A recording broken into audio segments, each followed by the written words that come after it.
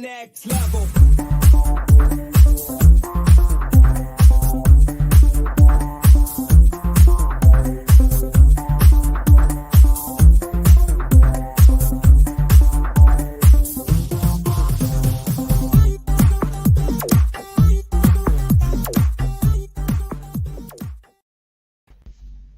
Good morning, good evening, good afternoon, wherever you are, ladies and gentlemen. Welcome back to the Women's Series live with myself, Jack Gobby Garwood, and Mr. Lee Boyce, indeed, repping his new merch and that, bro. How we doing, boy? Yeah, all good, mate. You? Yeah, not bad, not bad. We are a little bit late getting underway, or I say that. Every other game's warming up. Fonsal and Willis and Lorraine Hyde are showing underway, but have been 0-0 for about 15 minutes. So we'll get them up on screen for you very, very shortly. Indeed, it is the turn of the ladies this weekend as we return to Women's Series action. We'll also be keeping an eye on the Euro Tour throughout the weekend, but remember, you guys can just watch that via PDC TV, so there's no point in us doing a full watch-along for that one for you. Let me just get everything that we need up on screen. Which side of the draw would you like, my friend? A very good question. As I'm the one who's only doing a couple of errors, it's only fair I'll let you pick the side of the draw. And I've got a feeling I know what side you'll do, mate. This is the draw. I'll take the bottom half, I think. Yeah, for people who haven't seen the draw, Maturu, Lisa, Fallon, all in the same half of the draw. And Maturu and Lisa are on the same board. So Yeah, no surprise to see you pick the bottom, mate. Well, you know, you're going to offer it.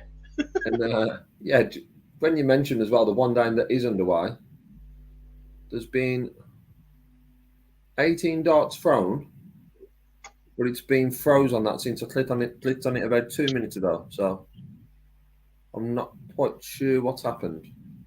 That doesn't fill me with confidence about the rest of Dart Connect going live, because it is 12 minutes past. The players should have started by now.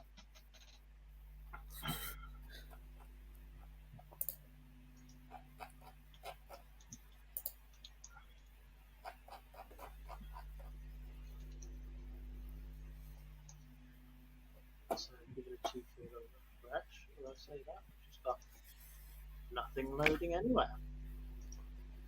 Yeah, I've got nothing more on mine,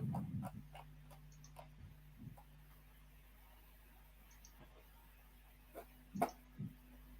So, easy. Regarding what time did the first game actually start, we should have got underway at 10 o'clock or as close to 10 o'clock as possible.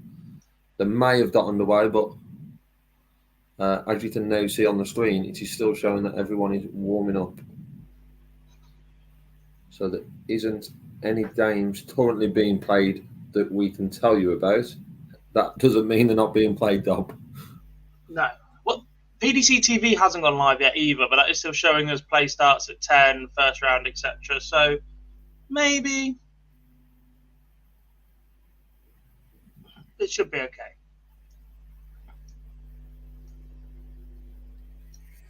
Just finishing the touches to get set up.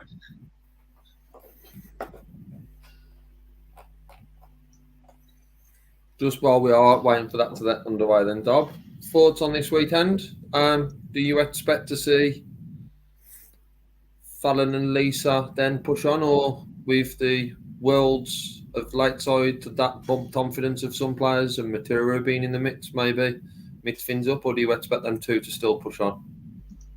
I still expect them to be ahead. I expect them to be there or thereabouts for pretty much everything. I think, look, second event around, Nakuru's in. She's travelled with Yuki Sakaguchi, who can play as well. I think second time around, we might see a little bit more from the likes of Robin Byrne, etc., who put in fantastic performances in the first block. Look, the obvious submission is there is no Bo Greaves. The new ladies world champion in the WDF is not entered. Can't lie. Can't help but feel a little bit disappointed in that, because she's the one that could come in and really shake things up. Yeah, it was disappointing. Their A game is just that good. Yeah, it was disappointing not to see her enter. I'm still, like I said, she was undecided when speaking to her at late side, and that indecision was there throughout the week. It seemed like she was edging towards being here one day, and then the next it was like, well, no, she just wants to enjoy it. And there is that sense of it being PDC is obviously more professional, and we're aware it's more professional at the moment. And obviously, the troubles that she's had that she alluded to a lot of the time, she just wants to focus on being the best she can, but also enjoying a day, not with the pressure on her. So I do understand that, but I'm not totally. I still am not 100% convinced that we don't see her at some point on the tour. Whether she attends the last four to fight for Blackpool. But that also might be a sticking point. It might not be something that she wants to don't experience just yet. But I'd love to see her. Tom admits it with these, especially when we have these open draws, because, as we've seen today, we're going to see Material and Lisa very early, potentially face each other. I don't want to be disrespectful to the other players on the board, but you'd expect to see them nice and early. We do have a couple of games underway. Talking of omissions, is it just me that can't see Dieter Hedman either? Yeah, Dieter's not here. Dieter's not here as well. I saw it announced on Thursday. Interesting. Right, I was keeping an eye on one of your games, though, because it was Lorraine Hyde.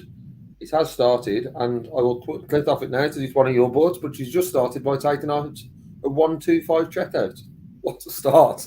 Solid start. Indeed. A few more games underway. Then I genuinely think this is the most international field we've had for the women's series. Things are starting to open up a little bit now. So there are even more new names for us to try and get our heads around, especially those from Europe. We are seeing the return of Qinxing Zhao from China. I've seen Barbara Hospoderska in there as well. There's a few more of the Dutch ladies that have travelled. Evelyn van Tol, Lindsay Glaudmans. Where else do we go for those? Marjolaine Neuland, she's playing. I think this is her first appearance.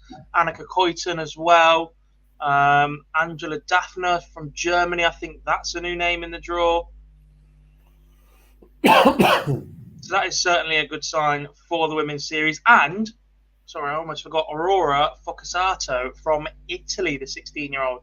She's been making waves in the WDF circuit as well. So it'll be interesting to see how she goes. She's not been given the nicest of draws, I can't lie. She starts off against Anne-Marie Potts. She's on the same board as Marjolaine Neuland, Corinne Hammond, and Jane Densley, who is currently number 9 in the order of merit. So, not the easiest of starts for the young Italian. But I'm sure she's going to enjoy the experience no matter what. Yeah, not the easiest at all. And I'm going to step in as you've just run through some there, Dob, and apologise to every player whose name I'm going to absolutely butcher this morning, because there is going to be plenty, as we was talking through the draw just before we come on air. It's probably only 2 I can pronounce properly, and that probably says it all. But it is good to see the representation across the world now coming to these, and hopefully the drive of the match play, which it's nice to have 2 races to the match play instead of just the one that we're normally talking about this year. Yeah. So will be very, very interesting. But all games are getting underway, and in the early stages, Eileen de Graaf and Felicia Bay are one apiece on board 1.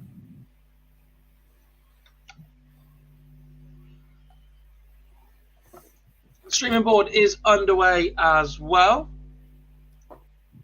That is between Robin Byrne and Natalie Gilbert. Robin Byrne made a bit of an impression at the last block of Women's Series events. Currently finds herself 7th on the order of merit.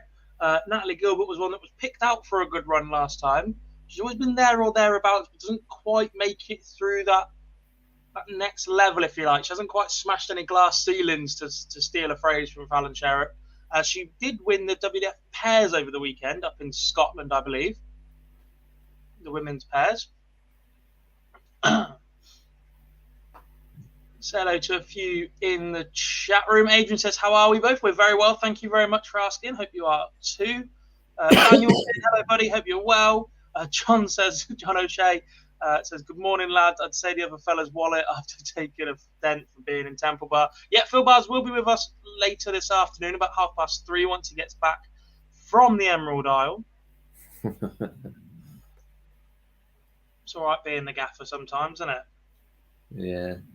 Not too bad, is it? Not too bad. Dylan says, what has happened to Rebecca Edwards' games? I can't see her in the draw. I can't lie. No, I was just having a quick look at that. There's Rebecca Hoyland and Rebecca Browse, but no Rebecca Edwards.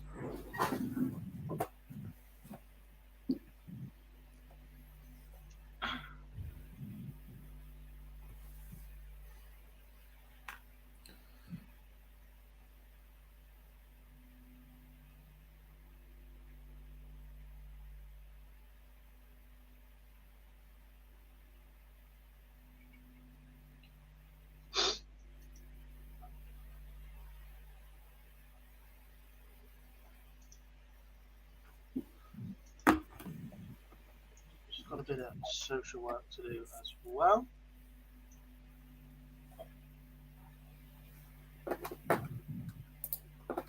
Warren's in from Australia. Good to see you, buddy.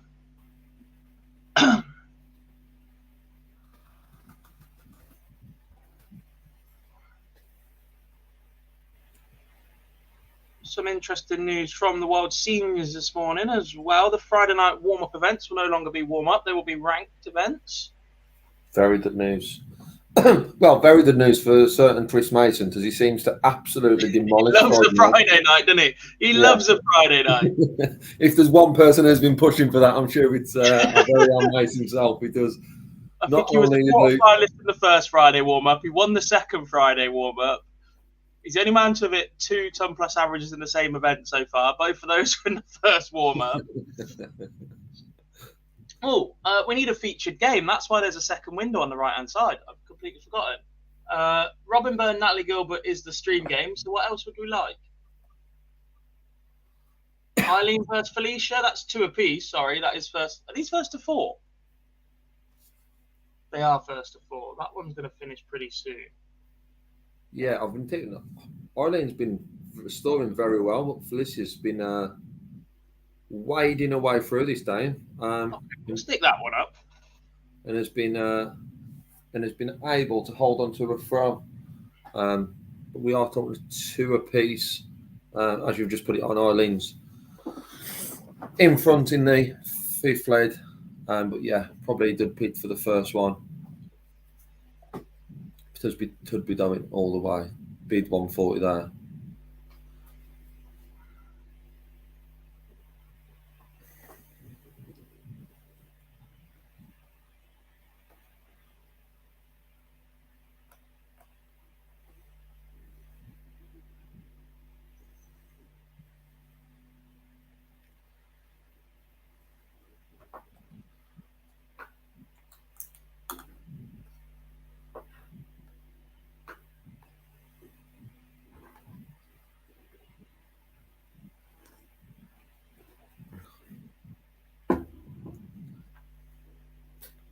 Big moments in this one, as we are 2 apiece.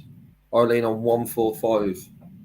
Only a store of 11, so back on 151. Wouldn't expect Felicity to take it out. However, that's not the worst 16 in the world, so she should get at least a dart at ball, unless Eileen can take that at 134. She set it up perfectly out. 32 left.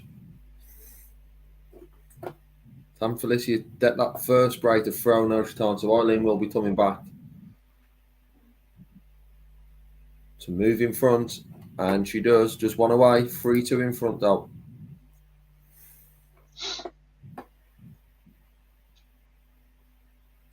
With the absence of Dita and Bo, and Makuru being a little bit up and down still, we yet to see her game really consistently. Is Aileen the next threat outside the top two?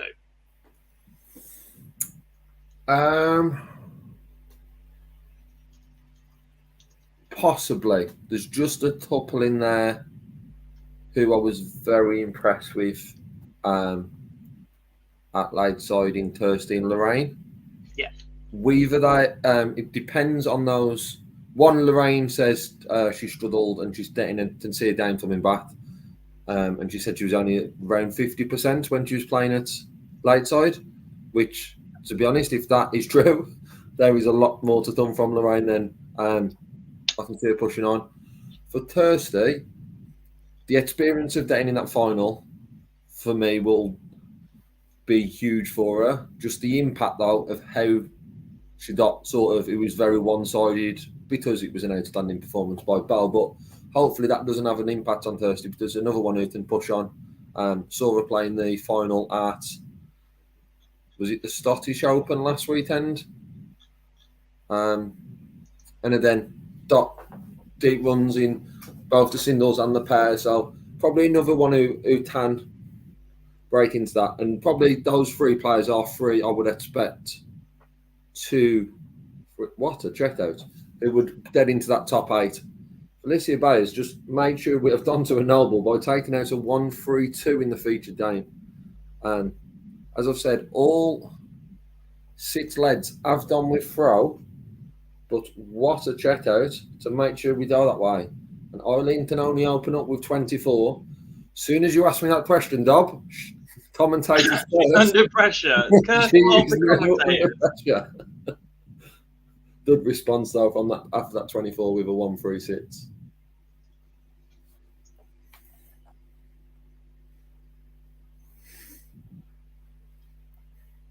Find that later.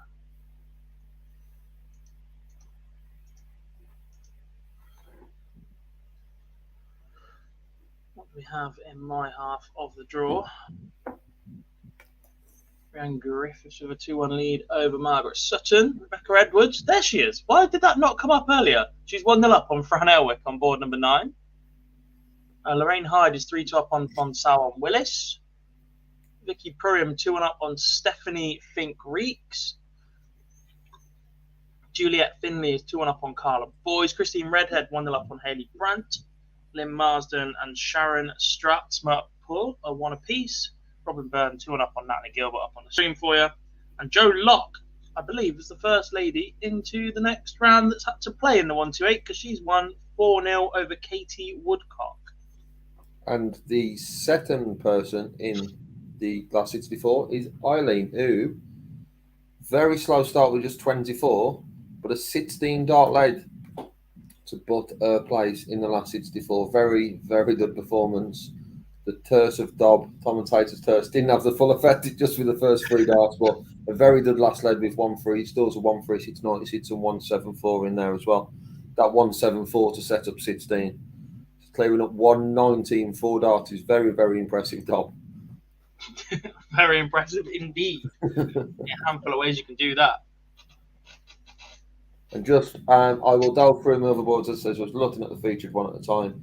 That is the first one that's gone through. So Gillian Rumney and Natalie Davy are Natalie's 2-1 in front. Donna Maria Ramsley finds herself 3-1 behind. Then Sarah Jane Dowins. Marlene Badger is 2-1 behind, and then Jane Monaghan. On board 5, Rachel Brutz and Trish Tidd are 1 apiece. Another dame I've been keeping my eye on is Ros Bormer and Leanne Palmer. And Ros finds herself 2-1 in front on that one. If you just want to stay with me on that, as Leanne has got 56 to level things up. Can't take that. Ros is back on 1-2-1.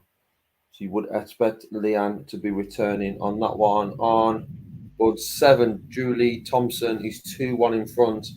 And then Sandra Page and Rhiannon Griffiths.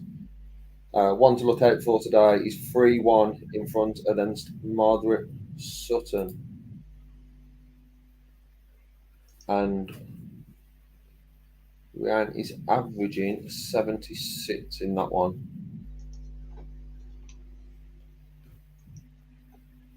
On the Leanne Palmer Ros Bulmer, as I was saying, Leanne expected Leanne to come back, but Ros did take out the 1-2-1. So Ros is now just one away. She's 3-1 in front.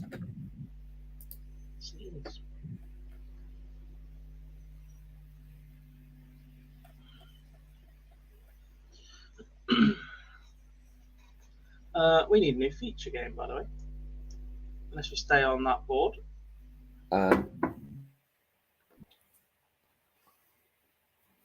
Warming up on board number 10.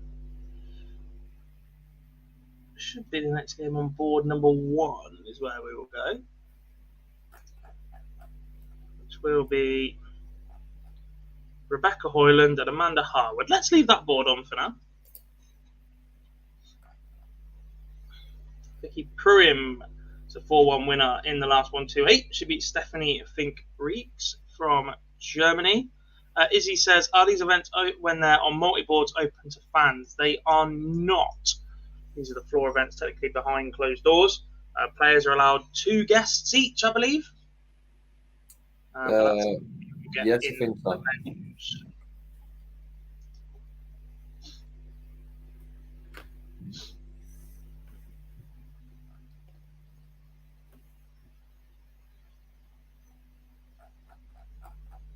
So as we've got the 3 bid names, shall we say, Doug, in the one half of the draw. Who's your pick for this first tournament? And we'll also have finalists, because that top half of the draw is where you would want to be with the 3 bid names down the bottom. So you want finalists and winner? Yes.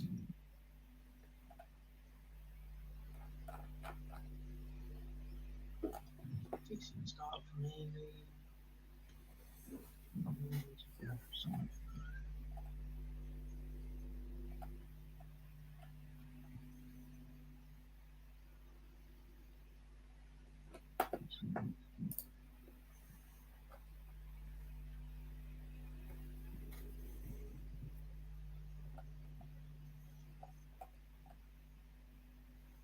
Do you know what I'd love to see go on a run? Trina Gulliver. You know what? Part of me is expecting at least a weekend at Weaverby. She's been playing steady enough the last couple of events that we've seen her at. It's just always been either stinker of a draw, like when you're a 10, 11-time world champion like Trina is, nothing should be a stinker of a draw, but she's been getting them.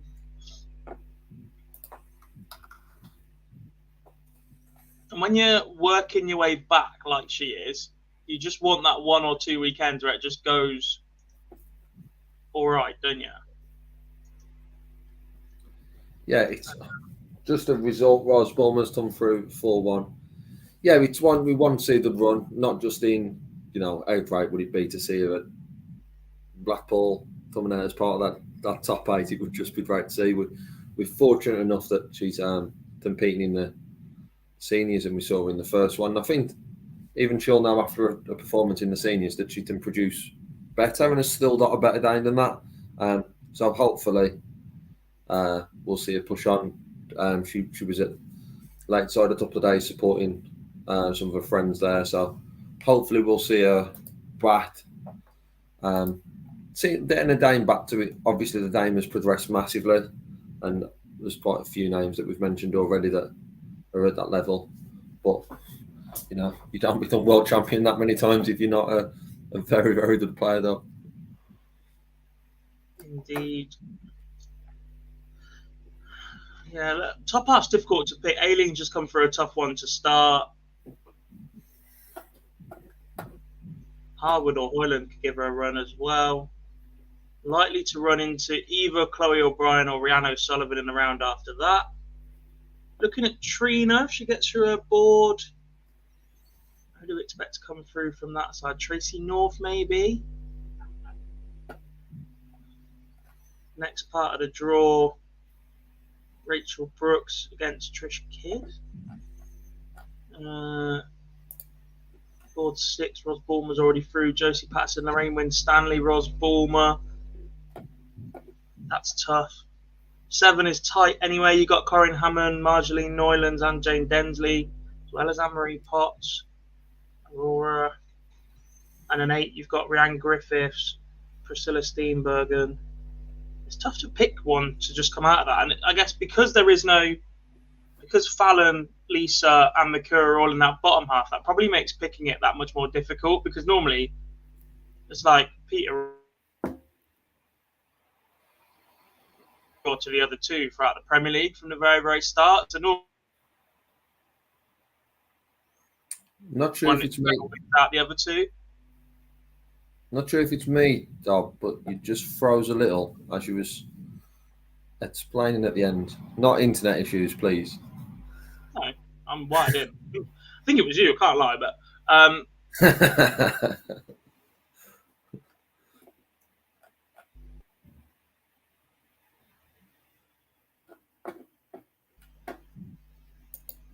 it's definitely you lagging. Is it? Yeah. I didn't say just froze it then. My speed seems fine. I'm sure it is, because the screen's still running fine, and that's my connection with scoring. Okay, I'll let you off. Yeah. Ha!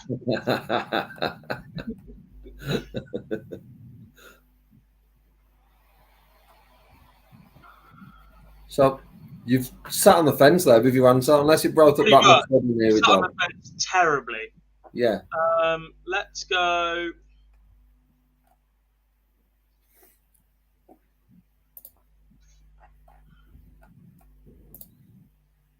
I'm going to hide and say Fallon in the second half. I'm going to say the same. Simply because the other two may well play each other on the same board, and at that point, trying to pick one of them to come through that and then the other one is more difficult. Fallon will only have to beat one of them. There's a chance that Lisa or Makura will have to beat both to get to the final. As a big turnaround, Natalie Gilbert has just defeated Robin Byrne 4-3.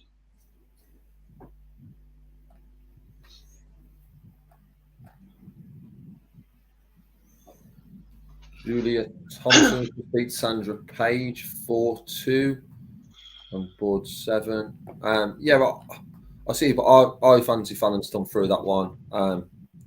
Just looking at that board 12 with Lisa and Matura, not only are they on the same board, they're meeting the last 64th to win, so it's not even the winner of the board. It's very, very early on in that one. Like I says, if both come through. I see Fallon coming through from the top half. It is very difficult, but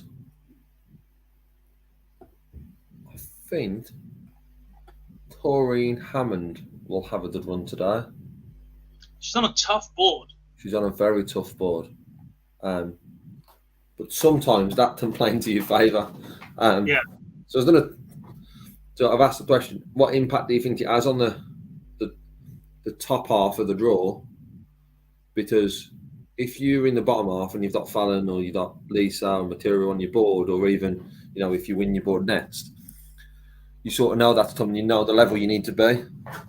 Do you think it will have an impact, seeing the draw for the people in that top half, thinking, I can actually get to the final, or being more confident, potentially being more nervous, putting pressure on their own shoulders because of it?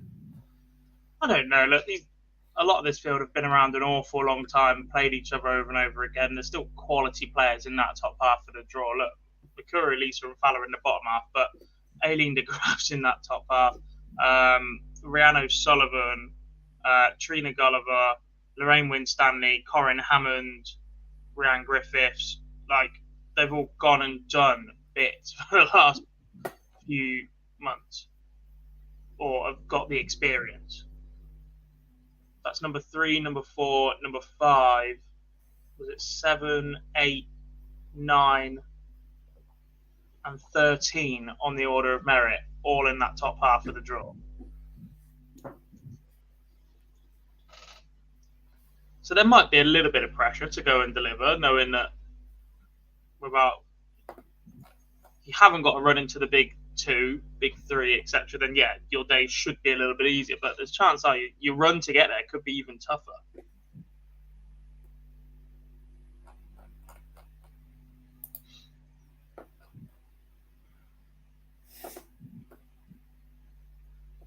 Few games in the early stages on the top half of the draw. Lindsay Ashton is playing Priscilla Steenburden. Once again, apologise if I don't run that. Early stages, Josie Patterson is 1-0 up on Courtney Hine. And Dob, help me out on this one. The only Italian player in the field. Aurora Focusato. Aurora it will be. Aurora is just getting underway on Dan Marie Potts.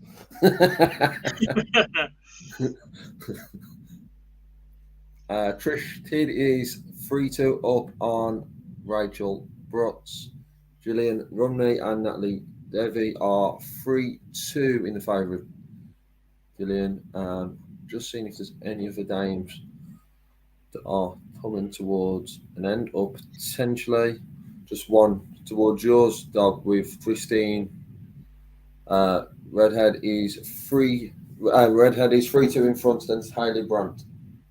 She is indeed looking like the next one to finish. Lisa Ashton out to a 2-0 lead over Tara Deemer pretty early on as well. Pulling that one up on screen now, 81 average for the Lancashire Rose.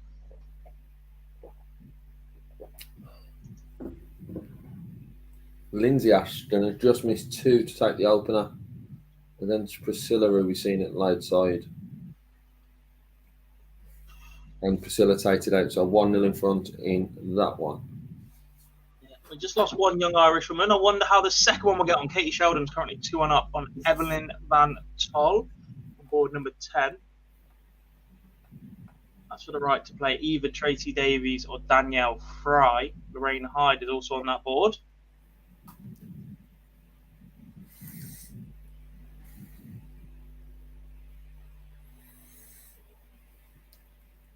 Question in the chat room about white and women doing the men's tournament, but men can't doing the women's. Well, for me,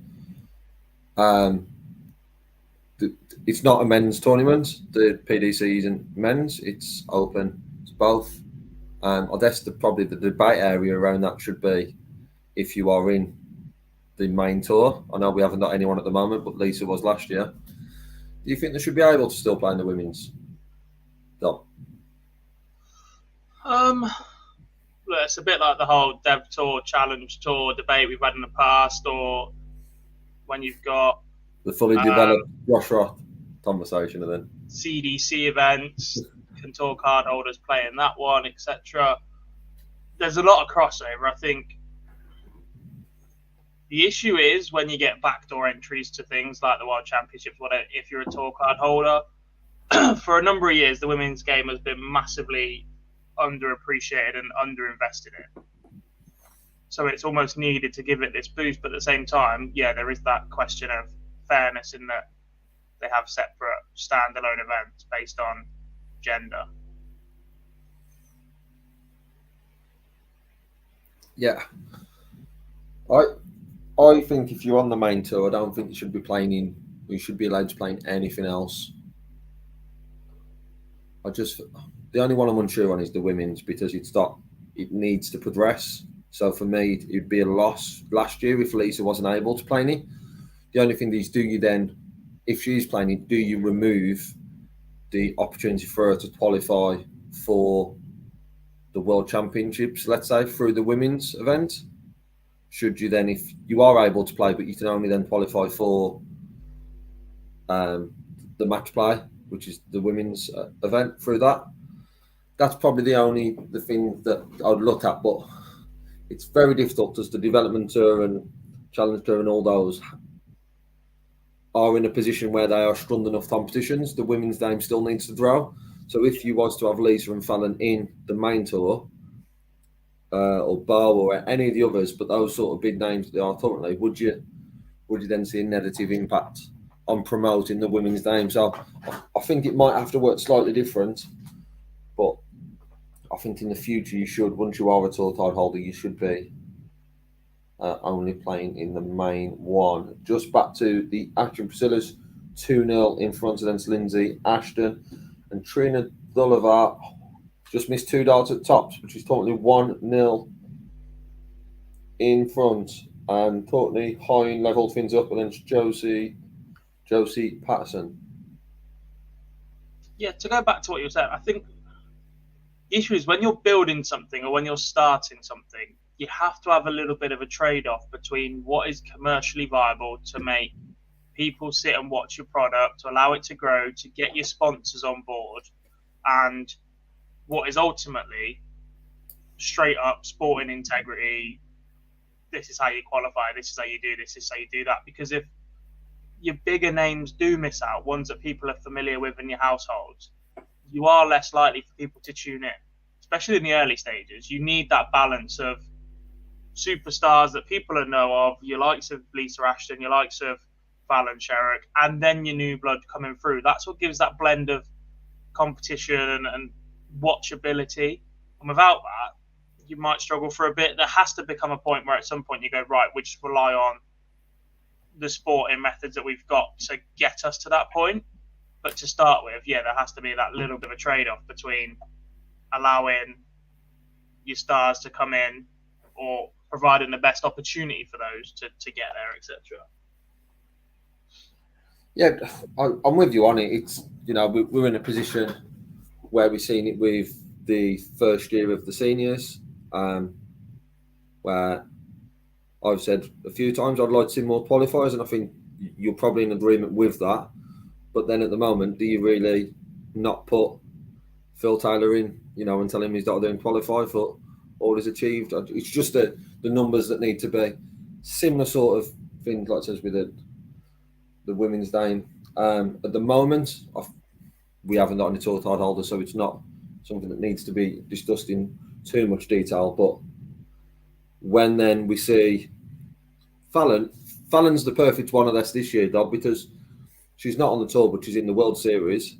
But what we have got is we've got having to make a decision because they overlap with the ladies' events, where she potentially will need to be playing in them to qualify for Worlds or qualifying for Grand Slam, maybe.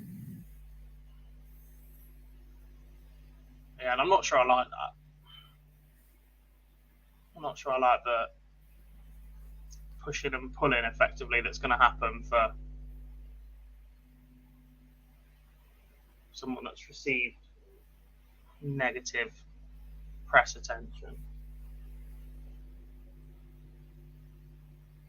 And we do have an interview with Fallon coming very, very soon on the channel. And there's a great line coming from that, which will pretty much sum it all up perfectly. But I'll wait until Mr. Bars has released that to you all.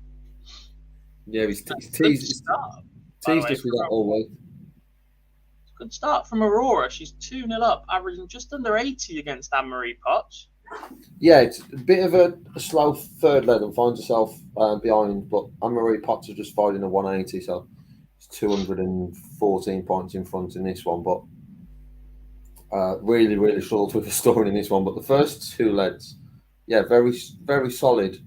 Not really high scoring.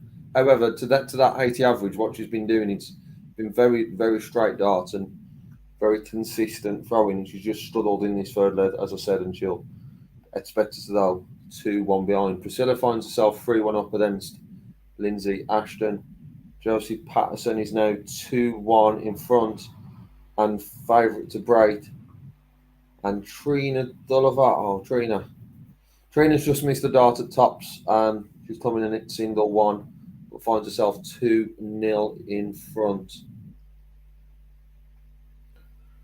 Make that 2-1.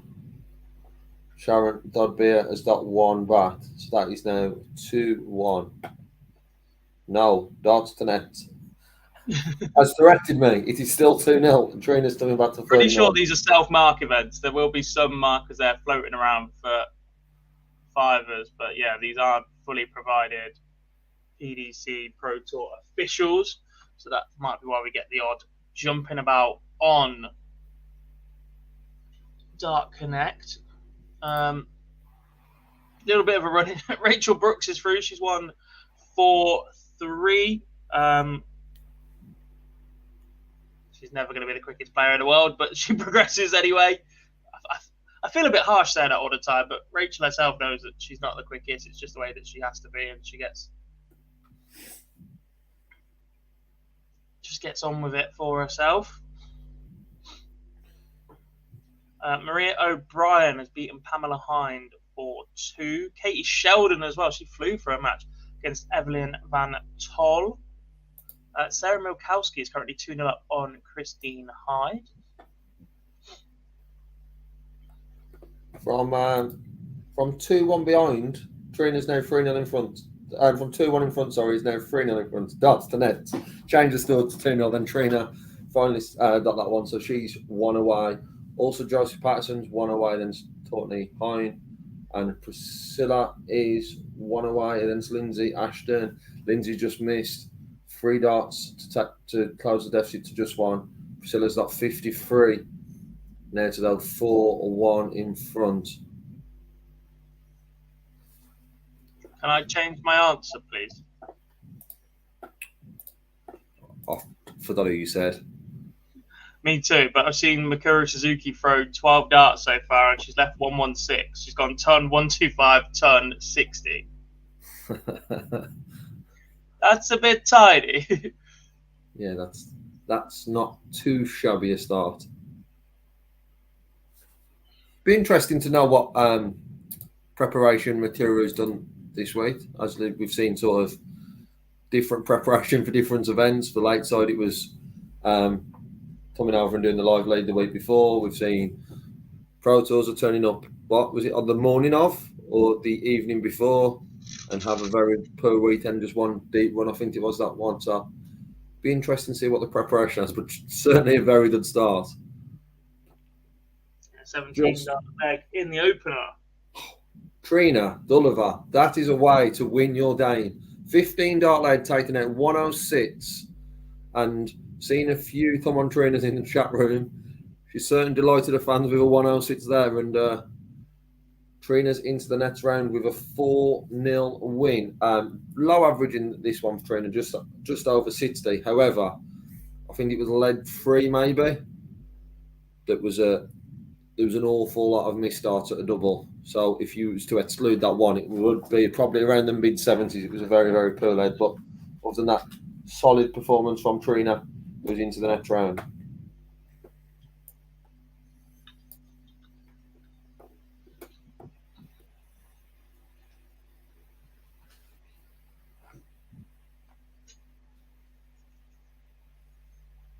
Just been looking at the draw a bit more, and not only are Fallon, Lisa, and Mikuru all in the same half, they're all in the same quarter. It's not nice at all. We say it's not nice for any of them. It's also not nice for the other players who are in that quarter with them, because whatever happens, 2 of them are going to be on the back foot to start. Yeah. That's good to keep this interesting and fresh. Oh, yeah. Amanda Harwood is through. She's beaten Rebecca Hoyland for 2. So Do you want that one? Do you want to? What's the streaming down currently? Steph Clark against Qinxing Zhao. Do you want that Matura as the feature name on the stream? Good shout.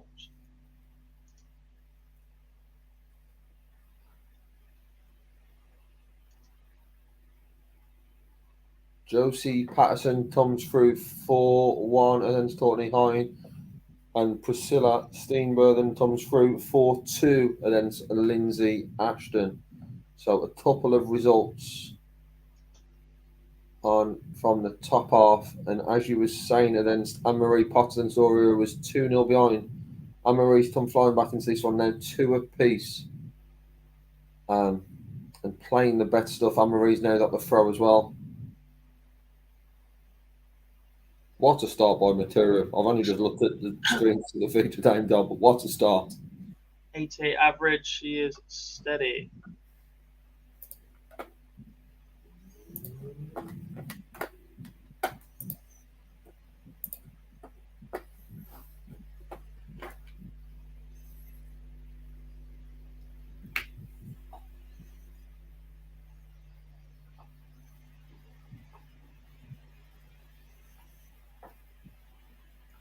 Said Anne-Marie Potts was coming back into this one, just finding her second 180 after Dane. Finds herself on 116 after 12. Can she take this out? Auria's back on 2-2-1. Good setup by Anne-Marie Potts. Leaves 36 after 15. Could be going in front for the first time in this game.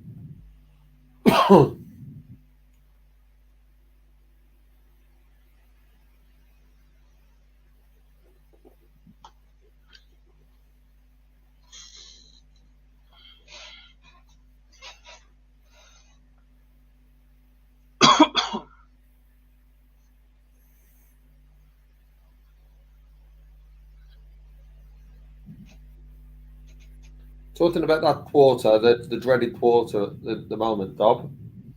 Just seeing who's warming up. Maturu's practice partner is also in that quarter. Against Denise Cassidy, Maria O'Brien's in there as well. Vicky Pruitt. That's a horrible board in between. Dob, look at the screen on that Maturu checkout if you didn't anyway. If you've missed it, I'll inform you. It was a 130 from Maturu to upper average. 130 checkout. What's a performance? Looking very good right now is Makuru. 3-0 to the good against Barbara Hospoderska. Yeah, look. I think we've massively underestimated just how tough this little quarter is. Fallon is in it. Rebecca Edwards is already through against Fran Elwick. Sarah Milkowski's there as well. You've got Lorraine Hyde and Katie Sheldon already through. Danielle Fry currently won a piece of Tracy Davies. And you've got Vicky Prue and Maria O'Brien, the winner of Denise Cassidy and Yuki Sakaguchi or Elaine Chapman. You've got Juliet Finley already through against Carla Boyd. She'll play Abby Jurd. Lisa Ashton will play the winner of Hospoderska and Suzuki. So one of them is going to be gone in the last 64. It's not a quarter you want to be, let's be honest. No. Anne-Marie Potts is now 3-2 in front. Followed up that 180. Needed 6 starts to finish, but Storing Perra, David, those opportunities. And Anne-Marie Potts is now 3-2 in front. Other games at the top half of the draw. Tracy North is 3-2 in front. Then Yvonne Taylor, and Tracy North has got the throw in the sixth lead and starts off with a very steady 95. Tracy North looking favourite to come through in that one. Other games at the top half of the board are just getting underway, which include Chloe O'Brien and Joe versus Joe Moore. Lorraine Winstanley, that's a campaign underway as well. But just sticking with this Auria and Anne-Marie Potts game. Auria just fighting 45 to leave 115. Anne-Marie Potts back on 194. So would expect us to be going all the way. Just come back to you, Dobbs, as we could be in the final stages of the feature game.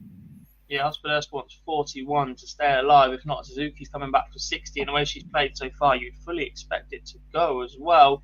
Doesn't go for Barbara, so Makuru is back for a possible 4-0 victory. Warren asks, what is Suzuki ranked for this event? She's currently not ranked. She didn't play in the first block of 4. So she has absolutely no ranking money towards this year's women's series. Clean kill for Suzuki, though, in 2. It's a 91 match average, as far as I'm aware, the highest of the day, beating Lisa Ashton's. And those two will play each other next. Hello. Yeah. What a way to start. Hello. I have a feeling, just hear me out, that board 12 might be streamed from the last 64. What made you think that, mate? I have a feeling once Steph Clark and Qinxing Zhao are finished, there's another game to go on there yet. Will they hold Abby Jurd and Juliet Finley for the duration of... Steph Clark's just got over the line against Qinxing Zhao, 4-1. So Terry Francis Kidwell will now take on Kirsty Hutchinson. That one will be streamed. And then will they hold the streaming board for Abby Jurd and Juliet Finley so they can see Lisa Ashton versus Makuru Suzuki as well? Yes. Shall we swap to board 11 for the featured game? Denise Cassidy and Yuki Sakaguchi. Yes, go for it. Just a couple of nobles in this one. Anne-Marie Potter's just missed 4 match darts, but she has got the darts in the decider. As Aurea Debts led on the board after losing 3 on the bounce. And Tracy North, who was edging towards victory, 3-1 in front, is now 3 apiece. So we have 2 nobles on the top half of the draw. Also, Lorraine Winstanley, that's her campaign under the way, and that's the first lead on the board, which is a Densley throw. And she's currently averaging around mid-80s, so a good start for Lorraine Winstanley. But it's hard to not be focused on that section of the draw, especially. We can talk about these big players, but when one's fighting a 91 and one's fighting an 83 in that quarter already, it's not just of the names, they've also thrown some quality darts this morning. Yeah, and if I'm not mistaken, they're comfortably the top performers of the day so far as well. Aileen had an 81 as well. We've seen 73 from Rhiannon Griffiths, 75 from Priscilla Steenbergen as well, 74 from Lorraine Hyde, 78 from Maria O'Brien. But yeah, that 83.5 from Lisa Ashton and 91.09 from Mikura, the 2 top averages of the day. It was a steady 70 from Natalie Gilbert to beat Robin Byrne, and a 78 from Joanne Locke in a 4-0 win over Katie Woodcock as well. We have a result, though, in one of the nobles. Yvonne Taylor, who was 3-1 behind, has just reeled off 3 straight leads to beat Tracy North. So Yvonne Taylor comes through that one. And Anne-Marie Potts is looking comfortable, or has just struggled with a scoring in this one, yet to find a treble in 15 darts. So Anne-Marie Potts is on 196 after 15 herself. Leaves 1-2-2. Would expect to have at least 6, if not 9, from here. So Anne-Marie Potts strong favourite to knock out the only Italian we have in the women's field today.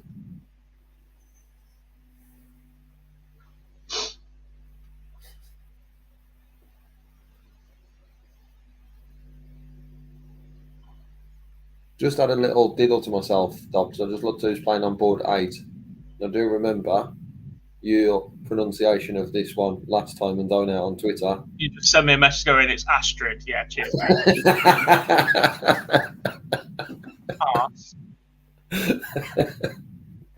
Swearing, Jack?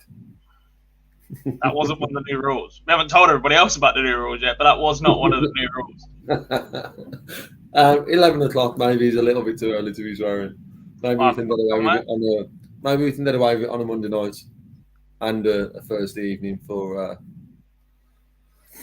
Fallout Bar. Lorraine Winstanley now 2-0 in front. Just stay me on the noble though. Anne-Marie Potts got 52. Ori though did herself a chance. She was back on 303. After a 99 and 58 leaves 146. Only a score of 80 though. So Anne-Marie Potts will be going at 52. She missed 4 match darts in lead sets. Can she now secure the win?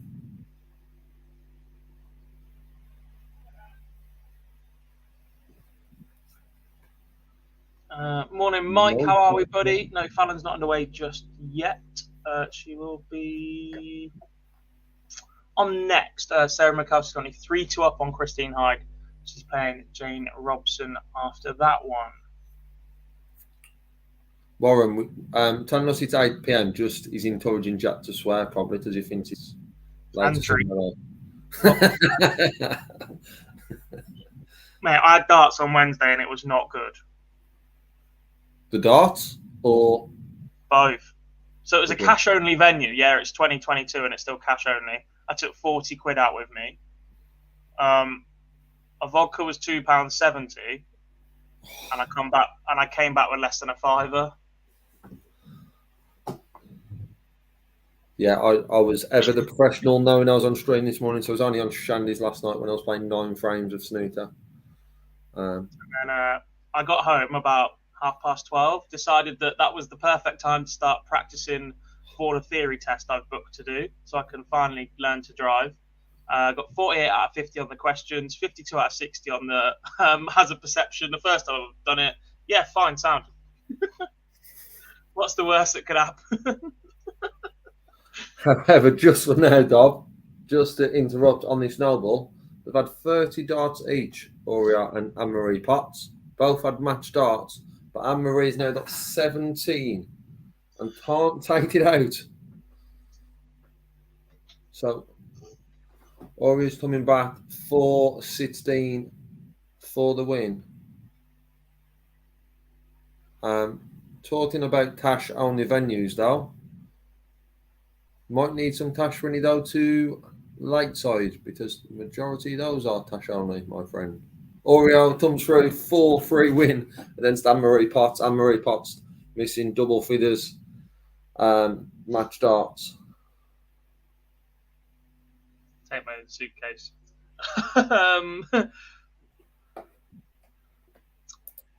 Mike, what's the board like? Fallon's board. So it's Rebecca Edwards, the winner of Sarah Milkowski and Christine Hyde. Those two will play each other in the last 64. Then it's Fallon versus Jane Robson. She got to buy 2 buys straight through to the 64. It's day 3 so far throughout the year. So it's day 1 of this weekend, day 3 of the entire tour, because there's 2 events per day instead of right in event 5 and 6. We just chuck day 3 on the title.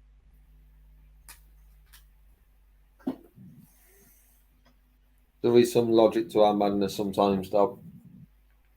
Occasionally, I try. Sometimes. Michael says, good to see Yuki back. She did okay last time when she played. Yeah, completely agree. I also think that Mikuru plays better with Yuki there as a little travelling partner. And that brings me on to the next thing. This is the first time I think we've seen Lindsay Ashton play alongside Lisa. Will that make her even more dangerous? Possibly. It's having your partner there, especially your practice partner there, can have such a good impact on your performance. Lorraine spoke about it at Lakeside about Anastasia not being there and how much she missed having her practice partner. So it can certainly have an impact, and especially if you haven't been there with them in previous events, it can give you just that extra boost and that extra probably motivation to be on the board instead of you play a lot more than me, Dob. But when you're playing on your own, practicing on your own a lot of the time, you're probably less motivated than you can be if you've got someone there who's pushing you along and sort of being up there with you. So it can certainly help Lisa, but what hasn't is the draw that she's in. It's a very, very difficult one. But one of the names who could be in the mix in that top half, Torin Hammond, is just warming up, so we'll be seeing her very shortly. And Lorraine Winstanley is just one away from a Bagel victory in the first round.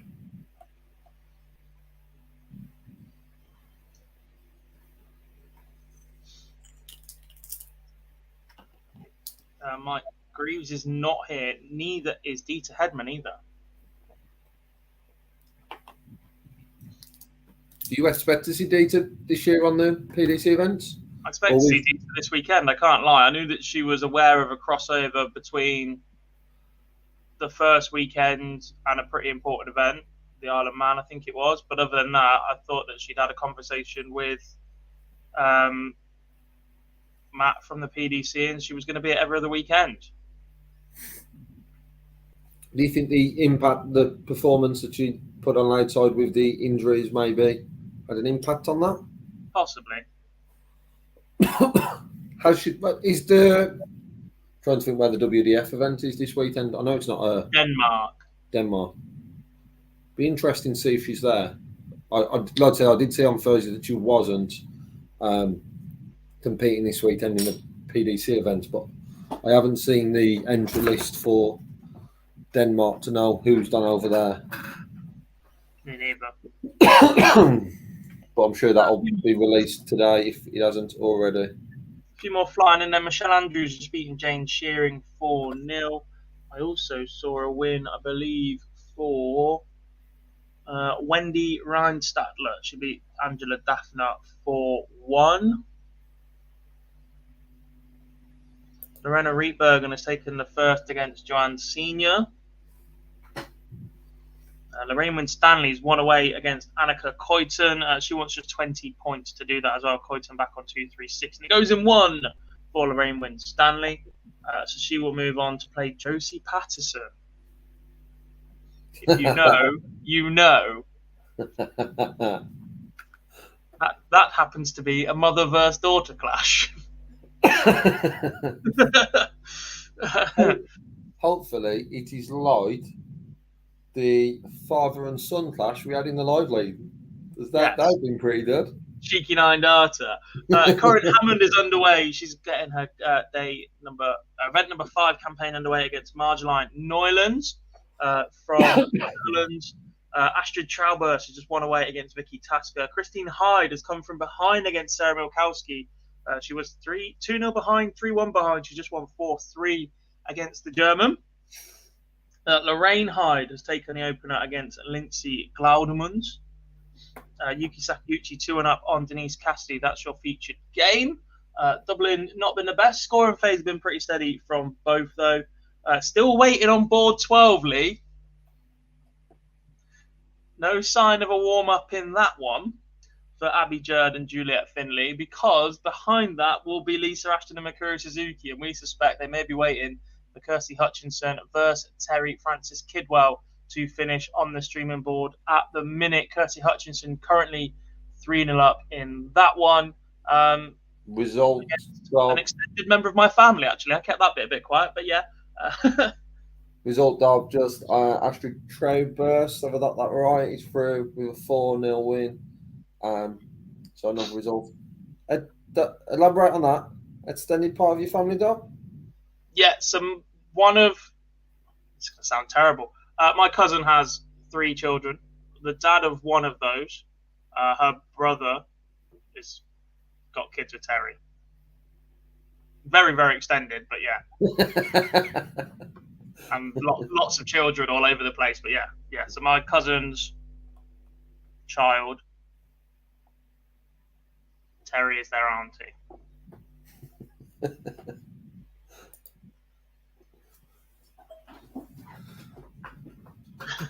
Board 13, Jam Robbins 3-0 up on Catherine Hanley. On 14, Tina Nalons 1-0 up on Helen Ward for the right to play. Someone that we haven't spoken an awful lot about, Lee, is in that bottom half of the draw. Laura Turner, she was a 4-2 winner over Sarah Brown. Rachel Bird's also sat waiting for Sharon Stratzma-Pull. It just shows the Derbyshire ladies, who won the A and B divisions in their league, by the way. It just shows how much we've focused on those 3 big names, that actually there's more than 3 big. There's more just than 3 names. Just missed the fact that Laura Turner's in this part of the draw completely. Chloe O'Brien has come through against Joe Moore 4-1. That bottom half. The quarter it's a dreaded quarter, but the half as well is just. It's very, very messy down there, but the quality of darts we should see in there will be a level above. Claudine Hammond does 1-0 in front. Yeah, you look at the rest of that board as well. Jo Locke's on board 16. She's one of the only people to have beaten Lisa Ashton in a women's series event. Just on Mike's mention there about Priscilla. Priscilla did come through 4-2 against Lindsay Ashton, averaging 75. She's on the same board though as Rhiannon Griffiths and Astrid Trevor. So difficult board, that one. But that is in the top half where you would like to be. The result on board 15 for you, Dob? There is Kirsty Hutchinson, 4-0 winner, getting over the line in the end. A little bit of double trouble in the final leg, but superb in the end. From her 63 average.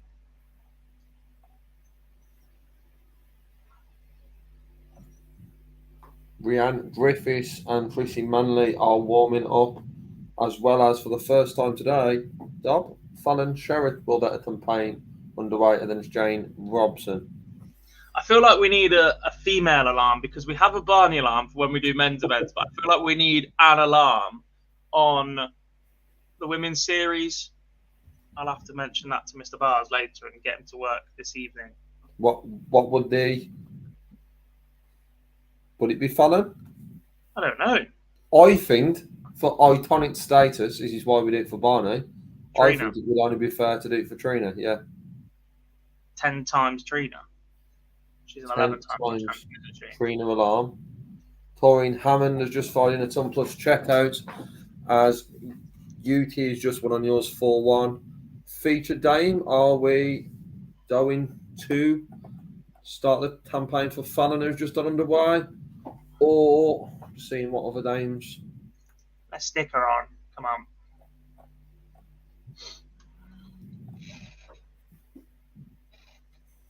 It's a steady start as well.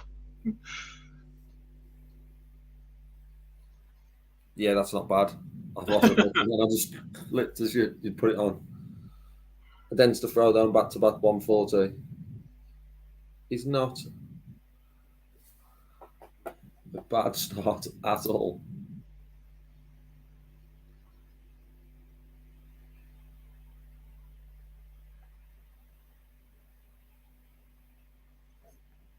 Just looking at the order of merit for the women's. Trina in 13th place. Could you make a push into that 8th, do you think, Dob? Kirsty also on the outside of that in 10th. Need to start, look, tough draws here, there, and everywhere. You're going to get that this weekend, but needs to start making the most of it. Yeah, other than Robin, who lost in the first round, either by or winning the Dames. At the top 15, there's only one person who's not in the. There's 3 people who are not in the last 64 yet, but the 3 of which have still got to play. There's only Robin who's lost, which is showing that sort of top field have all come through early stages. And Fallon, we've still, like we've just seen there, you'd expect her to come through. But a good start for not the seeds, what do we call them, the top echelon at the moment of the women's series. Yeah, I don't think any of the draws seeded, is it? Otherwise, Lisa and Fallon would always be on opposite halves of the draw, and perhaps that's a conversation for later. You said only 3 aren't into last 64 yet. Make that just 2. Lorena Rietbergen has just picked up a 4-0 victory. So we're just waiting on Fallon Sherrock, and Jane Densley will be the only one in that top group to still play. Do you think it should be seeded? Like Pro Tour? Possibly. Pro Tour would make sense.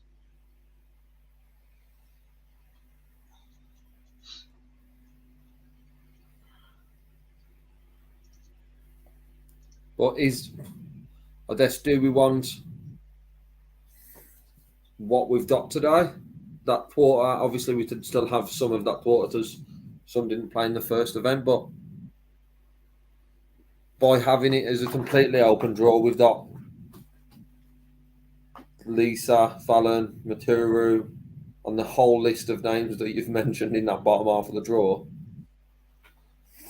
We'd potentially lose that. I think there's a far bigger gap between the top 8 and the rest of the field than there is in the Pro Tour, etc. And if you start seeding that, the gap to them becomes even more difficult because they're constantly spread out throughout the field. So this gives people that chance to make, in one event, a more significant jump than it would if it was seeded.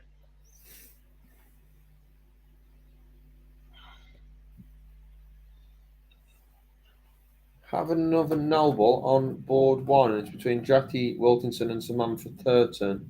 Samantha Turton now on 84 for the Dame.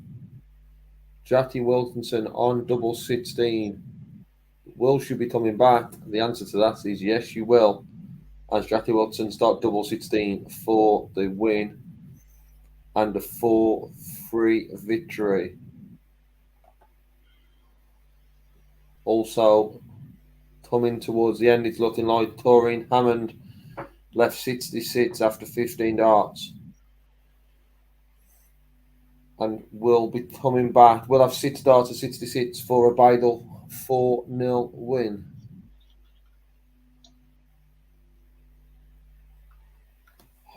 Missed starts by both players in that no ball. Jackie Wilkinson coming back at them now, this time for double 8. Abby Judd and Juliet Finley are warming up, Lee, because they're going on stream. Funny that. Wonder why that is. We see through you, PDC. We see through you. Mike says, so Fallon Lisa is a quarterfinal or semi-final? Fallon Lisa would be a quarterfinal if Lisa beats Mikuru Suzuki, which is the last 64. Samantha Turton come through 4-3 in that no ball.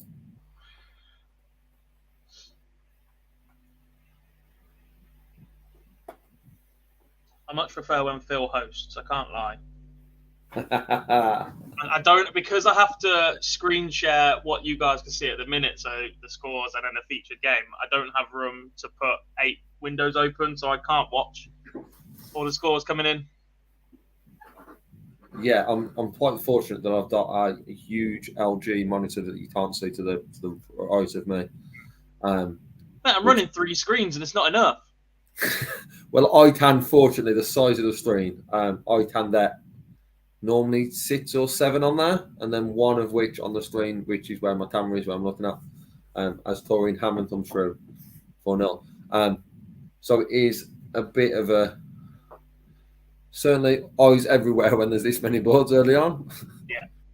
But even more so for you in a short while when I disappear, Dob, because you'll need eyes on 16. Well, it should be down to 8 then, hopefully. I forgot about that. Let's...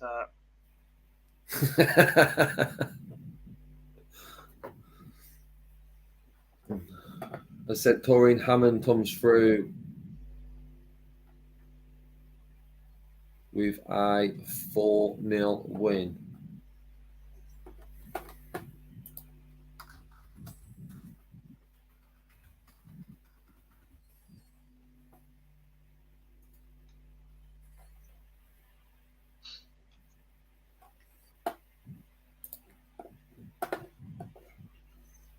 Oh, Ronnie O'Sullivan. Eyes on free screens in the TV, Dob. Is that how it is? I don't know. I'm going to manage it, mate, because we're playing Newcastle very soon as well. It's a dart, I remember. And the Euro Tour starts at midday, I believe. Midday. It's 1 o'clock start local, which is 12 o'clock start here. Yes, it does.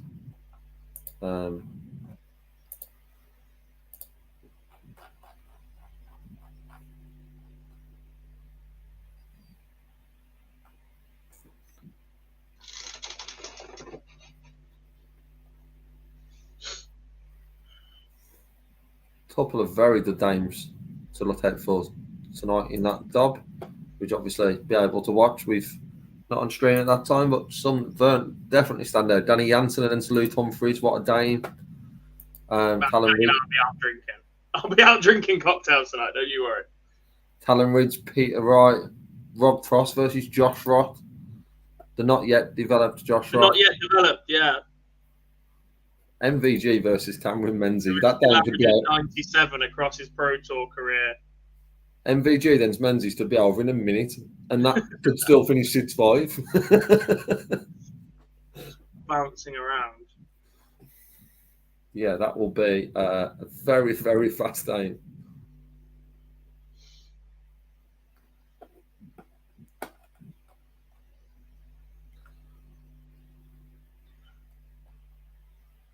Just a few store updates then from the top half. Rhiannon O'Sullivan, one to watch for me this weekend. Very impressive at late side. 2-1 in front of them to Mandy Smith, averaging late 70s in that one. Ros Bulmer is 3-0 in front. Board 5. I'm not even going to try and pronounce it. I'll let you on board 5, Dob. But Alex Howard is losing 2-1 to Anne Dorsty. Good man. And feel like I have missed a couple. Yeah, Eileen de Graaf is now underway again against Amanda Harwood, and Thirsty Chubb is playing Donna Marie Rainsley, and it's Donna Maria Rainsley who is 1-0 in front in that one. Feature day could be coming to an end, Dob. Oh, and could have in style. Yeah, we won't know if that was a second or first treble miss and just fired in a 140 for pressure, or if that's a dart missed at tops low, but Fallon Sherrick is coming back for double 10 to wrap up a pretty comprehensive 4-0 win. As Mike said, she's messed around a little bit towards the back end of some of these legs, but still had enough firepower to get her this 3-0 lead and probably 4-0, and if this 1-1-5 doesn't go.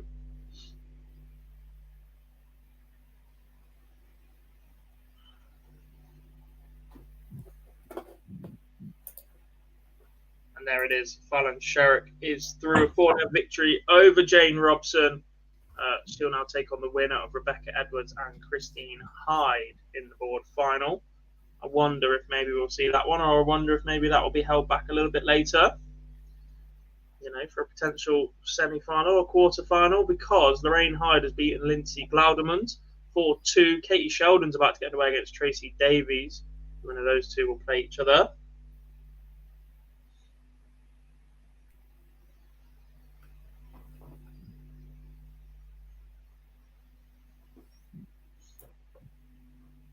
Eileen de Graaf, that was one behind.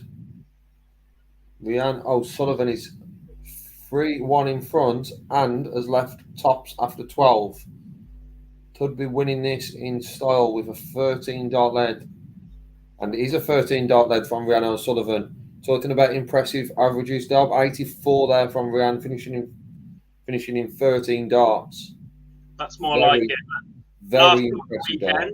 She was out early in the first 3 events, finally started putting a run together in 4th. I think her position in the order of merit is a little bit of a faux ranking, shall we say, and that she'll start delivering this weekend and start pushing her way towards that top once again.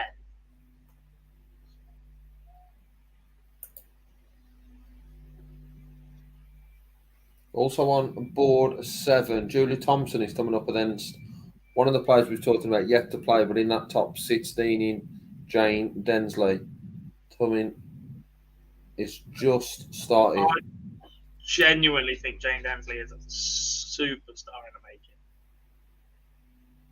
I've refed her at County last weekend. She played in the B team because she had other commitments on the Sunday.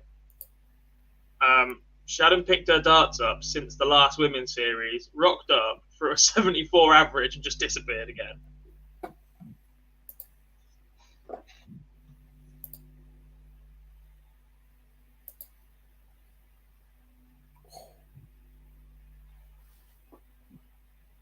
Julia Thompson, a Denster, though, just had 156 and has left 36, storing 120 as we are looking at darts now. Not sure if it was an attempt at double 18, but it's a great setup if not, and she's coming back.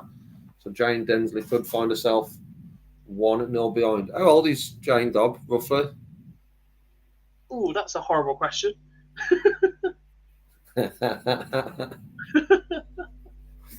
Older than me.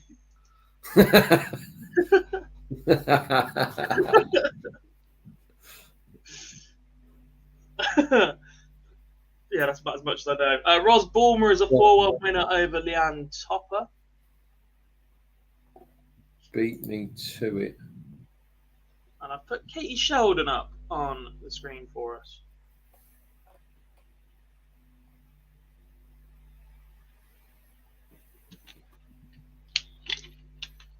Yeah, just the 3 Derbyshire players in that I can see. One of them is Jane Densley. Rachel Bird is the team captain. She loves to swear, which is not great if she goes on stream. And then Rebecca Hoyland, who was beaten earlier, actually finished 9 out of 9 this season. the county season. It's incredibly difficult to do and automatically qualifies her for the Gold Cup, or what was the Gold Cup, I believe. So, little shout out to my team.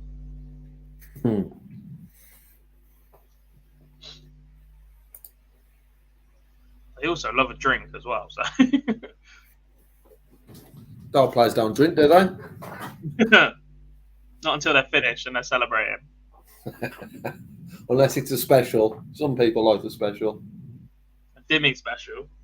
Can't lie, mate. My team drink pints. They ain't interested in none of that cocktail stuff. We've seen Rhiannon Sullivan finish in style with a 13 dart lead.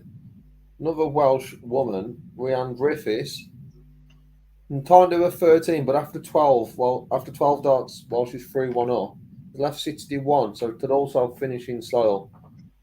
Let's just see if she can do that. And I'm talking about Jane Densley, a second lead. That's a bit more like it, isn't it? She just left 32 after 12. Yeah, 32 after 12. Very impressive, that. Very, very impressive, and has got at least 6 darts to level things up. Hoyland did Raff and Amanda Howard. 13 darts to Jane Densley. That is some good darts. Very good darts. Hoyland did Raff is one apiece early on in that one. Sometimes just looking at the average doesn't really do much to the players, as Hoyland did Raff and Amanda are averaging 55 and 58. However, they have both just missed more than 10 darts each at a double. That aside, the scoring's been very good from these. And Joanne Lott has come through her game. I've just seen. I'm just chucking on Rotor on my ear, because I'm sure Chris Murphy mentioned that somebody was making their commentary debut this weekend. Yeah. I don't know who it is. Has he not tweeted it?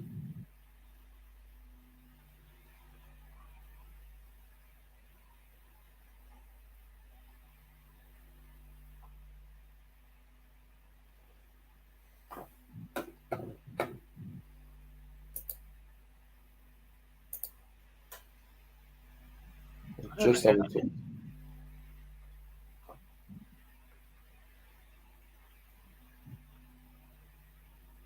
I don't know who it is. Johnny Bryan.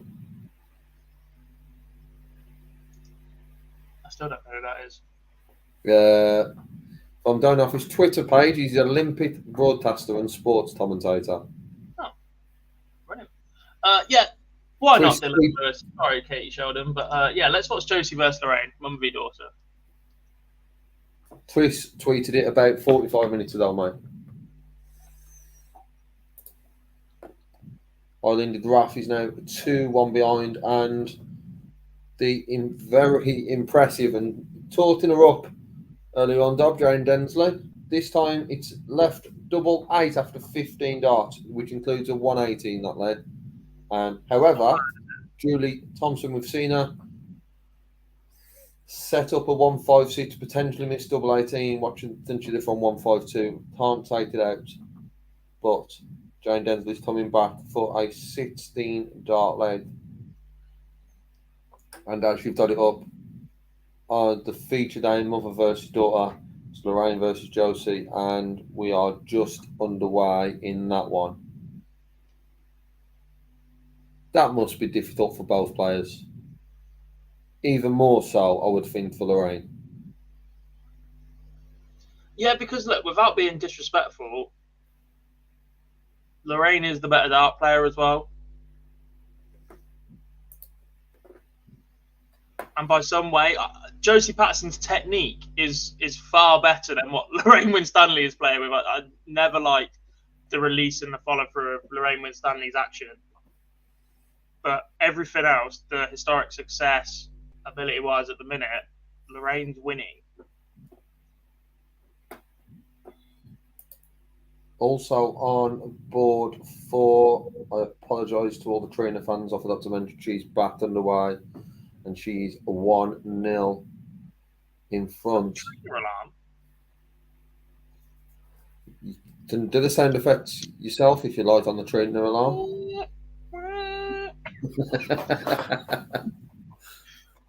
Jane Densley's made a mess of this leg. just built her up. Yeah, just built her up. I have just seen a ton plus chat out there coming from Hoyland and Raff to level things up at 2 apiece, fights in a 110. Turn Katie Sheldon off at 1 apiece. She's now 3-1 up.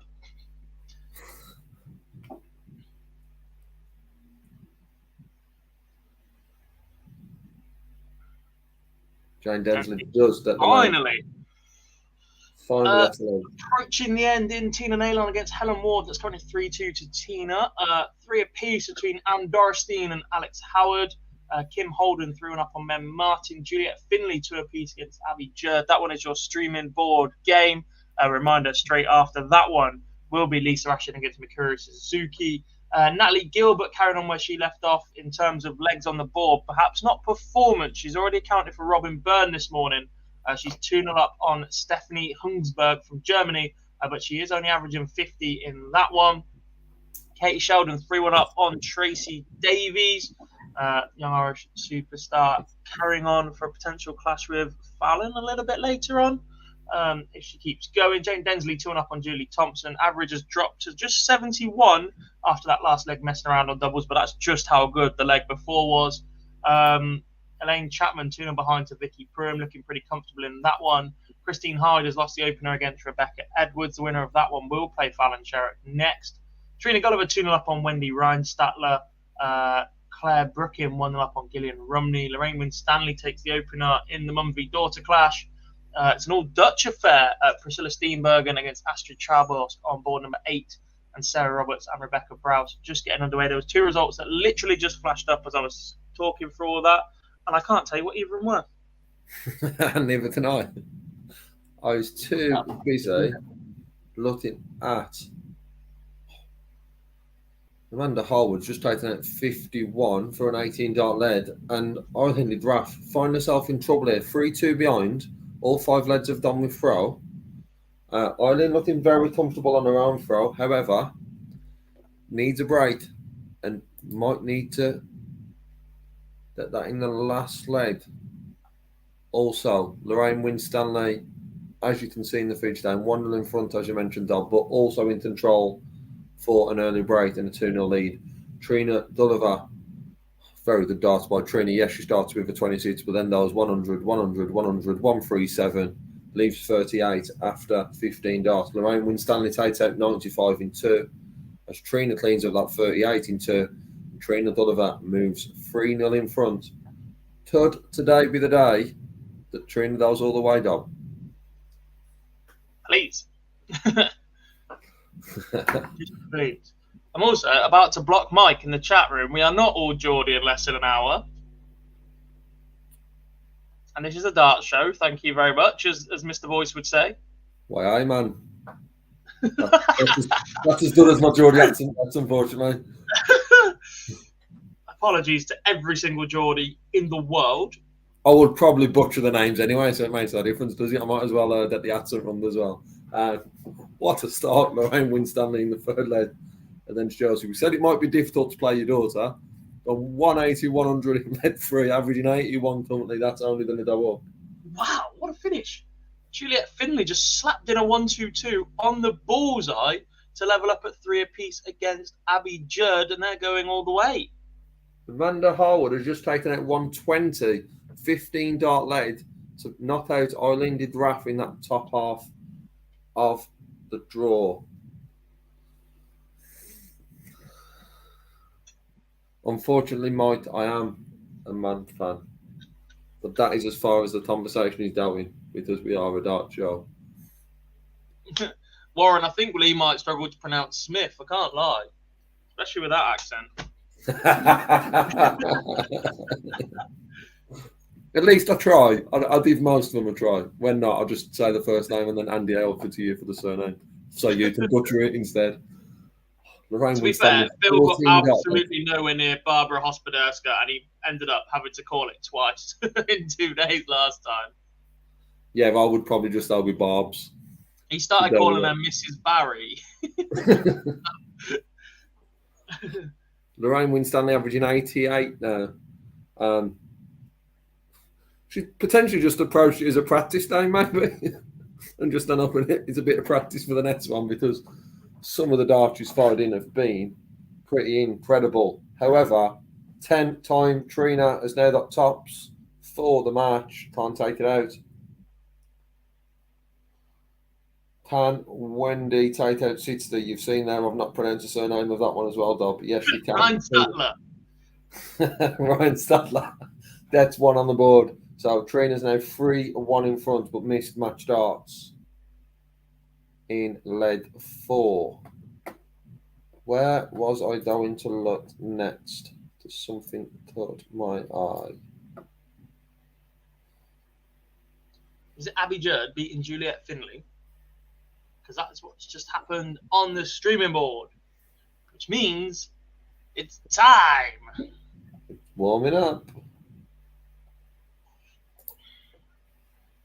The Euro Tour gets underway in 20 minutes' time as well, starting with Christoph Ratajski against Patrick Gosnat, who I believe beat Ian White last night. Damon Hetzer against Ricky Evans, a clash of speeds in that one. Nathan Aspinall takes on a very dangerous right now Wesley Plessier. Ryan Searle will take on Zoran Lurchbacher, who looked superb last night. Joe Cullen against Jim Williams. Brendan Dolan against Gabriel Clemens. Jose de Souza, Madas Razma. And rounding off the afternoon, Dimitri Vandenberg against Danny Noppert.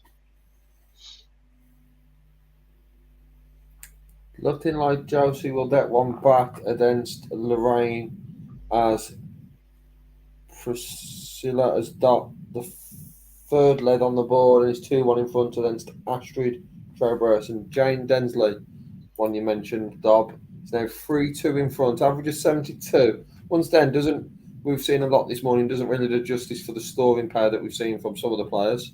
It was just that one lead, really. If she misses any more darts at a double, I'm going to slap her. That has not been the best, but other than that, it's been pretty steady. Helen Ward has beaten Tina Naylon from behind as well. She was 3-2 behind in that one. She wins 4-3. She'll now take on Laura Turner, which means I think the next game is the last person to get underway in the entire tournament, Rachel Bird. Everybody else has played at least once or is playing now. A long wait for Rachel. Josie, that's one back against Lorraine. So that is now 3-1. Could we see a comeback? However, Dob, let's just go to 10-time Trina. Match started then, but can't take them out. So, could Wendy close the deficit to just 1 away from Trina? Yes, she can. Trina's now 3-2 in front. Finishing line, fever for Trina, but is still will have the throw in the last one if she can't break it this time. Big 140 there for Lorraine. On throw, and then Josie. And Jane Densley is looking favourite to win the 6th leg, which would be the Dane for Jane Densley, and a 4-2 win. Warren says, Ricky wasn't the best from what I watched last night. Down 2-0, I missed the rest. He was okay. He turned it round from 3-1, I think. He looked pretty solid from there and then just carried on.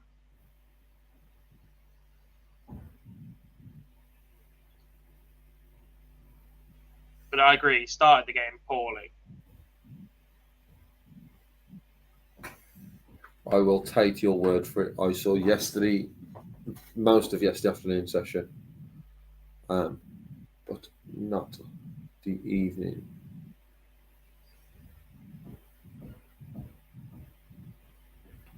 As Lorraine, can she win it in style with the big fish? Oh, she had a dough, Dob. She had a dough. Missed ball to win it in style with a 170. So Lorraine leaves 25 and is coming back for that with Josie back on 250. Also, another player looking to win it in style is Trina, who's got 1-2-1. Hits 57.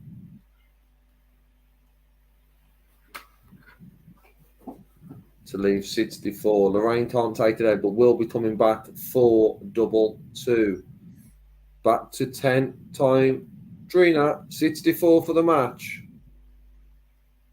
Jane Densley's got tops for the match. Trina, that's it, 1. And Trina is through 4-2. So we will hear Dob doing the Trina alarm then. Sounds like someone just stood on its toe.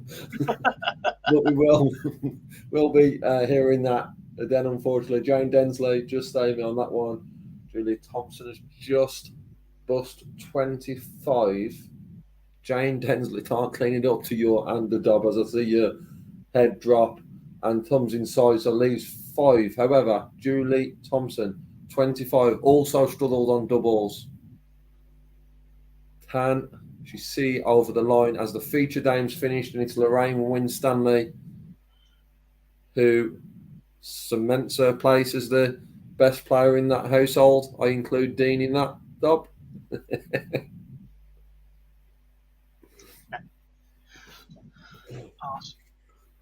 I wouldn't say it to his face. Claire Brookin has just beaten Gilliam Rumney 4-0 for 70.7 average. I'll be honest, that's not a name that I'm the most familiar with. It's a solid performance, one to take note of. Julia Thompson has had 25. Can only assume has done for 17 double 4.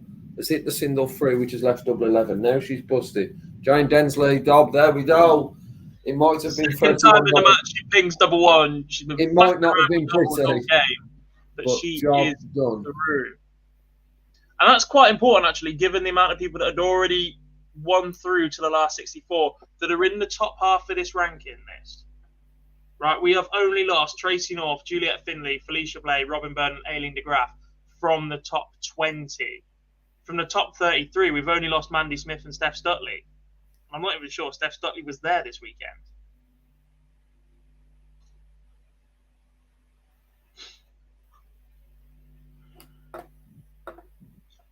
So quite important just to keep ticking over.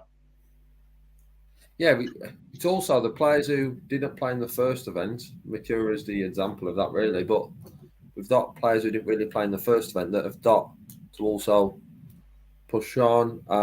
Actually, that's even bigger than I thought as well, because it was showing us 128 because she hadn't played yet and she'd stay on 650. That result actually puts her on 32.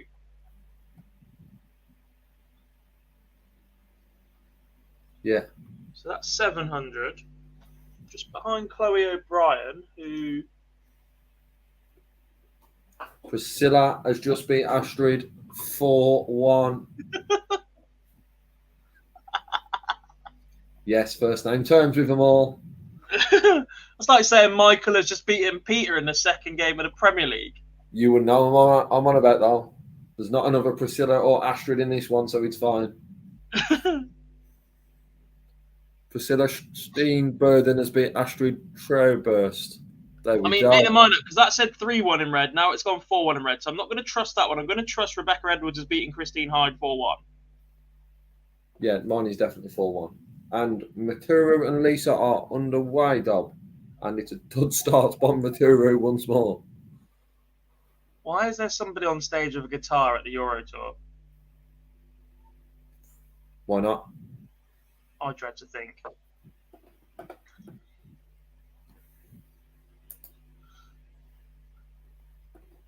Yeah, Makuru 1 up and looking good for 2-0 as well. She's just 60 points away. Are we having that as featured? No, because it's streamed. Them be the rules. You should know that by now, man. No.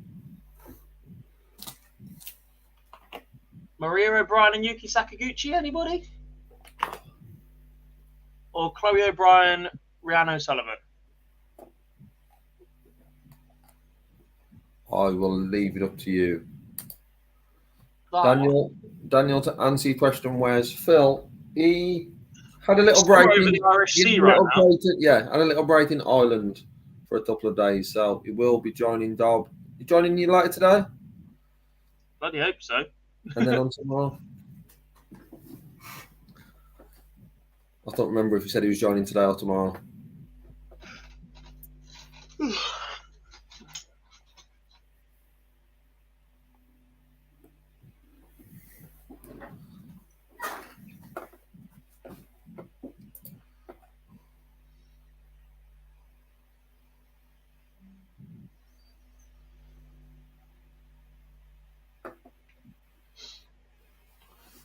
Luna Reed-Burden has just won 4-2 against Yvonne Taylor. There you go, Dob. I gave it a shot. I don't think I did too bad as well. It was okay. What time did we finish today? Around 6, I think. 10 stars. I look back, the last 2 blocks we did this year were 8-hour streams. So, yeah, around 6. 6 o'clock.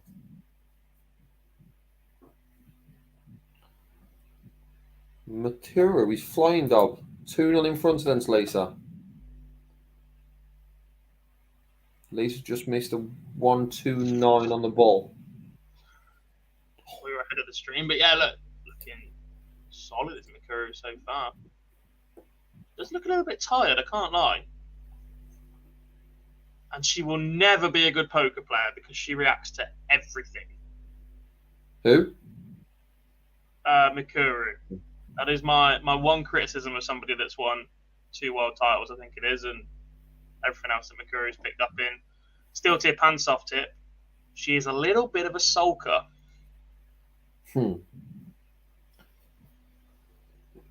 Some big games getting underway. Then Lorraine Hyde against Katie Sheldon. That one's interesting. Aurora Focusato, the 2-time Italian champion, is taking on Corinne Hammond, just 16 years old, remember. Sharon Stratzmapul is 1-0 up on Rachel Bird. Maria O'Brien 1-0 up on Yuki Sakaguchi. Steph Clark, Kirchie Hutchinson 1 apiece. We've seen Steph Clark play on the stream. Pretty steady. Christine Redhead take the opener against Jan Robbins. Rachel Brooks 1 up on Michelle Andrews. And Mikuru Suzuki 2-1 up on Lisa Ashton so far.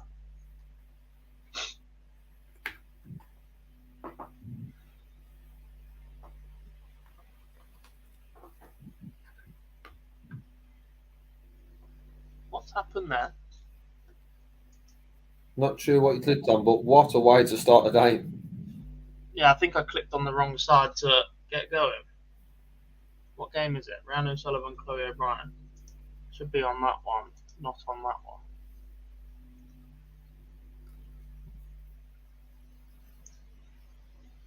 There we go. I love on my fingers. What a start by Rhiannon Sullivan, 180, 41, 140. Was it 13 dart led to win it in her last game? Is now 140 for a 12 dart led to start it. Corrine Hammond has left tops after 15 against Aurora Focusato. Did I say right? Close enough. I don't really know that one. Corrine Hammond take it out.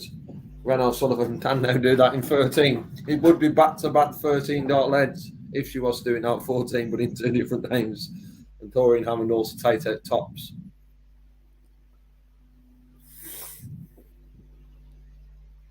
Is it what we expected from Matura and Lisa? Probably not result-wise, maybe, Dob, but standard-wise? I think it looks pretty good. Can't see what it actually is. 86 plays 81. You'll take that between these two. They've both got an extra gear if they need it, but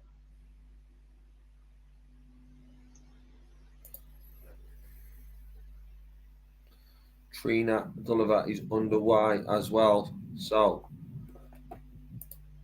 the top half of the draw, we've currently got some big names who are playing Corrine Hammond, Trina Dulliver, and you didn't do the alarm, Dob. Rhiannon Sullivan. You didn't tell me she was playing. I didn't know I was producing the show. Thought that was you, my friend. I am. Something like that, anyway.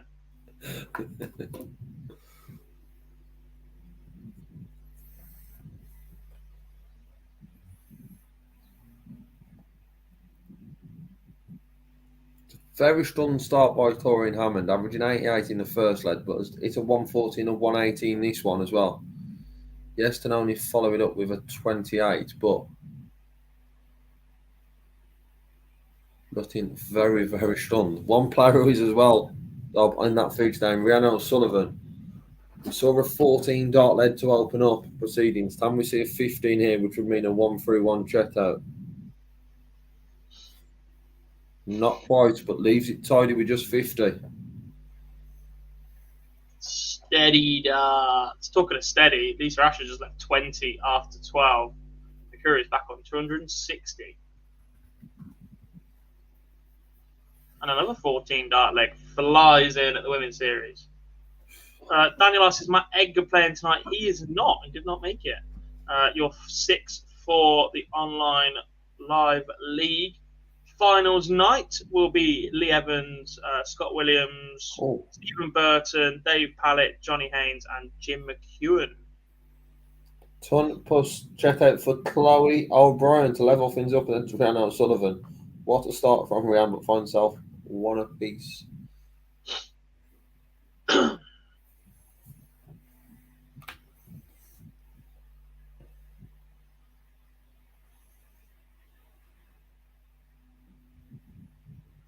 It's also launch day for the ADC, the Amateur Darts Circuit. Got an event in the northeast of the country, and I have to say the venue, the branding, everything looks absolutely superb. I'm just seeing a video from the entrance of the building all the way through to the main venue. The branding next to the boards looks fantastic. Bar looks decent. Most important thing that these venues, we all know that, Dob. Stage setup looks brilliant. I know the stage referee for the weekend will be Simon Rimington, so all the best for him. It's very, very much time that he gets an opportunity for this. He was superb at the UKDA over the weekend. Trina moves 1 in front. Taurine Hammond is now 2-0 in front and averaging 94.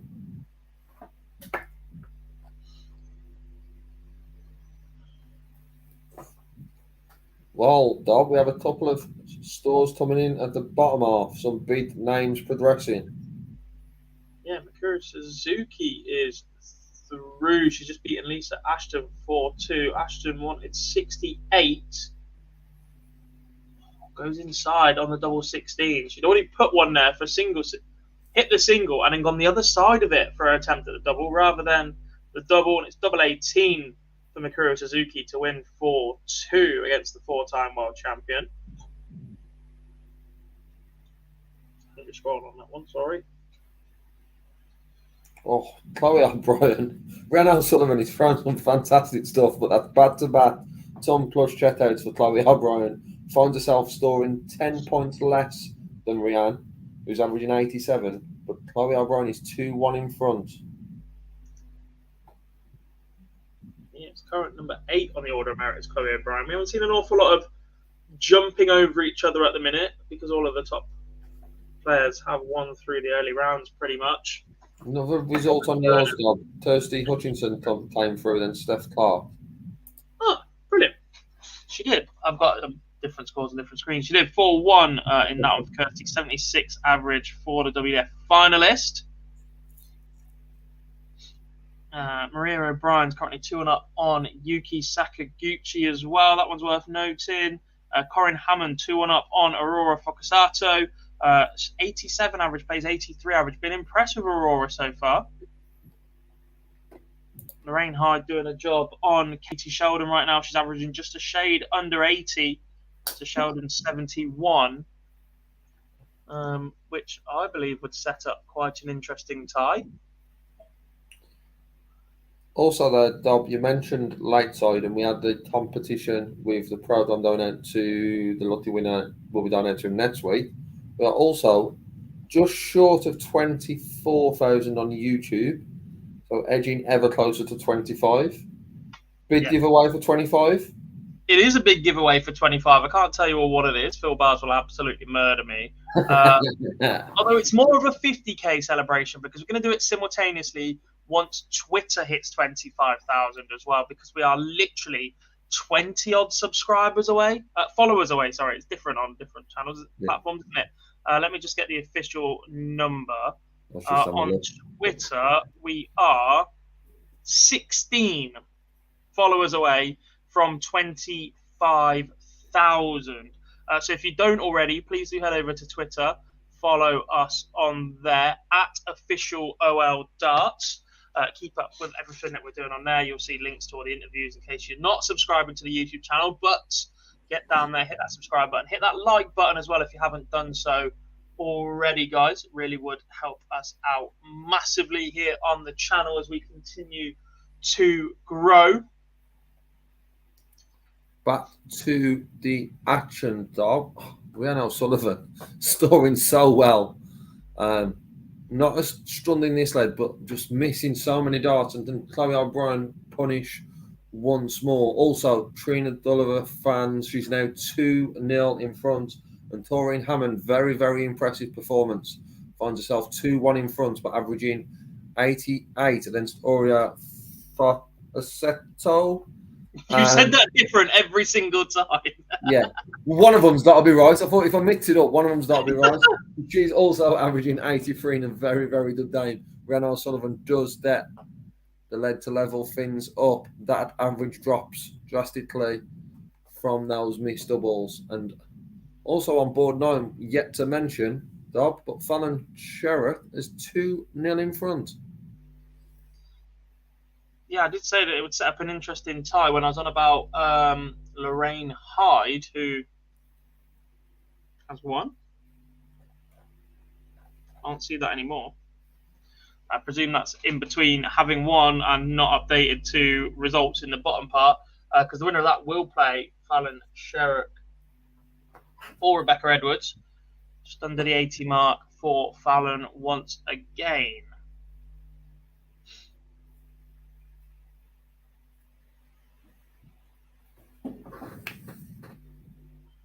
Yeah, 4-0 victory for Lorraine Hyde in that one. Sharon Stratmapul is still 3-2 up on Rachel Bird. Raymond Stanley, Ros Bulmer is the next game on stream as well. That should be a tasty one. I've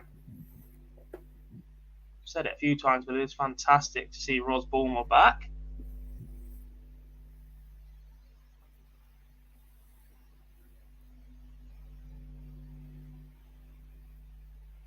The Euro Tour is underway in Austria as well. Christoph Ratajski is your first seeded player on. He'll take on Patrick Gosnack. Don't know a lot about Patrick, I'll be honest, apart from the fact that he did beat Ian White yesterday, I believe. Yes. It might not even been Ian White yesterday. Can't remember. It was certainly a big celebration when he won at the end. Yes. I've seen that clipped a few times. Warren says Corin is throwing well. She is indeed 85 average for the Australian. I can't lie, I felt a little bit disappointed after watching her at the World Championships again. Yeah, I'm with you on that. We know just how good she can be. Former finalist there. Chloe O'Brien edges in front now against Rhiannon O'Sullivan, and that is a break to throw. First time she's got the lead in this one, but just needs one more lead. And I think Warren has just jinced Taurine Hammond as it was thrown very, very well and is just throwing a 28-35 sit-stay. However, in control of this one, 138 sit darts, would expect her to wrap that up. Just 44 to lead 94. Trina Dulliver has just missed 7 darts at a double to go 3-0 in front.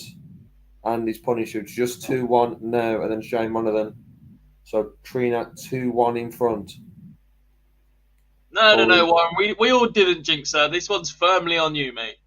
I take no responsibility whatsoever.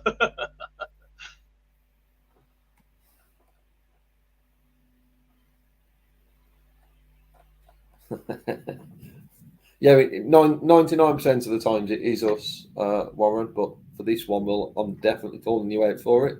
Because it normally is us. But Taurine has that 52 for the match.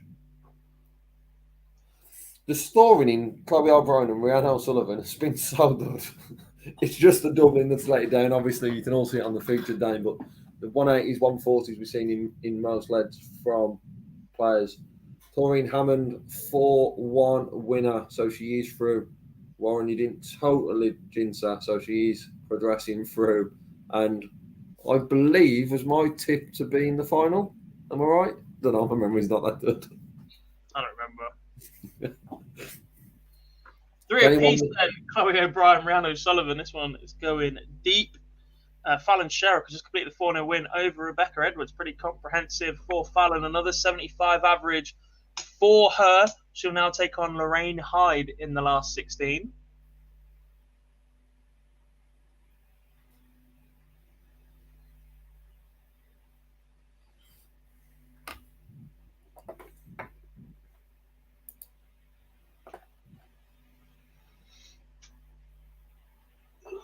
What a time to hit a 180.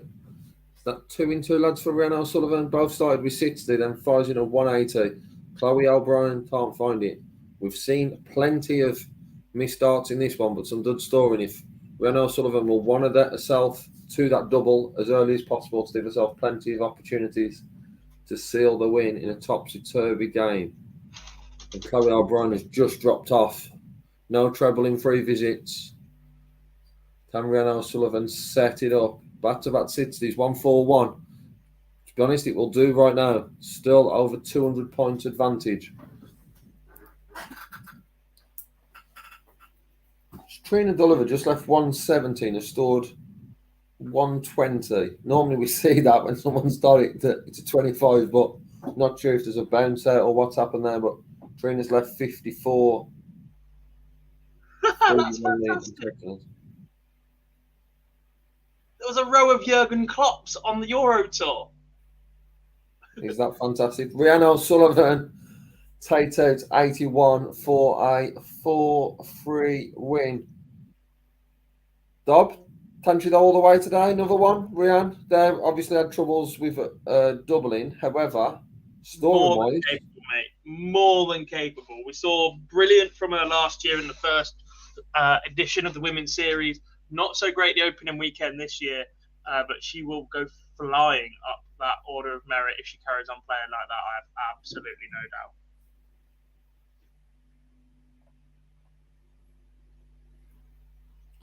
So on board 11, we have a noble between Maria O'Brien and Maturu's partner, Yuki Sakaguchi.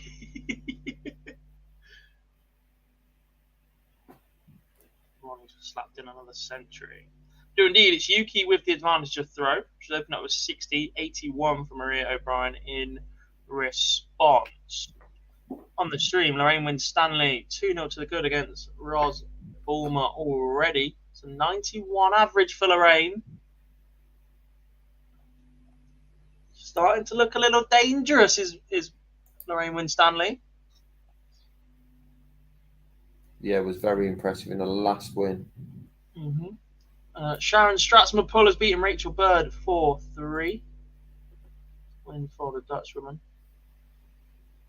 We've got a couple of nobles underway. We've got Harwood versus Samantha Curtin and Yuki Sakaguchi against Maria O'Brien. Let's get the results of both of them. We are going to take a 30-second ad break. Or so. Don't hold me to the exact timings of it.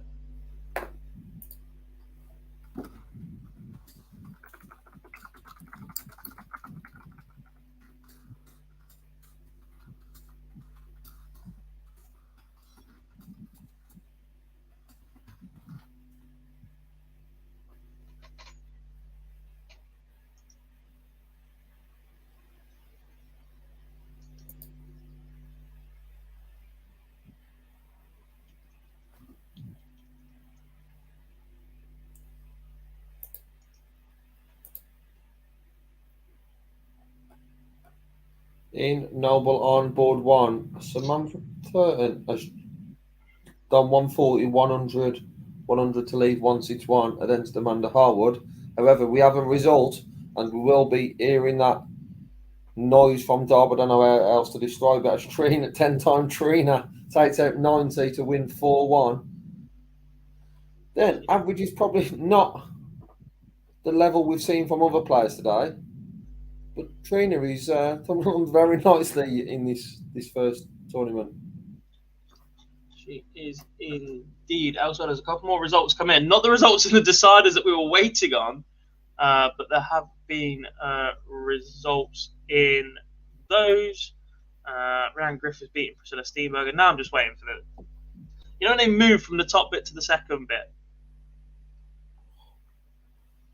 Lorraine Winstanley has left 80 after 12 to beat Ros Bournemouth 4-0. She's currently averaging 88, Lorraine is. That is without this lead. That will double if she can clean up 80 in 3 darts. Ros Bournemouth fires in a 140 to leave 82. Can Lorraine clean this up? Of course she can. Lorraine Winstanley, average of 91 and a 4-0 victor. Performances are getting better and better for Lorraine. Another one who is moving in the top half of the draw. She's looking very, very good indeed. Yuki Sakaguchi, 20 points away from that win over Maria O'Brien, who's just left tops from 1-3-4. So pressure movements for both of these now. But Sakaguchi does take out double 10 for the win over Maria O'Brien. Dob, just to interrupt, as also in the Noble in Mine, Samantha Turton has left tops after 18. Amanda Harwood, who beat Hoyland Raff, back on 102.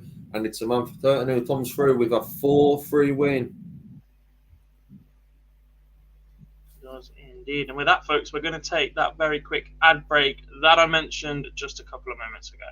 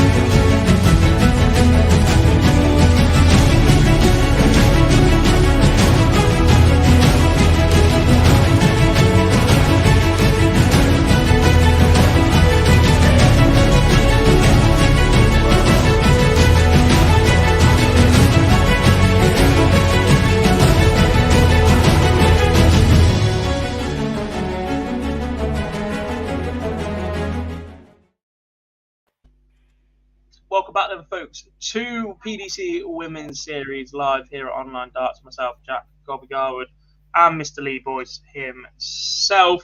There was one result whilst we were away through the ad break. Lorena Rietbergen had just beaten Donna Maria Rainsley 4-2.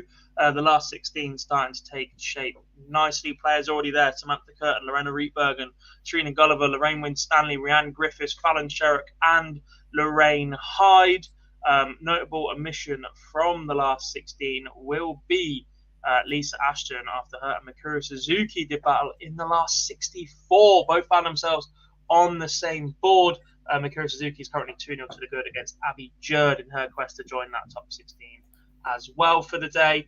Kirsty Hutchinson is a leg away from the last 16. She is 3-0 to the good on Natalie Gilbert. Joanne Locke, one of the other players to have beaten Lisa Ashton, a very select group to have beaten Lisa Ashton at a women's series event, 2 apiece with Sarah Roberts right now. Laura Turner is in that bottom half of the draw that's a little bit stacked as well. She's 0-0 with Helen Ward just underway. Rachel Brooks and Michelle Andrews have gone to a decider. And warming up on board number 7, which I believe is worthy of the feature game once it gets underway, given the performances so far, Jane Densley will take on Corinne Hammond. Just as you mentioned there, Dob, the decider between Rachel Brooks and Michelle Andrews. Michelle Andrews has got double sits. Rachel Brooks back on 107. So Michelle Andrews for a place in the next round. Would not want to come inside here on double sits. She's done exactly that. Not taking it out. She's left double 3 with Rachel Brooks back on 107. Can we see a ton plus check out to that this game 1?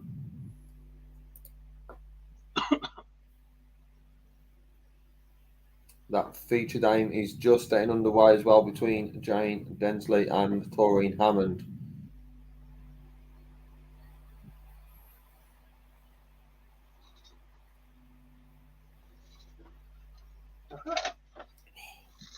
Rachel Brutt's time taken out. So Michelle Andrews, double free, 4A, 4-3 win.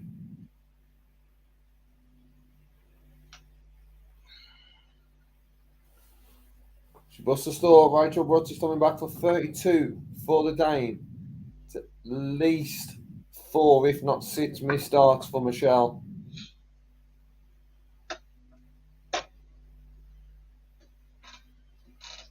And Rachel Brutt's 4A, 4-3 win.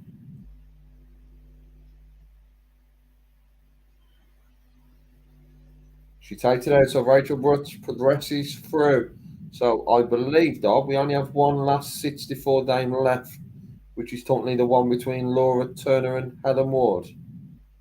Looks about right to me. So plenty to be done then, because the last 16 game is about to get underway on stream very, very shortly. It will be Fallon Sherritt against Lorraine Hyde.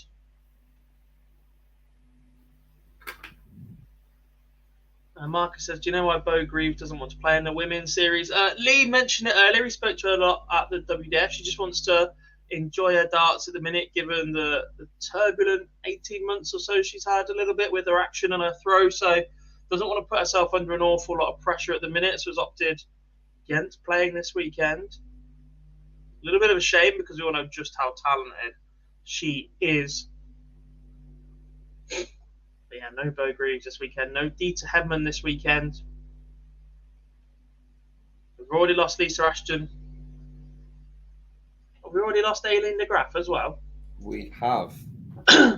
She went in the last 64 to Amanda Harwood, who then got defeated herself to Samantha Turton in a deciding leg. Getting a little interesting now. We've lost number 1, number 5, 7, 8, 11, 14, 15, and 16 from the order of merit up to this stage. Jane Densley takes the opener, then Taurine Hammond.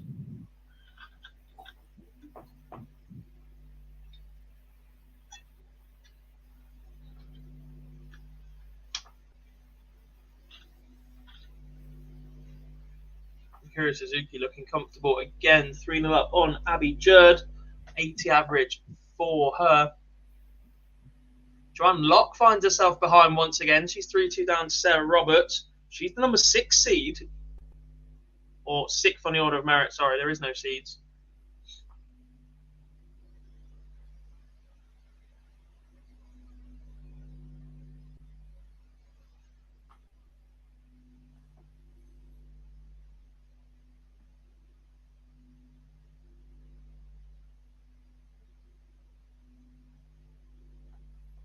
Quite relaxing at the moment for me, Dob, as I only have one game on my board, which is also the feature game, the rest of which are yours, as Jane Densley and Taurine Hammond are playing on board 7.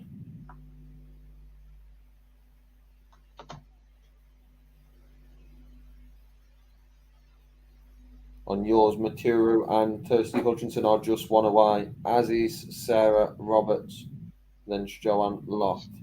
Yeah, Laura Turner, who we've not mentioned an awful lot, 2-0 up on Helen Ward. Sarah Roberts has just beaten Joanne Locke, so the number 6 in the order of merit has fallen. That opens the door for the chasing pack, the likes of Jane Densley, Kirsty Hutchinson, Trina Gulliver, perhaps, to make their move and jump above Joanne for now. Who strands herself on £800. Aileen de Graaf on 900 as well. Oh, sweet. Hi, Phil. Hi, Philip. You know it's bad when you have to message him to double check that is actually him in the chat room. Ginger Ninja. I presume that means. Like, are you at the airport waiting to fly? It's only an hour across, isn't it? If that, 40 minutes. Surely there's not someone else who wants to be Phil Bars. Yeah, he can't respond. He's got nothing. He's not here. Sacked.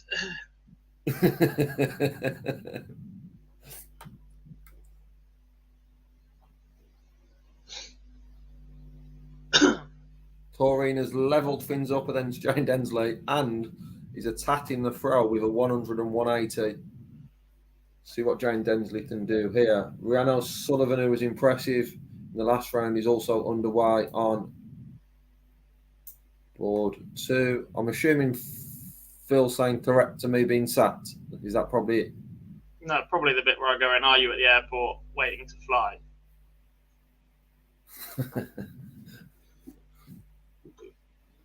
No, I don't agree with that one, Phil. Not everyone wants to be you.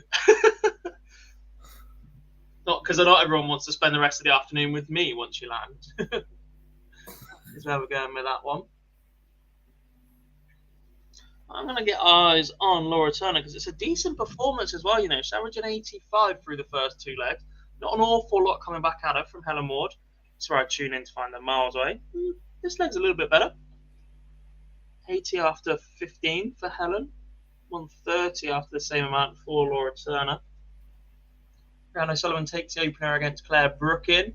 Jane Densley, 2-1 up. Some leg that. Corin Hammond, done 180, 60, 60. Does not get a look in. 15 dart leg from Densley. 140, 139, 62 her last 9 darts. Hello. Not too shabby, is it that? 341 in 9.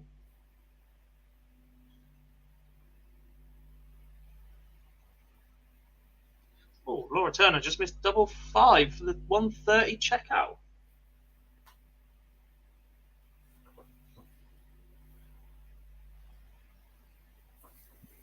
On the Euro Tour, by the way, Christopher Tysky was a 6-0 winner over Patrick Gosnack. He looked steady enough, I didn't see the averages or anything in that one.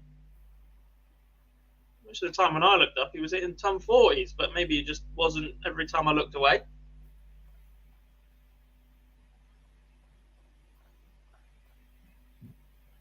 Interesting. Now, do we think they're going to hold the last 16 and for a little bit longer? Fallon versus Lorraine are set and ready to go. Still got 64 games going on. Turner versus Ward. Then we've got 32 on that board as well to catch up as a minimum.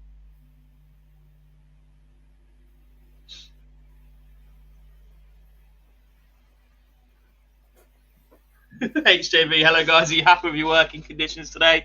Mate, we just make sure that when I press the ad break is when we complain and make sure we are off air, isn't it, Lee? What would you be referring to, my friend? Mr. Jimmy White, perhaps. bit of a Mardell moment. Are we live? I did enjoy Wayne having a little why wasn't he told moment as well. Yuki Sakaguchi, Vicky Pruitt, one apiece. Yuki's looking pretty sharp today, She looked dangerous in her first appearance. Did someone press the wrong button for the draw? Well, Phil, Makura and Lisa on the same board. Fallon in the same quarter of the draw as well. Taurine is now 2 apiece against Jane Densley in a very good game. And Rhiannon Sullivan fires in at 180 and then takes out 78 in the same leg. So 2-0 in front. Is Makura 3-0 up? Because she's now 3-2 against Abby Judd. Material was 3-0 up. Game number 2 on the Euro Tour is Ricky Evans making his way to the stage. The YMCA again. No idea with that man. Not even sure he knows what's going on half the time.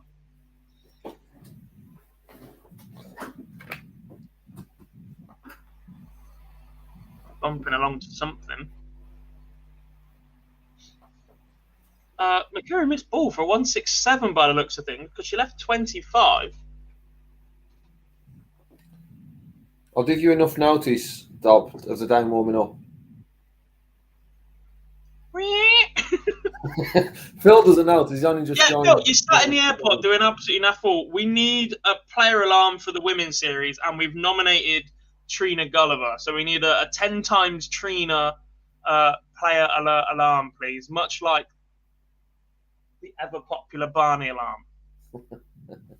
When you ask me if we need anything for the stream today. I also need you to be producing tomorrow because I've realised that we have an actual women's series intro video rather than a Pro Tour one I had to use earlier this morning. And the background would normally be a lot different to this. It would be black and pink rather than black and blue. So, yeah, all of the above.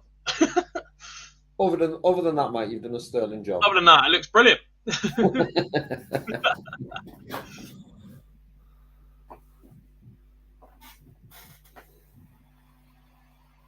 Big moments then, a chance for Corin to break. 74 leaves tops. Pressure on this 92 now for Densley. Doesn't go. Hammond will be back for 40 and then throw in for the match the leg afterwards. Rhiannon Sullivan 3-0 up now on Claire Brookin. Doesn't go for Densley. Chance then for Hammond for a breaker throw. Laura Turner one away now against Helen Ward. Kirsty Hutchinson, Sarah Roberts is the last 16 game warming up, which is interesting. Still no sign of Fallon versus Lorraine Hyde as yet. Chance comes, chance goes for Corin Hammond so far. If Densley can take out this tops. As soon as you mention there's no sign of it, they appear, Dob, just like magic. Ta-da! And Densley does hold on to her throw once again. She's now one away and will have 2 chances to get there. One against the throw and then one with the darts in a decider if it goes that far. Which she wouldn't bet against right now, the way this match is going. Laura Turner is over the line. She wins 4-0 against Helen Ward. Dob, 10-time Drina has just started with a 120 checkout to start her leg. Was that a wild Devon Peterson I've just seen on commentary at the Euro Tour? I'll take your word for it. It is. Devon Peterson and Paul Nicholson. They don't have the most flattering areas for commentary, do they, in the world? They're in like the entrance area of a back door to a kitchen or something. But yeah, they're ready to go. For Ricky Evans against Damon Hetzer.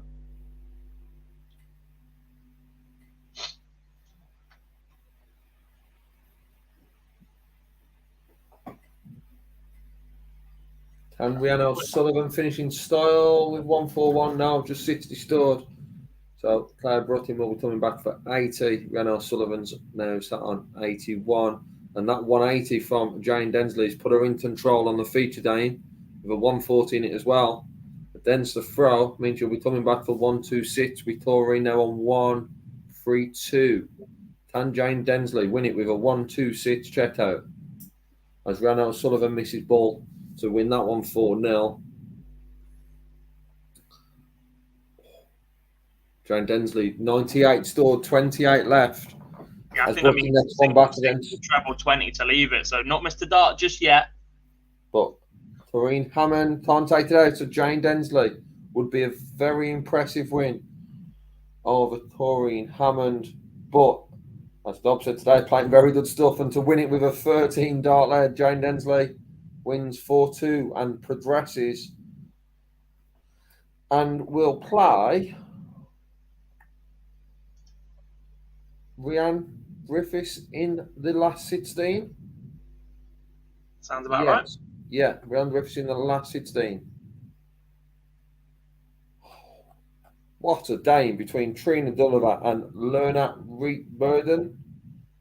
Reitburden just taken out a 152 Dob, which followed the 120 from Trina. We are one apiece in this one. But what a start from both players. Indeed. Good start for Fallon Sherrick as well, who's left 181 after 6. That's a 180 and a 140. That's how you do that. Ping the bullseye as well to throw first.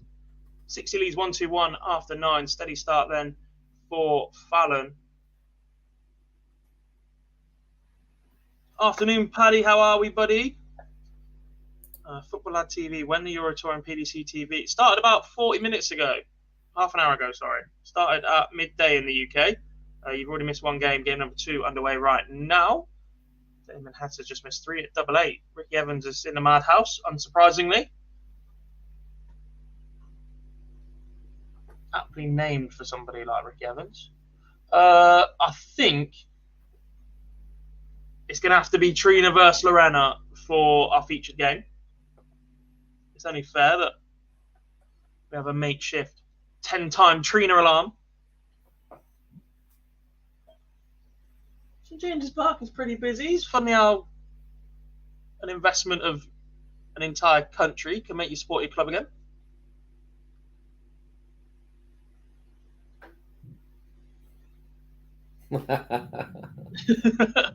No claws from me. Rhiannon O'Sullivan, who was 3-0 in front, has now been clawed back to 3-2 and doesn't have the throw in this leg, but has just fired in a score of 100. So Claire Brutton only fired in 66. So Rhiannon O'Sullivan will be looking to stop this comeback from Claire Brutton. As you can see on the featured dame, Trina is behind in this lead and is on the Trina throw. She has left 120, which we've already seen her take out in this dame. But if she was to let a chance and was to take it out, that would be 3 ton plus jet outs. We're not going to see that. Trina those 2-1 behind. I'm just having a quick look at the order of merit as well while Lee continues to talk through the games and ditches me on my own in a number of minutes. Interesting what can happen for the rest of the day from here then. A win in the tournament for Fallon Sherrick would see her move back to number 1 spot by £250 over Lisa Ashton.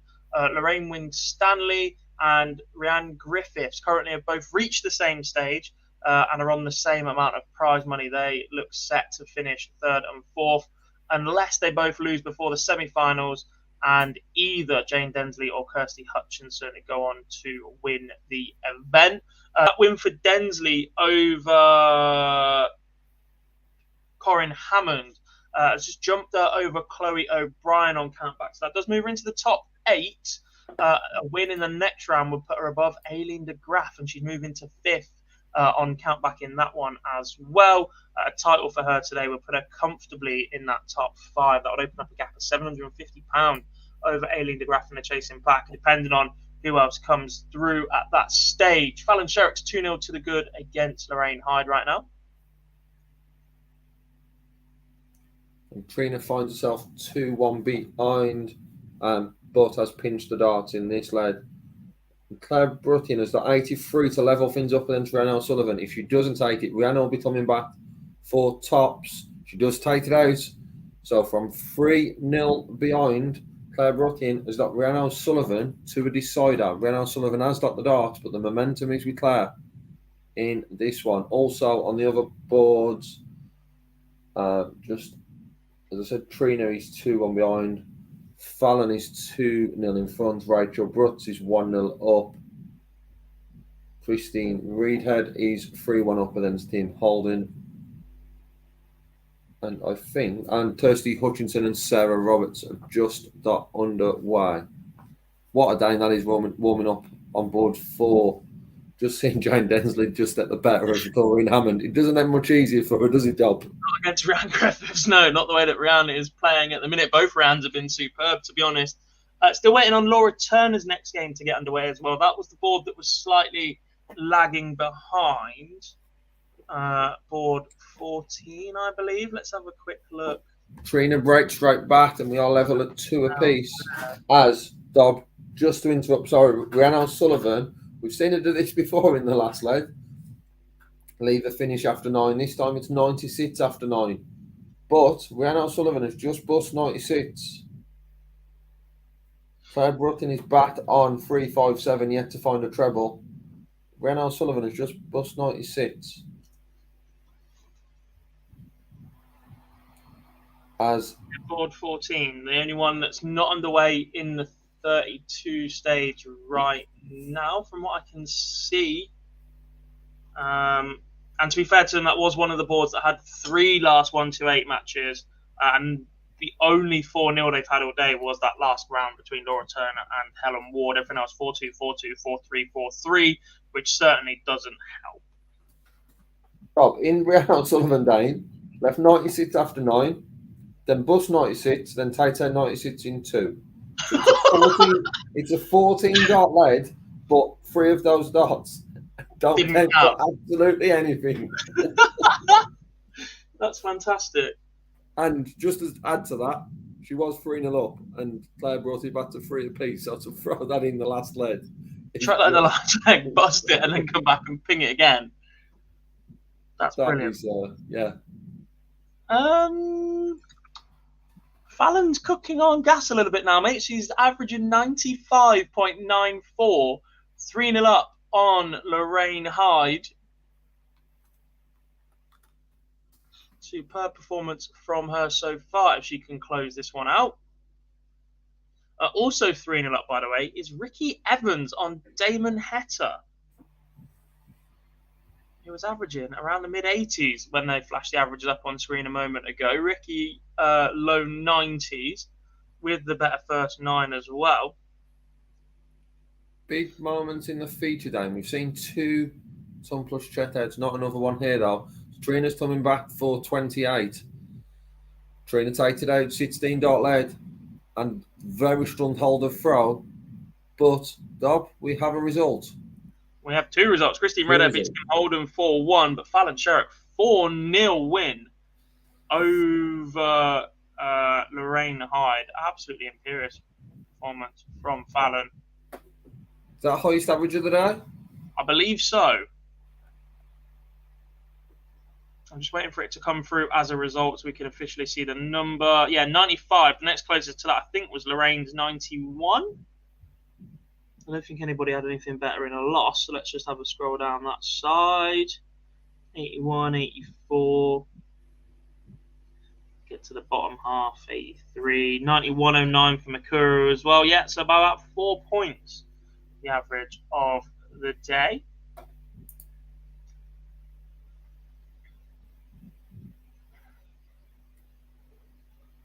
Bid 140 by Trina, now leaves a 180 after 9, and has pinched the darts for a 4-2 win.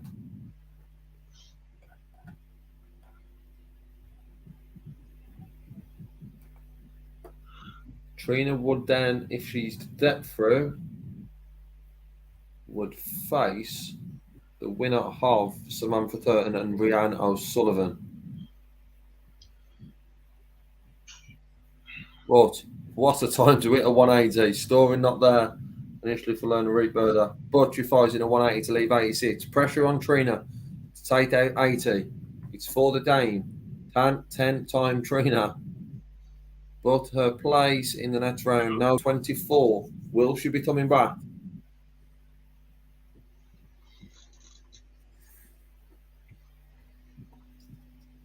Why is he shot, you greedy?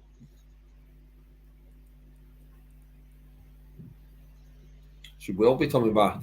And she takes it out.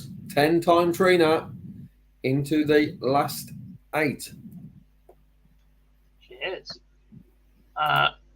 Laura Turner and Sharon Stratzman pull are underway. So that's a 32 game, still a little bit behind, as is Yuki Sakaguchi and Vicky Purim. Sarah Roberts taking the opener against Kirsty Hutchinson as the latter stages of the event start taking place.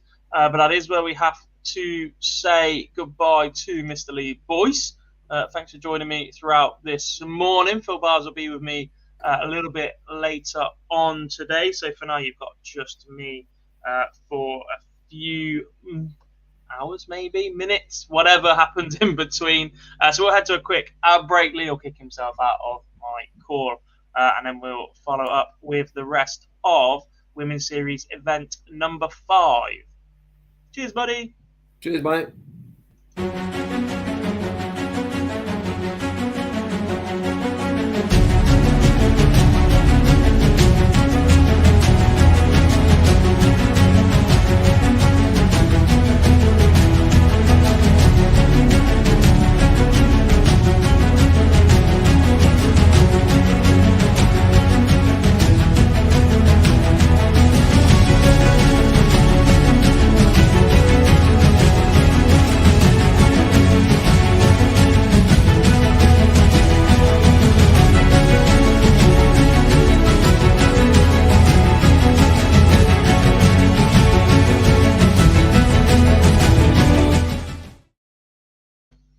Hello there, folks. Welcome back to Women's Series Live with myself, Jack Obergard, here at Online Darts.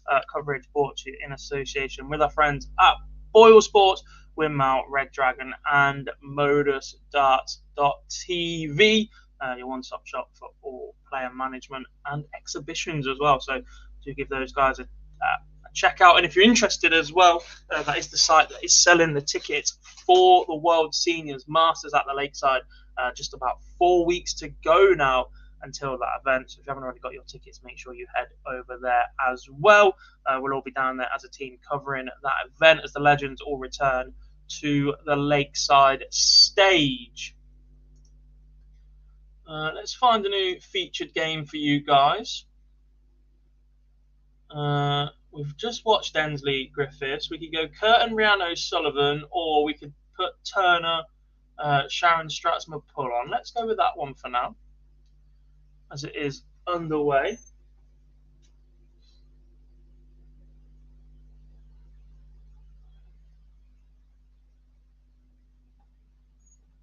On the Euro Tour, Rick Evans is 4-2 up on Damon Hetzer. That one's on PDC TV for you. Nothing on the stream for you guys for the Women's Series either.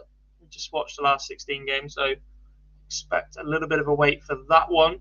As I said, Turner versus Stratsma pull is the last 32 game, as is Rachel Brooks and Doris Stein and Yuki, Sakaguchi, Vicky Purma in the last 32. We've already seen two players win in the last 16. They are Trina Gulliver and Fallon Sherrock. So a bit of a wait for those two who are already in the last 8. There's 3 last 32 games going on, who will then have to play last 16 ties to catch up to where Trina and Fallon find themselves.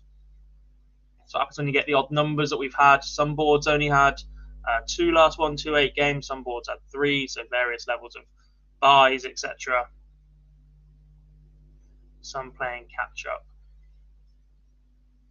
And some players just aren't that quick.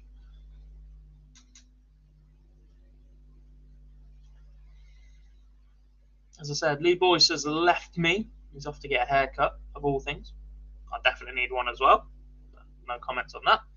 And then Phil Bars will be joining me once he makes the trip over the Irish Sea and gets himself back home.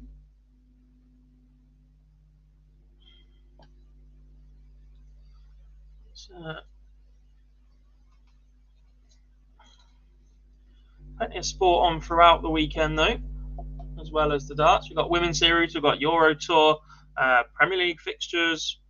That's football, that is. And football. No F1 this weekend, thankfully. All big boxing. Snooker, though, World Championships coming towards an end. And, of course, the Live League Finals night will be on YouTube and Sporty Stuff TV from 10 PM this evening.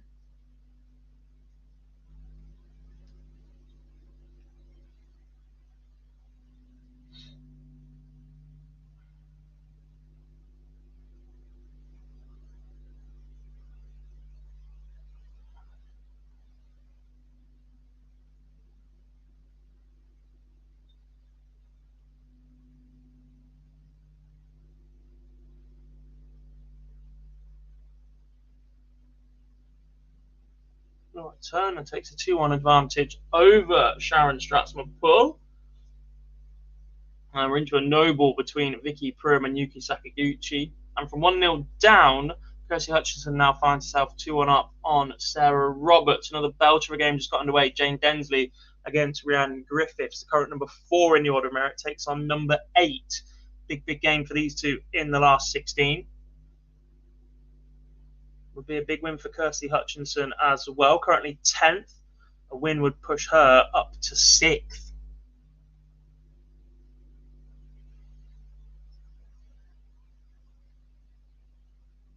For the WDF Ladies World Championship finalist. If you are just tuning in, there is no Dieter Hedman this weekend. There is no Bo Greaves this weekend, opted against playing. And we've already seen Lisa Ashton depart. Herself and Mikuru Suzuki were on the same board. They actually met in the last 64, I believe. So an early exit for the Order of Merit leader, which opens the door for Fallon Sherrock to be number 1 at the end of this event, should she go on and win the title.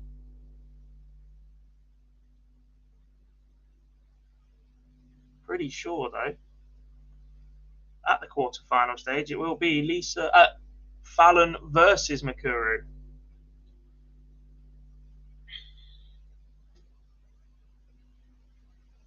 Should they both progress that far. The Mikuru versus Christine Redhead. And the winner of that will take on Fallon Sherrick, who has already beaten Lorraine Hyde.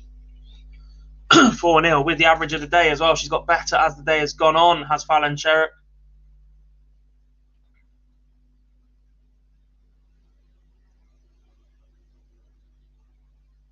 Laura Turner looking comfortable here in leg number 4.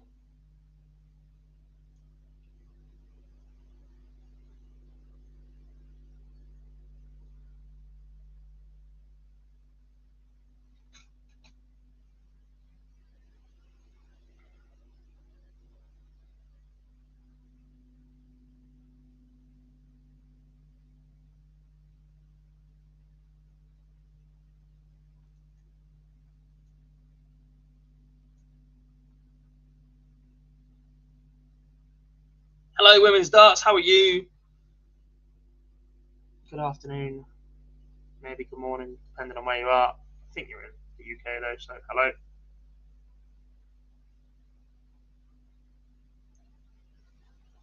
Ricky Evans, by the way, folks, has just beaten Damon Hetzer, one of the form players in World Darts right now. The Heat loses here on the Euro Tour in Graz to Rapid Ricky Evans, the man from Kettering.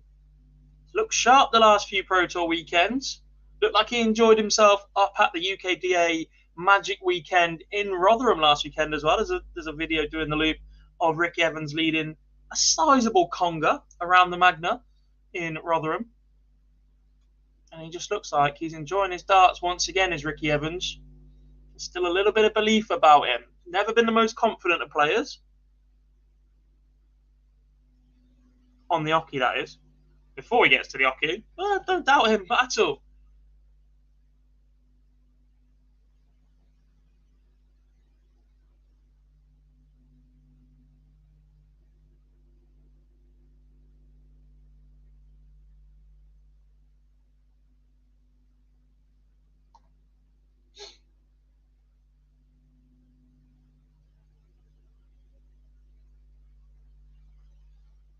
That man's crazy. All good, thank you, buddy. No COVID for me, sorry.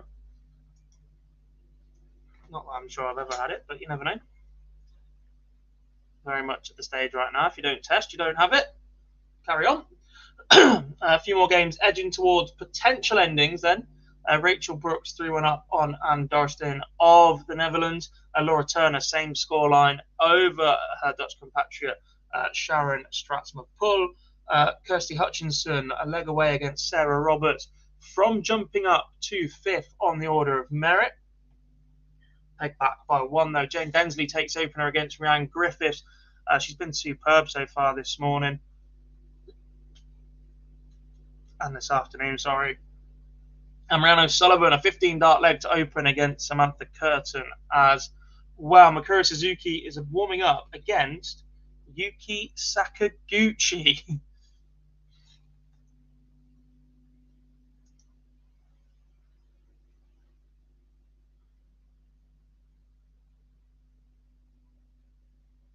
Sakaguchi beat Pruin. Will now take on Mikuru, and the winner of that will take on Fallon Sherrick. So we do know something about Fallon's next opponent. They will be from Japan.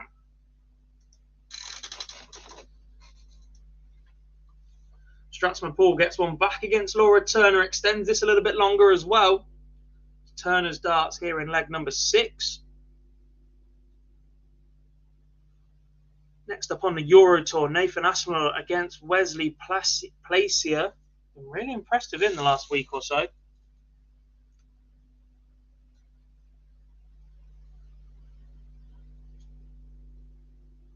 I've just got a score notification, but I'm not sure which team it was for.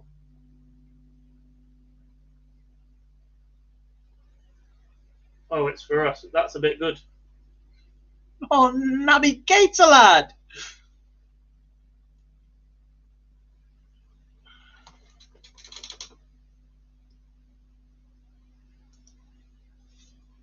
Steady start for Turner then.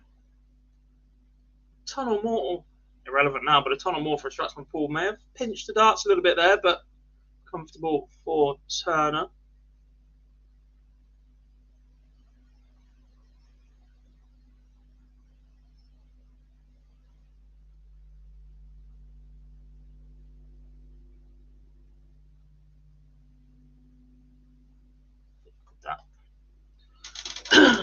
Jane Densley doubles her lead against Rhiannon Griffiths. That's number 4 in the order of merit, Rhiannon Griffiths, against number 8, Jane Densley. This will be a big win for Densley as well. Move her into the top 5.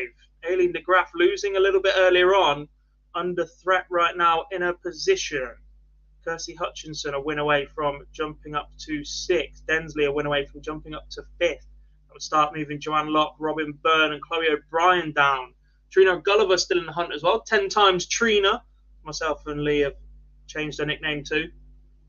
Hopefully we'll be getting a player alert alarm similar to the Barney alarm for Trina Gulliver. What the legend deserves. If you are in the chat room, come and say hello. I don't bite, I promise. I won't be on my own all day. That's a lot better than me just talking at you. If you've got any questions, any observations, anything you want to talk about. Laura Turner is 20 points away from the last 16. Rachel Brooks is into the last 16. The Yorkshire County player beats Anne Dorestein 4-1. Just a 60 average for Brooks. As Turner wraps up a 4-2 victory as well. 2 of the slower boards making their way into the last 16 then. Rhiannon O'Sullivan is absolutely flying. She's 3-0 up against Samantha Curtin, averaging 88.4. Kirsty Hutchinson has just got over the line against Sarah Roberts as well. So that win big for Kirsty Hutchinson. Moves her on to £800. That puts her above Jo Locke on the order of merit now on Countback, most recent event. So that puts Kirsty Hutchinson up into 6th. She will drop another place if Jane Densley converts this 2-0 lead over Rhiannon Griffiths into a victory.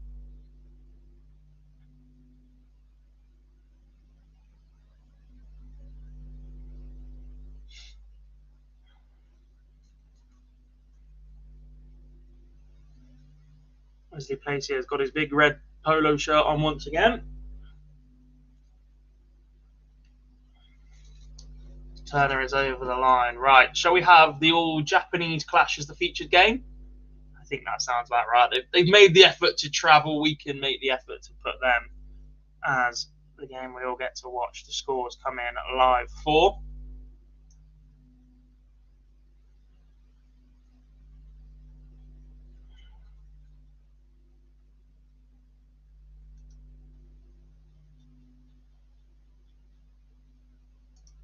I wonder, I'm just going to have a quick look to see. I'm still a little bit away from it, but it wouldn't be the first time that the draw would be complete for the next event ahead of this one finishing. So I'm just going to get that screen open, see if we've got any early indications who will be playing who in event number 6 later this afternoon. All assignments are open. And the draw has been completed. Let's have a look then ahead of event number 6. Board 1. Hayley Brandt, Priscilla Steenberg and Rhiannon O'Sullivan, Amanda Harwood, Samantha Kerr and Julie Thompson. Julie Thompson giving Jane Densley a good run earlier on. Board 2, Denise Cassidy, Anne-Marie Potsy, standout names on that one. On 3, Juliet Finley, Corinne Hammond, Wendy Reinstatler, Aileen de Graaf. On 4, Laura Turner starts against Christine Hyde. Astrid Childburst is on that one as well. On 5, Josie Patterson finds herself on there. Angela Daphne, Claire Brookin as well, who's still in right now. On 6, Sharon Stratzma-Pull is still there. against Lorraine Green. I think that's a new name. I didn't see that one earlier on. Chloe O'Brien is on 6 as well, as is Kirsty Chubb and Joe Senior. On 7, Vicky Prum, Natalie Gilbert, Rhiannon Griffiths, Lorena Rietbergen, Fallon Sherrock and Sarah Milkowski also all on the same board as Marlene Badger. Board number 8, Ros Bulmer, Steph Clark, Felicia Blaze in there, as well as Marjolaine Neulands, which could open up. We've already seen the mother versus daughter match. Could we have the sister match as well? Fallon versus Felicia. We're yet to see it yet.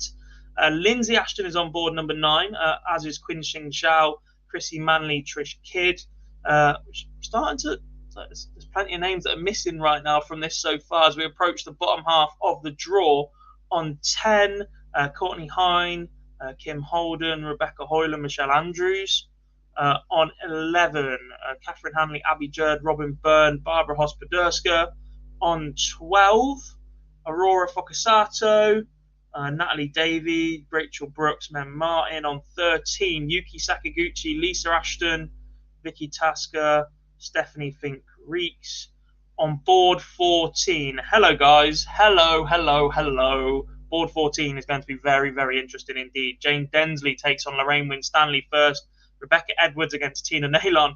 Terry Francis Kidwell against Maria O'Brien. And with the bye on that board is Katie Sheldon. That's an absolute stinker of a draw for all of those players involved. On board number 15, Mikuru Suzuki is there, as is Fonsawan Willis, Christine Redhead. And on 16, this isn't much nicer, guys. Lorraine Hyde, Joe Locke, Kirsty Hutchinson, Anne Dorestein, Rachel Bird, Jay Monaghan, and with the bye, Trina Gulliver. Boards number 14 and boards number 16 then for the next event are absolutely stacked, ladies and gentlemen. Just sat watching. Jane Densley just completed a 4-0 win over Rhiannon Griffiths. That's absolutely massive in the order of merit as Densley keeps moving forwards. Jamie, hey mate, how we doing? How many of these events today? 2 per day. The PDC didn't really like doing 3 per day last time, but after they had to cancel the German leg of the women's series last year, they didn't really have a choice but to fit the events in. So 3 weekends became 2, and then became 6 events per weekend instead of 4. Fortunately, 4 is much more manageable. Still 8 hours of streaming though. We've been live since 10 o'clock this morning. I reckon we'll be here till about number 6. Is Ronnie going to make it number 7? It certainly looks like it. He just looks very, very good in the balls. First couple of frames against Higgins, you thought perhaps he's given him just that little bit too much respect tactically and whatever, but he's still just got that extra gear when he wants it. And I just think, yeah, especially if it's Judd. I don't think Judd's been that great all tournament at all, to be honest. A couple of decent sessions against Willow, but you never know. If it is Williams, actually, it seems to go the other way. I said Ronnie gives Higgins a little bit too much respect. I think Williams gives Ronnie a little bit too much respect. He really doesn't like being put in that class of 92 category and the same as those two. He doesn't believe he's at that level, and I think that plays badly for Mark Williams against Ronnie O'Sullivan, especially in recent events as well. So, yeah, that's the snooker lowdown. Just the one game live at the minute then. That is the game we've got featured on screen for you. All Japan clash between Yuki Sakaguchi and Mikuru Suzuki. It's looking like two-time world champion is going to take the first leg, which she does. Yeah, completely agree. Look, six to 9 months ago, it would have been very, very hard to not put Judd in the final straight away. Him and Robertson have been outstanding throughout large parts of the season, but he just dropped off an awful lot in the last couple of months. Yeah, it happens at the Crucible, doesn't it? Lovely venue, by the way. All this talk about it moving from the Crucible, absolute nonsense. It's a fantastic venue. Hello, Daniel. Good to see you back again, buddy.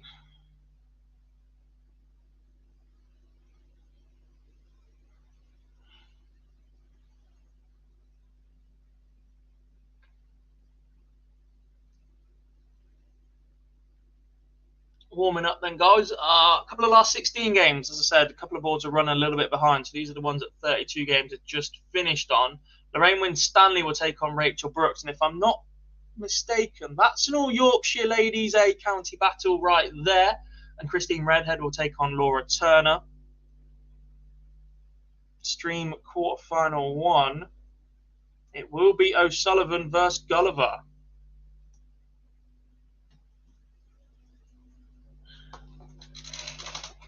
We really do need a 10-time Trina alarm right now, don't we?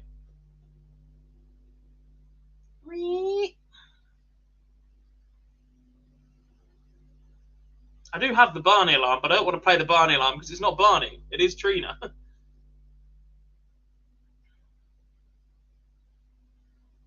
Hopefully the man, the myth, the legend, Phil Bars, can conjure something up.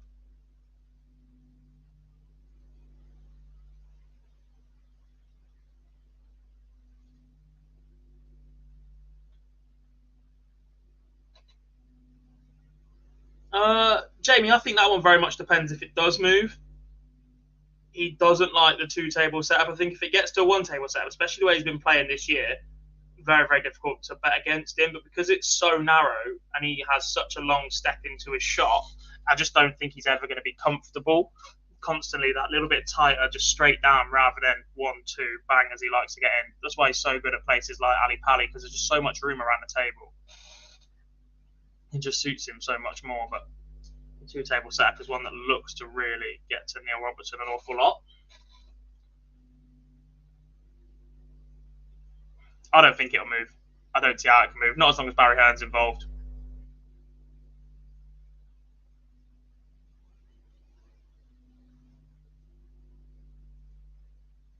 I think it will very much be a case of don't know what you've got until you've lost it as well. A lot of the players that aren't the biggest fan of it, that have spoken about it moving, etc.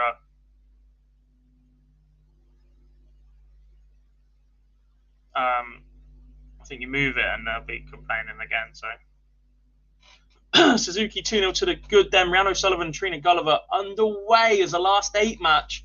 Still got last 16 matches that haven't started. They do get a little bit chaotic, these women's series. Jamie, I don't think it's an excuse. I think it's genuine. Someone that's played pool to a half decent level, I know it's not the same, but it's still a Q sport. The minute you've got any sort of tucked in, you think when it's a bit stupid when you've got a pool table at your own house and you have to go very close to the back wall and whatever.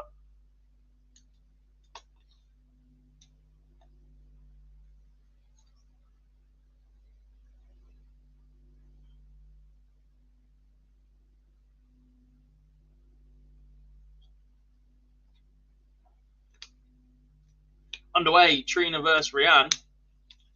The spectacled Trina Gulliver. Looking pretty good today as well so far as Trina, ahead of her trip to the lakeside in a couple of weeks.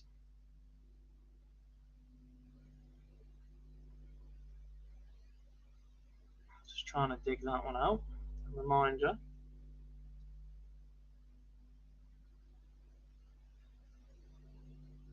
Yeah, Trina Gulliver awaits the winner of Terry Jenkins or Richie Howsam. Tough draw, that one. Tough spot at the lakeside. But when we head to Hull, that's where it gets a little bit interesting, because in the World Seniors match play, Trina Gulliver will open the competition against Dieter Hedman at the Bonus Arena, and the winner of that will take on Phil Taylor on the same evening. What a chance that is to see the most successful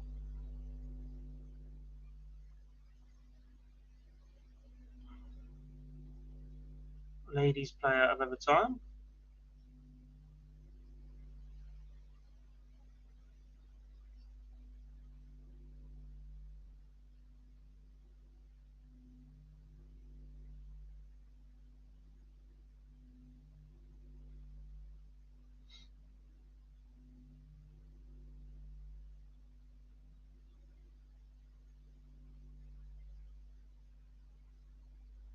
Jarliff's all right, mate. He stayed at mine very recently. A good little weekend. Did some work together. Some other sports.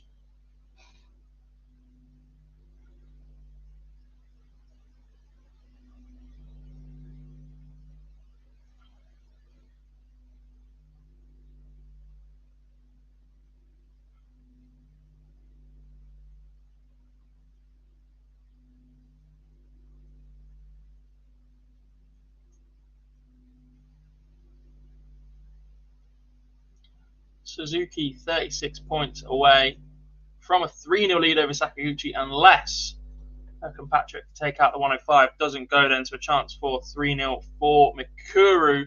Reminder, Fallon Sherrick awaits the winner of this match. It's very much looking like it will be the two-time world champion Mikuru. Lorraine with Stanley, Rachel Brooks underway then, as is Laura Turner, Christine Redhead, and Trina Gulliver. That first leg was 15 darts on the stream for you guys. Takes the opener against Rhiannon O'Sullivan.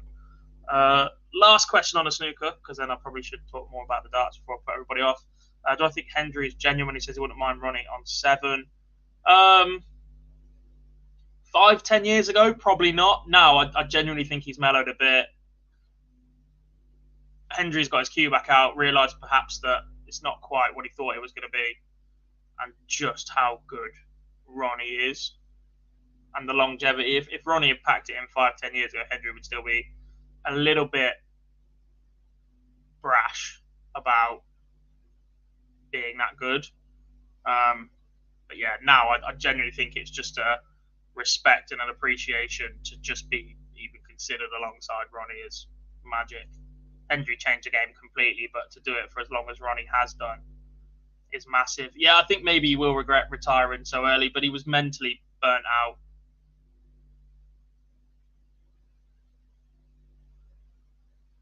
Maybe it was an epiphany while he was stuck in a lift in the Mercure Hotel on night number 3 of the World Championships this year.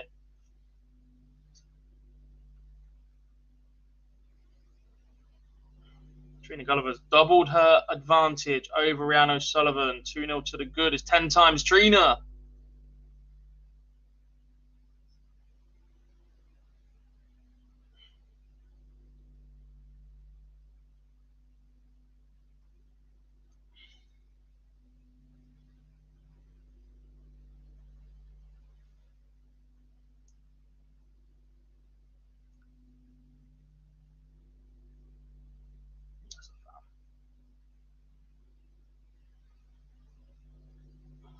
Advantage Mikuru against the darts here in what could be the last leg. Rachel Brooks has taken the opener against Lorraine Winstanley, who's winning the Euro Tour. Let's have a look, shall we? Tysky looked okay this morning. 101 average for him. You still don't expect him to back it up massively, though. I'd love to see Wadey win a Euro Tour, especially the form he's been in with the Premier League right now. Just got to get himself to that final day, really, hasn't he?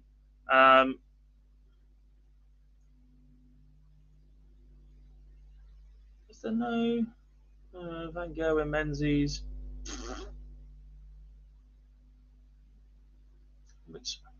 Expecting Josh Rock to beat Rob Cross later. Ross Smith, Stephen Bunting. Whoever wins that makes the final day. Going early with that one. Unless they're playing Peter Wright. Maybe still. Yeah,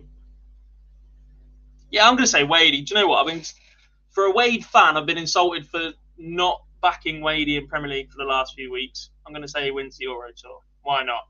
Picks up that green jacket. I'm sure James Wade will be absolutely delighted to wear a bright green jacket with his navy trousers, his brown shoes, and his black shirt.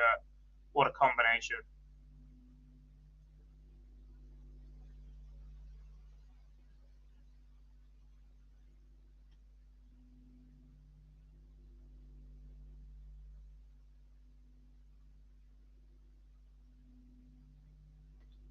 That is offside, isn't it?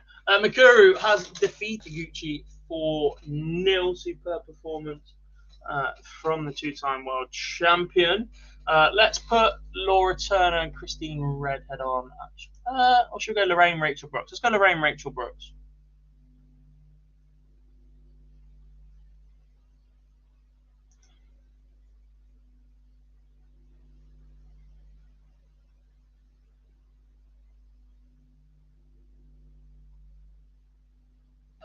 I don't know what size they make the jacket, bizarrely.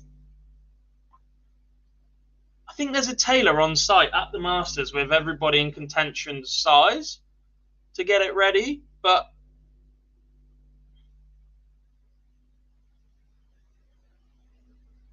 I don't know how they're going to do it at the darts. There's a significant difference between the size of maybe the two players on stage is the best example. Nathan Aspinall and Wesley Place here.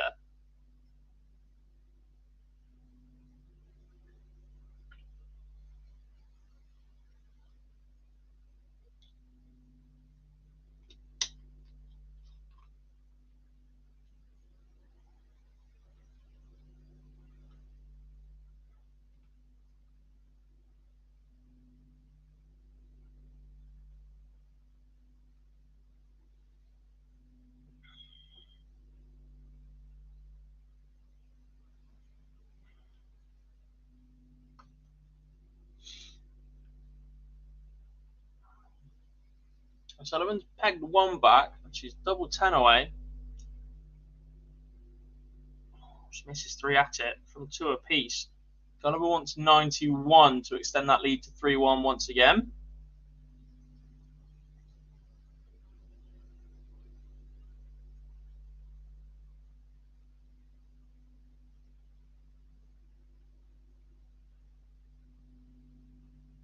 Afternoon, Mr. David. How are we, buddy? Thanks for joining us. Yeah, definitely better. It is better to make it too big than too small, but it's too big.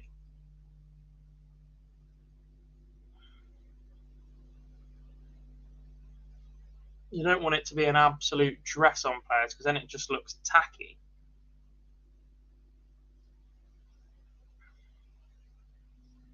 Lorraine Winstanley levels up at 1 apiece then. She's looked pretty good today. Just a 62 average in this one so far. Perhaps not enjoying the very deliberate pace of Rachel Brooks.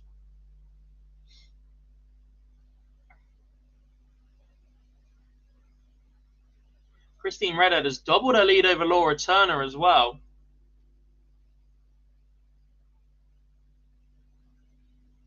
And warming up, Fallon Sherrick against Mikuru Suzuki, which also means they will not be streaming that one.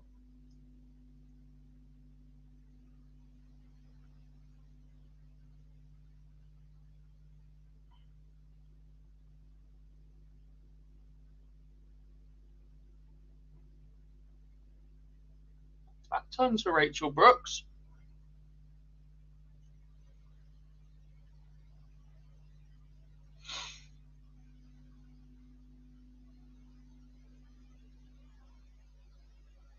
I don't know how you make a jacket, I'll be completely honest, Jamie. Never went into being a tailor. Ronnie, that's delightful.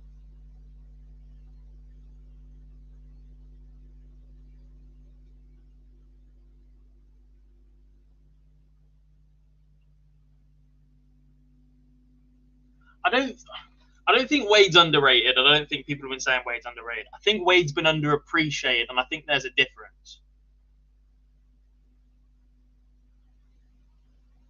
I think there's a massive difference between underrated and underappreciated. I don't think anybody's ever been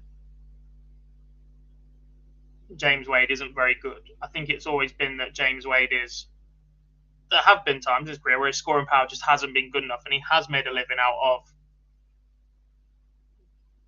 cleaning up, taking out doubles, and being the best at capitalising on chances that your opponent gives you. But scoring-wise, it's got a lot better. There's a lot been said about people not liking him as a character, as a person, which certainly doesn't help. And when you put him on TV, he is less likely to produce a 104, 105 average that breaks records, etc., than your likes of Van Gerwen, Wright, Taylor, etc. And when you're less likely to do that constantly, it's difficult for pundits to get excited about somebody. His clutch finishing, yeah, I completely agree, Mr. David, is some of the best ever.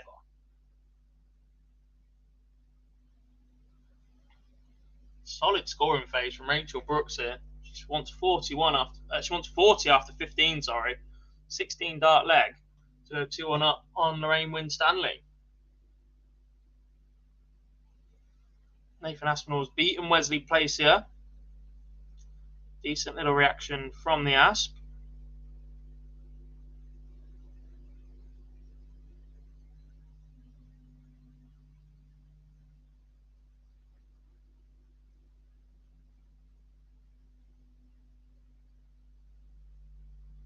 Still a while away from these last 16 games, looking like they're going to finish. With one last 8 finished. Trina Gulliver has beaten Rhiannon Sullivan 4-1. A huge result then for 10 times Trina. It was 11th before that. She's now on £750. She moves up to 9th. She's just overtaken Robin Byrne on countback. What we'll do once this updates.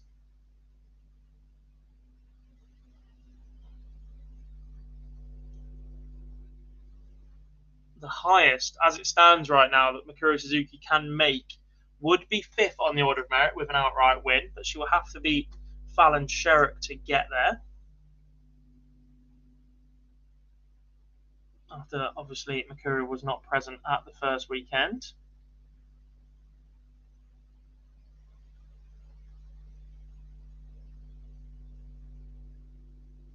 Class is permanent indeed. Look, Trina Gulliver has been pretty good today so far. Let's tell you how she's got to the last 4. She beat Sharon Godbeer to start 4-0. That was a 60 average, steady enough. 69 average for a 40 win over Wendy Reinstatler. 68 for a 4-1 win over Jane Monaghan. Superb performance, an 83 average to defeat Lorena Rietbergen of the Netherlands 4-2. And then that 4-1 win over Rhiannon O'Sullivan as well. She just kept her opponents at arm's length.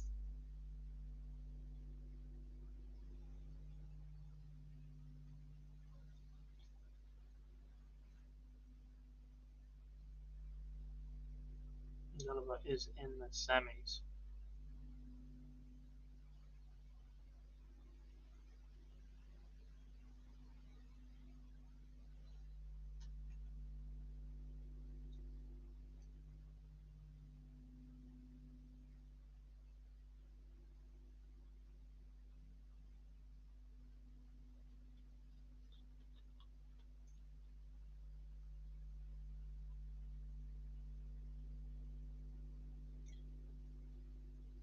Oh, I'm not sure about that, Jamie.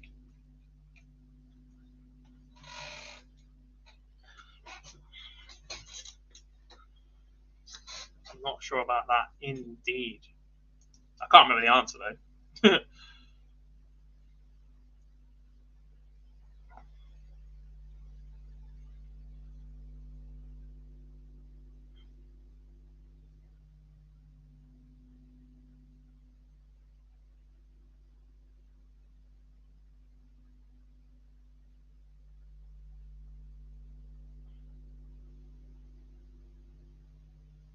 Would have been a match play, most likely, wouldn't it?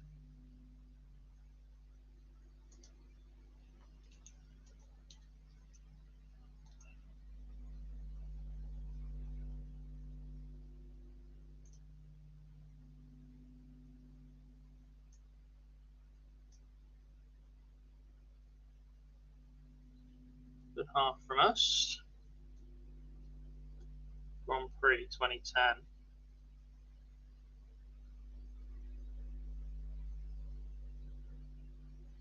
Still take it, though, won't you?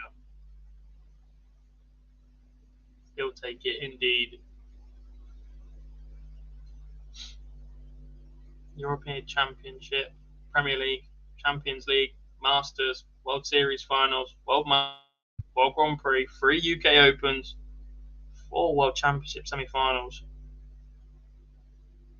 3 Slams runner-up. Should have won one of them as well.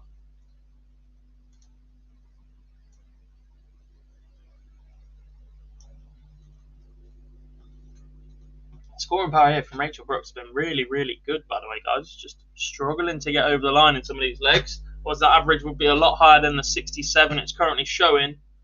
That being said, Lorraine Winstanley has arguably been one of the standout performers of the day so far. Right now, she is in an awful lot of trouble.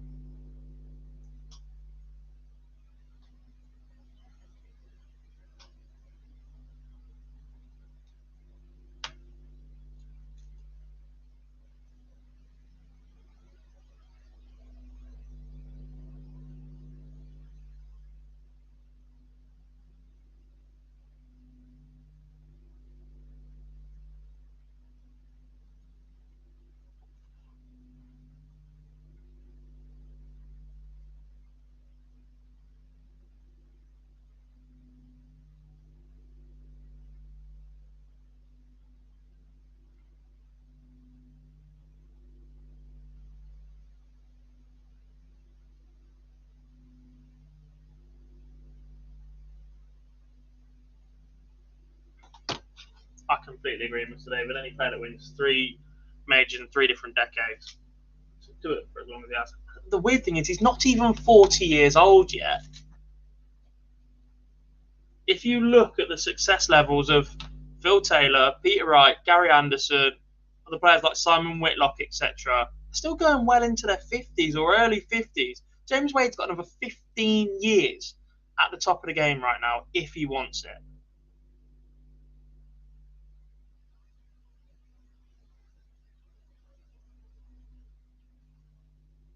The rest of the field must be sick to death of the sight of the man.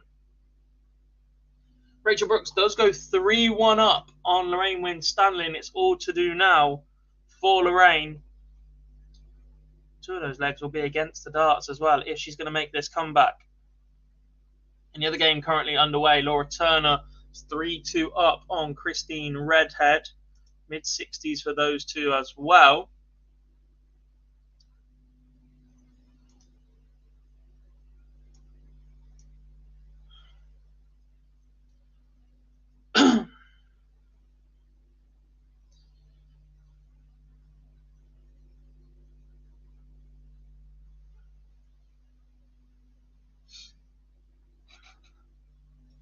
Can say a lot about sports being young people's games right now, but you look at darts, you look at snooker, F1 to an extent.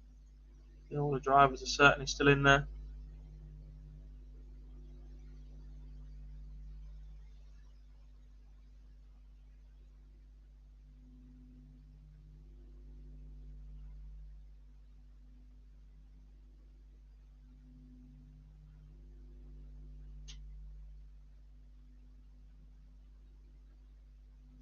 Turner's pinched the darts then. She's 66 ahead, plus whatever she throws now in the 4th visit. Scores 90 to leave 111 after 12. Nelson for Turner. Redhead only 45. Leaves 2-2-2. Double Nelson. So at least 6 from here for Turner. Feel a lot better about a game if this goes, though, to get over the line. Some boost that would be heading into the last 8.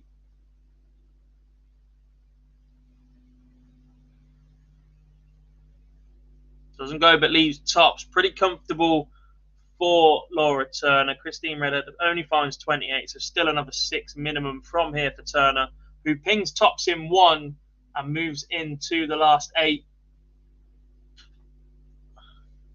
So just one last 16 game still playing, and that is the one on screen for you guys right now. Rachel Brooks against Lorraine Winstanley.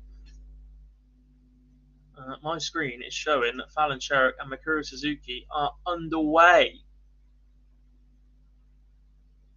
As Fallon Sherrick takes opening leg in 15 darts.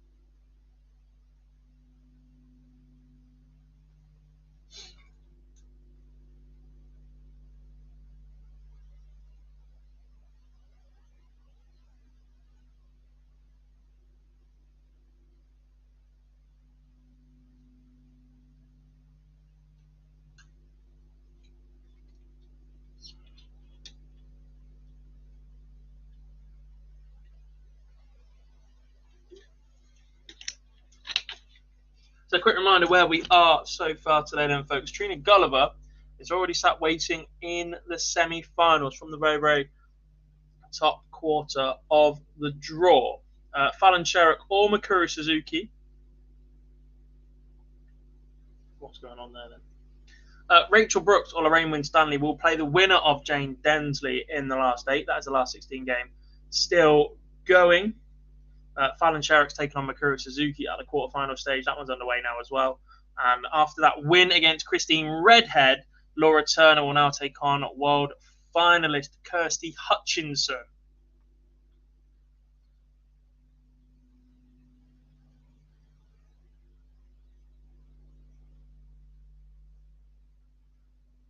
So with Trina already there, wins for Fallon over Makuru. She's gone back-to-back 15 dart legs. Would guarantee an all-English semi-final.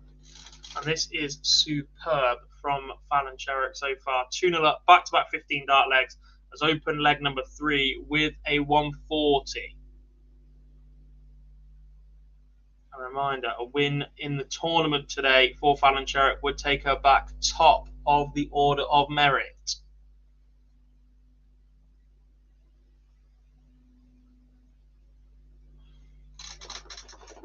After Lisa Ashton has already fallen. She lost to Mikuru Suzuki in the last 64. They found themselves on the same board.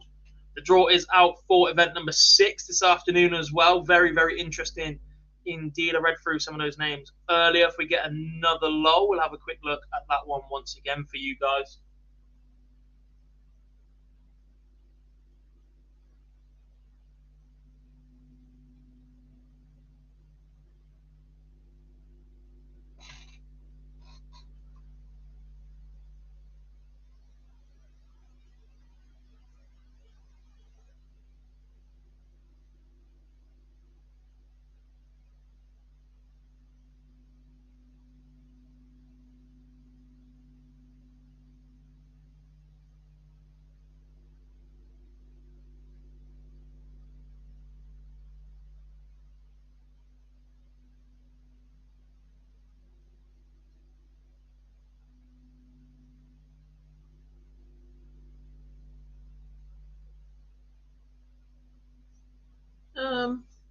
I don't know, Mr. Davies said, how does Fallon handle pressure? She doesn't. She just plays darts. I think there's a big case that since she beat Ted Everett, an awful lot of time the pressure is on her opponent.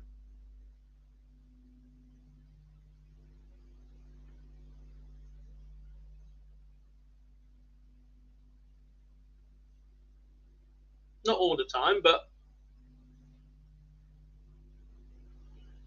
to an extent. A lot of time when Fallon picks up her darts. Pressure's on everybody else to go out and beat her now.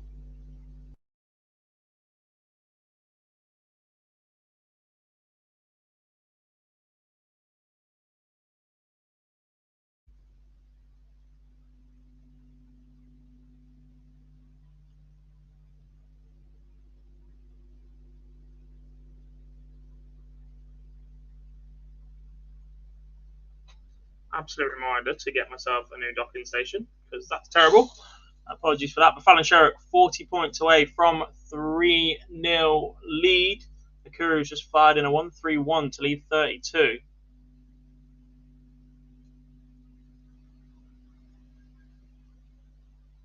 goes for Fallon. And then some. Some 40 ton for Makuru in the following leg, though. 76 for Fallon so far. Big leg of darts with the advantage of throw for Makuru here if she's going to stay alive.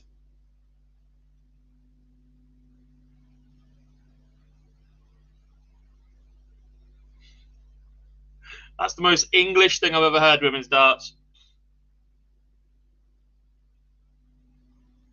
Somebody being too good to be liked. As Win Stanley gets us back to 3 apiece.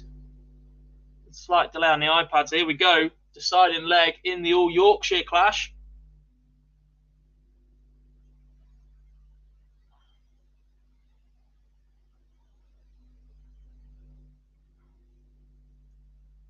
I've heard the names, women's darts, but I've not seen them play. I don't know an awful lot about them. Unsurprisingly, I think it would have been Paul Nicholson.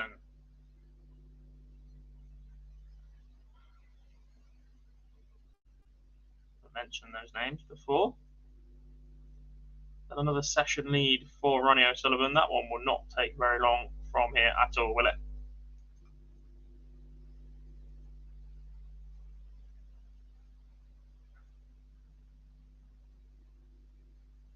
hate that camera when they follow the players in as well. There we go. Suzuki gets a leg back on the board in 16 darts.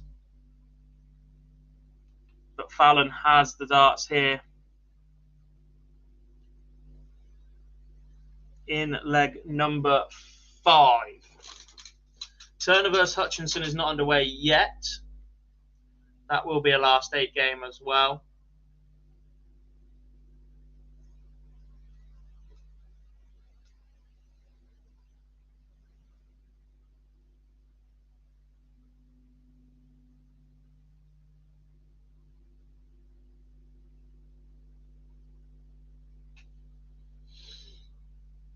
Huge 140 for Rachel Brooks there.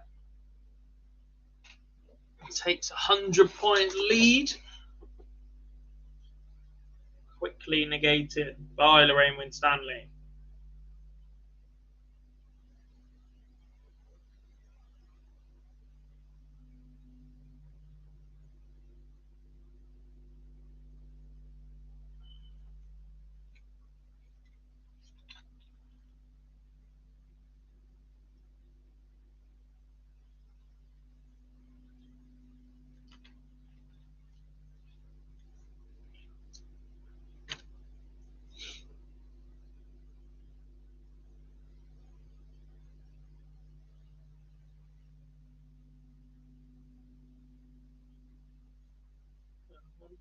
Do you think we'll see them in the women's series, women's darts? Appreciate a lot of our region do play soft tip, but do we think with the success of Mikuru, with Yuki playing a bit more, we've got Qinxing Xiao playing for China at the minute, do you think we'll start seeing a few more make the journey over?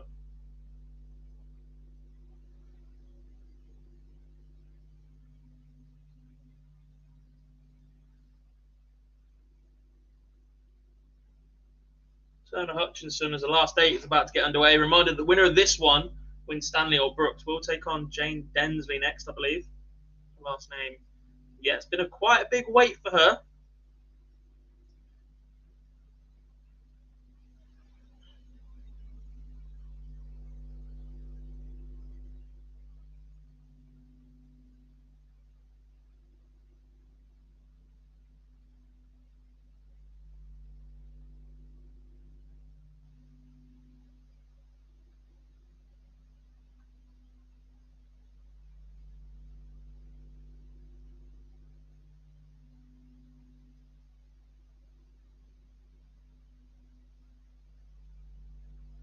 Fallon Sherrick does defeat Mikuru Suzuki 4-1. The 21 dart leg to get over the line. Scoring phase wasn't brilliant. A 1-3-4 turned the leg, though, in her favour. Takes up 280 odd.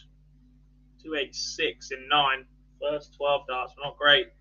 But that is another win for Fallon Sherrick, who's into the semi-finals as well.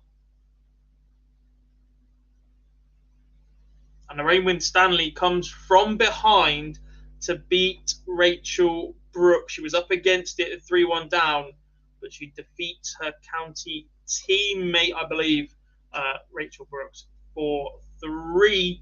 A little bit of a wait now for Winstanley to get ready to turn around, I believe, take on Jane Densley, who they may have been Derbyshire teammates once upon a time. That's in a game warming up then, so that's the one we're going to put as our featured game. Laura Turner against Kirsty Hutchinson, the WDF World Championship runner-up. If you are just joining us, a reminder, there is no Bo Greaves this weekend. There is no Dieter Hedman this weekend.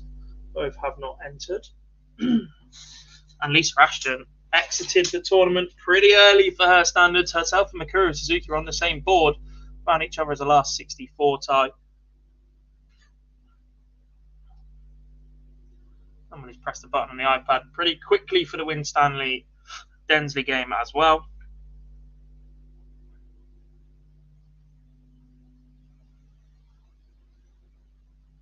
Morris is a great example of soft tip coming across. Yeah, you look at the likes of, I want to say Mentor played soft tip.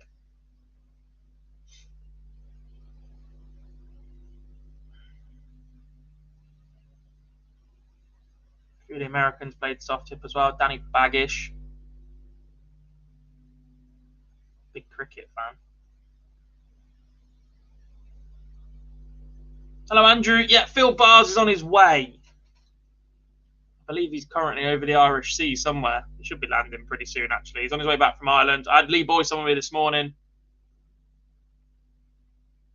Phil will be here as soon as he gets in from his journey. Hopefully no traffic. It's a lovely day, though. Expect people here, there, and everywhere. Quite jealous of anybody currently in a beer garden, but I'll be out later this evening, so, you know, make up for it in the end.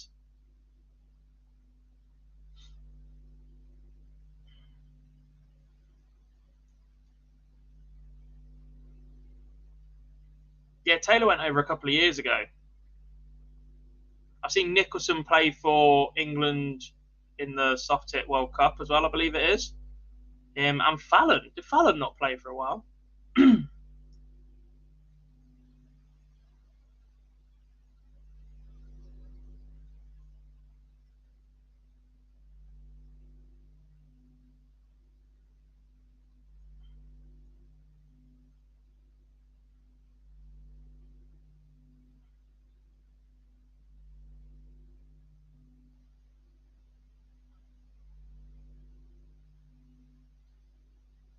Rio O'Brien plays a lot of soft stuff. I didn't know that one.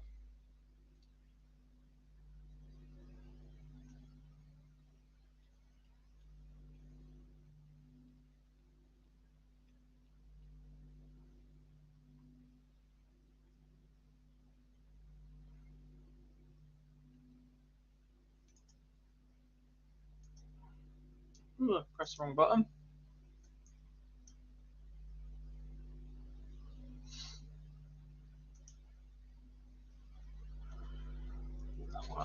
Ready. There we go then. Turner Hutchinson underway. And Jane Densley, Lorraine Wynne, Stanley warming up as well. They're the 2 last 8 games. You can't play any others until that point because the other 2 last 8 are already through and are in opposite halves of the draw. So I'm going to take a quick little ad break, guys. Keep everybody that makes this stream happen nice and happy. When I get back, I'll talk you through Turner Hutchinson. I'll also be keeping an eye on Lorraine Wynne Stanley against Jane Densley.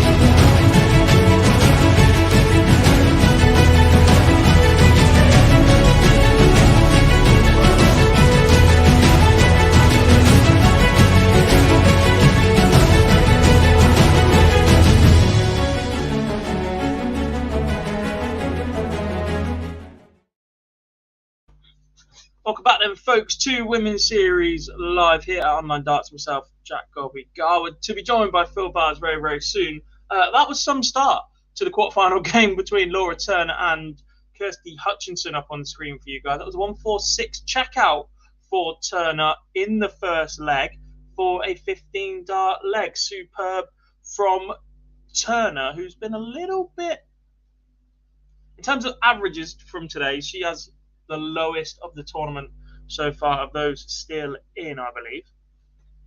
Pretty steady and consistent, but nothing too exceptional. She's currently taken on Kirsty Hutchinson, the WDF Women's World finalist in the quarterfinals, and also warming up is Lorraine Wynne Stanley against Jane Densley. What I've just realised is that now there is going to be 2 games left. What I'm going to do for you is put both of those games up on screen. Once that warms up. Guaranteed to be an all-English semi-final, Craig. Not even just a final. Yeah, all 4 players will be from England.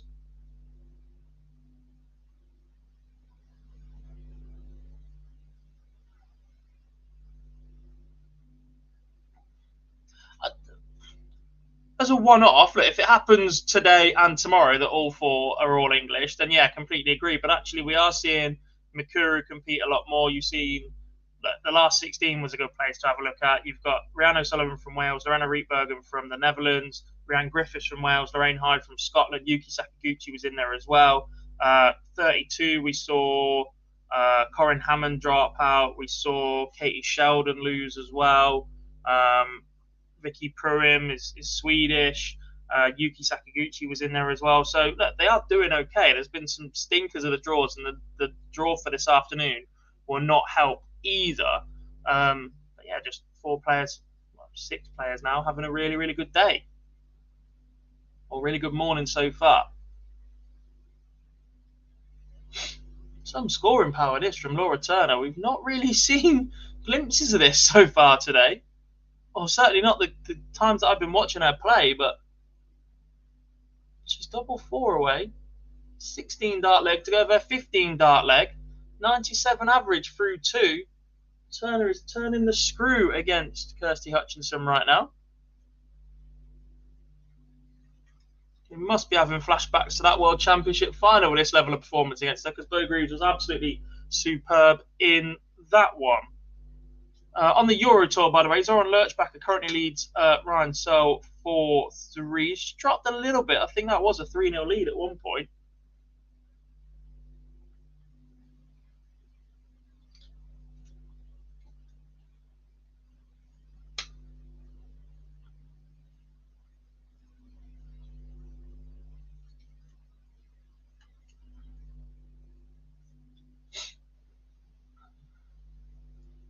And the other good news, well, I've just put it up ready to be featured on the stream as well, but it will be streamed via PDC TV. Lorraine Winstanley against Jade Densley. I'm going to keep it up on the screen because there is a good chance that even if Turner Hutchinson flies through this, Turner will be given some turnaround time. It will be the only game live. So if you are watching along on PDC TV, just perhaps pause it for 30 seconds and get yourself aligned to where I'm going to be on the stream, so I'm not spoiling anything for you guys.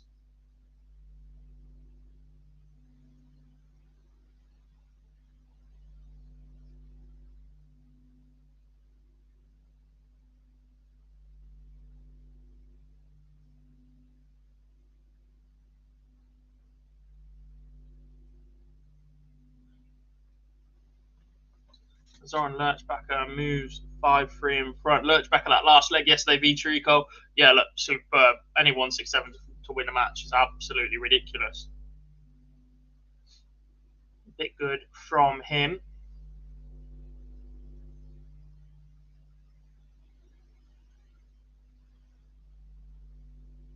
Laura Turner is 2 darts away from a 17 dart leg to go over 15 and 16 so far. Some performance this so far. She busts it. There we go. The average is going to take a little bit of a tumble right now.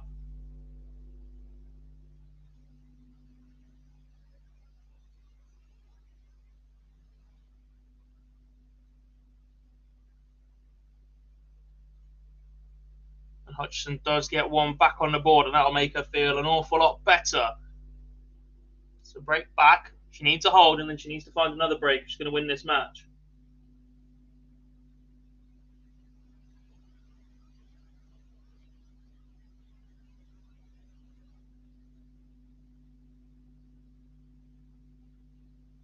Aren't some of the soft tip boards getting more durable now, so you can throw slightly heavier, but yeah, it's still incredibly light darts.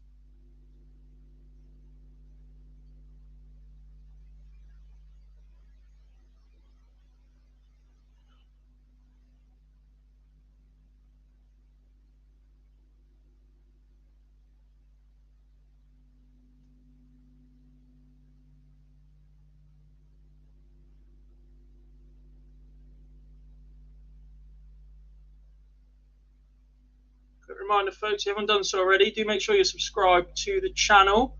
It's just underneath the video box where you're watching.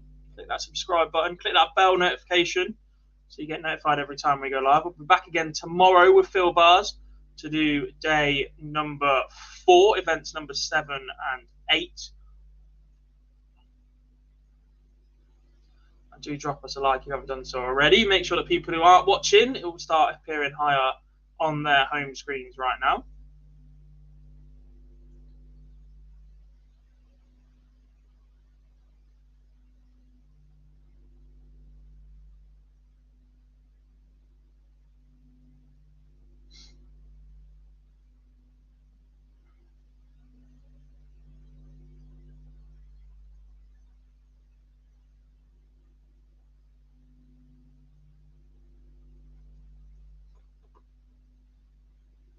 Hutchinson 56 away from level at 2 apiece. Just pulling off in the Densley wins Stanley match.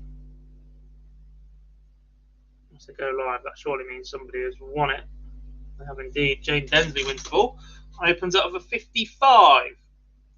So 2 games underway for you guys. They're both on stream right now. Reminder, Densley vs Winstanley is currently being streamed on PDC TV. So if you guys don't want to be spoiled and you're watching both at the same time, just hit pause for about 30 seconds on PDC TV. Sync us up with where Dark Connect is right now. And for the rest of this event, obviously, 2 semi-finals and a final. Chances are we're going to be talking about something that's live via that as well. So just keep yourselves ready for the rest of the day. And then we'll move on to event number 6. The draw is already out for that one on Dark Connect. We'll no doubt get a little bit of a lapse after these 2 games finish ahead of the semi-finals. So I'll talk you through that draw once more before play gets underway. They may even start play on the other boards.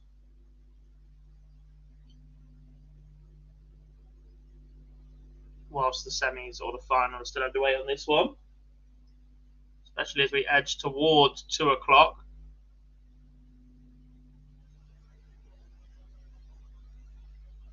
Siobhan says best of luck to Robin Byrne and Katie Sheldon. Robin lost the first round earlier, actually. Unfortunately, she was on game number 1 on the stream against Natalie Gilbert. Tough draw for her. Katie Sheldon was beaten a couple of rounds later by Lorraine Hyde. But again, good signs for both.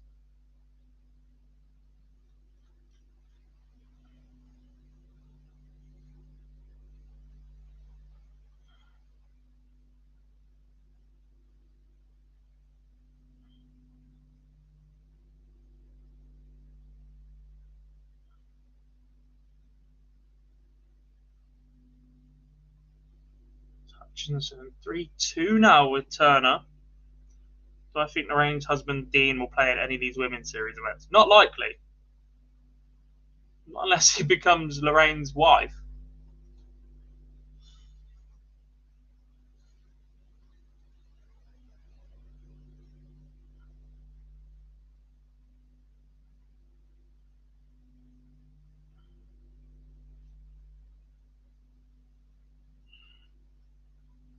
Who does everyone think will be the first women player to hit a 9-dart finish in this modern era? I think Mikuru. I think it's very, very difficult to look past Bo Greaves. Fallon's got the scoring power. Lorraine's got the scoring power. Lisa's obviously got the scoring power. But I think Bo. As in on a TV or women's series or something along those lines, because I'm pretty sure she's done it already. Just a bit, Siobhan, but we'll let you off. These are long off days anyway. Still an entire event to go yet. A wig could do the job. Not with Dino's beard, mate. No chance. Densley takes the opener against Winstanley, by the way. 21 dart leg on double 10.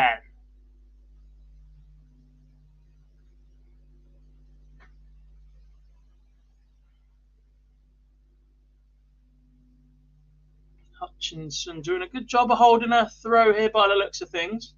She's got 6 darts from 161 against Turner to take us to a decider. 136. Gone for it. Missed the ball. To leave 25. Will she regret that decision? This is a 171. 81 leaves 126. Perhaps then.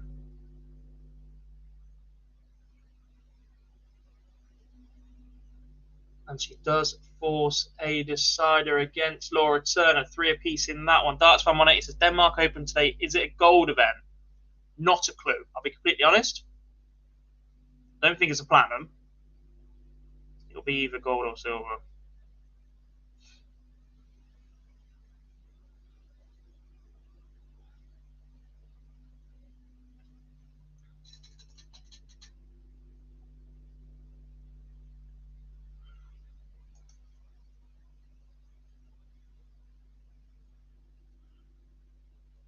Big 133 from Wynne Stanley puts her on 72. So she's in a good spot to hold her throw. Unless Densley finds a 140 or better from here. 95 leads her on 126. Which got Turner left a minute ago, but didn't make it on for a lot of difference.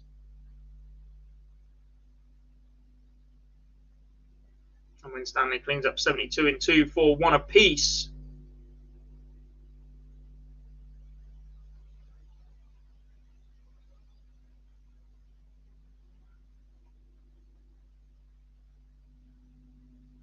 Hutchinson just edges the advantage in the other one at 3 apiece. However, the advantage of throw at this point surely negates the difference of 22 or whatever points it is.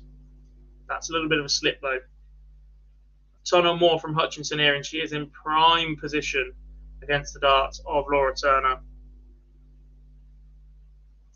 Clean finish from Lorraine Wynne Stanley. Treble 12, double 18.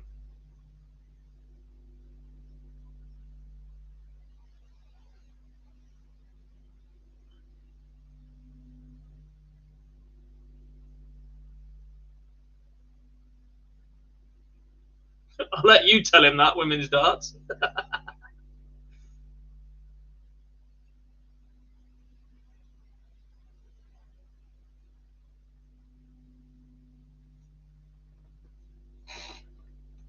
Thank you, Nathan. He says the Open is gold and the Masters is silver for Denmark. Not sure I've ever really got the difference between the two, but did Ryan Searle just win? No, he got bashed 6-3.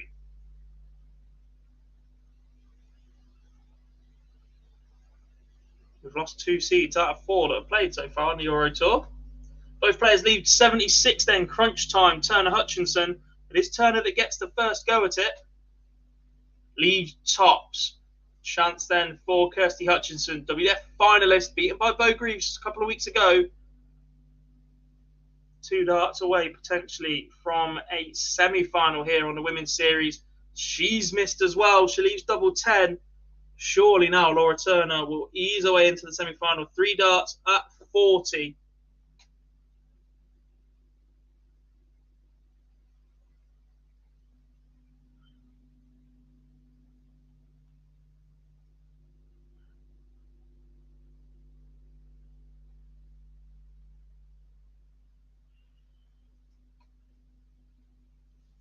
Doesn't go for Turner. 3 in hand at double 10 for Hutchinson. Won't want to go splitting this. She does exactly that. She leaves just 5. So a bounce out for Densley a couple of visits ago. She's left 1-3 on her own darts, but Wynne Stanley against the darts is having a shot at 1-2-4. As Turner does get over the line against Hutchinson. Hutchinson had darts to win that match. Despite trailing significantly early on, it is Laura Turner that progresses through. She will take on Fallon Sherrock in the semi-finals. So just one more game in the quarterfinals. That's the game you can see on the left-hand side of your screen so far. And that's Lorraine Wynne Stanley, who's just taken out 34 in 2 for a 2-1 lead against Jane Densley. That's a breaker throw as well. Let's make this one as big as we can for you guys. I'm not sure it's going to make a massive amount of difference. There we go.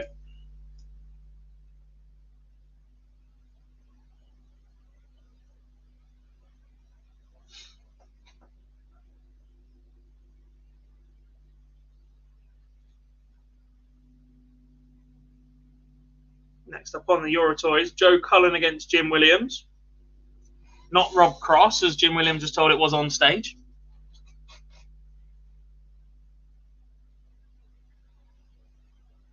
Straight at double 17 from Lorraine Winstanley as well, by the way. The lesser spotted double 17 outside with the first dart, pings its second dart.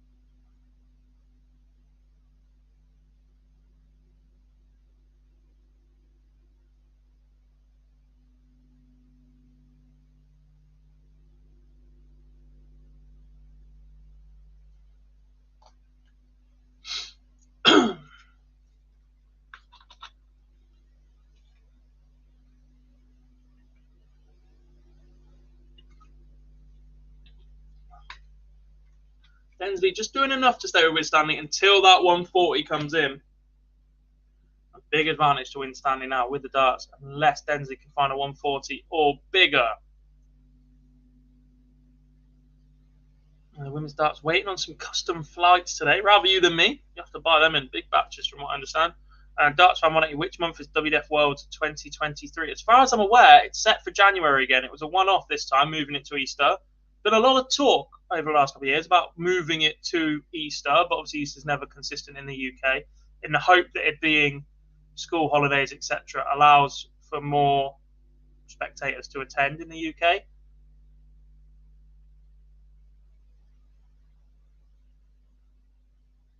don't know how you've done that.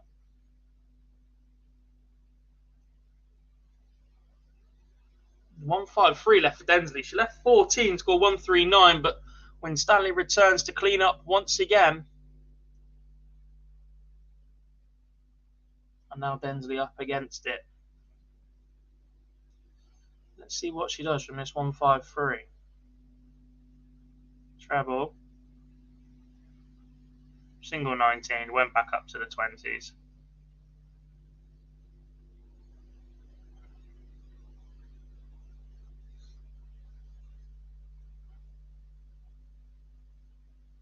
Yeah, so back to Easter potential move for WDF. From what I understand, that the broadcaster and the venue both want it kept in January if they're to remain at Lakeside. Obviously, plenty of issues afoot this year. It's a shame, but it just does not seem like the Lakeside has the same border that it's had in years gone by. It's not been looked after the best.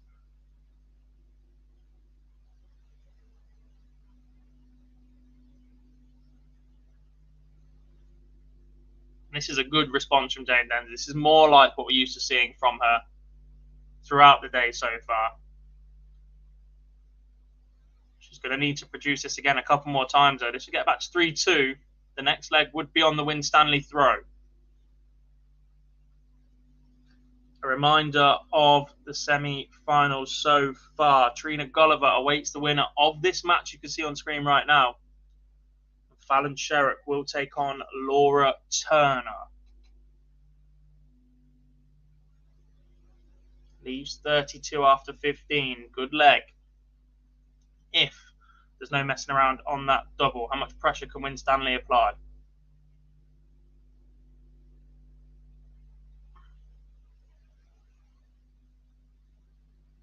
$140 or more is massive. Just 19 though, at least 6 more than at double 16 for Densley.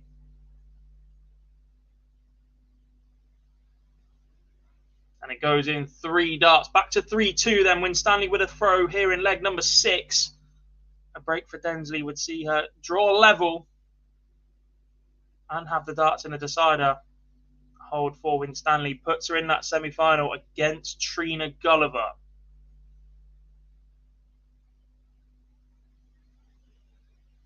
I think there's a discussion to be had around Lakeside.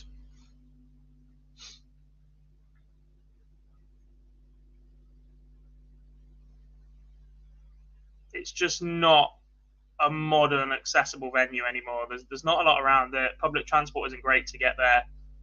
Clearly not in the condition that it has been in years gone by. And after looking at ticket sales this year, I'm just not sure it has the same pull to people anymore as it used to, despite who's playing or whatever.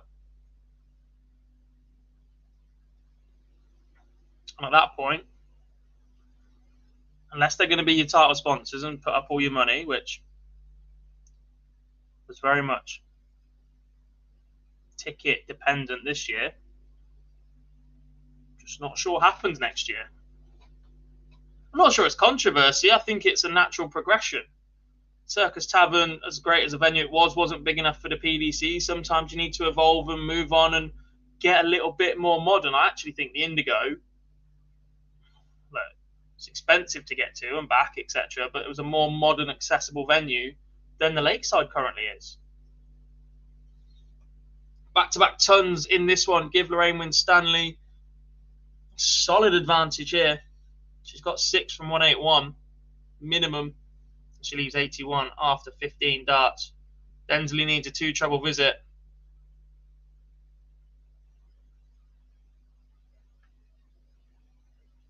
Finds a ton to leave 115. Is it enough then? 3 in hand for Winstanley at 81. We'll go 19s for double 12. If not, it'll be 19, 12 for bullseye. 44 leaves 37. Has she missed a dart at the ball? I'll let you know once the stream catches up. Chance then for Densley. 115. Personal preference here is 19s first for me. Leaves 38. I wonder if she's gone single 20, treble 19 and missed a dart at the double 19. Chance then for Winstanley to wrap this match up. Will it be 17 double 10? Will it be 5 double 16? She's no scored it. So from the 81, she went 19, 12. She's missed a dart at the bullseye. And Densley pings 38 in 2. We're going all the way, and she has the darts in the decider. Let's see what happened from the 115. It was a single 20. It was a treble 19. She missed the dart at the double 19. Let's see how the 37 was bust. As Densley opens up 135. She was solid on her own throw. 2 legs ago. It was single 5. Then it was single 16. Then it was another single 16. It deflected off the dart to the right rather than to the left, going for double 8. And it was 6 for double 16 for Densley in 2 to take us all the way. 135.85, 220 in 6.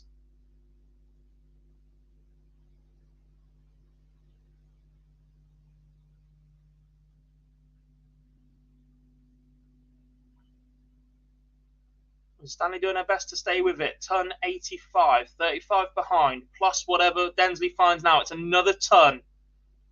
181 after 9 darts. When Stanley needs a 140 just to edge ahead, but even then it won't be enough to leave a finish. 180 leaves a finish, just 55. Breathing space for Densley. At least 6 from 181. Finds another ton to leave 81.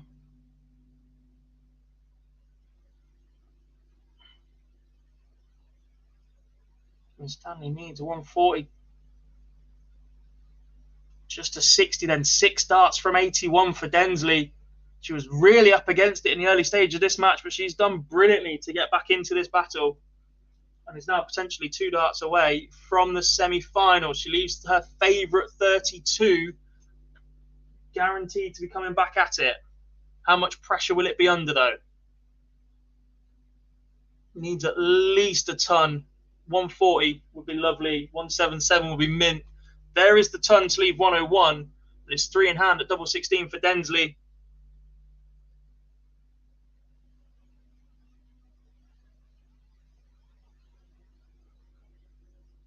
$24 for Densley to leave 101, and that leaves the door open for Lorraine.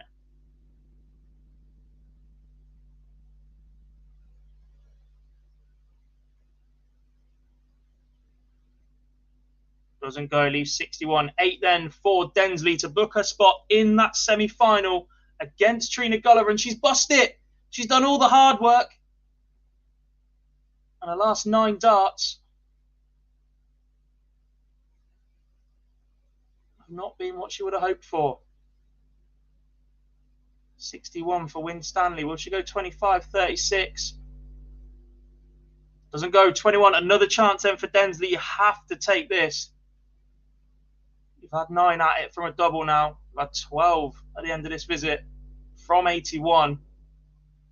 Scoring phase was brilliant. And she's missed it again. And surely now Lorraine Winstanley is going to end this tie. 3 in hand at 40. So knock out Jane Densley, who's done unbelievably well to fight back. And it doesn't go again. More chances for Densley. I'll get to your questions in the chat room after this game, folks. There will be a little bit of a lag between this and the next one. And it is Densley who makes her semi-final. She gets over the line against Lorraine Winstanley, falls over the line in the end. Scoring phase was absolutely brilliant for a deciding leg. Got a little bit edgy on the doubles. But it is Jane Densley from Derbyshire who is into the semi-finals, where she will take on the 10-time champion of the world, Trina Gulliver. And the other half of the draw will be Fallon Sherrock against Laura Turner. That was absolutely dramatic, superb, brilliant in that one. Yeah, Densley or Trina Gulliver in the final. What does that do for the order of merit then, folks? Just 4 players left in today.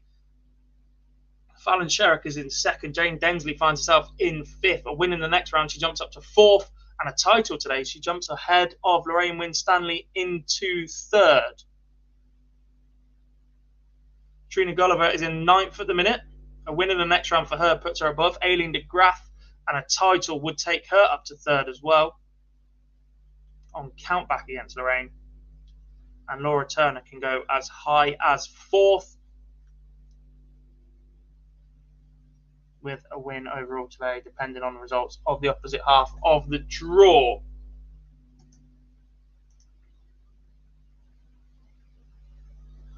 I'll get both of them up on screen for you guys when it happens as well. It will be a few moments away. Very nervy end to that game indeed. Right, let's go through what I missed in the chat room during that time. Mr. Davis says, I'm showing my age and nostalgia. Snooker at the Crucible, Wimbledon and tennis. Look, some venues are just made for each other. And the Crucible has been perfect for snooker since it's been there.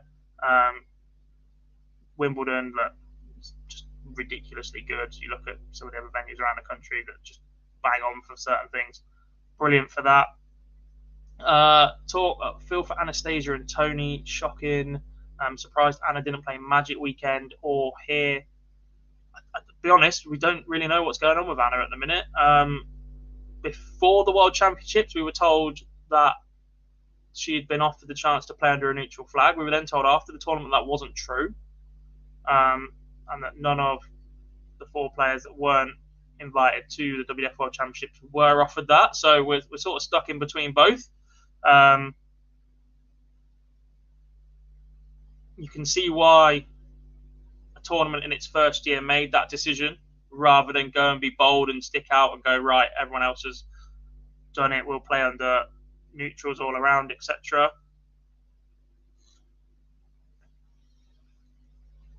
You can see by the way that they handled various other things throughout the week that they were just terrified of negative press.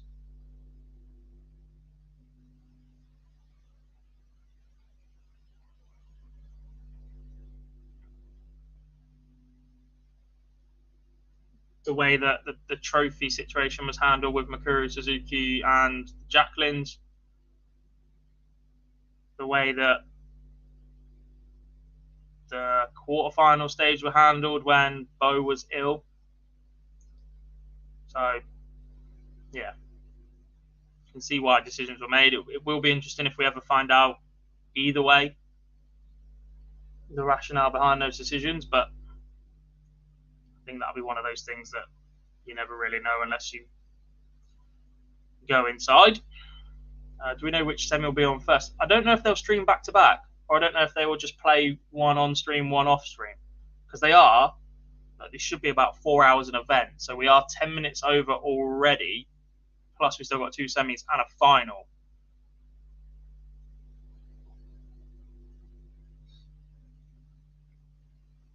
So it'll be interesting in that one. Warming up is Trina versus Densley. Let me just duplicate this one. Get them ready.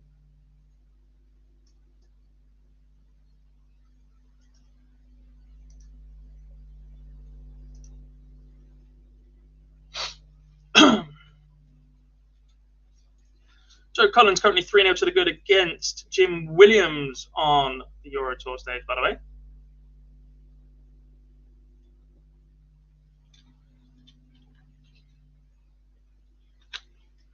If they are one after the other women's darts, then it looks like Trina versus Jane will be on first, because that's the one currently warming up.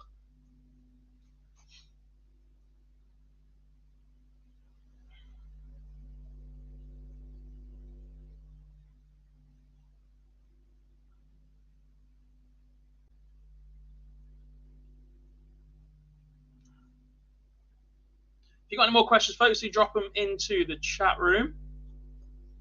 And what I'm going to do now is head back to the draw for this afternoon. Keep an eye on that as well, just in case they do decide to go live with any of the games. As a way to catch up. A reminder about just how stacked some of this draw is. I'm going to jump straight to board 14 and tell you who's on that one. It's Jane Densley against Lorraine Winstanley, 2 open on board 14. Those who have just met in a quarterfinal, they meet in the last 1, 2, 8 in the next event. Rebecca Edwards and Tina Naylon on that board as well, as is Terry Francis Kidwell and Maria O'Brien. And Katie Sheldon awaits the winner of Densley and Winstanley in the 64. And on board 16, by the way, folks, Lorraine Hyde takes on Joanne Locke. Kirsty Hutchinson takes on Anne Dorstein. Rachel Bird against Jane Monaghan. And Trina Gulliver has the bye, sat waiting for the winner of Hyde and Joe Locke as well. So, tense couple of boards in there. 15 as well, Mikuru Suzuki. So she potentially will play the winner on that Hyde, Hutchinson, Gulliver board. Board 13, which I've just said includes Densley, Winstanley, O'Brien, Sheldon. We'll run into either Yuki Sakaguchi, Lisa Ashton, Alex Howard, Sandra Page, Tara Deemer, Stephanie Fink Reeks, or Vicky Taskers on that one as well. Into the next quarter above that. I'm going backwards now. So board number 12, it was Yvonne Taylor, Aurora Focusato, Jan Robbins, Rachel Brooks, Natalie Davey, Donna Maria Rainsley, and Mem Martin. On 11, it's Kerry O'Connor against Catherine Hanley, Abby Jerd and Elaine Chapman, Robin Byrne against Annika Koyton and Barbara Hospodurska with the bye. And on 10, Kim Holden, Natasha Eves, Michelle Andrews, Rebecca Hoyland, Courtney Hine, Jo Moore, Lynn Marsden. On 9, Lindsay Ashton will take on Trish Kidd, Chrissy Manley will take on Quinn Ching Xiao, and Stephanie Hungsberg will take on Fran Elwick. That's your bottom half of the draw, sorry. Board number 8, Ros Bulmer, Steph Clark, Carla Boys, Marjolaine Neulands, Jackie Wilkinson, Felicia Blay, and Sarah Roberts on that one.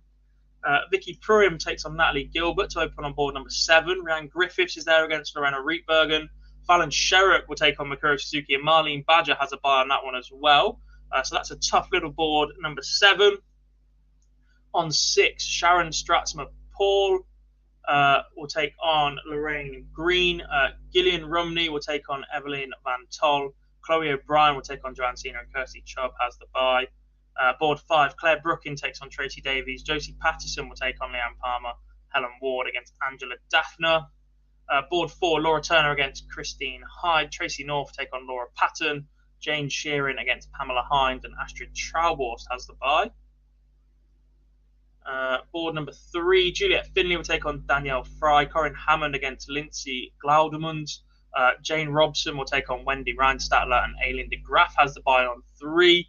It's a tough one for her. She'll take on Fry or Findley. Board 2, Mandy Smith, Sarah Jane Gowans, Anne-Marie Potts against Sharon Godbeer. Margaret Sutton will take on Denise Cassidy, and Rebecca Browse has the bye. And on board number 1, it's Hayley Brandt against Priscilla Steenbergen. Rhiannon O'Sullivan starts against Amanda Harwood, and Samantha Curtin will take on Julie Thompson. A few more in the chat room then. Probably show Sherrick Turner. That one is being streamed.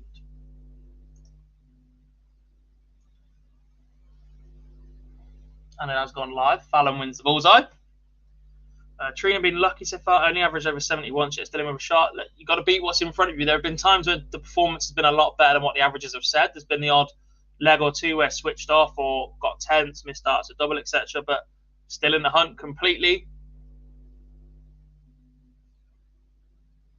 Dan says, did the Jacqueline drive to Japan to get Mikuru Suzuki's trophy? They did not. They at Lakeside. But that was not the first attempt. Nice to see marginally Hoyland here after the World Championships. Completely agree. There was an internet thing that contributed to for Wayne Warren. Whoever did it should do the same for Mikuru. I believe they've now rebranded that the Andy Forder Memorial Trophy. Am I right in saying that? They created a replica and then played for that one.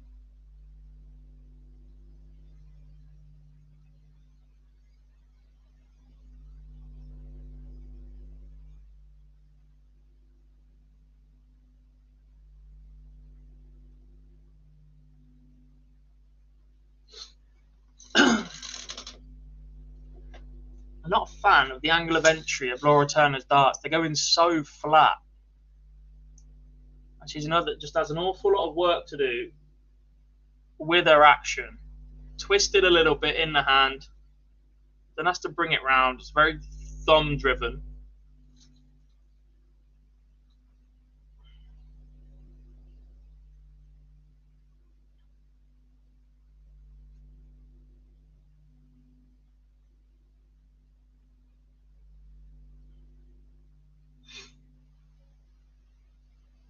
I don't know about Yvonne Taylor, I'll be completely honest.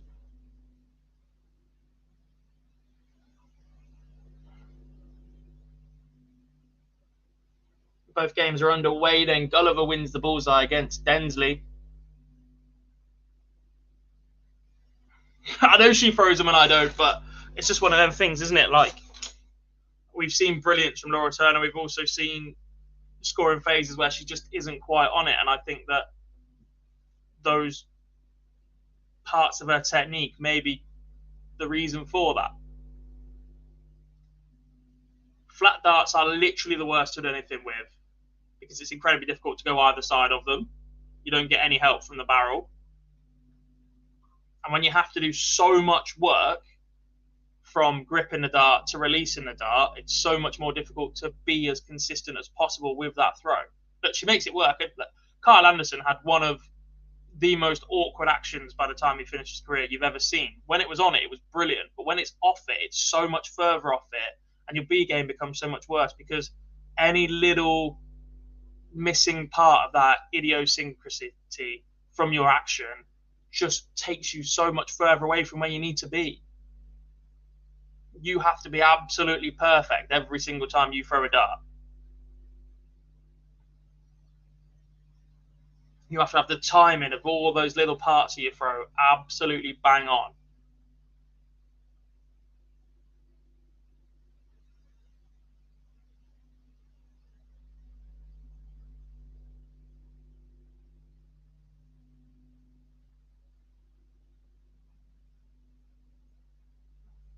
Chance for Densley against the darts. Leaves 80 after 15. Gulliver back on 138. Would have liked more than 60 there, obviously, from 140. But outside chance if Gulliver can't take the 138. Should be some statement there in the opening leg. Steady scoring phase from Turner once again. Leaves 146 after 12. Fallon against the darts. 5.95 to leave 87 though, so potential advantage for her then.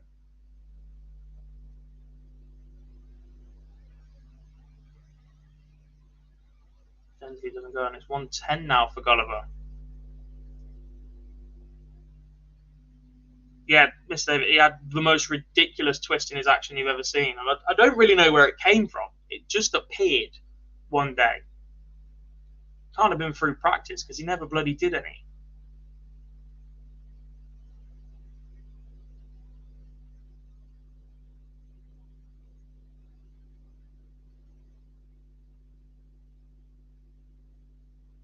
Chance for Densley to take the opener, and it is a breaker throw for Jane Densley, and it's a holder throw for Laura Turner. She's 2-0 up on Fallon Sherritt. A reminder, this one is now first to 5, by the way, folks.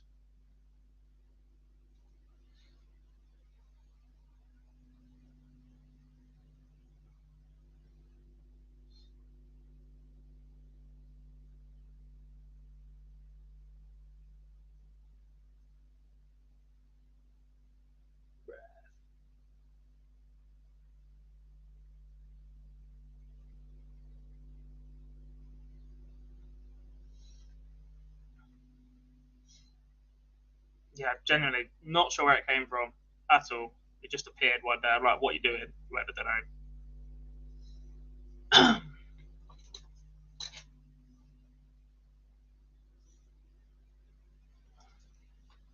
So 2-0 to the good for Turner. Then 1-0 up is Jane Densley. She has the darts here in leg number 2.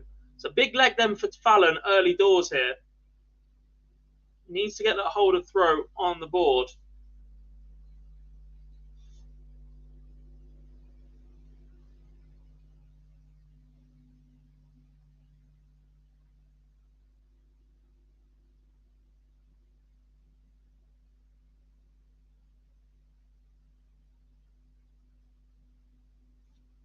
Steady but not spectacular so far on this game on your left-hand side. 180 from Fallon. A little bit good, though.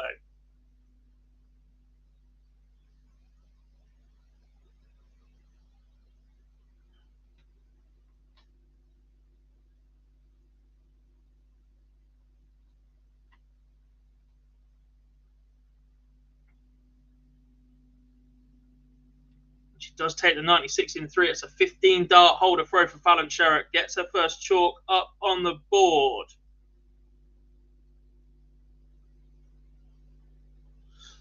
Very relieved me has just seen the football score. Joe Cullen has beaten Jim Williams 6-4 on the Euro Tour as well. So plenty happening right now.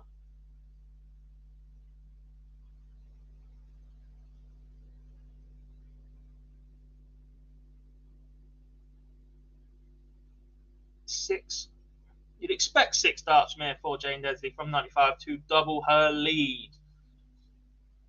It's a strong start with the darts for Laura Turner.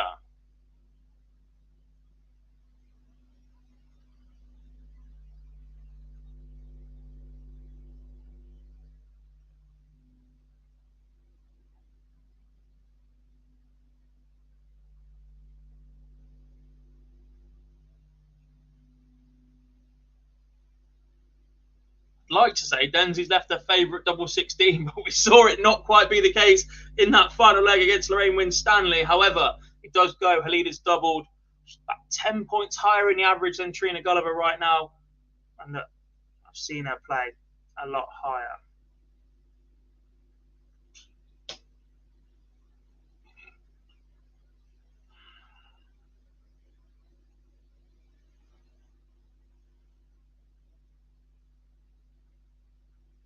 Hi, Dylan. He says it's his dream to be a darts commentator. Only a child can come on the channel for the second event today, even just for 30 minutes. It'd be great. Unfortunately, buddy, because we are backed by BoyleSports, we're not allowed to let anybody under the age of 18 on screen. We can't be seen to be sponsored by a betting company here in the UK and have those under the age of 18 on screen.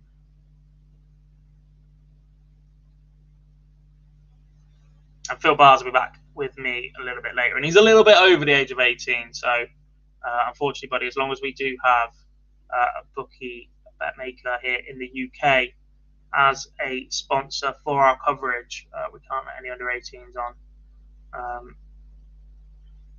Sorry, mate. But keep going. Keep having a go at what you can do.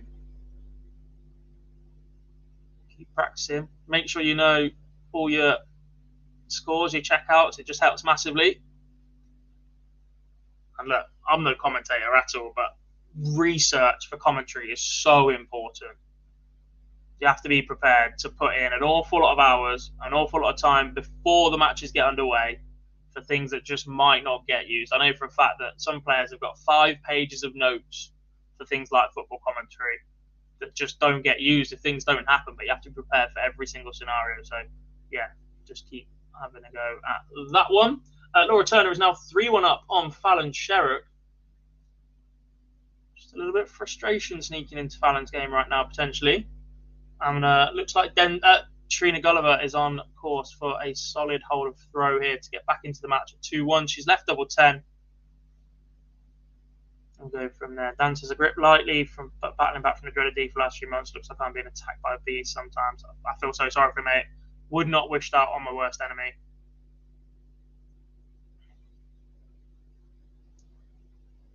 Make Chizzy's action look smooth as Barney's. At least you can make light of it. I need to put some time on the practice board. Apparently 12 vodkas is not the answer to why I'm not playing very well.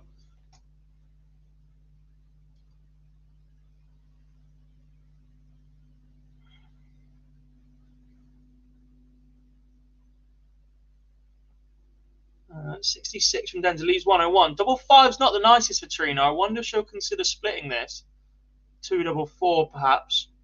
She does leave 6. So I'm not sure if she's split it and gone for it or if she's gone 5 inside and not had a go at it. But it's a chance for Densley for 101 for a 3-0 lead. This would be an outside shot. This would be a double breaker throw as well. Doesn't go once again. This leg's dragging on a little bit now. Trina Gulliver will want to put this to bed and then get on at that Densley throw in the next visit. Doesn't go again. Chance here. See, 17-4 tops for 3-0. And these are the chances that Trina Gulliver just cannot afford to be offering up at this stage of a tournament. You can't really afford to be offering them up at any stage of the tournament. But at a semi-final, 2-0 down to an opponent averaging 10 points higher than you, maybe you can afford to offer them up. Is Turner about to take out the 5-ton leg? I love seeing 5-ton legs more than I like seeing 9 darters. No. It's just something special, isn't there, about going ton, 101 out. Thank you very much for coming. Trina Gulliver does finally pin that double. It's 2-1 to her, but Densley has the darts here in leg number 4. And it's a bust from Sherrock for 25. And Turner have a chance for a 4-1 lead right now. And I wonder if, look, Fallon Sherrock was absolutely sublime against Mikuru Suzuki in her last match. Has waiting around for quite a while started to get to the Queen of the Palace. David says 51 ball. Look, I was marking county game the other weekend. First leg, 107, 57. I was like, brilliant. Looking up, pings the ball, shouts. I start laughing as the MC and then had to call the score. And then 2 legs later, he goes 95, single 19, double. I was like, where's this come from? For a man that I know isn't very good at counting either. So he just pings stuff out of nowhere. I was like, oh, okay.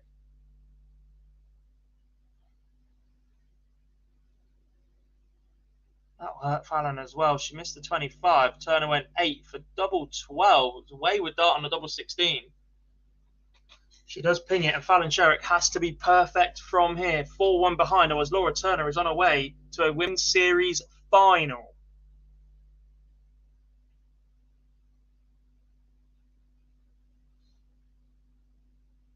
Brendan Dolan's turn in Graz on the stage in Austria.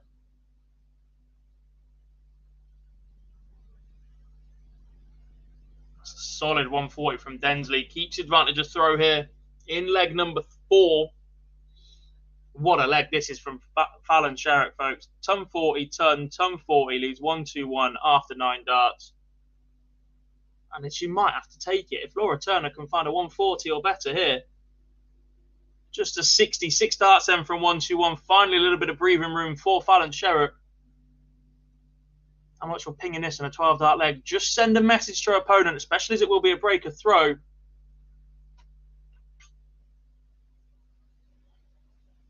I think she may have gone 25 for double 18. Gone inside, coming back for double 9. Superb finish from Trina Gulliver. That's a steal. Against Jane Densley, we're back to 2 apiece in that one. The averages have narrowed significantly from here. Oh, more messing around from Fallon as well. She's left 4. Turner wants 75 for the match. She's found 3 ton plus scores in this leg already. Ton 125. Backed up with a 60 and a 41. She's 3 darts away from knocking out Fallon Sherrock, and that's exactly what she has done. Laura Turner is into the final of PDC Women's Series event number 5. She knocks out Fallon Sherrock at the semi-final stage. That does 2 things right now. That ensures Fallon Sherrock will stay in 2nd position on the order of merit. That also moves Laura Turner up to number 7, although a win for Trina Gulliver would put her back down below it, and then they duel off in the final. That was a superb performance from Laura Turner, who averages 80, defeats Fallon Sherrock 5-1.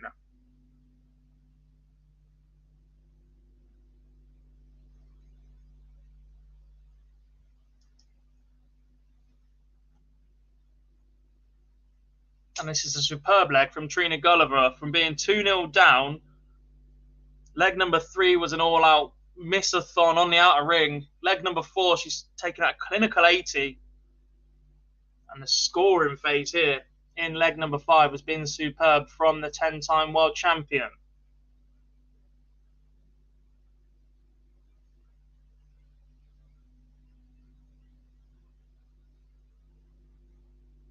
What a leg that is from Trina Gulliver. Leaves 42 after 12. Densley needs a 140 just to leave an outside finish. Just 60.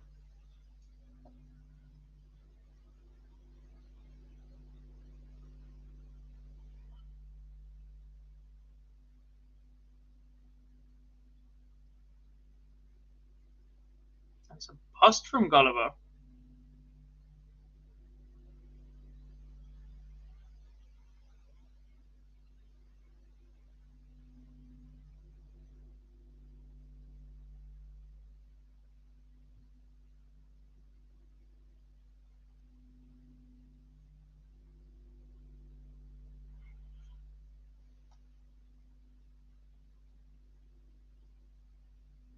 Seen this before. We've seen them messing around on the doubles before. Densley with a chance at 97 to steal a leg back. No good though. Double 4 for Trina Gulliver for the lead for the first time in this match.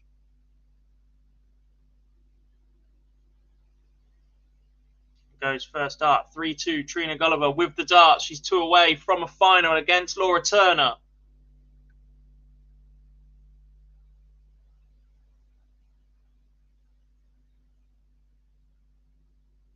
$41 for Densley to open as well.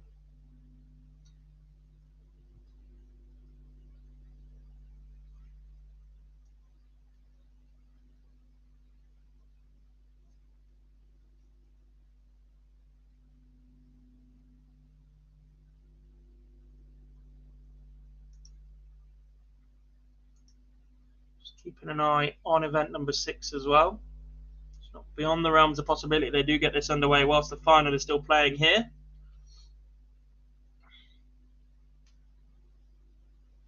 The longer this goes on, the longer it looks like Trina Gulliver is going to join Laura Turner in today's final. She's stolen the darts already here in leg number 6.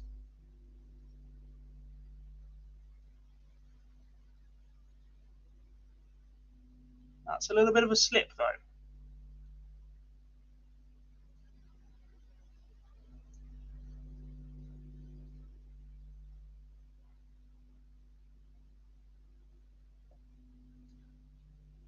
Still the advantage throw with Trina then. Just 10 points behind.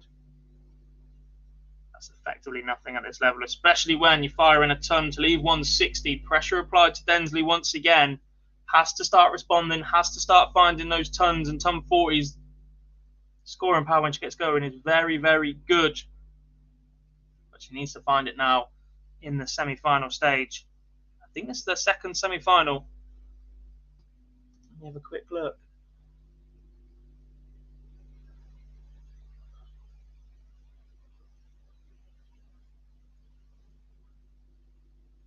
It is their second semi-final. Nope, this is their best.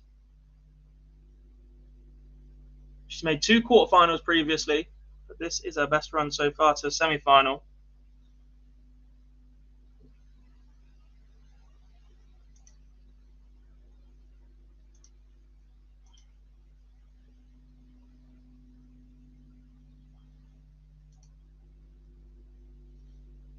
70 then. Has to go for Densley to stay level. Doesn't go this time. And a chance for Trina to double her lead and be one away with the throw in the next leg. To seal her spot in today's final. No score. Another chance then for Densley to draw level. How big would this be in the match? She's had double trouble a couple of times already.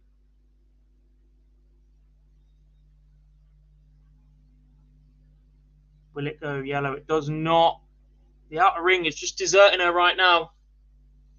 More chances for Trina Gulliver.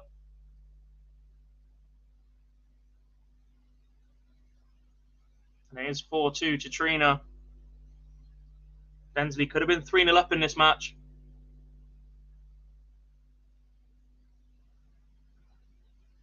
Quite easily have been 4-2 up in reverse. However, it is the 10-time world champion that is 4-2 to the good and opens up with a ton with the darts in what could potentially be the last leg of the semi-finals.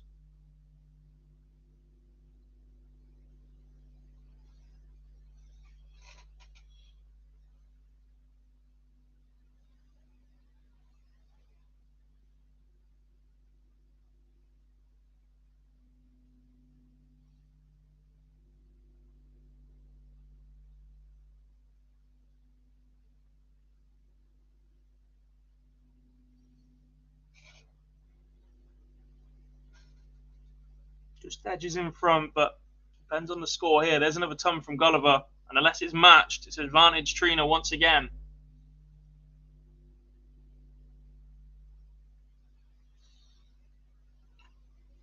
Just a 40.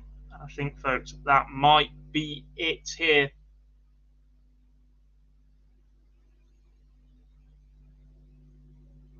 Densley's had chances in this match. Like I said, could quite easily have flipped this scoreline on its head. As the game's gone on, the chances have come and gone. Trina Gulliver has just got better and better as well in this scoring phase.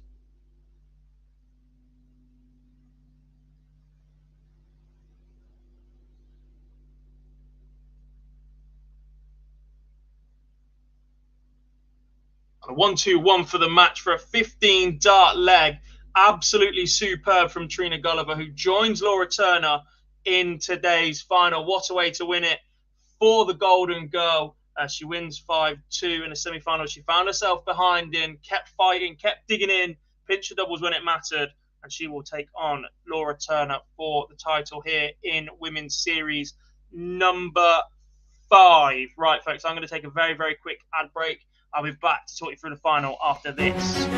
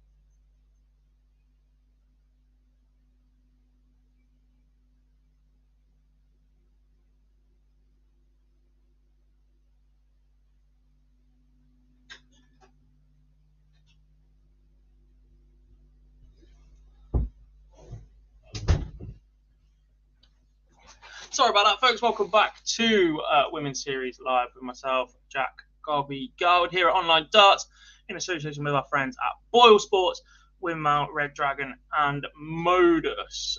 We are moments away from the final of Women's Series event number 5, guaranteed to be a winner for the first time here in the Women's Series in its second season so far. It will be Trina Gulliver or Laura Turner. Let's talk you through how both players reached this stage, shall we?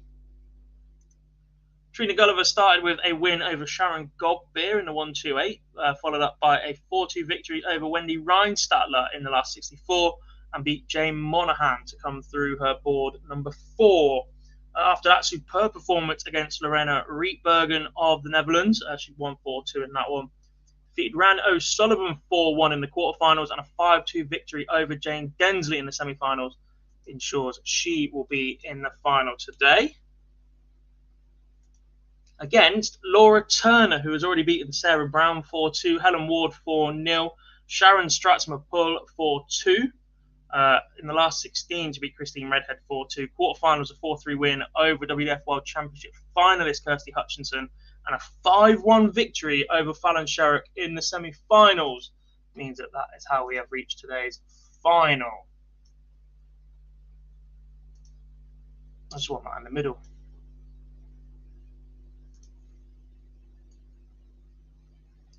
The stream is showing as the players will be underway shortly.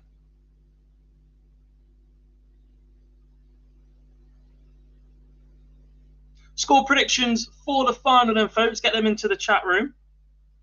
Who do you see picking up the title here in event number 5 to open the weekend? 3 more events to follow. 1 this afternoon, 2 tomorrow.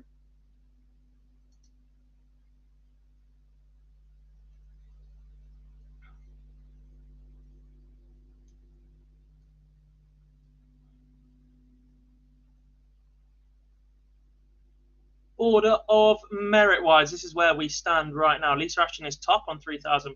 Fallon Sherrock, £2,650. Lorraine Winstanley, £1,350. And Rhiannon Griffiths on £1,200 complete the top 4. Whatever happens here, the winner will move into the top 4. Trina Gulliver will be on £1,350, so she will move up to 3rd. Or Laura Turner will be on £1,250, so on count she will jump ahead of Rhiannon Griffiths, meaning that Jane Densley in 5th will drop 1 place, and potentially Aileen de Graaf will also fall as well in 7th. Interesting times ahead as we head into the next one, which, by the way, as a reminder, the draw is pretty stacked for all of those players that I've just mentioned. Some early casualties in the next round, and we could see plenty of movement in that top 8, that all-important top 8, remember, as the players are competing for those first 8 spots at the Winter Gardens for the first ever PDC women's match play. Predictions coming in. Adrian Thomas says Laura Turner wins. Stephen says Trina 5-3. Let me pull that one up for you. So this is the order of merit as it stands. So it's those top 8 places that will be at the match play. Lisa Ashton, Fallon Sherrock, pretty much there already. 1 more good run for either of those 2 this weekend, and you'd pretty much say they're going to be there. Maybe there's 1 more weekend to go. Winstanley looking pretty sharp about now. That was a good run today for Densley once again. Trina Gulliver putting herself in a strong position. Started today on £350. Laura Turner from £250 as well. They've come from quite far back in the field to reach this point, which will not please the likes of Joe Locke, Kirsty Hutchinson, Robin Byrne, who was defeated early. Chloe O'Brien went out in the last 64. Katie Sheldon, Natalie Gilbert, Felicia Blaze in there. Lorena Rietbergen's had a steady enough day. Starting to put in higher level performances, but not quite get the results as yet. Let's put that one back over there then for you guys. As we approach 3 o'clock, maybe my 6 o'clock finish for today was a little bit optimistic.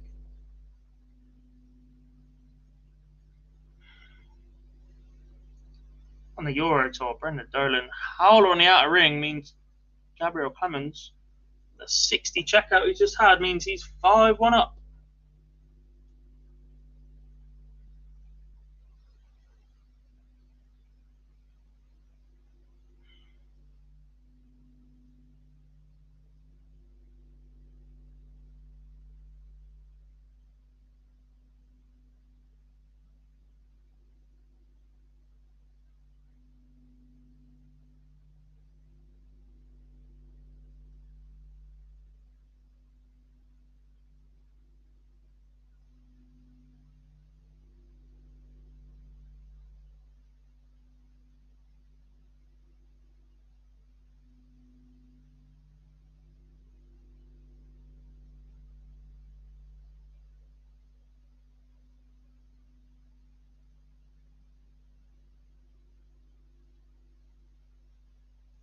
Still no sign on Darknet with the game getting underway.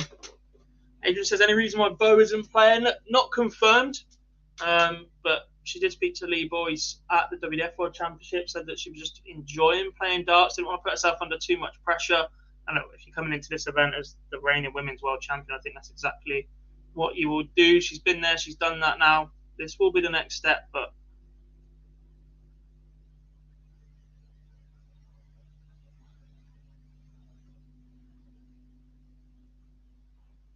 as I've said before, not everybody's aspiration is to play Ali Pali or go and compete against your top PDC male pros. Some players just enjoy playing.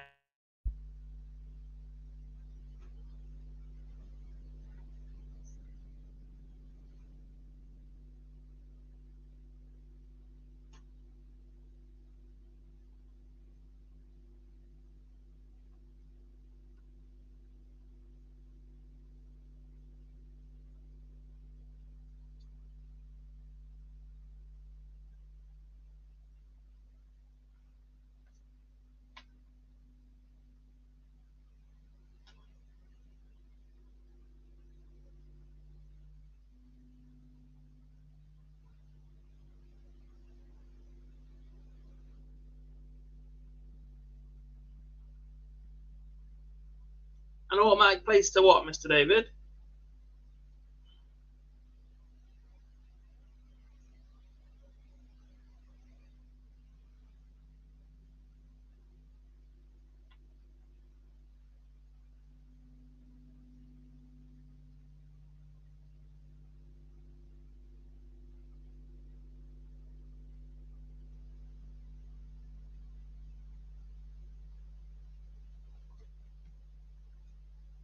I think it's hard to justify automatics when you're building a tour the way that you are. Can't see it because they've already laid out the qualifying criteria, and it's her choice to have not played in either of these events. If it was she was restricted or whatever else, then it's completely different. But when it's just her opting to have not played in either, to go and start giving out automatics when the players think they're playing for 8 places and then they'd only be playing for 7, etc., but incredibly difficult and a big kick in the teeth to those that have turned up and supported the tour so far.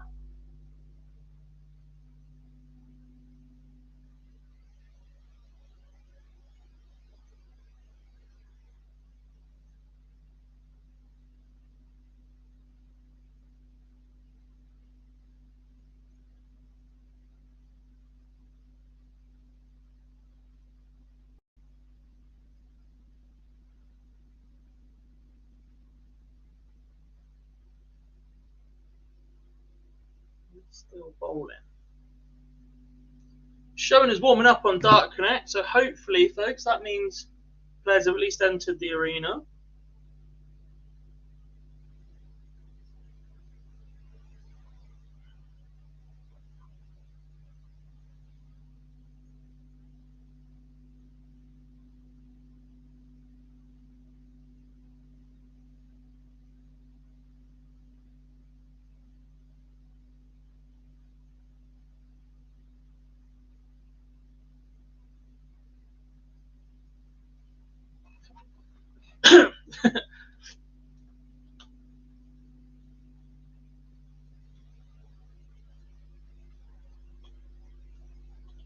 Surely not. What an effort that was for Brendan Dolan. 134, 54 tops. Missed the second dart tops. Underway then in the final. First to 5 once again. Laura Turner has won the bullseye. That just looks terrible. Let's put it in the middle.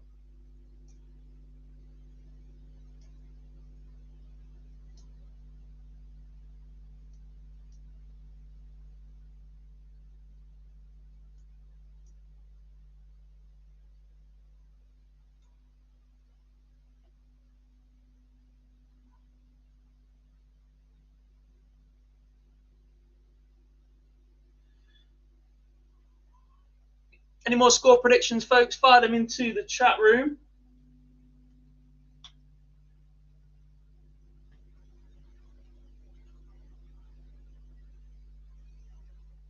Just a couple in so far. Adrian said Laura Turner would win. Stephen says Trina wins 5-3. Michael said it should be a great final. Completely agree. Which way do you think it's going?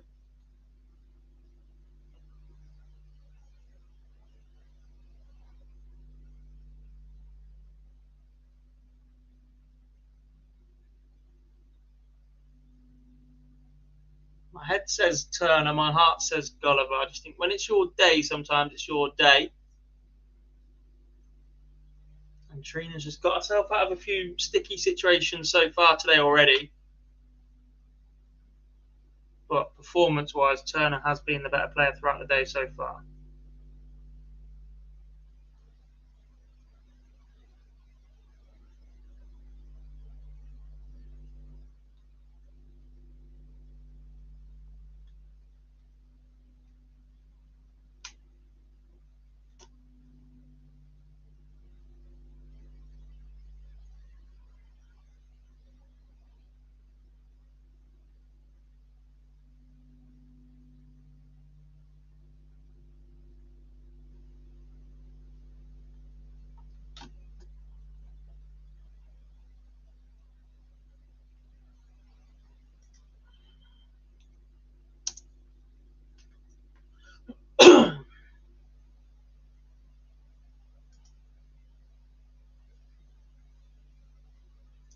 (137) for the match for Gabrielle Clement to defeat Brendan Dolan on the Euro Tour. That got a big response.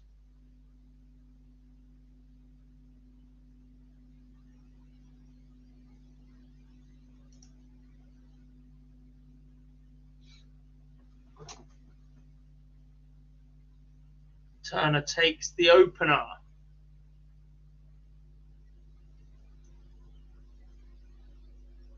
Four more to go for her first Women's Series title.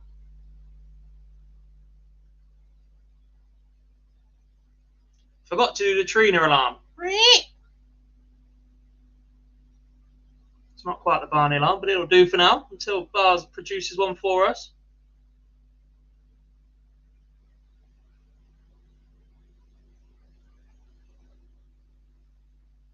I was about to whisper it very, very quietly, but the 9 darter was on just then.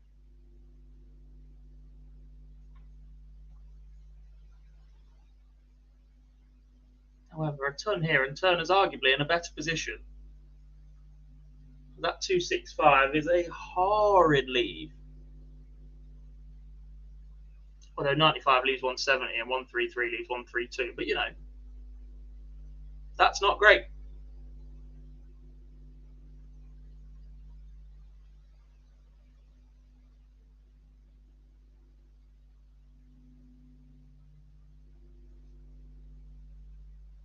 Still plenty of time here in this leg. Fully expect this one to level up at 1 apiece at the minute.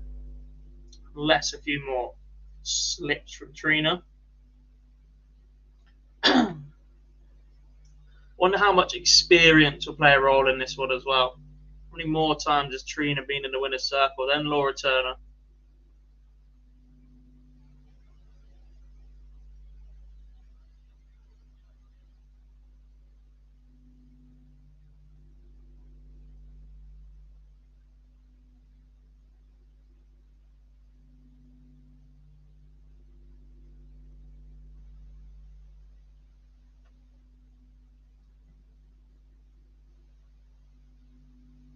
I'm just trying to work out why Turner does twist the dart. And is it from the pullback? Is it just so that she can get it as far back as she needs it to without smacking herself in the face? Is that what dictates the angle that she has the dart? So it can drop underneath that chin without smacking herself.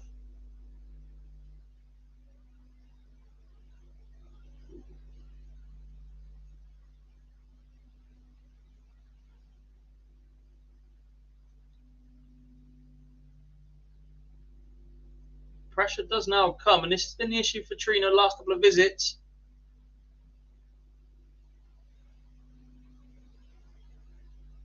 It doesn't go, and a chance here for Turner to really punish this second leg. One that Gulliver's been in control of since the first 3 darts.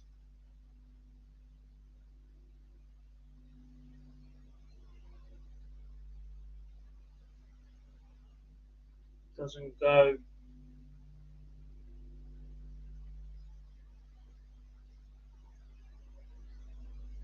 And there we go. Gulliver does sweep up for 1 apiece.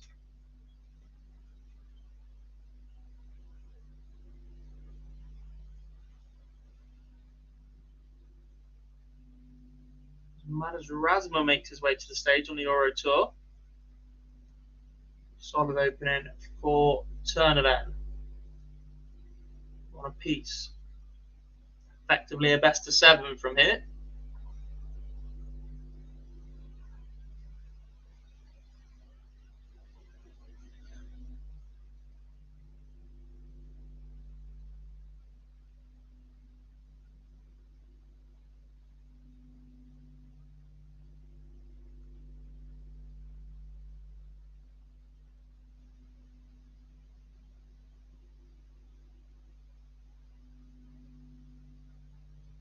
Back-to-back tons for Trina.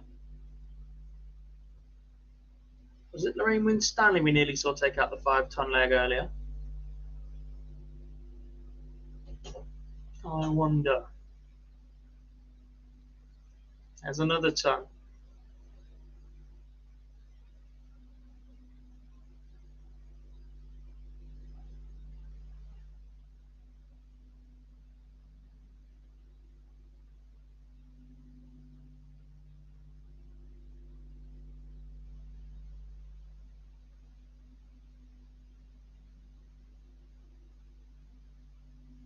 And there's another ton. 4 straight tons for Trina Gulliver. Puts her in prime position against the darts here in leg number 3.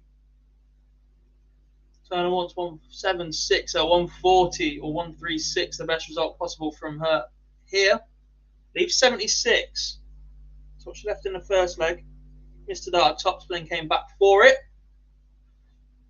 But will she get a dart at 76 this time? 101 for Trina. Even 18. Something tells me you've missed a dart at double 18. 20, 45, 18 maybe. We'll wait for the stream to catch up and let you know how that one went. Mr. David says, Razma playing very well, but shows too much emotion to go further. Thoughts, Bob? I think the fact he's so good around the board is commendable, but the fact he's just so inconsistent with where he starts, 20s, 19s, etc., constantly searching, I think it's just always going to be an issue for him. Here's another one I don't like his action either.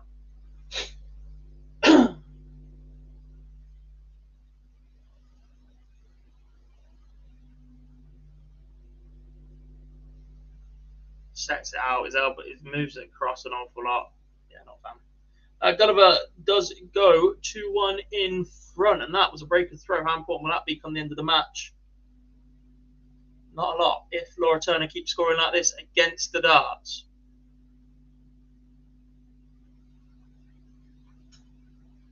The outside boards are showing us warming up. Somebody in the room is walking around, getting everything ready to go for the next event. It looks like turnaround time is going to be very short indeed.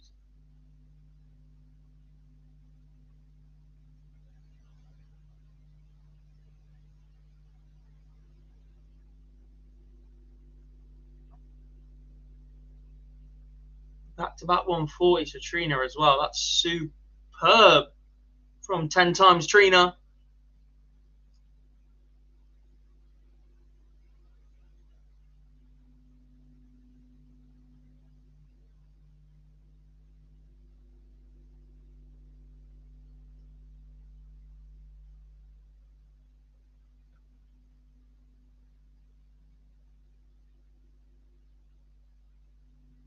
64 after 12, potential 14 dart leg incoming for the Golden Girl.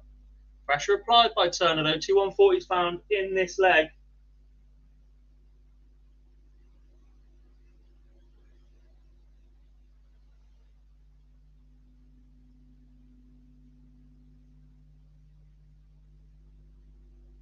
And bang, 3-1. Trina showing experience and class. It's just gone up a gear. Superb from 1-0 behind. Scoring phase has been absolutely superb, and she's brought finishing to match it.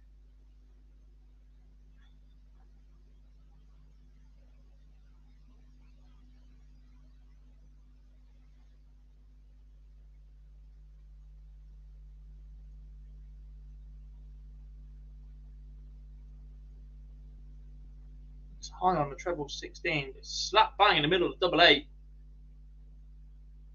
Good responses from Turner though.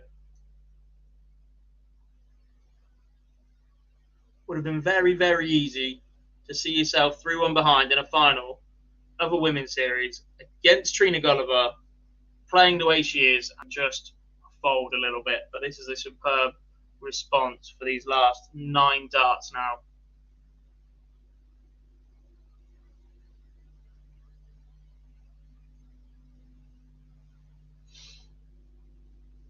Previous best this season has been a quarter-final. Just the 1, 2, and 3 events. Laura Turner went penniless.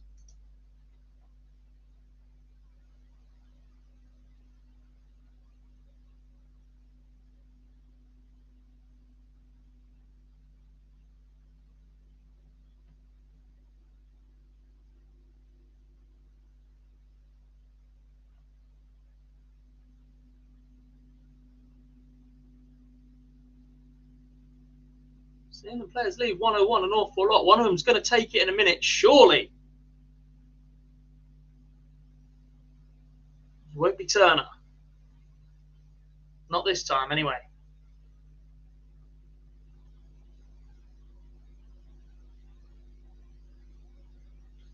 Well, I believe 79. Will she get a go at it? 44 for Turner, 4 tops.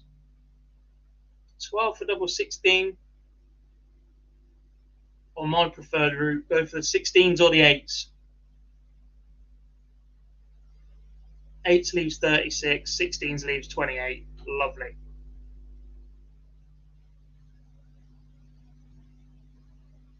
Gulliver does get a go at it. Leaves 48 though.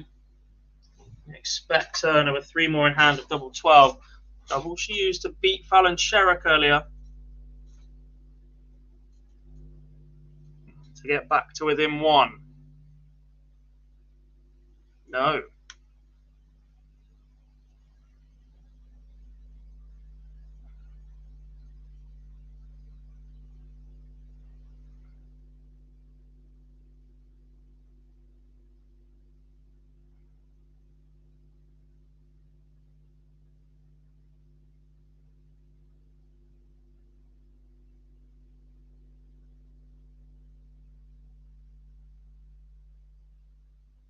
More chances come and go for both. Laura. What a leg this was looking like it was going to be. And it's punished by Trina Gulliver. We saw that a little bit in the semi-finals. And it's looking like it's going the same way here in the final. 4-1 to the good for Trina Gulliver. Averaging 80. 1 leg away. And she has the darts to do it here in this leg.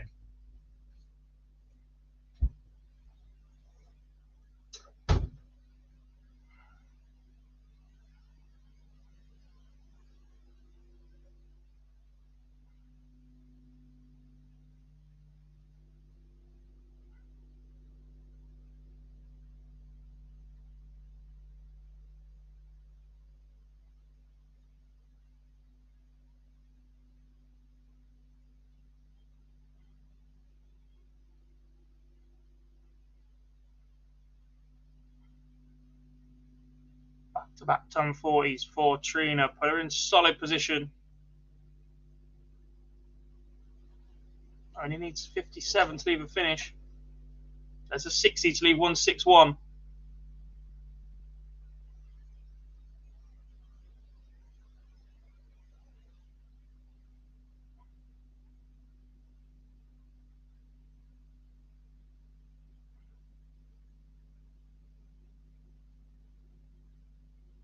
come from Turner. We've seen the straight tons, but 161. What a way this would be to win it, by the way.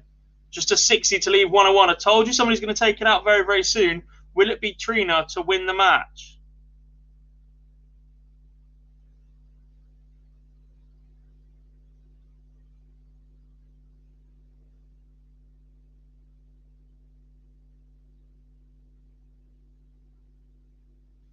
Leaves 156. Can Trina Gulliver win it here? 101 for the title. She will jump up into third spot in the order of merit as well. The 101 isn't going, Mr. David. You jinxed it. Can the 156 go to stay alive?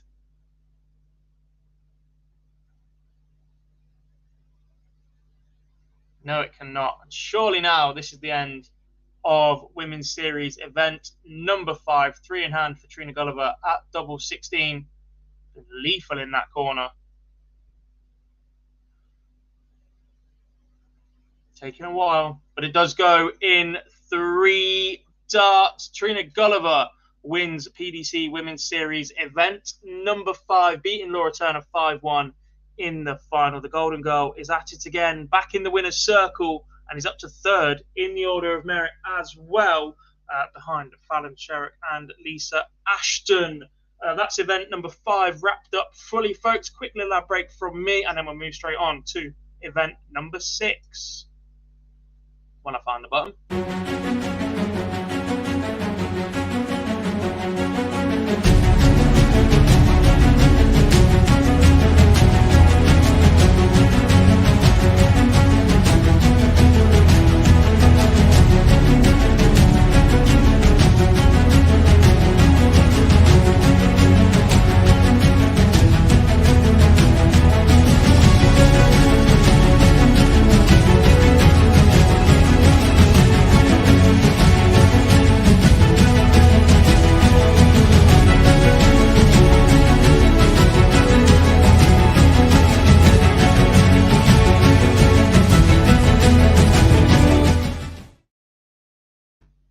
Welcome back then, folks, to Women's Series Live with myself, Jack Golby Garwood.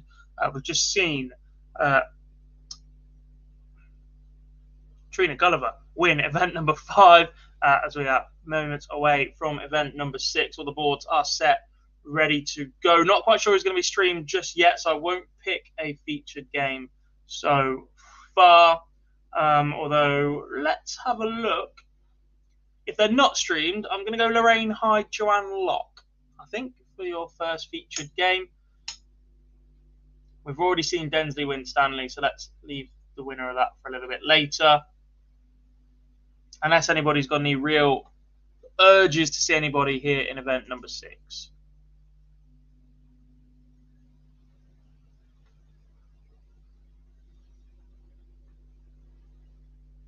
Big thank you if you are still watching us live. We've just crept over the 5-hour mark. That's not a good sign for some of us who have plans later this evening.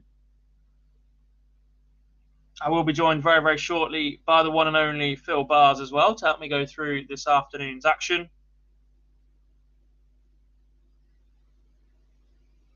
And a quick reminder of some housekeeping. A big, big thank you to all of our sponsors for making all of our coverage happen, to BoyleSports, Windmill, Red Dragon, and to MODUS. Don't already, please do hit that subscribe button. Drop us a like on the stream as well. And follow us on social media at Online Darts. Quick reminder, how many are we away now on Twitter?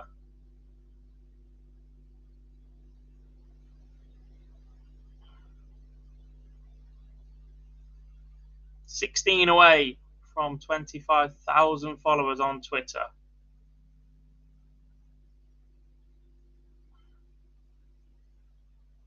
Really would mean a lot to us.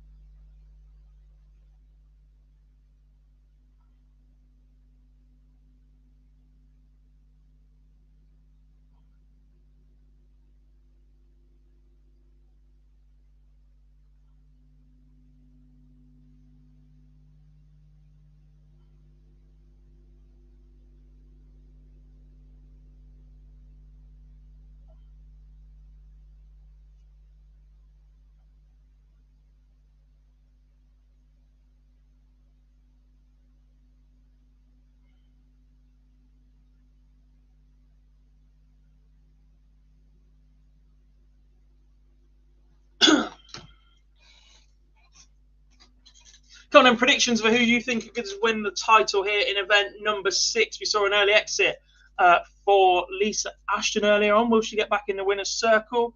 We saw Fallon Sherritt go as far as the semi-finals where she was beaten by Laura Turner. Mikuru Suzuki looked in fine form earlier. Corinne Hammond was playing brilliantly until Jane Densley stopped her in the last event. Any other suggestions for who might pick up today's title? Rhiannon O'Sullivan, perhaps? Seen a good level of performance from some of the Dutch ladies as well. Aileen de Graaf, Lorena Rietbergen looked pretty good. Priscilla Steenbergen seems to be going from strength to strength.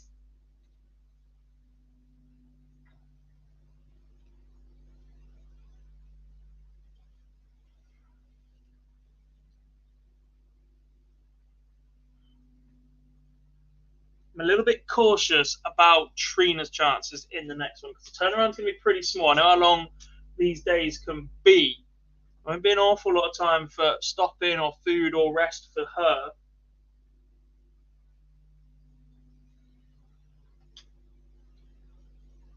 Although perhaps, rather fortunately, she does have a bye on board 16. She's got 3 games worth before she will get underway. Lorraine Hyde against Joanne Locke first, then Kirsty Hutchinson and Doris Dean, Rachel Bird against Jane Monaghan, and then Trina Gulliver. We'll play the winner of that first game, Lorraine Hyde and Joanne Locke. So it will not be an easy start.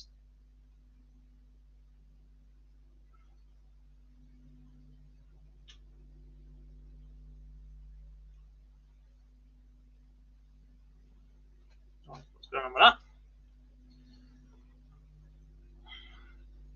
On the orator, Matters Rasma is doing a bit of a job on Jose de Souza.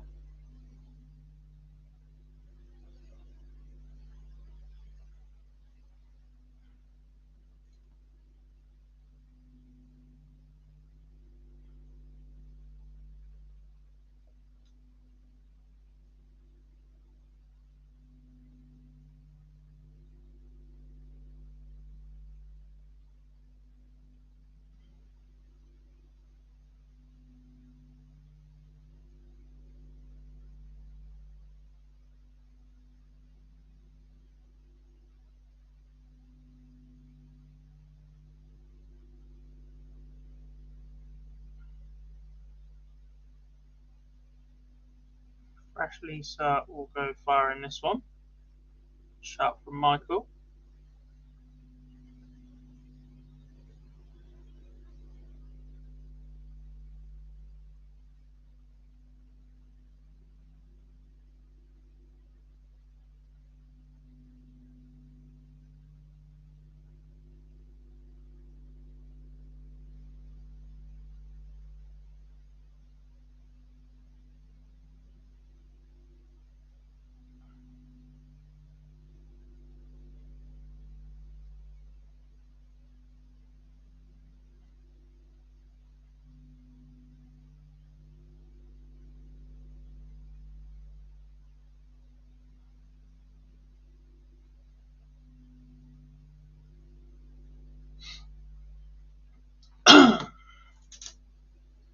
Enjoyed cutting the grass women's darts. Hopefully we'll be back to join us for the end of the next block.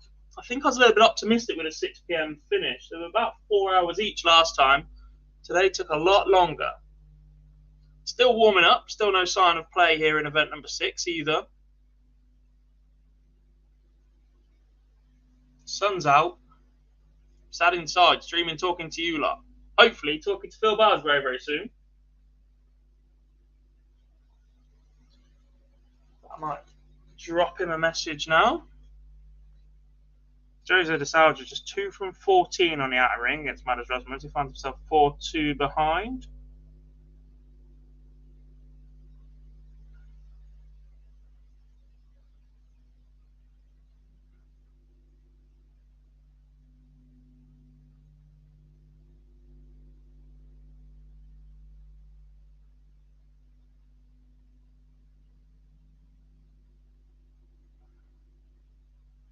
Well, that's not ideal.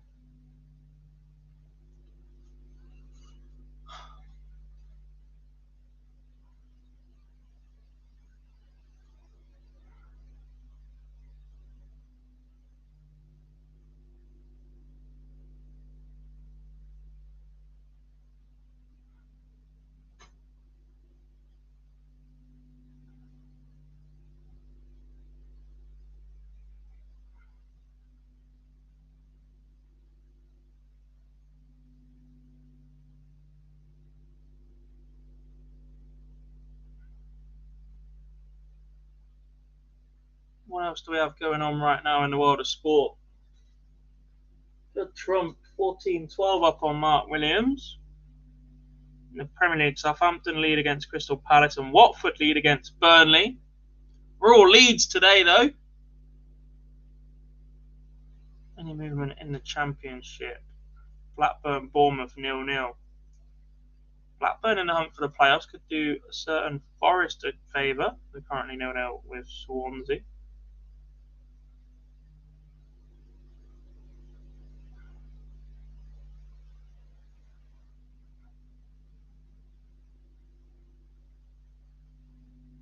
I think the issue with Jose is a lot of his success was behind closed doors. He wasn't the most comfortable. You think about that World Championship against Michael Barnard before he really went berserk the following year.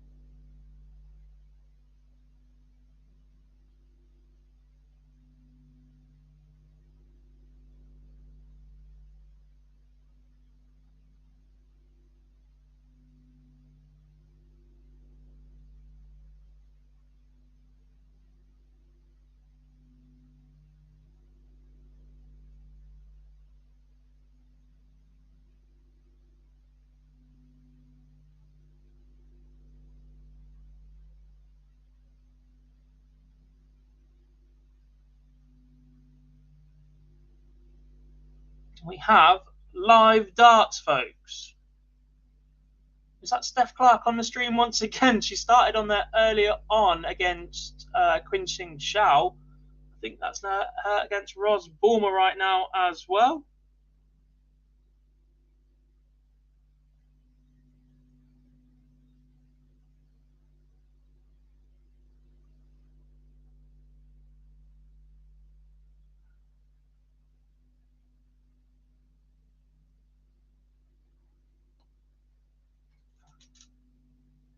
We're underway. First blood to a few people as well. Lindsay Ashton's taking the first leg against Trish Kidd. Juliet Finley won up on Danielle Fry. Priscilla Steenbergen won up on Hayley Brandt. Jane Densley, 15-dart leg against Lorraine Winstanley to take the opener. Reminder that those two met in the quarterfinals a couple of moments ago. Which game did I promise you as the streaming board? I think as the feature game, I believe it was Lorraine Hyde against Joanne Locke. So that's where we're going to go with that one.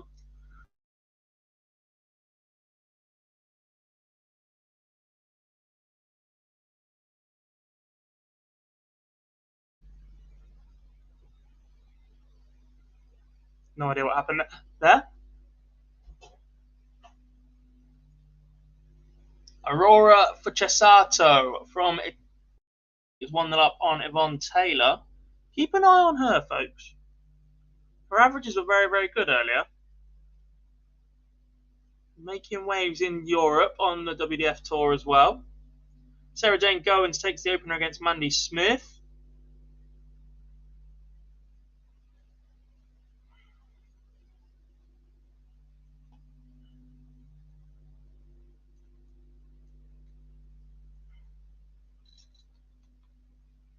The internet in this house is truly terrible.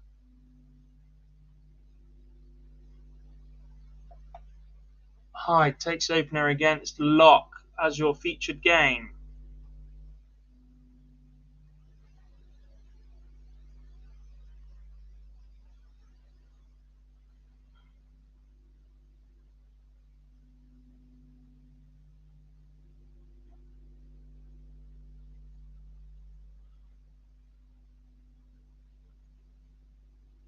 Steph Clark takes the opener against Ros. Clinical 88 checkout. Yuki Sakaguchi 1-0 up on Alex Howard, and Sharon Stratzman-Paul has taken the opener against Lorraine Green also.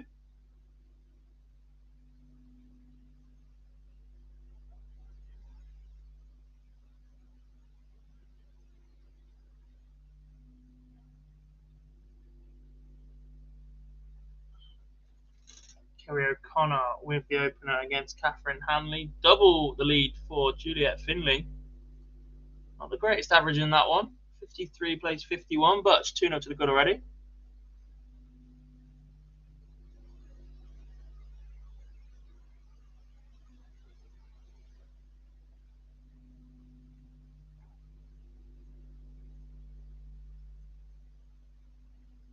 Leanne Top has taken the opener against Sarah Brown.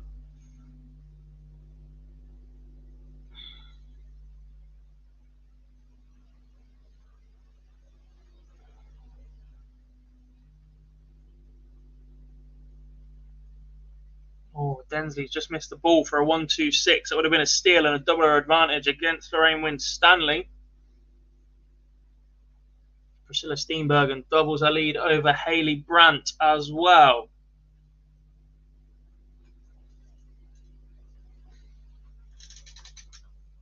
One each, Aurora Focusato and Yvonne Taylor.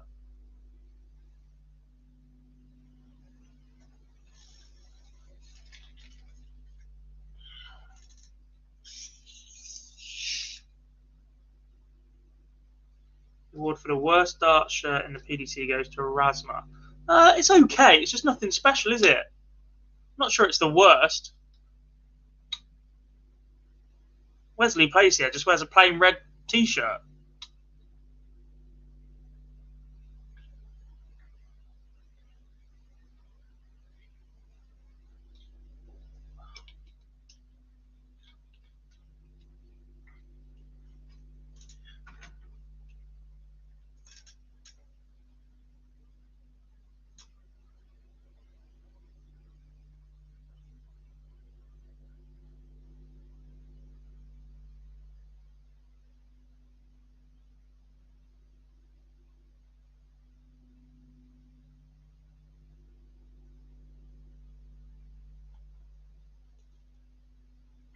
What else do we have? Claire Brookin just leveled up against Tracy Davies. Rose Balmer has leveled up against Steph Clark on the stream.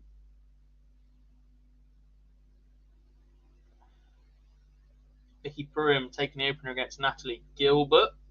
Lorraine Hyde, Joe Locke, one apiece is your featured game.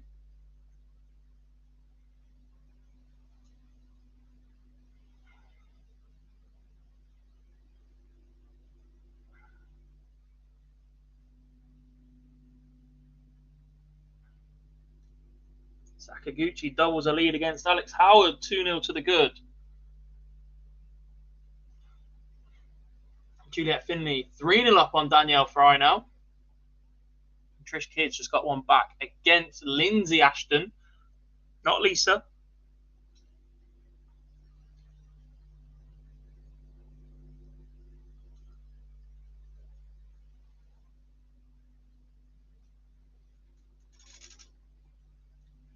.32 for the rescue for Jane Densley. 2-1 up on Lorraine Winstanley, averaging 82.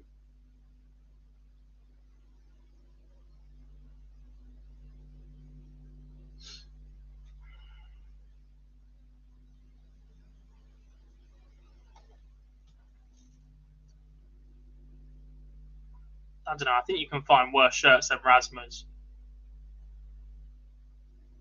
Who's got the worst shirt then, folks, on tour?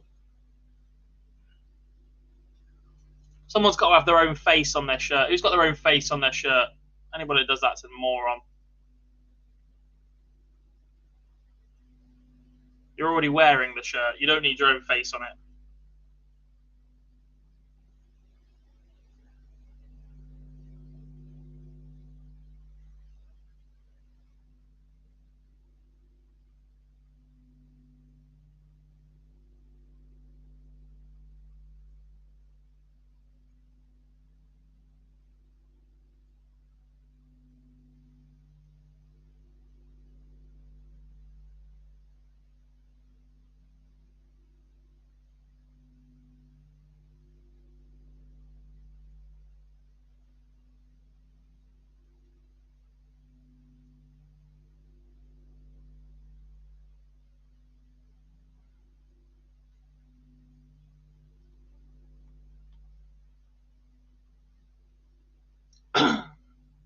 Lorraine Hyde then 2-1 up on Joe Locke as a featured game.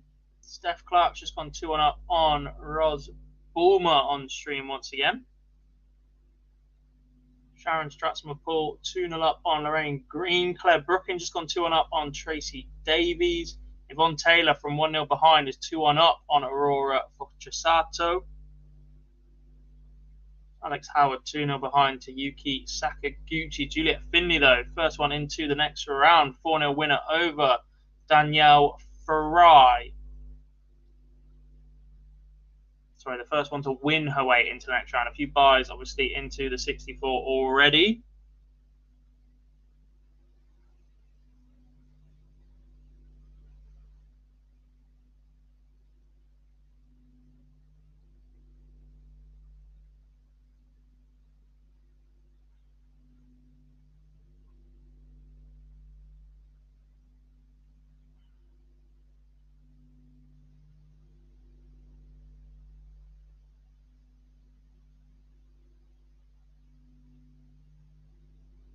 Just seeing a decent notification. Sebastian Białowski is into the last 8 of the Denmark Open. The young Polish star.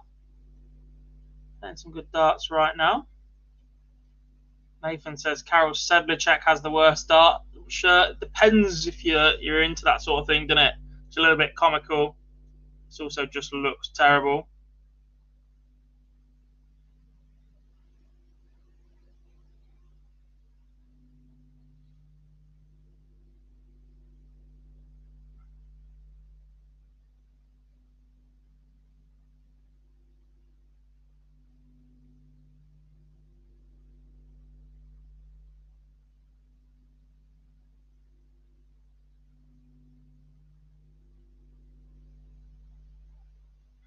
Jan Tropper 3-0 up now on Sarah Brown.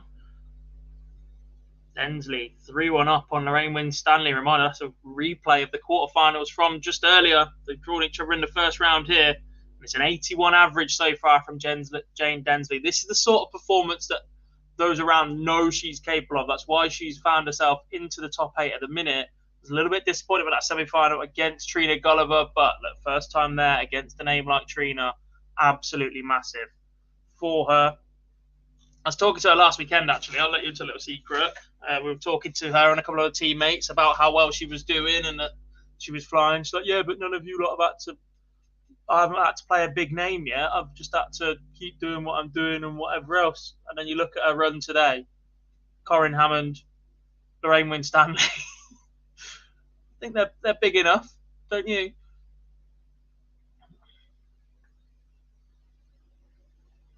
Solid leg this from Lorraine Hyde at 3-1 up against Joanne Locke. Been a tough women's series second weekend for Joe Locke so far.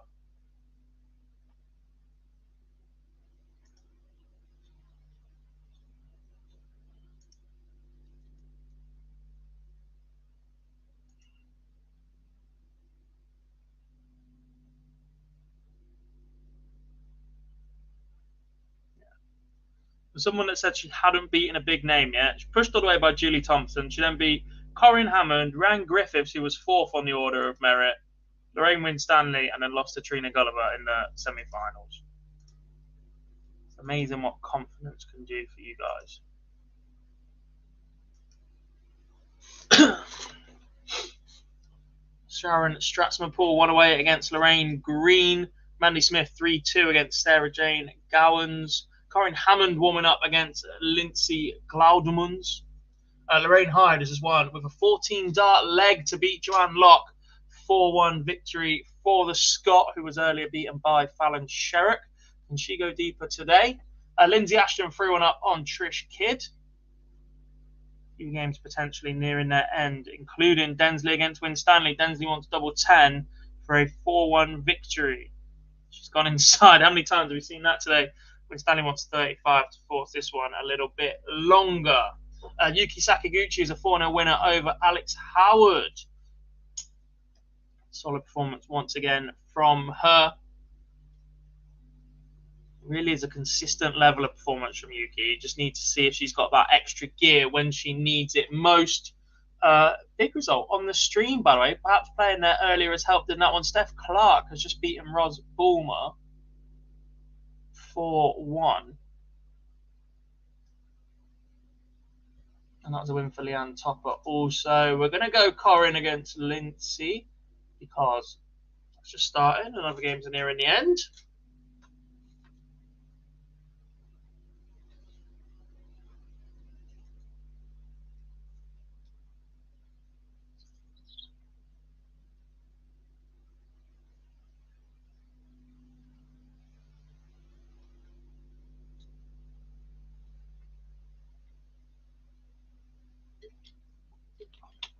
Do you think we'll see a woman on the Euro Tour?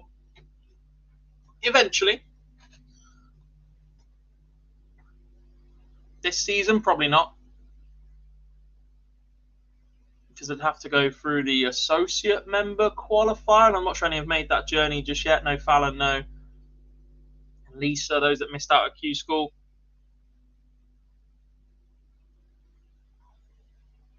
Mandy Smith is a 40 winner over Sarah Jane Gowans.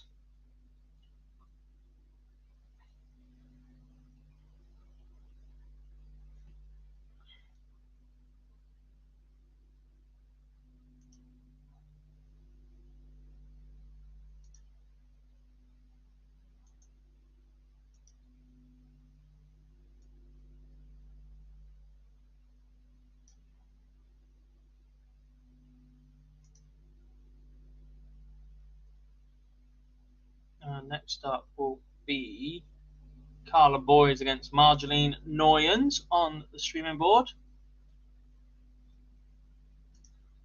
Said earlier I'd like to see Anastasia play on a Euro Tour. I'd like to see a lot of them play on a Euro Tour.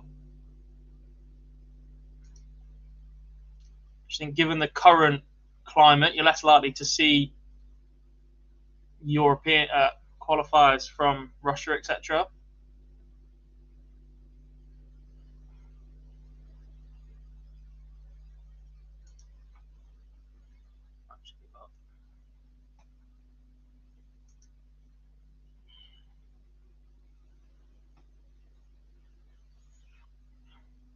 A few more results for you then, guys. Priscilla Steenbergen beat Hayley Brandt 4-0. I think I've already given you the rest. Mandy Smith is through. Juliet Finley, Steph Clark, Yuki Sakaguchi, Leanne Topper, and Lorraine Hyde. Aurora Focusato is out. She just lost 4-1 to Yvonne Taylor after leading 1-0. The average has dropped a little bit there for Aurora. It's not been a horrendous first day on the tour for her. Lorraine Winstanley just leveled up at 3 apiece against Jane Densley. That was 3-1. So fight back there. We go to a decider in that one.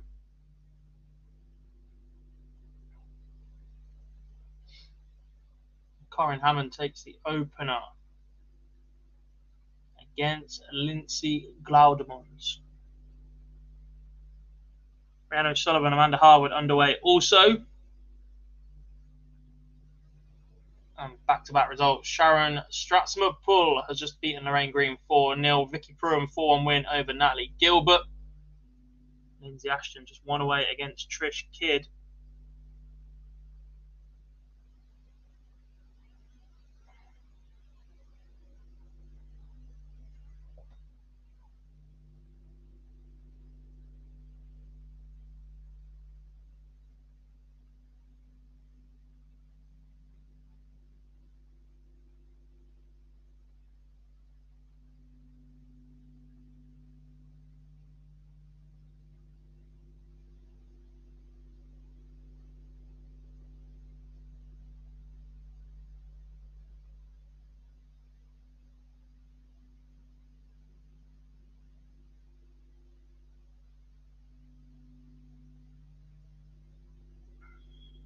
Custom flights arrived. Good to see that women's darts. Hope you enjoy them. What did I just miss? Rhiannon Sullivan 1-0 up on Amanda Harwood. There must have been a result in there. No, they just moved the ones I'd already called out. Further down, Kerry O'Connor has just beaten Catherine Handley 4-0. Kim Holden's won away against Natasha Eves. Claire Brookin and Tracy Davies are level at 3 apiece. Christine Hyde. 2-1 up on your finalist from the last event, Laura Turner.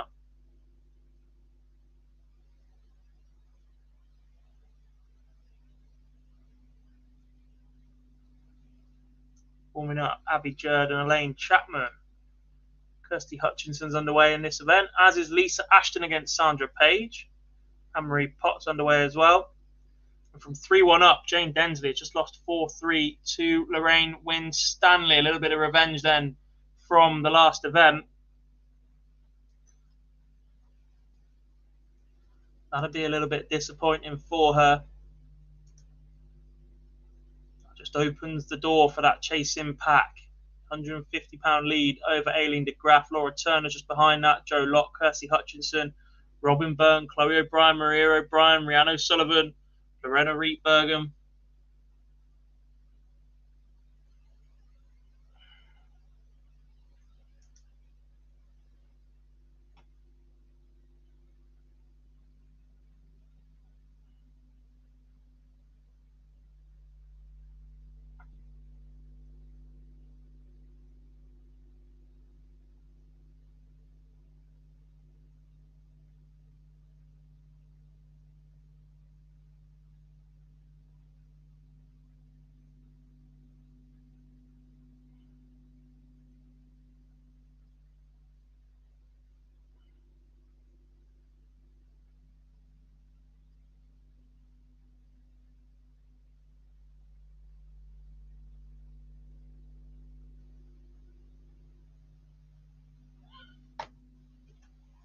Hammond 2-0 up on Lindsay Glaudmans. Sharon Godbeer 1-0 up on Anne-Marie Potts. Mikuru Suzuki's underway. She's taking the first against Katie Woodcock. Your streaming board game now for you guys is Carla Boys against Marjolaine Neulands. Turner and Hyde to a piece. Christine Hyde, that is. Sean, that makes massive help. Couldn't have just led with that 6 weeks ago when you started watching our streams, could you? Kirsty Hutchinson still 0-0 then. Lisa Ashton takes the first. Warming up, Jan Robbins against Rachel Brooks. Abby Jerd against Elaine Chapman also. Amanda Harwood in trouble, 2-0 down to Rhiannon O'Sullivan.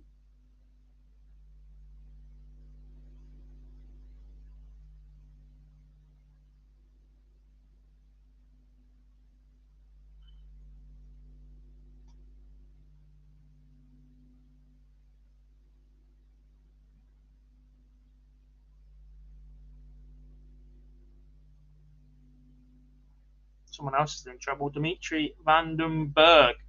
Danny Nopper is coming back for 42 for a 4-1 lead over the number 6 seed.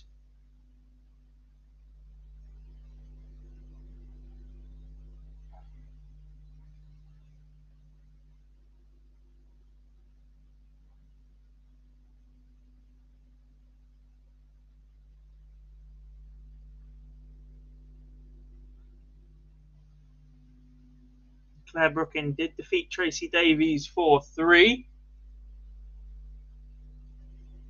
Rhiannon O'Sullivan 3-0 up now on Amanda Harwood. Big trouble for Amanda.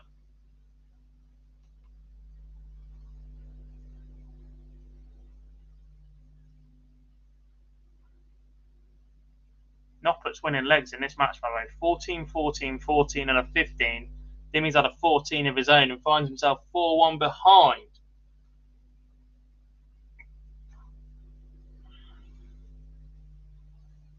Can't be 4-1 behind on the women's series because you'll have lost, but you can be the same number of legs behind, and that is where Lindsay Glauderman finds herself.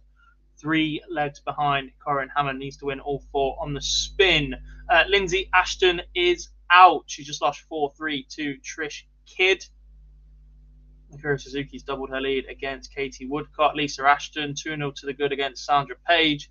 Few games just underway right now as Leanne Palmer against Josie Patterson, Jan Robbins against Rachel Brooks, and Elaine Chapman against Abby Jerd.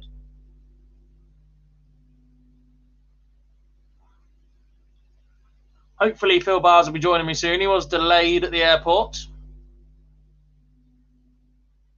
Would help me and it would help you lot massively, so you don't have to just listen to me. Appreciate it's been a long time. Just me talking at you guys.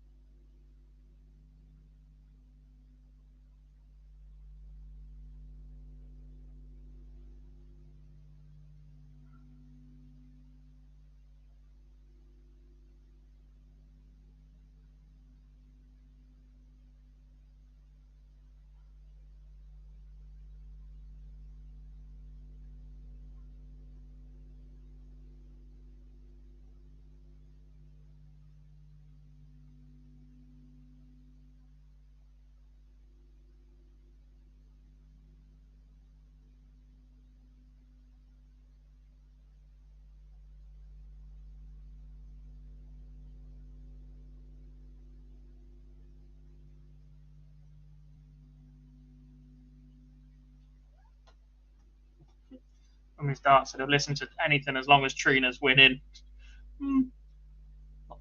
Bit of a backhander, but yeah, I'll take it. A couple of games warming up then. Rhiannon Griffiths will be hoping to steal her way back into the top 4 of the order of merit.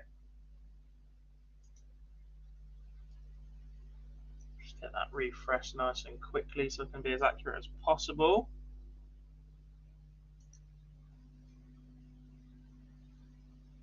Rhiannon Sullivan has beaten Amanda Harwood 4-0. She's in 14th place. And Corinne Hammond, a 4-0 winner over Lindsay Glaudemans. Good performance once again from the Aussie.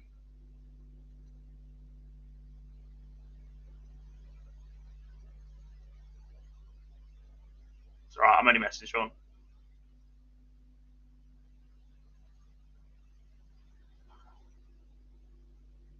Laura Turner has beaten Christine Hyde. She was behind.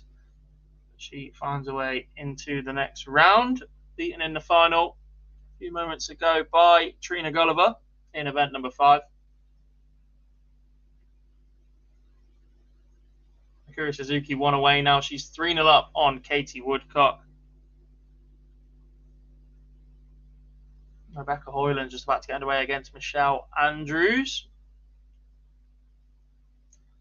Keep your eyes on Lorena Rietbergen in this event, folks.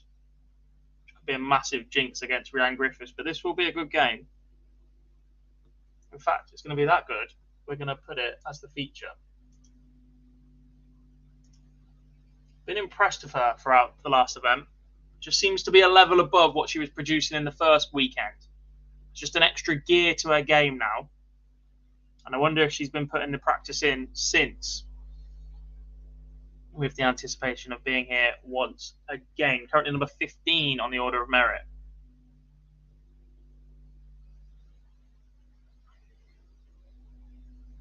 Lisa Ashton is through comfortably. 4-0 win over Sandra Page.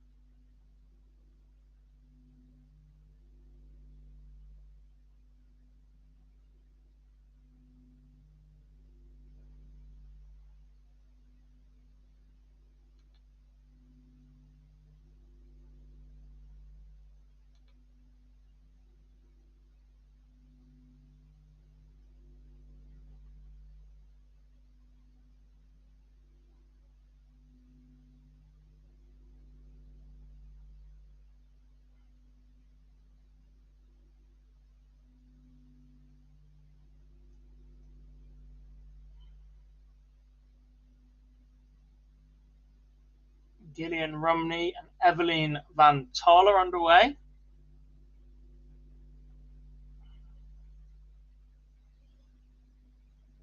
And I appreciate that the final 4 of the last event were all English. We did make a point of that at the time, but I think this is the most international we have seen the women's series so far in its year and a half of its existence. And I think that will continue to grow.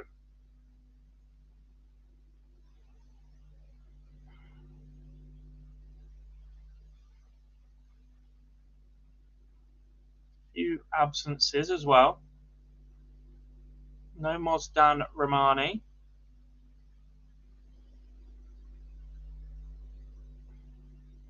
Obviously, this is the first time we have seen Aurora Focusato.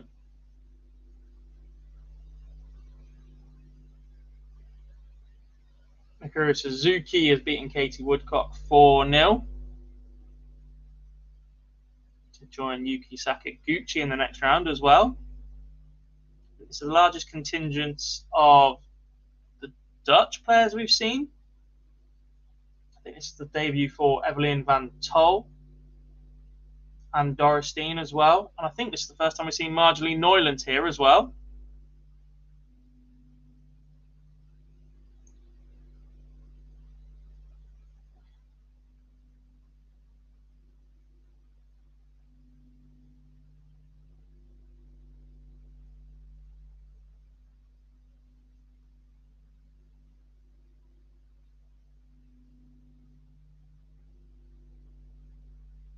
Huge reaction from Dimitri van den Berg as he finally hits double one for a checkout of 7. I've never seen him that animated and pumped, but it's 5-3 behind to Danny Noppert now over on the Euro Tour.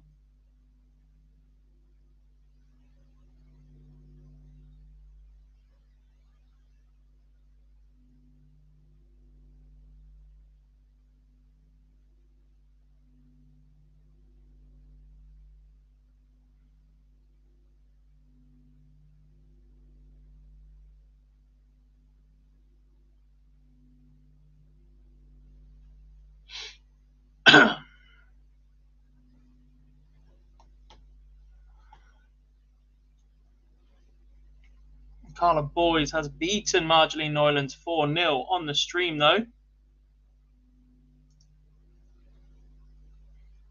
seen Carla a few times on the stream. She was picked an awful lot last time round. Do I play darts myself? Yeah, badly. I played at uni. We were national champions at that. League champions a couple of times. I made the quarters of the national single event. I played development tour for 2 seasons. Never played a full tour. I went to a number of events. Career earnings of nothing.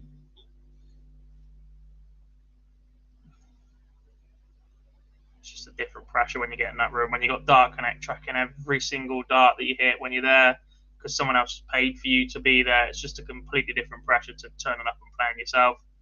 I'm not playing Super League or anything like that at the minute. Just can't be bothered with the travelling and the hassle. So it's just local league at the minute. Our new team finished, I think we finished 3rd, maybe 4th.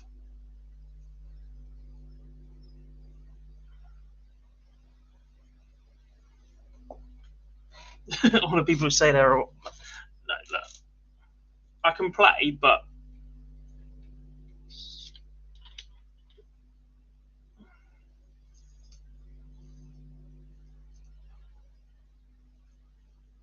a living room world champion 1,000,001 times. On practice games, pretty good, but just can't do it. Average, mid-60s.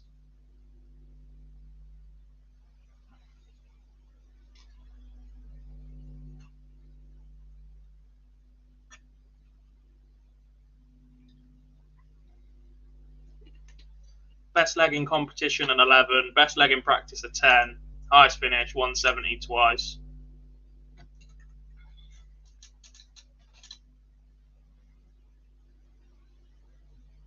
But just not consistent enough. Dimmy this year is like MVG last year. Throwing good averages, getting beat. Yeah, look, he just doesn't have that same aura around him, I guess. There's less fear factor around Dimmy as well. Dimmy thrives on stage game as well, doesn't he? And look, he's added a good level of performance to his floor game, but in this part of the season where there are less stage events, he's not in the Premier League, there is less fear around Dimitri van den Berg. Absolutely no doubt about that whatsoever.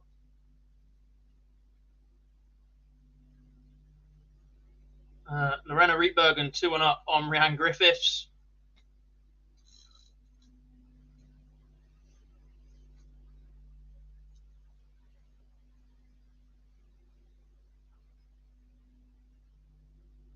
Yeah, that doesn't qualify me to talk about them, does it, Sean?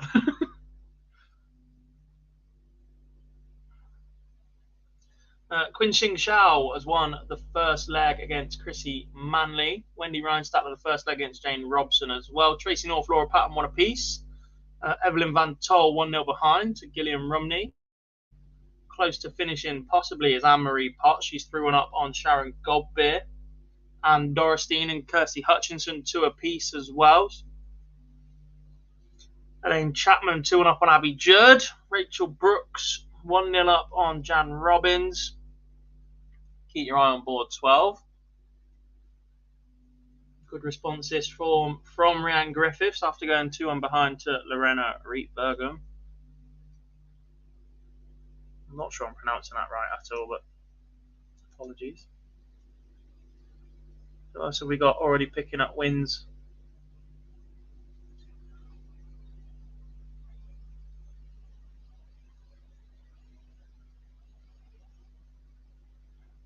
Yeah, wrong equipment. That is the Eurotour afternoon session completed, actually.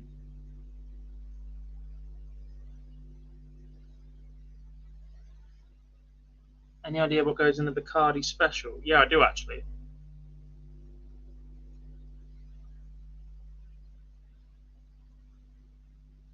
I believe it's Archers and orange juice.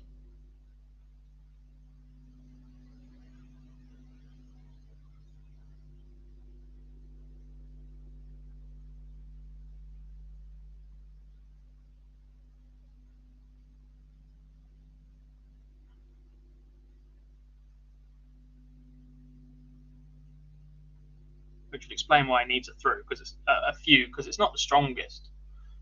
Who have we got on stream now?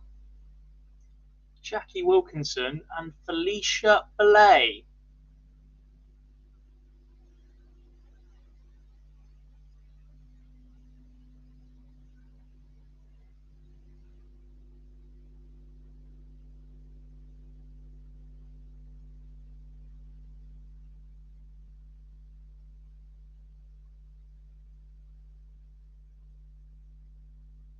Can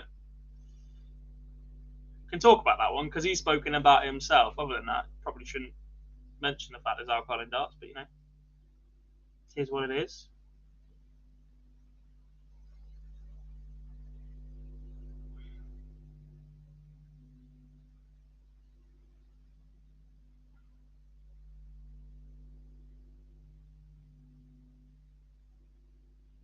Should release his own drink brand for darts. But look, I think the problem is darts players all drink far different things. We did see a drinks brand, darts related, but I think they ceased trading last year. Lockdown was a little bit of a struggle for them. Double Trouble Gin and the like. It's a little bit of a shame. I'm going to make this screen bigger for me now that the Eurotour is done. Probably shouldn't have done that before checking who. Okay. Oh. The hand sanitizer. I haven't asked John Lowe about that, but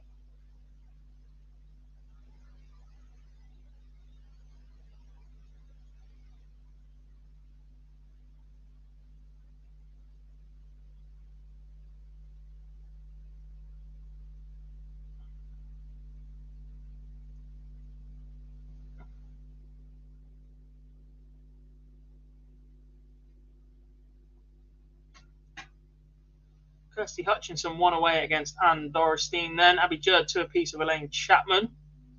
Leanne Palmer 3-1 up on Josie Patterson.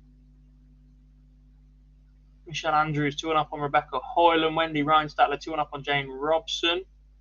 Felicia Blay takes the opener against Jackie Wilkinson. Samantha Curtin takes the opener against Julie Thompson. Grace Ferridge underway against Christine Redhead. And that is a 3-2 lead for Lorena Rietbergen over Rhiannon Griffiths as well.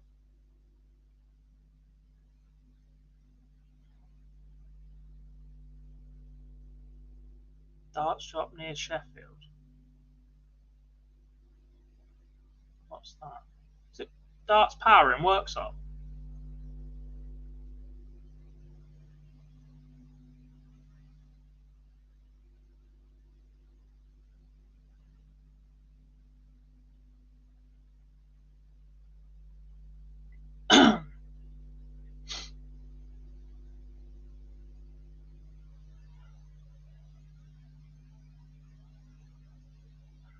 Darts Power and Workshop, thought so. Been there. Not too far from me.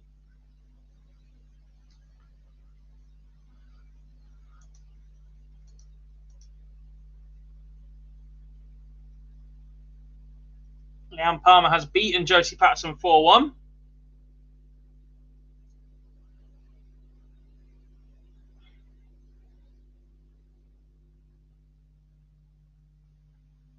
Next over the line looks like it might be Tracy North. She's through one up on Laura Patton.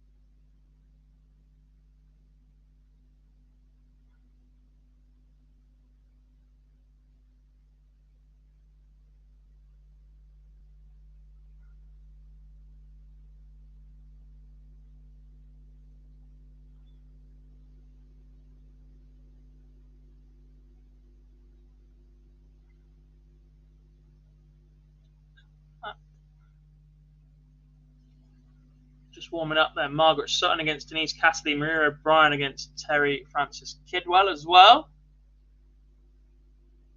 Didn't like the Interbook darts. Don't like my own darts. Don't like any darts. I'm trying to use the Peter Wright World Championship darts, the first one, but they're not going very well, so.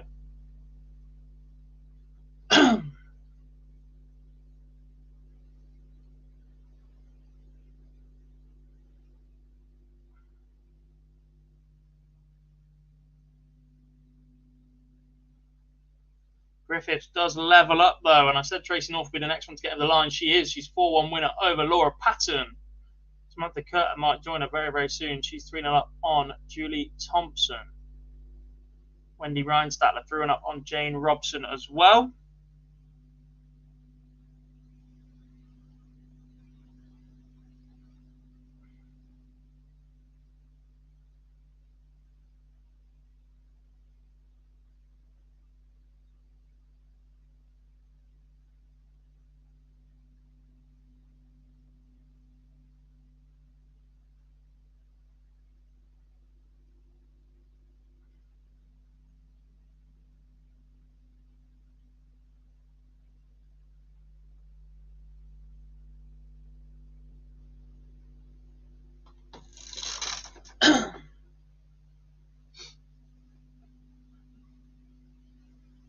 Andrews now 1 away against Rebecca Hoyland. Rachel Brooks 3-0 up on Jan Robbins.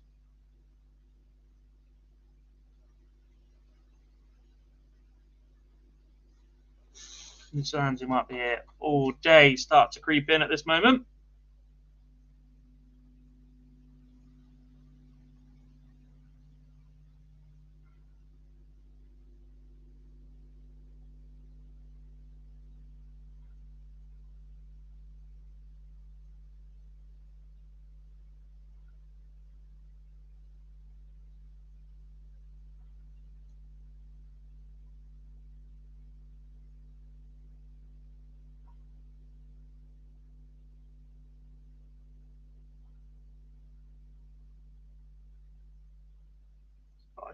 Yeah, look, Stephanie Fink Greeks against Tara Dima.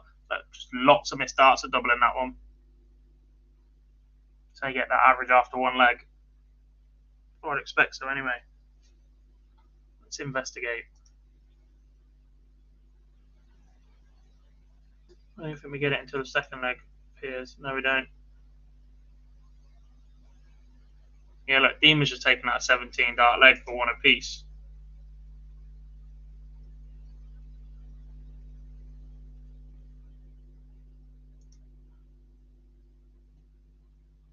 Yeah, lots and lots of missed darts at double.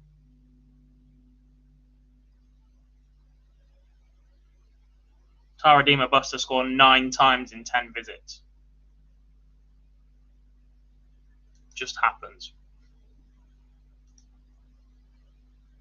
Lorena Rietbergen has beaten Rhiannon Griffiths 4-3. I did say keep an eye out for her. That's the number 5 seed gone. Number 5 on the order merit. And number 6 have fallen now already. Chance for players to jump above them with deep runs.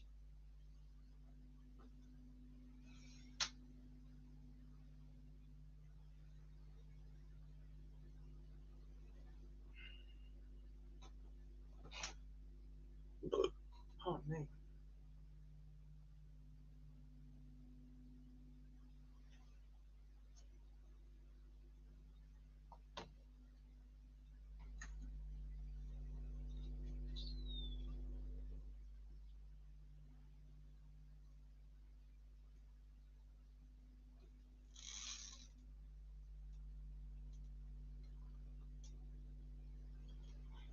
Ryan Statler beats Robson 4-1, and Samantha Curtin with a 70 average beat Julie Thompson 4-0. Margaret Sutton has taken the opener against Denise Cassidy. Elaine Chapman is a 40 winner over Abby Jurd. Grace Ferridge has taken a third leg against Christine Redhead to lead 2-1.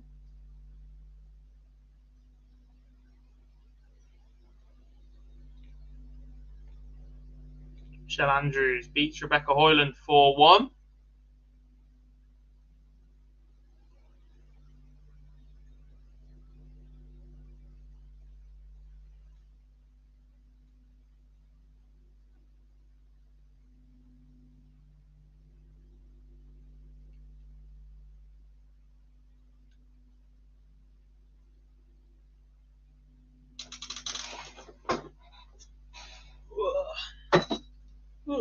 Just knocked something over.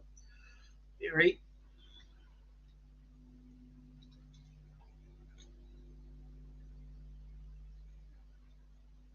What do we want next as the featured game? Should we go Maria O'Brien? Or should we leave that up? Alan Sherrick against Sarah Milkowski.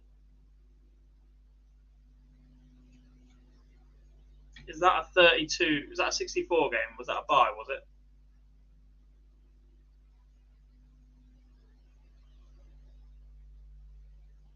What game was just on there? No, it's a 1-2-8 game.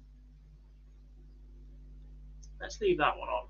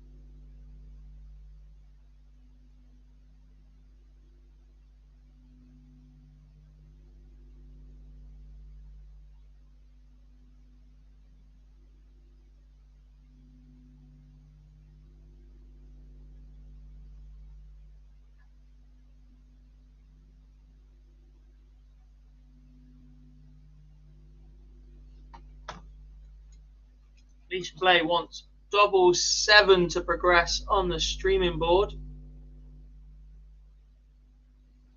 Doesn't go. Leg back, and Jackie Wilkinson takes leg number 4. So that one goes on. Sherrick underway against Milkowski. Featured game for you in that one. Rachel Brooks still one away against Jam Robbins. I mentioned that about 15 minutes ago now. Certainly feels like it. Quinn Xing Xiao, 3-2 behind Chrissy Manley now. Denise Cassidy's lost the opener against Margaret Sutton. Maria O'Brien wins the opener against Terry Francis Kidwell.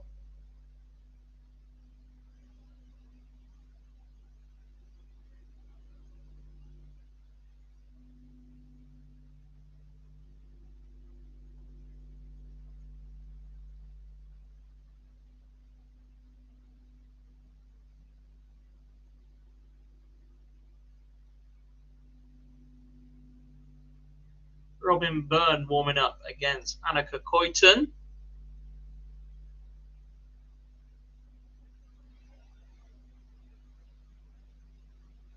118 checkout for a 15-dart leg for Fallon Sherrock. Not a bad way to open your account.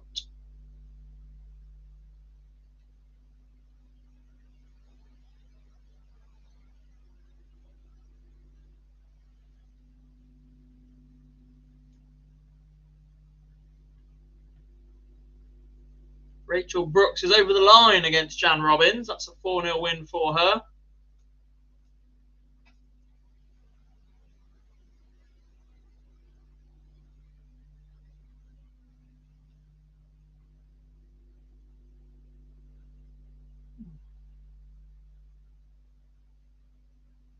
And Felicia Blay defeats Jackie Wilkinson 4-1 as well.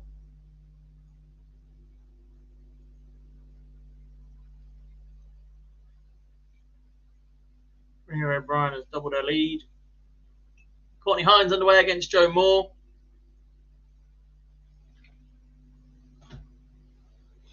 Evelyn Van Tol, which has beaten Gillian Rumney.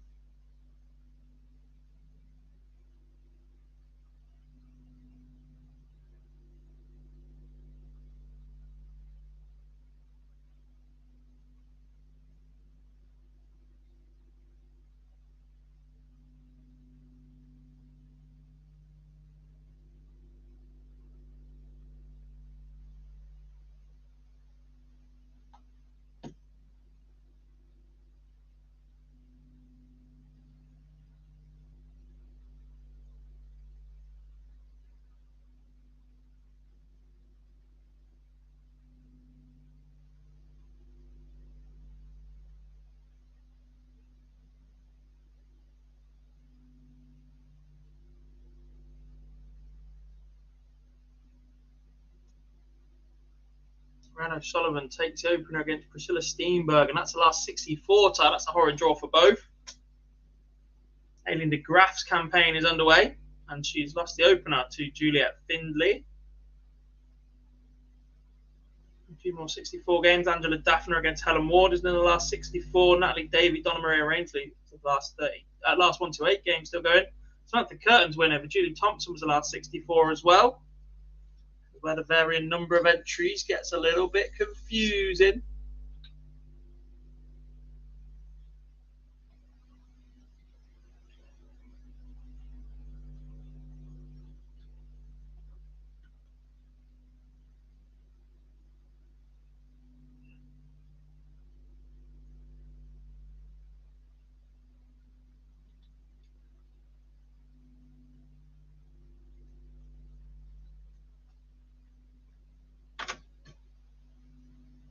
Average about to fall a little bit for Fallon.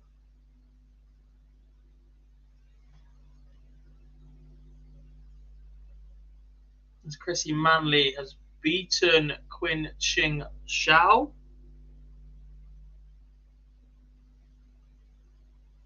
4-2 in that one. Sherrock doubles the lead. Average drops to 81, but it's still enough so far.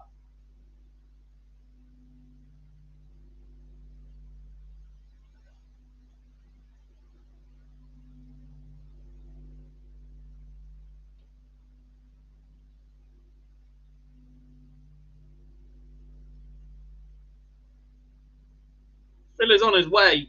I'm hoping he's not too far away from home either. His flight was delayed.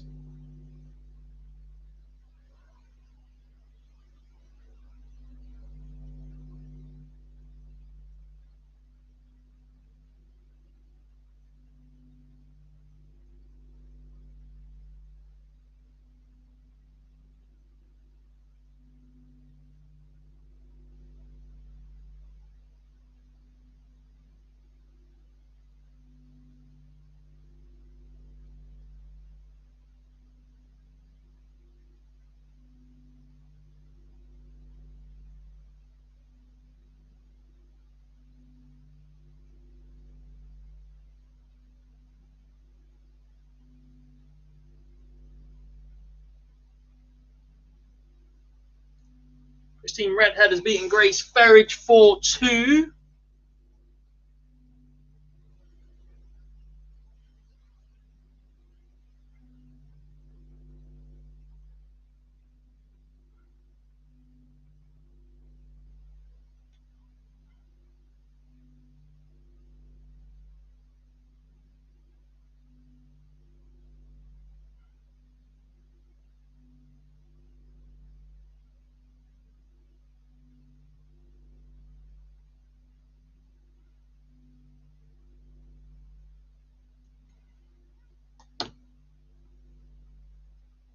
Amir O'Brien 2-1 up on Terry Francis Kidwell. Fallon Sherrick 104 away from 3-0. We've taken out 118 in this event. Saw plenty of times in the Premier League earlier on in the week as well. What else do you have? Warming up, Chloe O'Brien against Joanne Senior. Big game for the Scot, considering the early exits of Jane Densley and Rhiannon Griffiths, I want to say.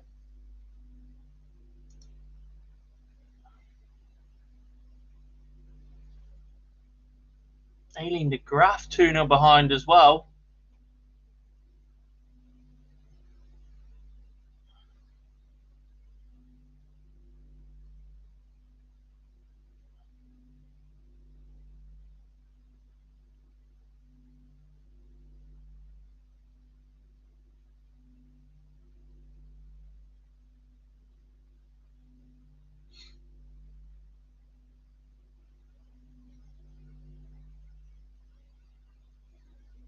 Fonsal and Willis warming up against Leanne Topper. Sarah Roberts the same against Steph Clark.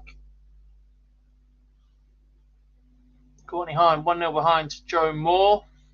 Robin Byrne 1-0 up on Annika Coyton. Pamela Hind 1 apiece with Jane Sheeran.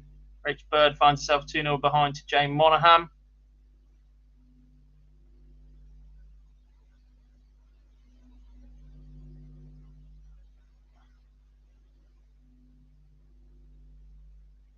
Juliet Finley now 3-0 up on Aileen de Graaf.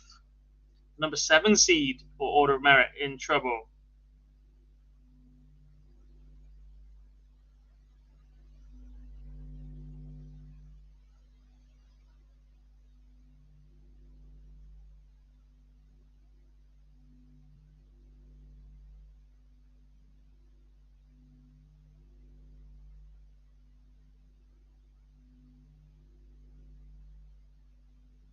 What's the score in the Euro Tour game at the moment? There isn't one, Daniel. There's a break. We are in the mid-session gap. That'll be back at 6 o'clock UK time, I think. 7 o'clock local. Might be earlier than that. Might be 5 o'clock local.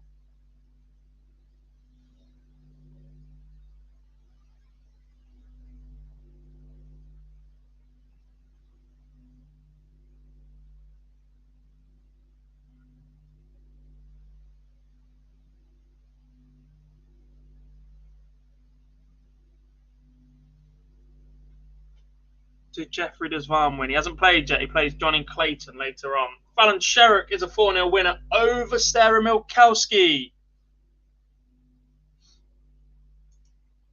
Queen of the Palace defeats Sapphire, I believe is Sarah Milkowski's nickname.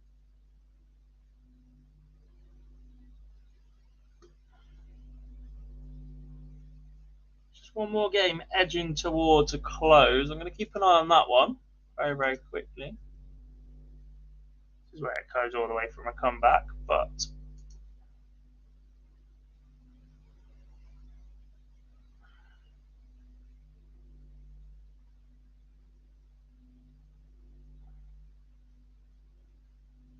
I'll get the featured game changed very, very shortly.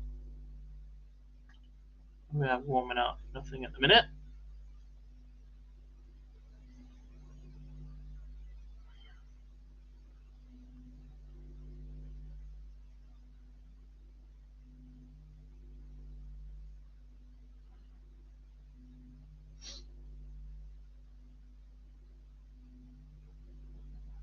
De Graaf gets one back against Findlay, which means any sort of upset is a few moments away. So what I'm going to do, folks, is take a quick ad break, reset the featured game, and I'll be back on the other side of this one.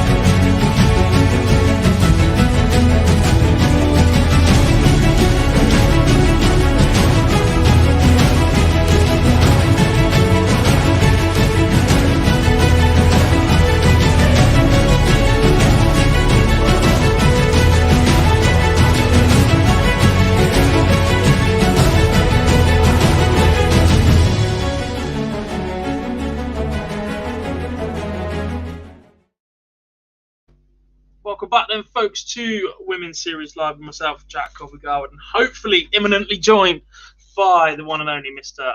Phil Bars here for Women's Series event number 6. I've already seen number 5 event, number 5 event, what on earth?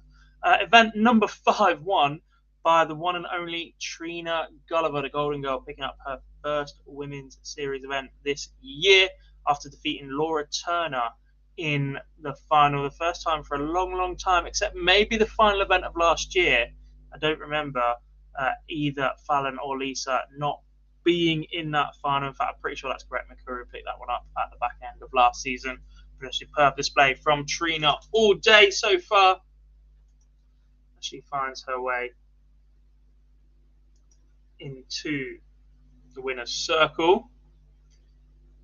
We've lost a few notable names so far today. From the top 20 or so, Natalie Gilbert has fallen early, as has Ros Bulmer.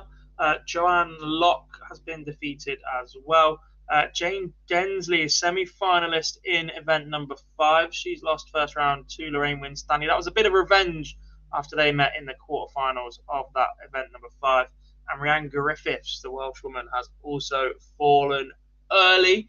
Potential then for the top 4 to open a bit of a gap between themselves and the rest of the field, unless Aileen de Graaf, Laura Turner, Kirsty Hutchinson, Robin Byrne, Chloe O'Brien, Maria O'Brien, Rhiannon O'Sullivan, or Lorena Rietbergen can do some real damage here in event number 6.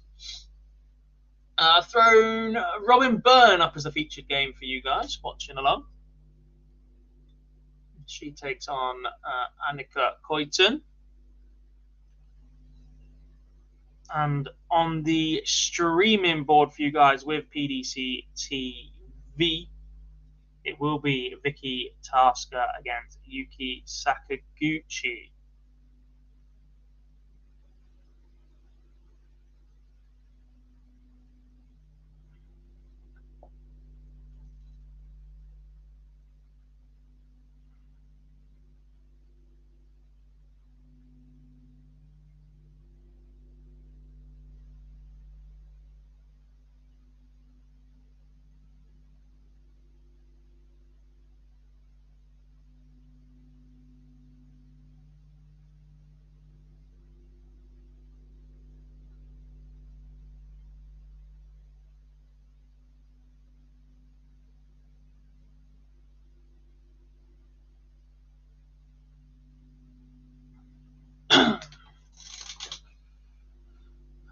Aileen de Graaf's back to 3-2 against Juliette Findlay. Darts for 3 apiece as well. She wants double 10. It goes in 3, and that's a deciding leg. From 3-0 behind, Aileen de Graaf has found her way back to 3 apiece and has the darts in the decider. Vicky Prurium's underway against Marlene Badger. Fran Elwicks lost the opener against Stephanie Hungsberg. Sarah Roberts and Steph Clark 1 apiece. Helen Ward 3-0 up on Angela Daphne. Apologies. Jane Monaghan beats Rachel Bird 4-0. Jo Moore goes 2-1 up on Courtney Hine, the daughter, of course, of the Muffin Man, Steve Hine. Robin Byrne 3-1 up.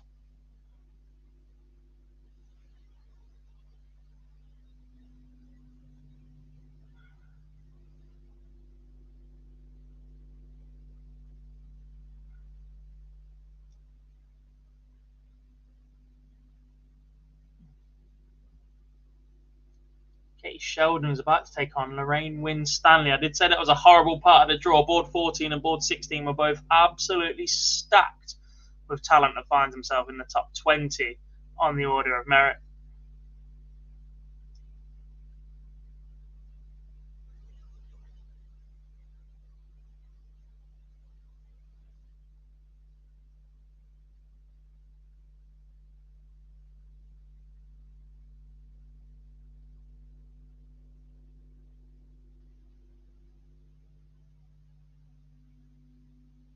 Prurium takes the opener against Marlene Badger on stream.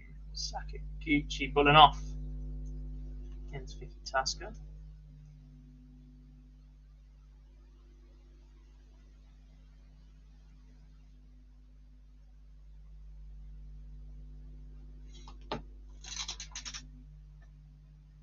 And then deciding leg after leading 3-0, being pegged back to 3 apiece. Finley has stolen the dart. She's left 78 after 15. Aileen de Graaf wants 185, so it can't go. I'm so glad I chucked Robin Byrne as a featured game, thinking it might take a while at 1 apiece, but it's been wrapped up in super quick time since then as a 4-1 winner for Robin Byrne. So what we're going to do is we're going to chuck Vicky Purium on.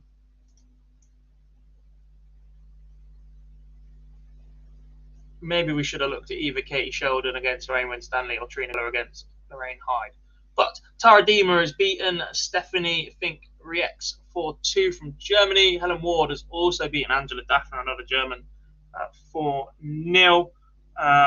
Finley's just missed match darts against Aileen de Graaf. She wanted 24, she's just left 6, and the Dutch woman is back 4-20 to wrap up the comeback victory.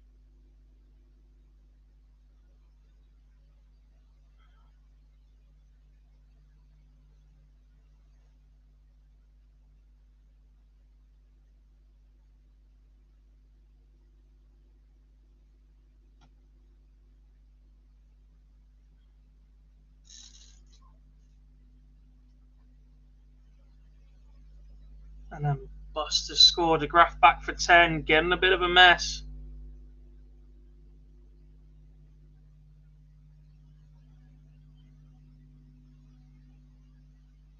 But it is Aileen de Graaf that gets over the line.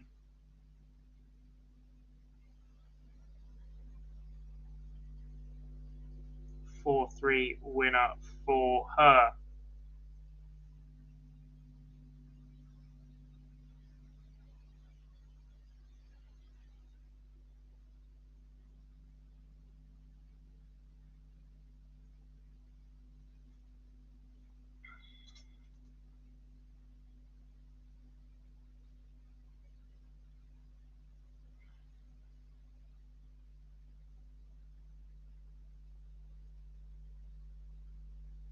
Women's darts, no, that was an April Fool's, buddy.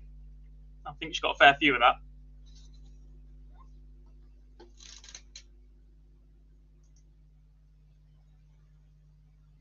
Hyde and Gulliver underway then, as is Katie Sheldon. Lorraine Winstanley. 16 dart leg for Sheldon to open up.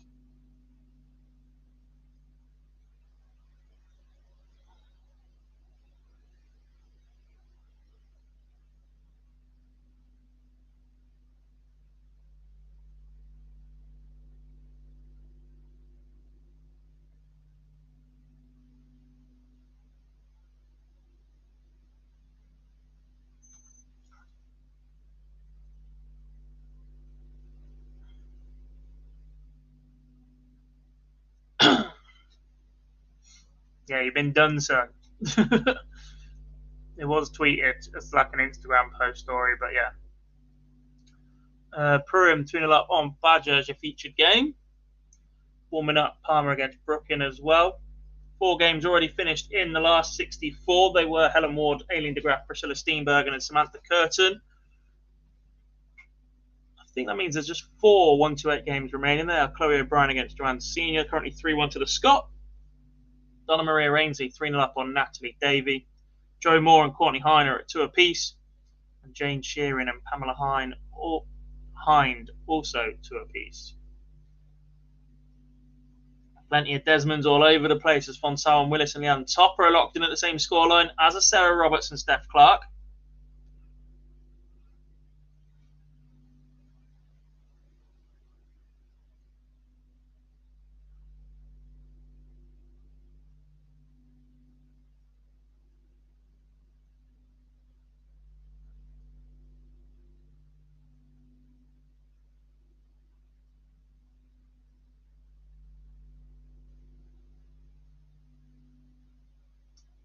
Rain Hyde takes the opening leg against Trina Gulliver.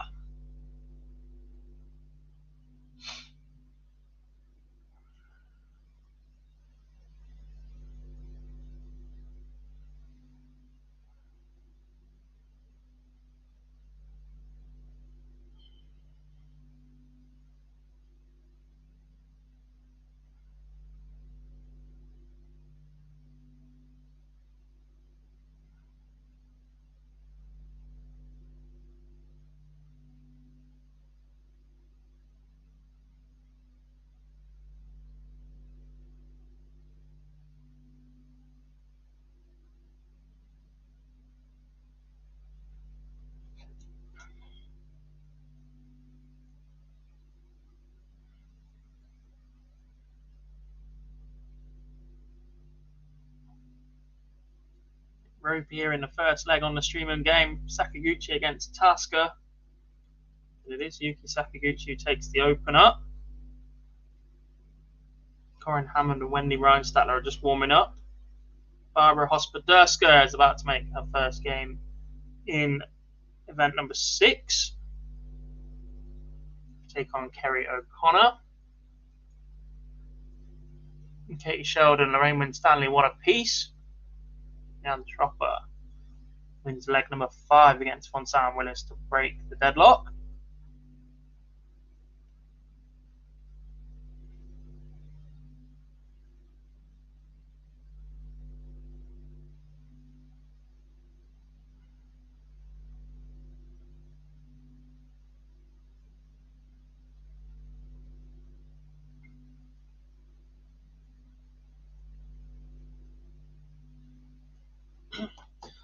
Can't lie, folks. As soon as Phil Bars gets here, I'm going to do a little bit of a run. I'm very, very hungry. So I'm going to stitch him up and leave him for 10 minutes when he's got absolutely no chance of catching up, knowing what's going on. If they just go, hi, Phil, you have a go.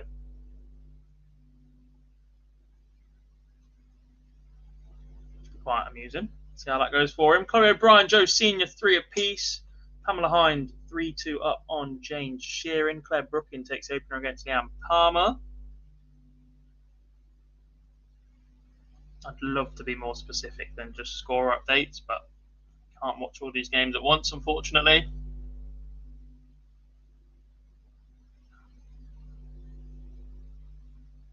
Lorraine Hyde doubles her lead over Trina Gulliver. Did say she keeps getting stinky draws. This one would hurt, though, after winning the last event.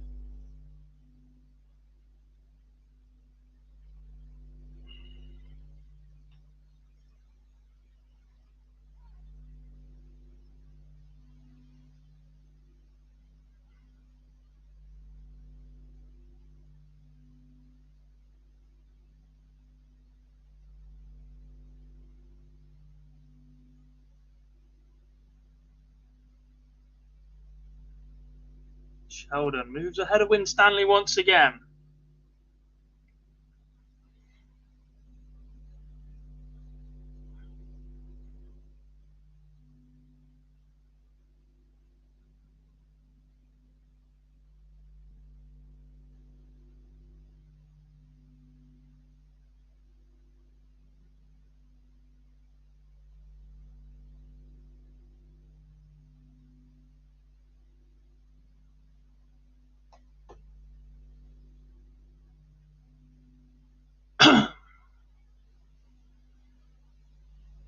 Moore one away against Courtney Hine.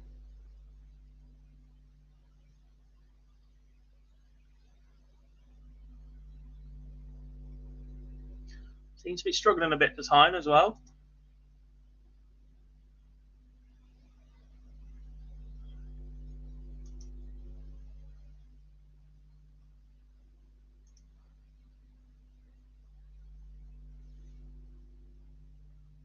Pretty solid action on Courtney, but never seems to be as consistent as she'd possibly like. Vicky Pruitt moves 3-1 up on Marlene Badger on your featured game. Becca Browse 2-1 up on Mandy Smith. Fran Elwick 3-1 up on Stephanie Hungsberg from Germany. Leanne Topper beats Fonsal and Willis.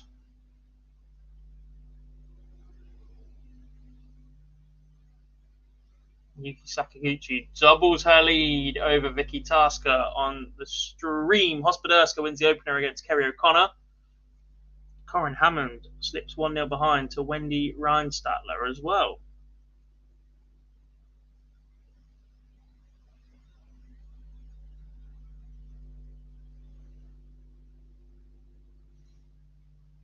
Winstanley levels up with Sheldon again. I presume all 4 of those legs have gone on throw. It's far more likely to suggest that. Chloe O'Brien has beaten Joanne Senior 4-3.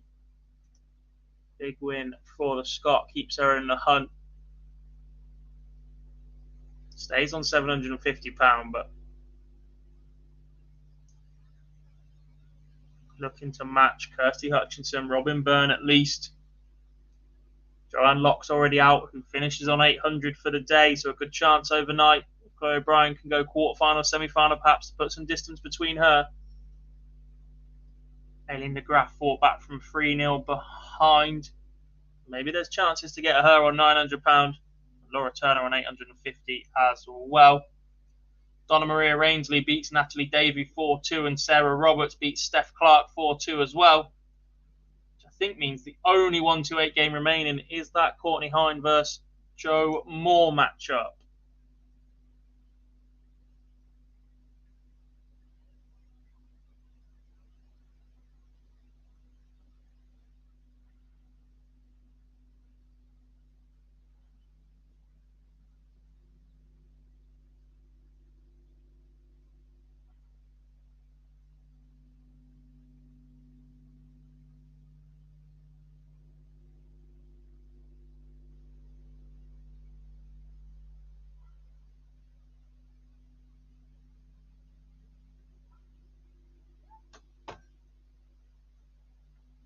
Now 3-2.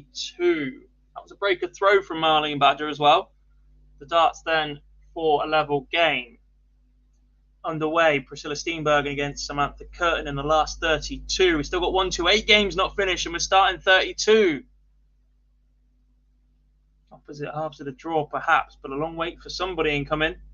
Mem Martin and Yvonne Taylor are going to get underway in the 64, as are Astrid Trauborst and Laura Turner.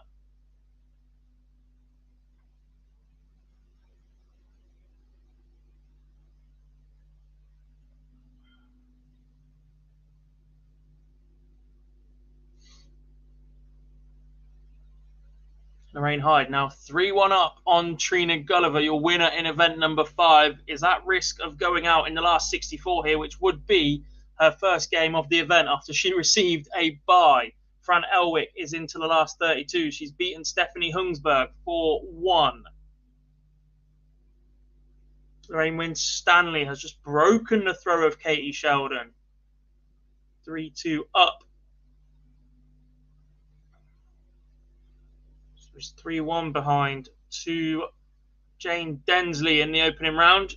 Pulled it back to 4-3. This flag's been on throw. 1-0 behind, 2-1 behind. Now leads 3-2.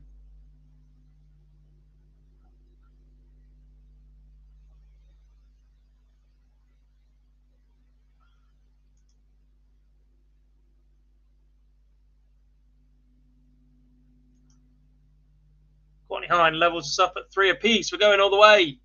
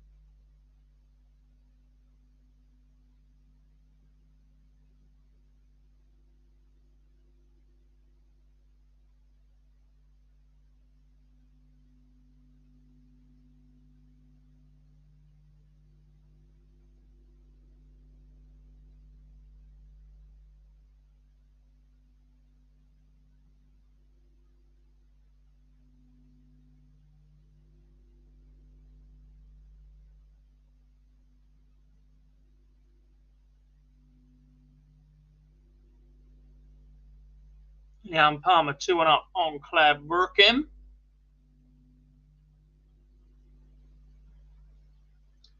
Also warming up.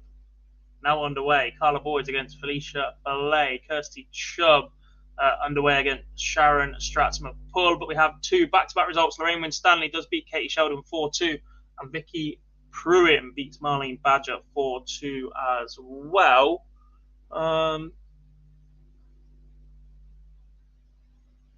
So now we need a new feature, and I'm going to go Laura Turner against Astrid Trauborst once they get underway. So we'll have that one ready to go.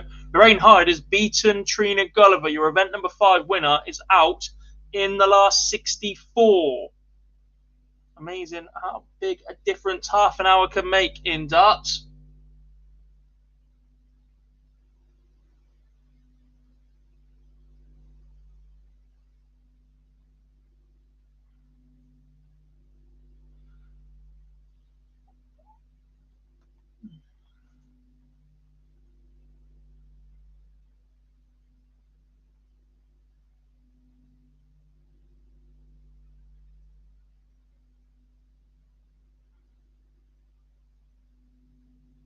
Corin Hammond pulls back to 2 apiece against Wendy Rhiannon.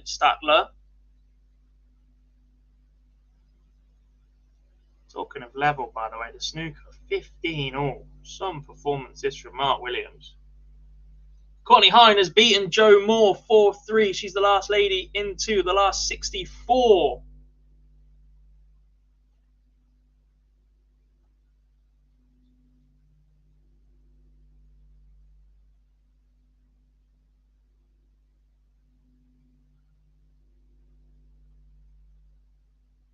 Who will she play?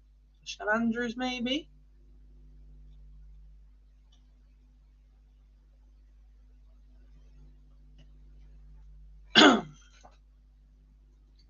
How's Maria O'Brien doing? She's about to play against Tina Nailon on board number 14. One of that from the absolute stacked little board that it was.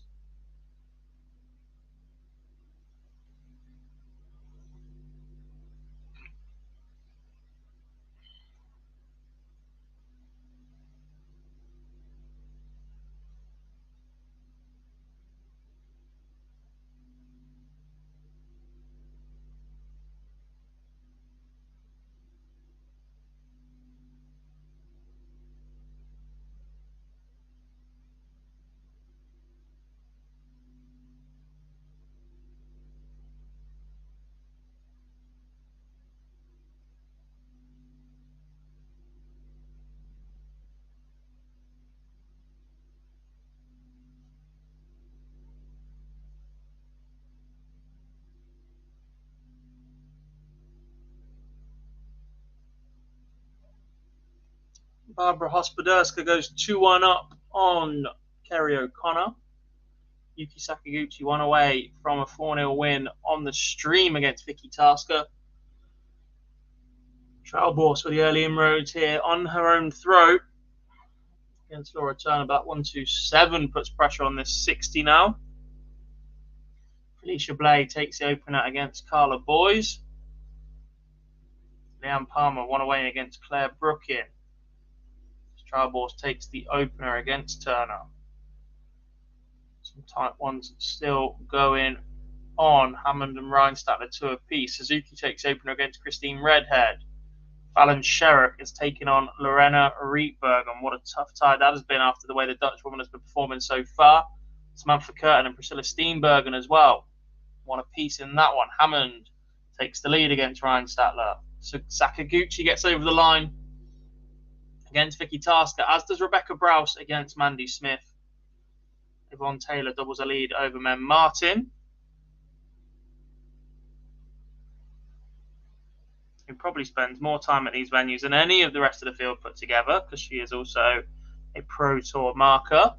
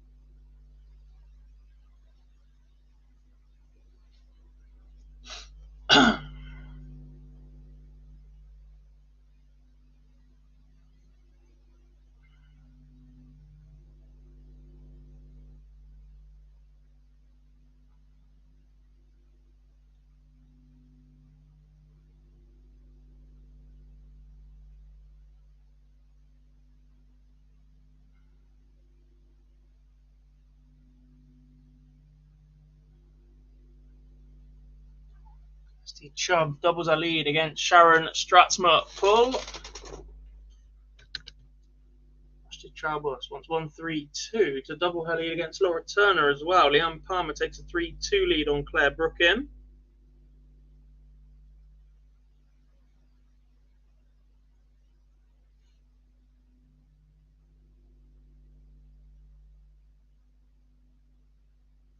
Corinne Hammond completes a 4-2 win over Wendy Reinstatler.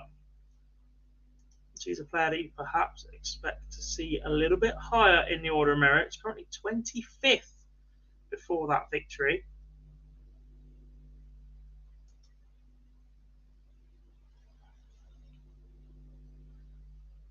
Felicia Blade doubles her lead, as does Mikuru Suzuki.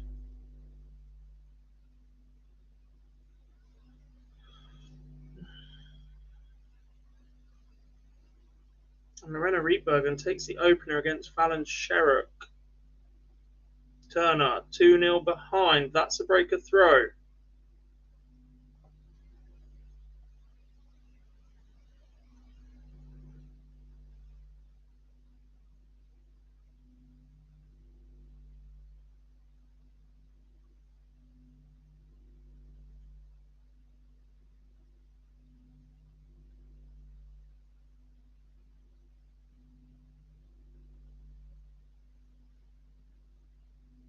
Next up on the stream, Lisa Ashton against Tara Deemer.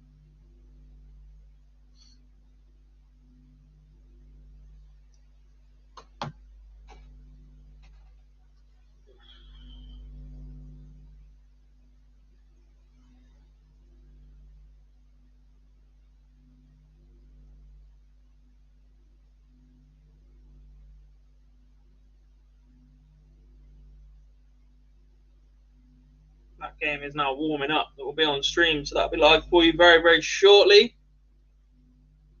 Rhea O'Brien takes opener against Tina Nailon. Samantha Curtin won away from a 4-1 victory over Priscilla Steenbergen.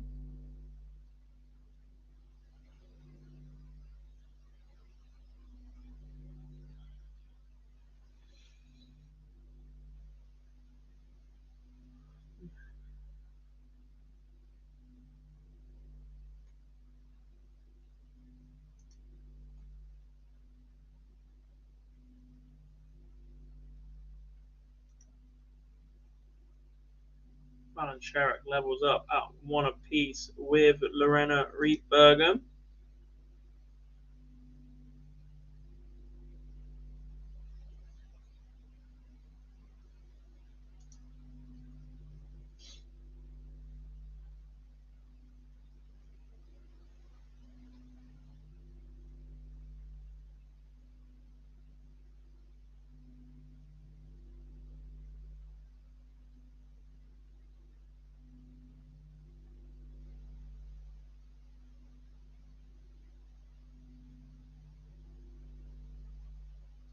Looking at a few notable absences that aren't here. No Bettina Gruber, the German. You can see her involved last time. A couple of the Derbyshire ladies not here. No Jo Aldershaw, no Rose Mort. Not sure we've seen Leanne Wilson either, or Emma Smith. Susanna McGimpsey. No Samantha Lewis. No Caroline Breen. Cherie Yeomans or Kelly Gabriel or Tammy McKenzie by the looks of it. He will be, Daniel. He's still on his way back, I think.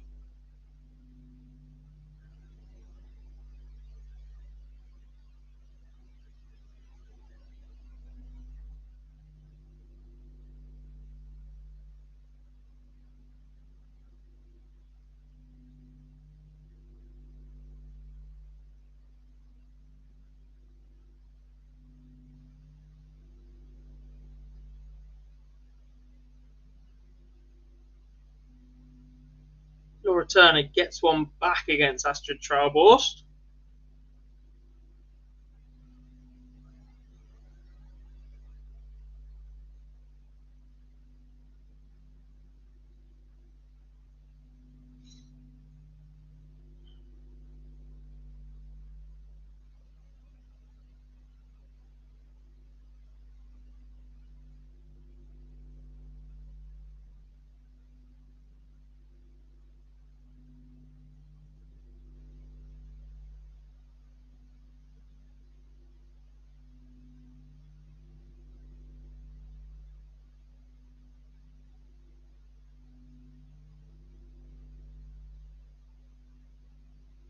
Most of the time. Not sure about all the time, but you know. Claire Brookham beats Leanne Palmer 4-3. Felicia Blaze 3-0 up on Carla Boys. Mikuru Suzuki 3-0 up on Christine Redhead. And Barbara Hospoderska 3-2 up on Kerry O'Connor. They're all on the brink of victory. Trish Kidd has gone 2-1 up on Chrissy Manley. Kim Holden 1-0 up on Lynn Marsden. Anne-Marie Potts takes the opener against Denise Cassidy. Kirsty Hutchinson finds herself behind to Jane Monaghan.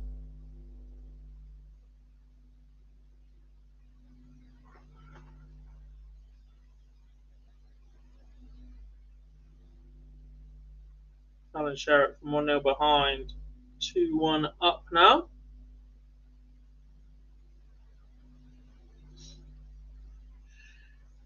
Cheers, Daniel. Ooh. Mikuru Suzuki is a 4-0 winner over Christine Redhead. That puts her into the last 32.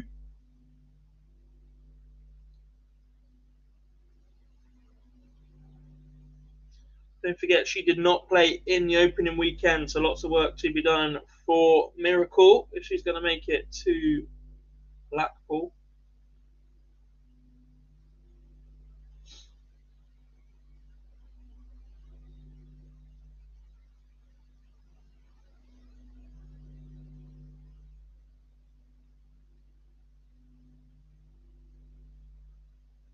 Yvonne Taylor won away against Mem Martin now. Felicia Blade picked back by 1. It's 3-1 now.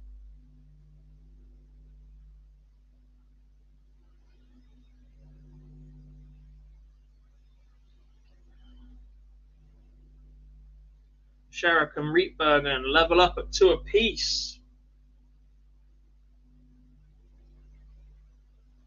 No, thank you, Daniel. I got this. He's 25 minutes late.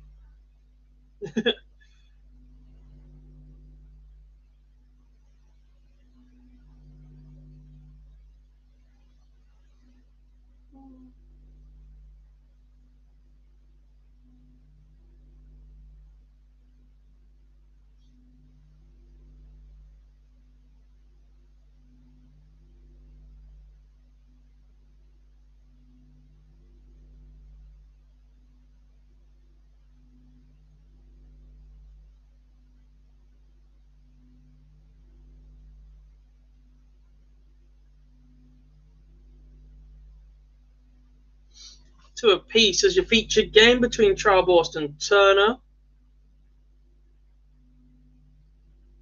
Ashton takes the opener against Tara Deemer.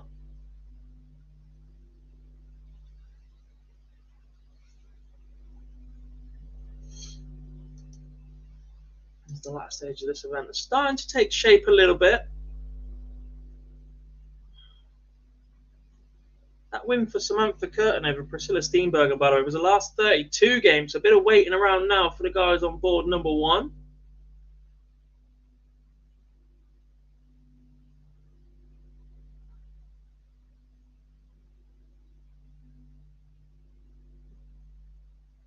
Yvonne Taylor beats Mem Martin 4-2 to move into the 32 as well. As I said, that Samantha Curtin victory over Priscilla Steenbergen was a last 32 game.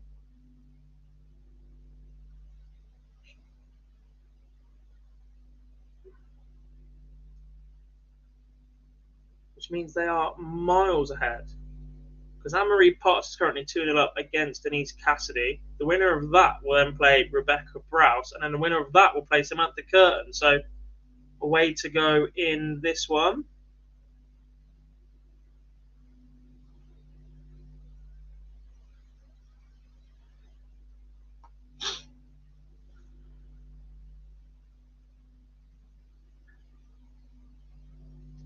Courtney Hine and Michelle Andrews, board 10.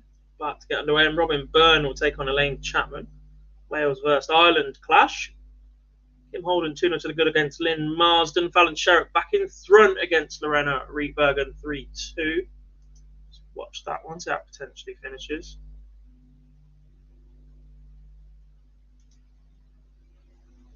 Rietbergen is a 38 after 12, and it will have to go because Fallon Sherrick is sat waiting on 64.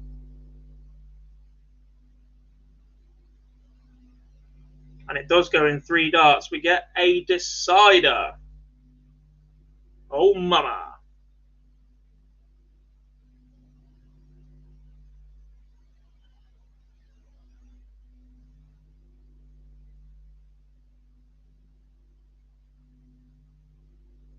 you joking?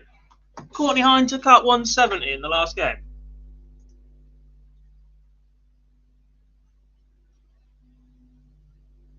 That was in the 128, wasn't it?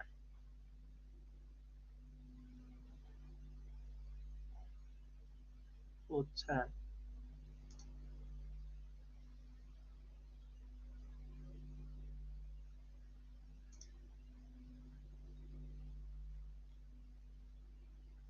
Oh my!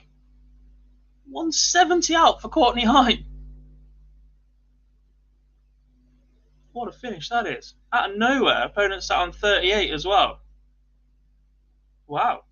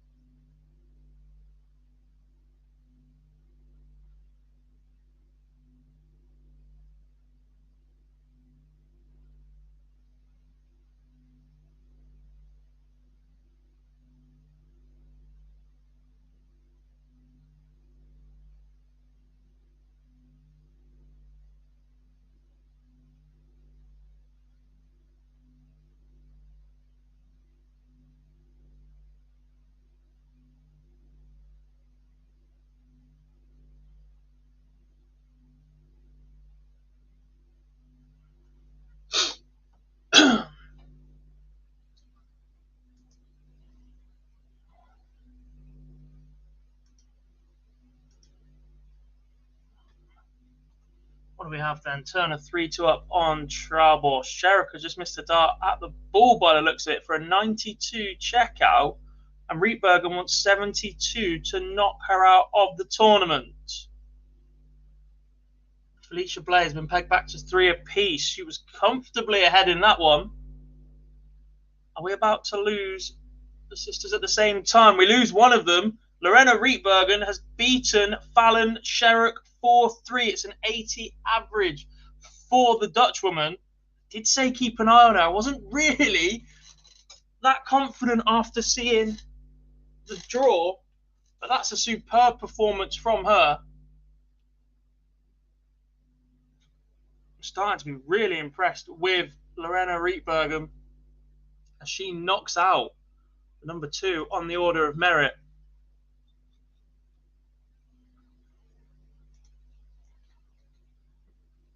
Some of the big names start to fall. We've lost number 2, number 4, number 5, number 6, number 9, number 14, number 16.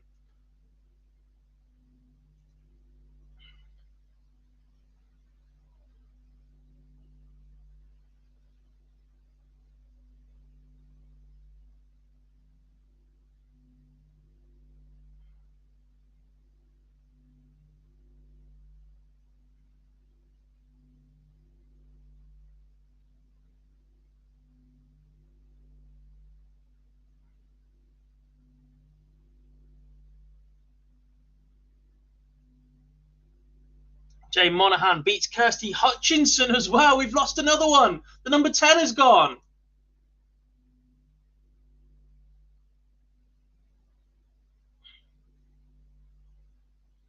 And for the likes of Rhiannon Griffiths and Jane Densley, who were one of the first ones out, they will not mind seeing this at all.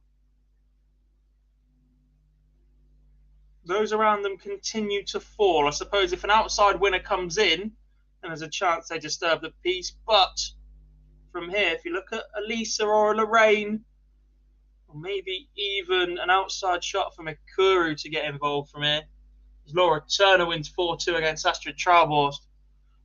Those that lost early will feel a little bit better about it as everybody around them continues to do so. Now we need a new featured game, and I know exactly where we're going. The game that's just gone 1-0 at the very, very top of your screens. Aileen de Graaf against Corinne Hammond. Lisa Ashton 3-0 up on Tara Dima on the stream. I don't think that one will take much longer as Felicia Blay beats Carla Boys 4-3. I think that is the first time Felicia will have gone further than Fallon in a women's series event.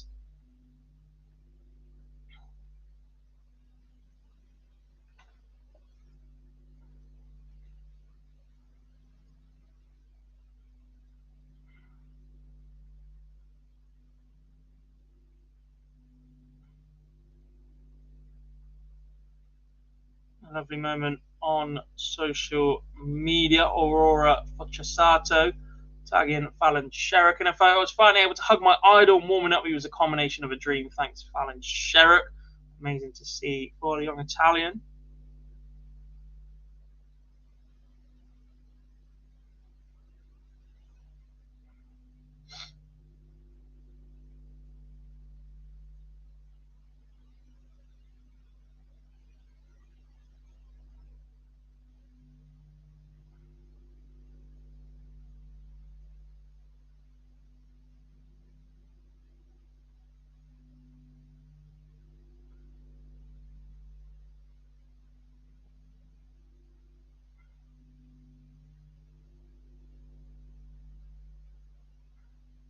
You might well do now, Sean.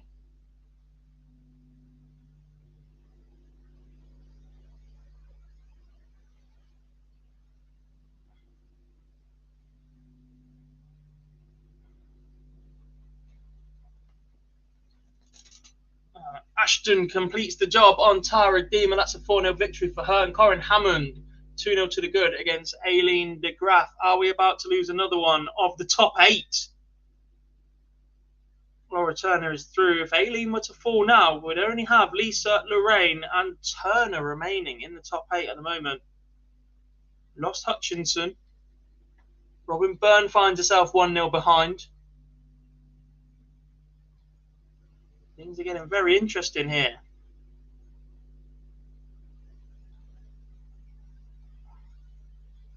Wherever here is. To be honest, completely forgot. Is this Wigan, Barnsley, Milton Keynes? Anyone?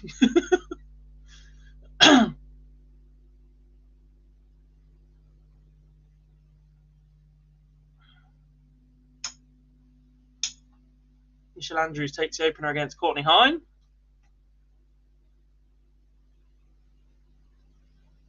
In Wigan. It is Wigan.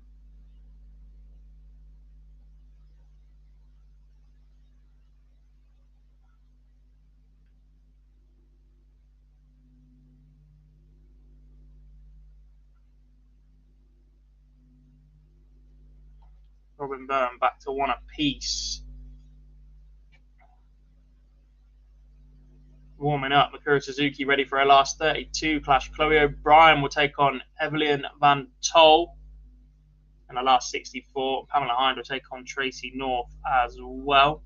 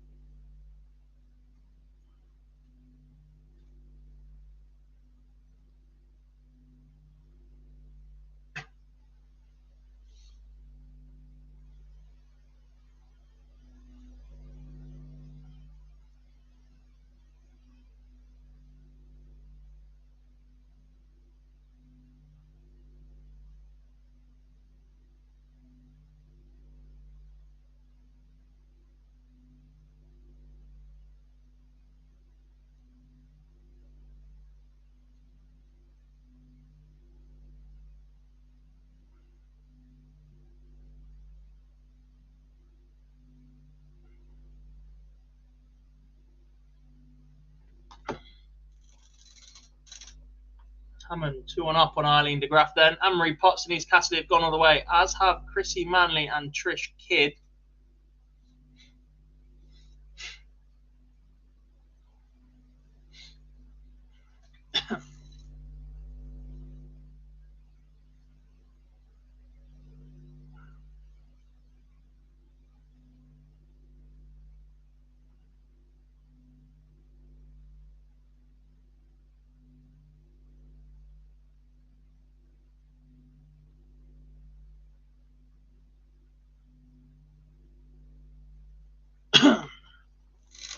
Manley beats Trish Kidd 4-3. Oh, third round. Streaming game next. Lorraine wins Stanley against Maria O'Brien. I had to double check that was Maria then, because I realised Chloe O'Brien is in the draw also. But Chloe O'Brien is currently taking on Evelyn van Tol from the Netherlands. Suzuki underway then. Still one game completed in the top 32. You can just see that at the bottom of your screen. Samantha Curtin and Priscilla Steenbergen. They're going to be there a while waiting for the next rounds. Pretty sure Anne-Marie Potts and Denise Cassidy is a 64.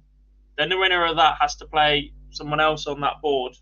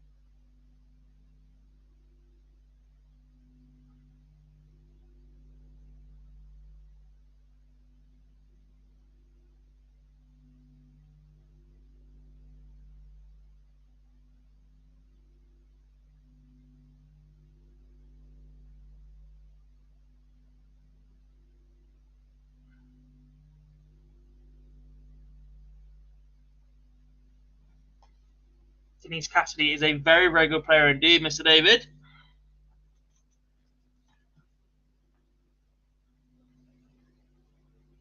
I haven't seen an awful lot of her this season. Last season, there was some good little runs from her in the women's series.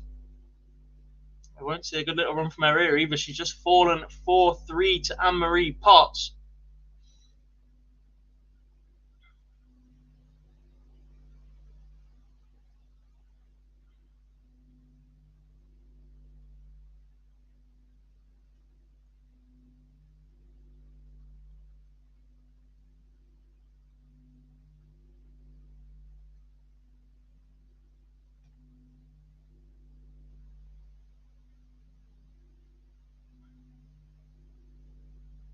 Hammond and de Graaf locked in at 2 apiece.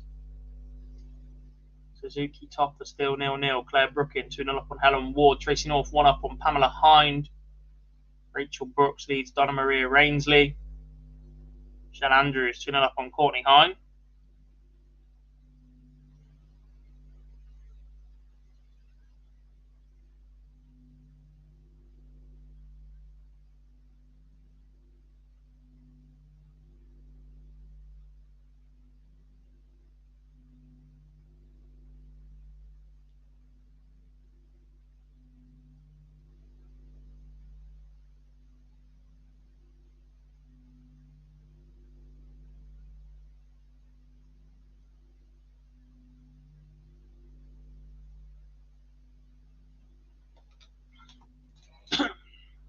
Trisha Wright said she might have a go at the women's series. That'd be interesting to see.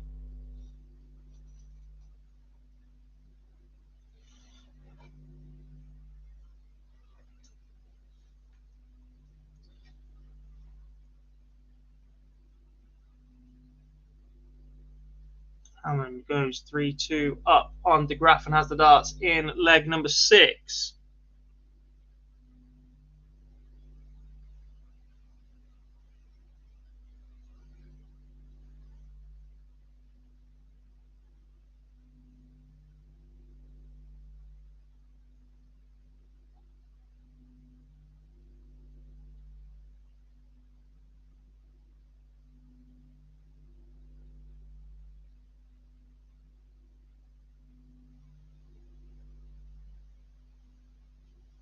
Best and worst nicknames in darts. Mark Frost's is up there. Frosty the Throw Man is superb.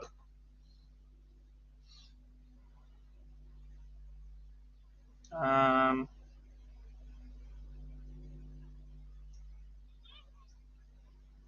like Snakebite. Alcohol, obviously. And when you're a uni student, it's cheap. Don't like dimmies.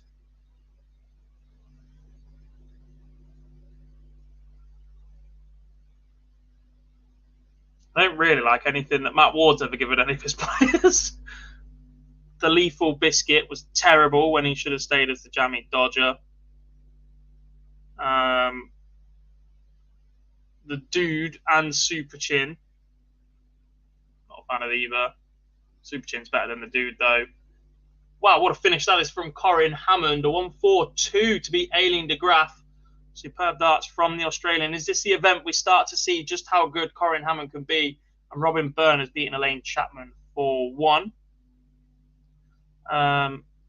Who else's nicknames don't I like? Yeah, the Rockstar just has no bearing on Joe Cullen. Doesn't really care. Chris Dobie's is rubbish. No relevance.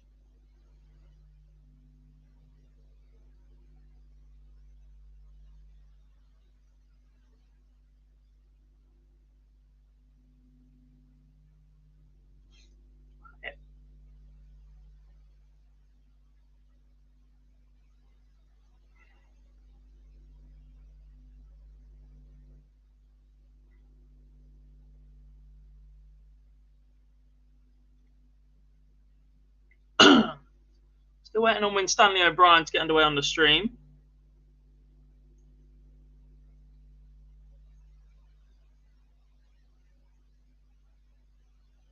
Just to say that, it looks like it's going to kick into play.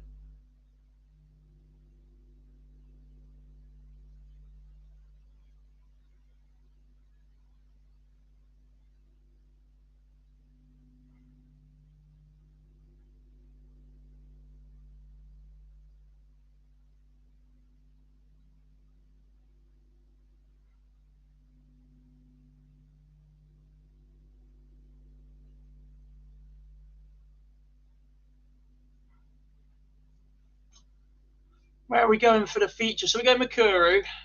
One apiece with Leanne Topper. Stick that one up.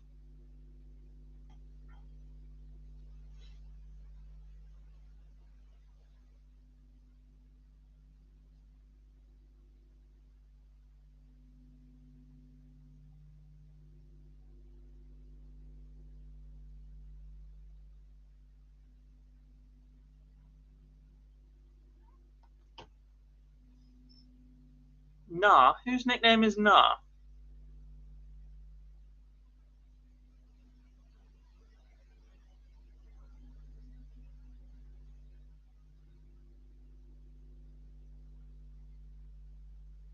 I might have been really thick.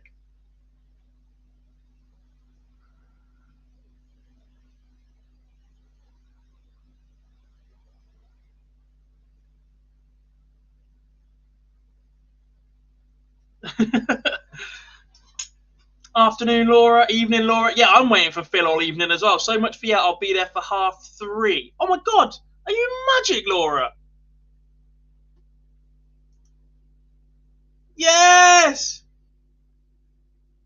I can't hear you, but yes.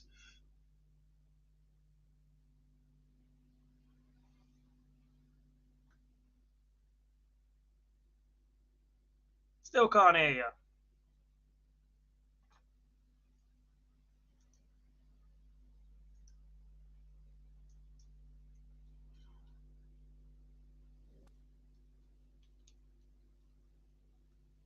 I'm going to change my screen name, though, to my Twitter handle as well. So if anybody is interested in following, that's a great idea, Phil. Still can't hear you. Mute and unmute you. Hello? Nope, still can't hear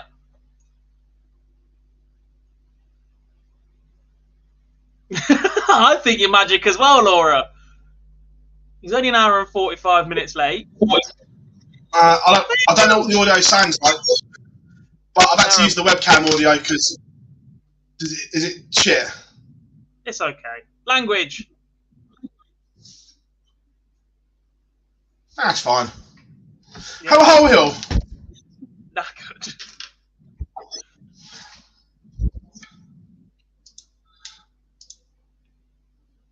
Michelle Andrews has beaten Courtney Hines 4-0. I'll give Phil a couple of minutes to get caught up, and then I need something to eat. Honestly, I hate flying with Ryanair.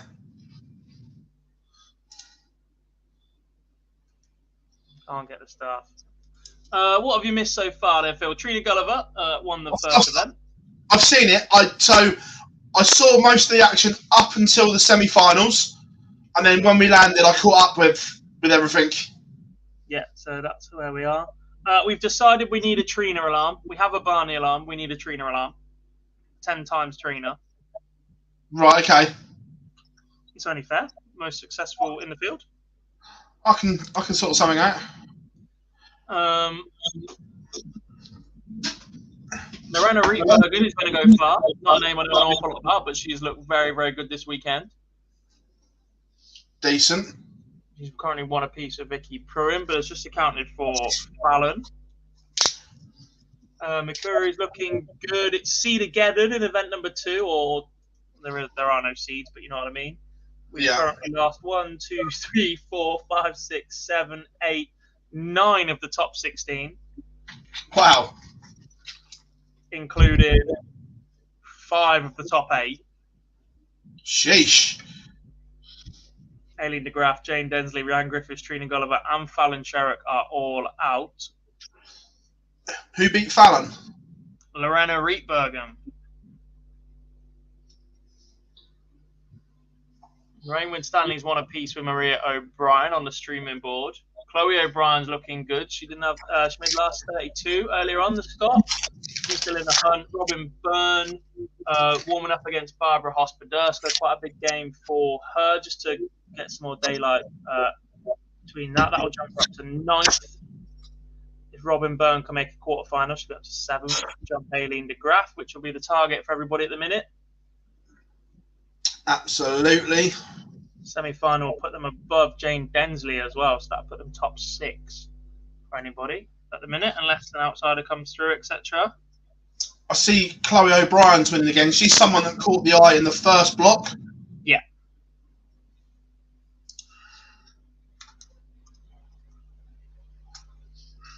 Yeah. Interesting tie on board 13. I didn't see this one warming up, but it's Yuki Sakaguchi against Lisa Ashton. We've seen mid to low 70s pretty much all day from Yuki.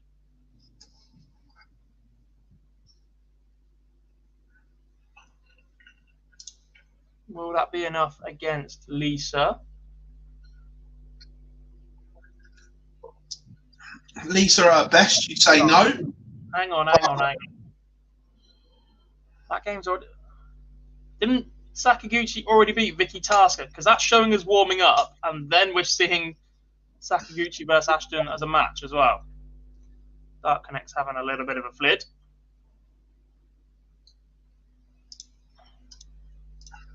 Some other key moments. After not hitting a ton in the entire match, Courtney Hines takes out 170 at 3 apiece. Fairs.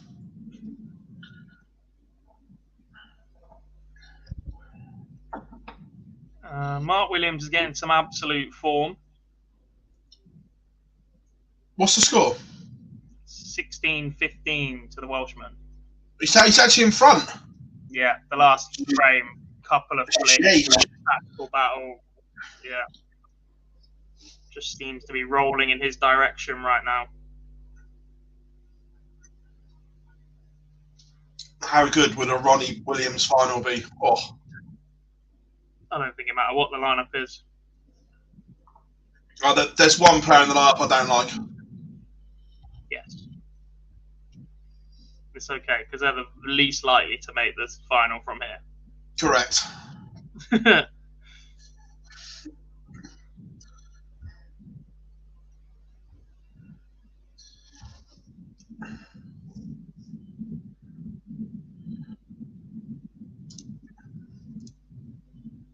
Yeah, slightly tired as well today, but we do what we do. Dublin was insane. As it always is. Yeah.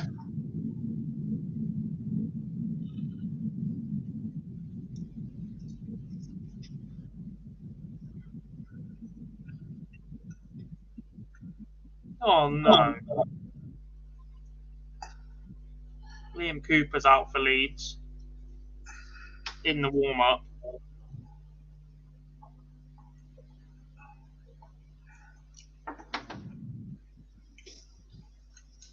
I'm just watching on the PDC Twitter the winning moments from the first event of the day. Trina Gulliver's throw just looks as good as it ever has done. Yeah. A little less jumpy on it now as well. Yeah. Yeah, looks as good as it ever has. That last start at double 16 to win it when she can't see hardly any of it is an unbelievable dart. Denmark Open quarterfinals. Sean McDonald will take on Visser from the Netherlands. Sebastian Białecki will take on Nielsen from Sweden. I guess that's Darren Johnson, maybe, will take on Leisner from Denmark. And are we going to suggest that's James Richardson will take on Norman from Sweden as well?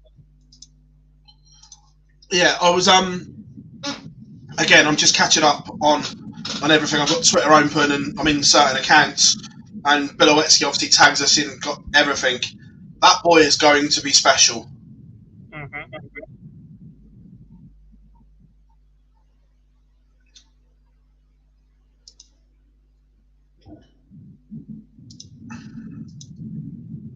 Just looking at the Euro Tour results as well. Danny Noppert flying at the moment. Looking good.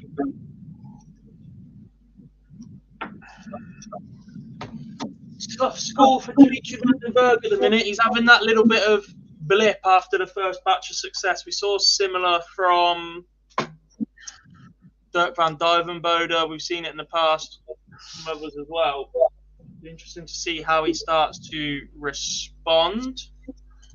Yeah. Suzuki has beaten Leanne Topper 4-2, so I'm going to just change this one across. Shall we go Hospoderska versus Byrne? Yeah, I like that. Yeah, I'm a fan of that. Because OD and MODUS sponsor Białecki. Yeah.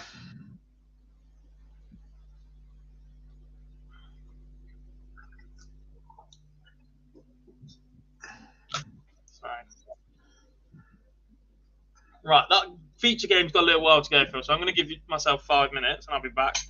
Yeah, no worries. I will hold the fort until Gob comes back from getting some grub. Like I say, chat room, come and get involved.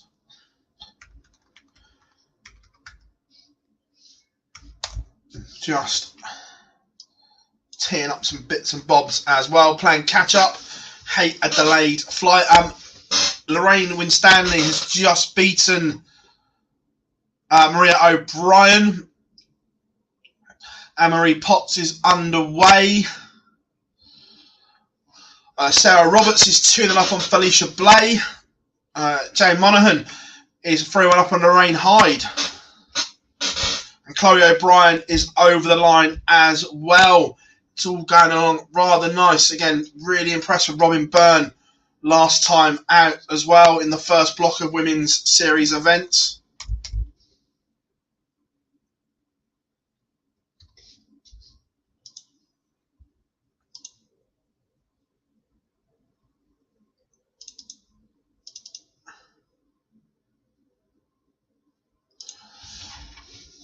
Felicia Blay has one back. Lisa Ashton is now 2-1 up on Yuki Sakaguchi. But again, 75 and 73 averages. Yuki is in this game. Robin Byrne has levelled up against Barbara Hospoderska. That is one apiece. And Vicky Pruin is now 3 apiece with Lorena Rienberger.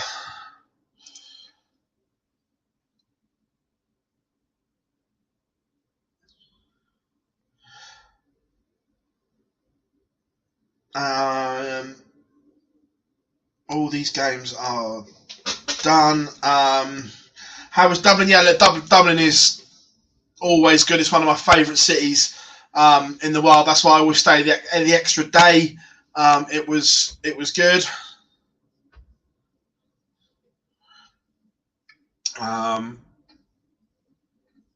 Hospoderska playing some really good stuff in this leg here. Byrne up against it with 3 trebleless visits.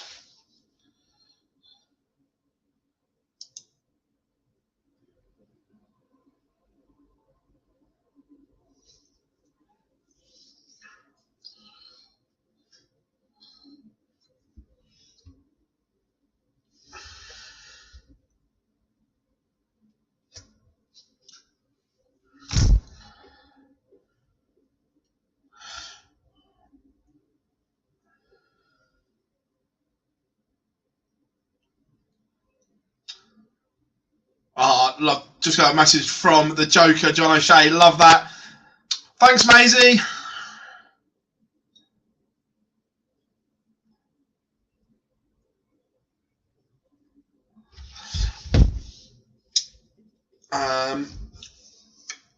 Not sure why it says warming up. It's probably a little glitch in Dark Connect somewhere.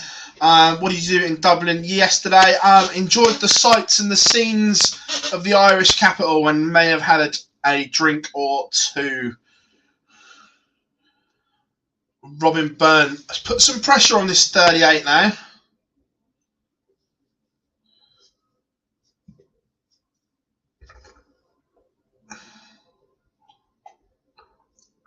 And it doesn't go.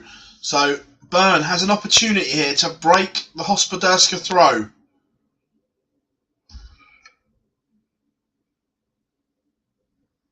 Doesn't take it.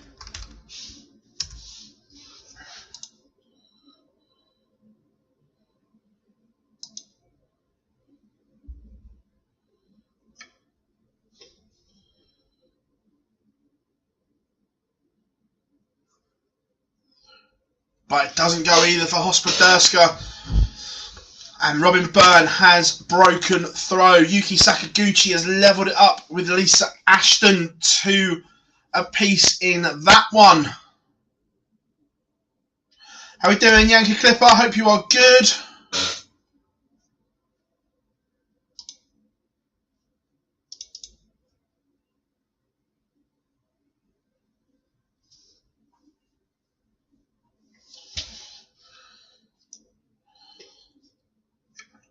Some big moments coming on here.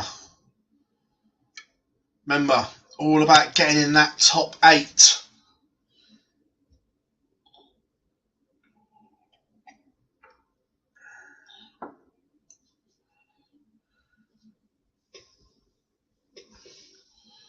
Got multiple tabs open everywhere, keeping an eye on it all.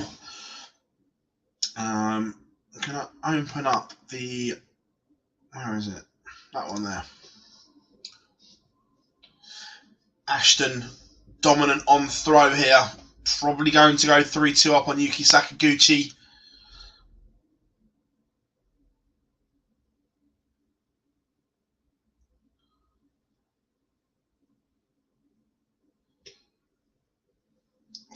Sakaguchi finds a ton.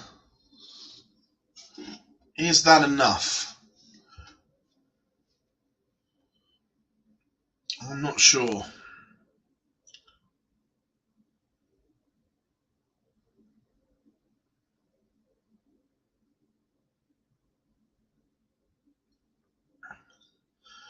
Robin Byrne is in a strong position here also to go 3-1 to the good against Hospoderska.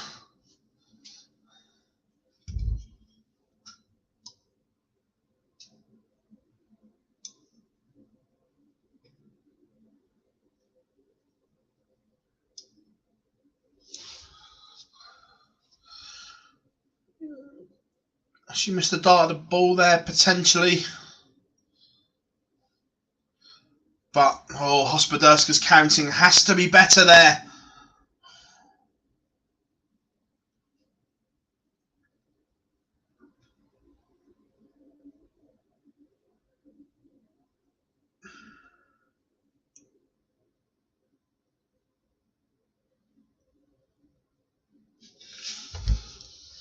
But another opportunity.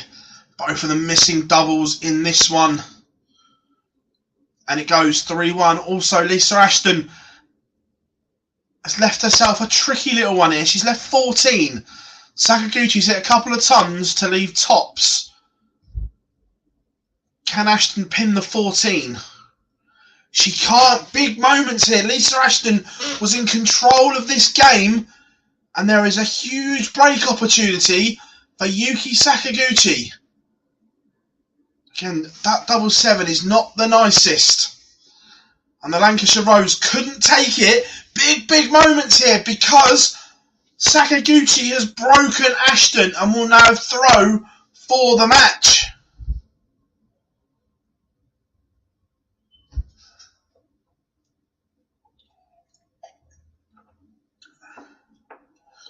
Sarah Roberts has beaten Felicia Blay as well.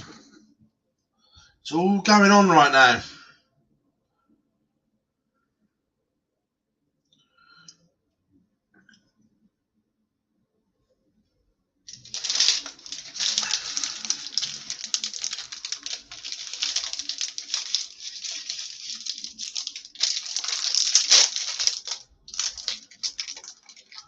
This is impressive from Sakaguchi.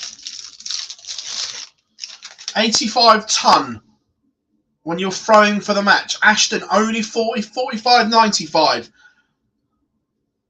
Well and truly, if there's another trouble here from Sakaguchi, Lancashire Rose is in some trouble.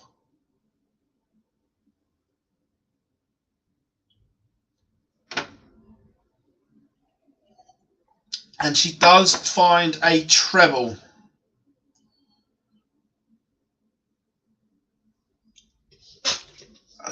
Lisa Ashton needed 2 trebles there. 95 is still a good visit, but in a leg you have to win. Maybe not enough. Can Sakaguchi leave a finish? It's been an impressive leg. 60, she leaves a finish. However, a 2 treble visit from Ashton would arguably put her just about favourite to break back. What has the Lancashire Rose got in the locker? This needs to be big. I expect it to be big. 1-3-4 to leave 1-3-2. Finally poised this leg. And Robin Byrne tees up a 4-1 victory over Barbara Hospoderska there. So let's continue to bring you this one. Oh, I'm not sure what Yuki Sakaguchi's done there, but she's hit a 140 to leave 21. I'm presuming the first dart wasn't in and she's just gone big to put the pressure on. So this 1-3-2 may have to go from Ashton.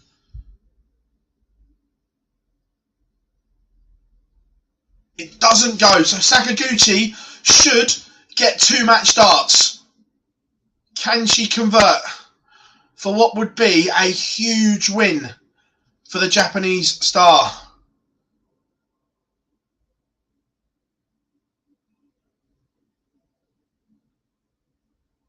No score. I can only imagine that she's gone into the wrong double. Lisa Ashton breathes a sigh of relief.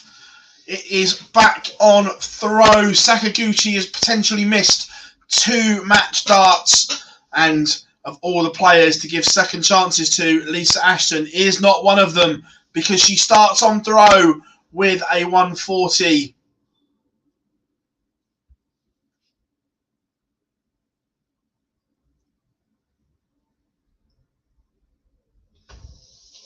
And only a 45 from Sakaguchi.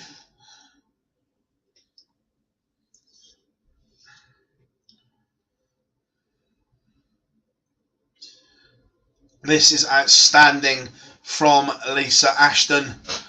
She's had match starts against her And then she goes off 140, 140.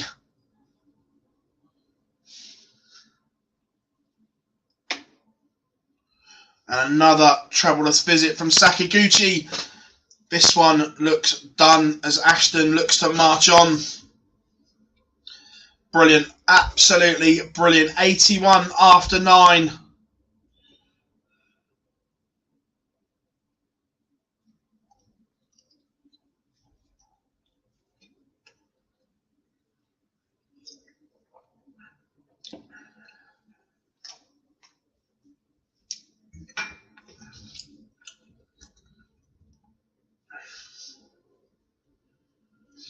.81 for the Lancashire Rose. Again, she ends up... Oh, no, my fault. I was about to say she ended up on 7-7 again, but there's been a scoring correction.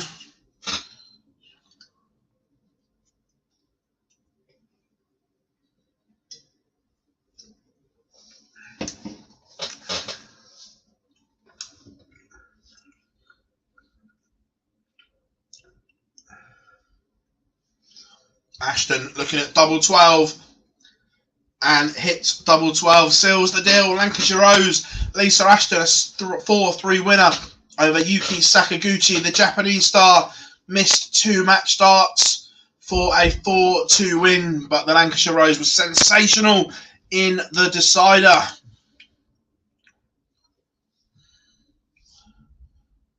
Laura Turner is 2-0 up on Tracy North.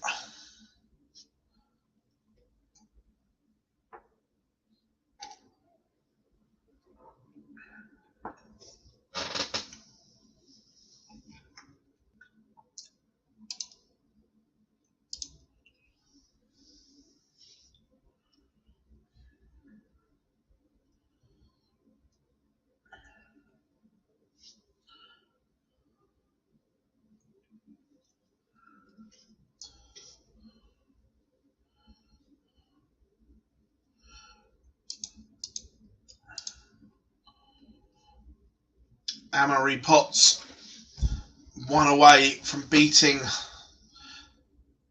Rebecca Browse, 3-1 up. Donna Marie Rainsley and Rachel Brooks are up 3 apiece. That one is getting close. Brooks has the advantage in this deciding leg. What has Donna Marie Rainsley got in the tank?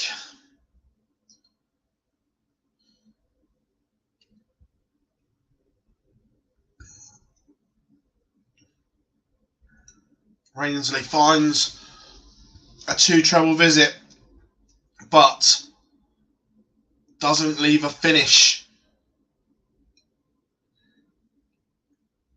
Brooks 174, only a 60 to leave 114. So Rainsley is now back in this. What she'd give for a 140 to leave tops. A ton leaves 80, which would give her a sniff if Brooks can't take out the 114.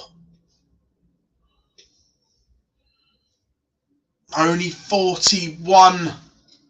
So Rachel Brooks now looking at 114.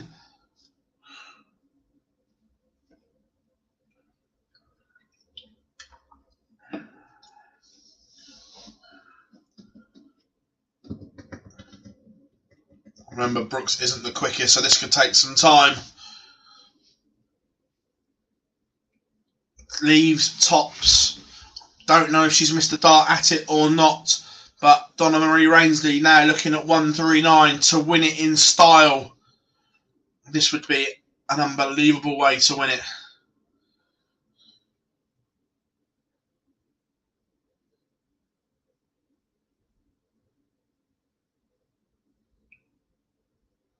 Doesn't go. So Brooks now looking at top. She has 3 darts in hand to get the job done.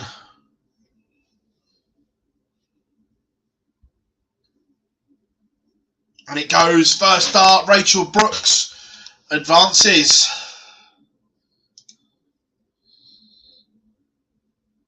On the feature game, Chloe O'Brien is 1-0 up on Kirsty Chubb. Could be about to go 2 and does go 2 to the good.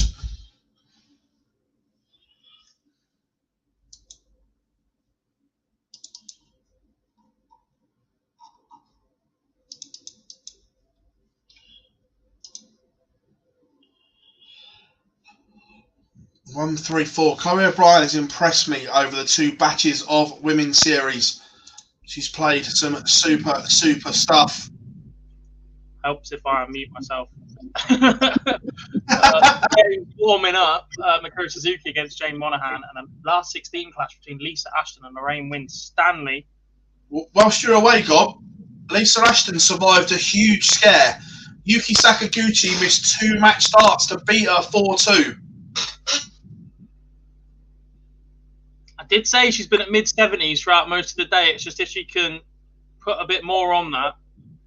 Yeah, she had 2 match starts to beat Lisa Ashton, and I'm just looking at the averages across both clubs.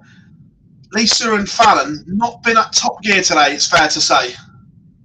Not for all of it. We've seen moments from them. Fallon chucked in a 95 at one point. We saw a couple of 91s in that first event. But I get what you're saying. They haven't really kicked in and dominated in that 85, 90 that we've seen from them before. Oh, for God's sake.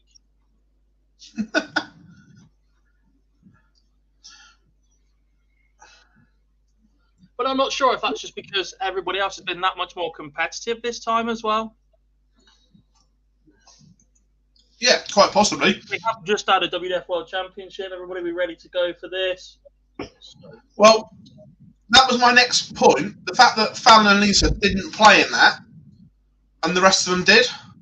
The rest of them a little bit battle ready. We speak about it a lot in the men's game, about being hardened. Potentially. Although the people that have succeeded in that, your Kirsty Hutchinson struggled a bit today.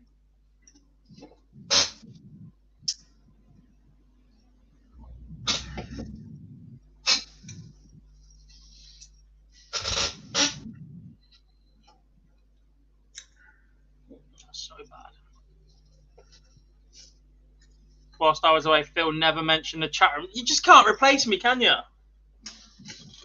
How rude. Yes, I did.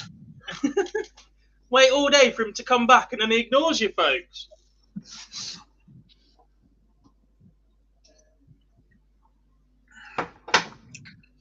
As well, I haven't seen any of this stream. Who's on comms with Murph? It's a new guy. Lee told me earlier.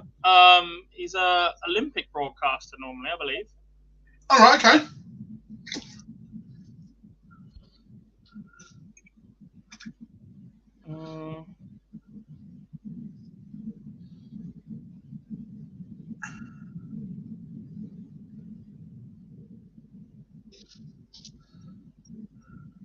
Let's have a quick look.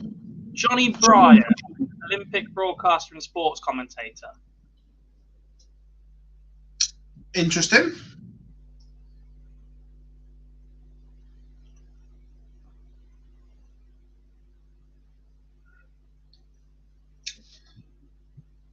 Drop him a cheeky little follow now. I tuned in for a couple of minutes just to see what he was like. I had it on my phone and stuck an AirPod in. Okay, his counting was really good, which is sometimes what players struggle with. Come straight in, knew exactly what was going as players are flying around the board and all sorts. So, yeah. Decent. Laura Turner defeats Tracy North 4-1. Again, I know you probably spoke about this with Boise earlier on, but really pleased that the numbers were good again, in this. No, I completely forgot to mention that, but it has been steady. Still needs to get to a point where it's 128 or something because the number of buys and it just upsets the flow of the event, etc. There's been multiple times. There were times when Fallon was sat around waiting for an awful long time earlier. We saw it for a couple of others as well. What's your thought process, or what's your thoughts on Dieter now missing both? After playing in them all last year and the year before, she's now missed both opening blocks, and to make the match play for her could be tough now. Concerned, yeah, if she has intentions of playing in that match play. For the legacy that Dieter has, it will be a shame that chances are she won't be there unless she turns up and has a stormer. And I just think that she's in the Danish Open final, brilliant, but she's already got a WDF qualification, I'm sure. Yeah, she won in Scotland, which is a platinum or gold or whatever it is. So she's already back at the World Championships. So I don't understand that one. I'll be completely honest. Even if you're not at full capacity here, just get here and start trying to accumulate something so you've got a platform to build on next time. 100%. You can't pick up prize money if you're not here.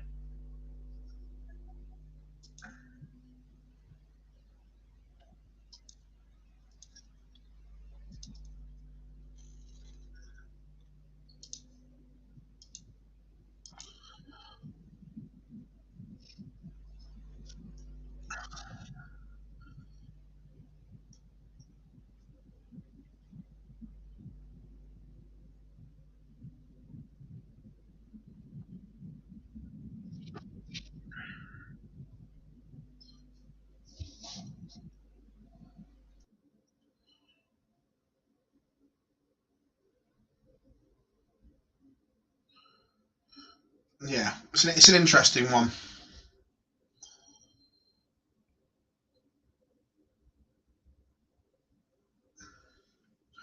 I know we spoke about... Oh, God's muted himself again.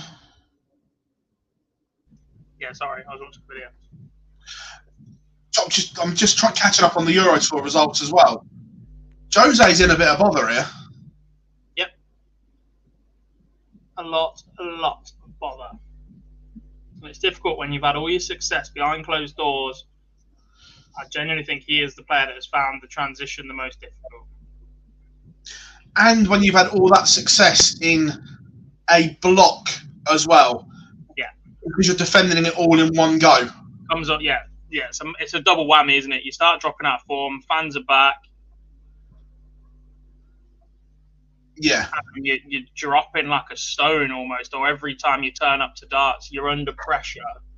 Chloe O'Brien has beaten Kirsty Chubb, which means they're just one game live at the minute. So Chloe O'Brien's really impressed me over the two events, over the two blocks.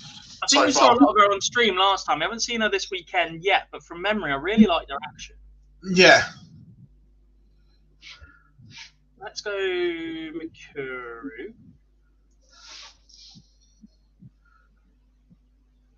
I'd like to see Corin versus Laura Turner stream next. Haven't seen a lot of Corin on stream. Seen Lorraine a couple of times. Yeah, and what I was saying about waiting, by the way, Samantha Curtin is about to play Anne-Marie Potts. She beat Priscilla Steenbergen about an hour ago, maybe more. Yeah. Is there a case where, obviously, where there's not 1-2-8, you do the prelim games first, and then you don't start the next round until that is complete? Possibly.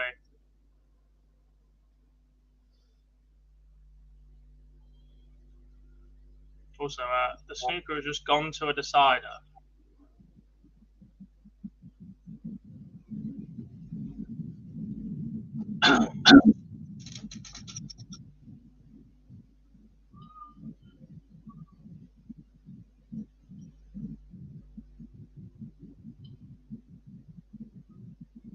Fallon is not still in. She lost to Lorena earlier on. Nakura's just lost the opener to Jay Monahan in 15 darts. That's tidy, no matter what, no matter who you are.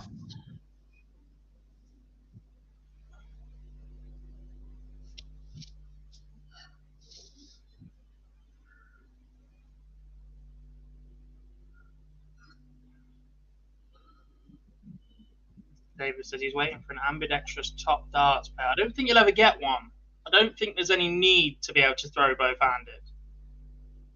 See, I was thinking about this the other day. I think there is.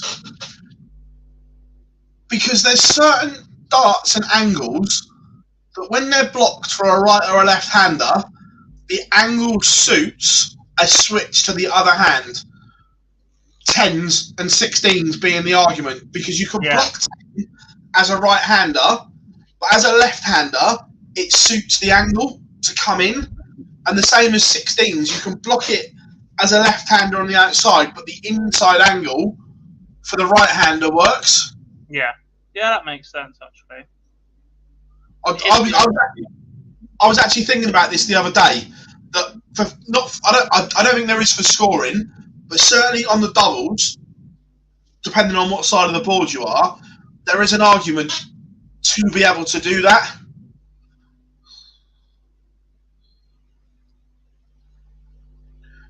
The same as I'm convinced at some point we will see players have a scoring set of darts and a double set of darts. I don't think so. I think we will. No, because Peter Wright's shown that in order to throw those different sets of darts, you almost need to change your technique a little bit, and it just doesn't work. It's difficult enough to perfect the one technique you've got without stopping and stalling, and rhythm is just as important as that.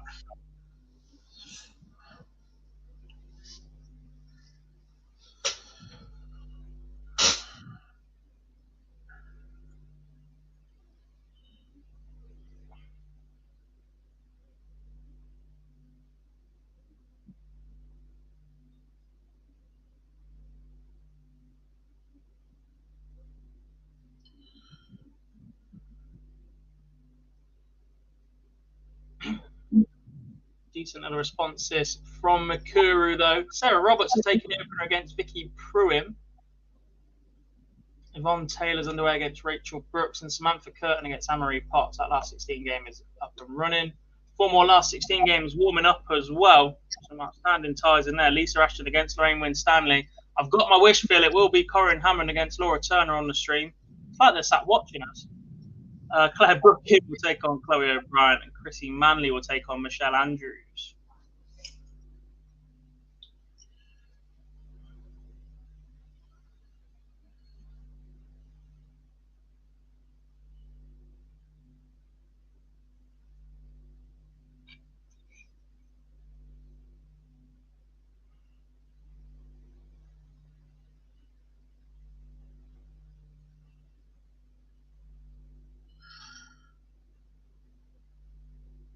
The Danish Open final, Dieter Hedman against Anka Zylstra.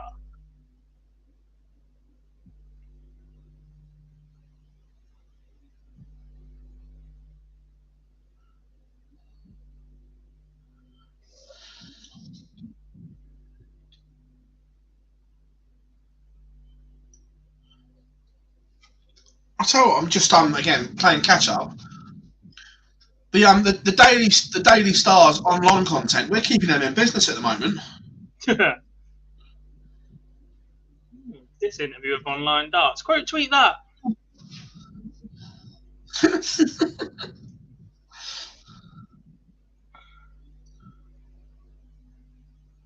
Wish I got paid to sit and rip someone else's content off. I know. Live. Ooh.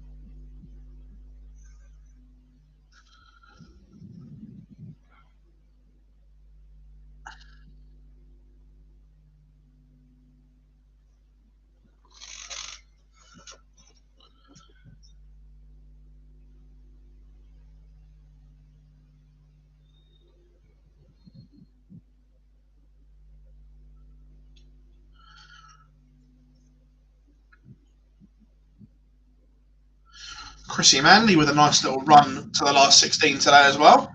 Mm-hmm. Not over yet either. No. Michelle Andrews in the last 16. I presume then she'll play the winner of Brooks and Taylor and the winner of whoever else they'll play.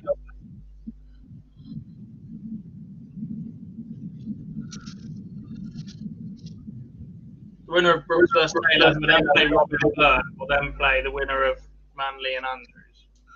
Yeah.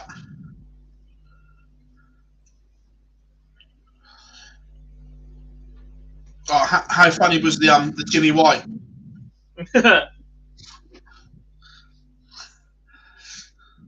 I did check with Lee that he was okay working in these conditions today. Did you? To be fair, I'd love to know what he's like. Surely he could mean his conditions, because that studio.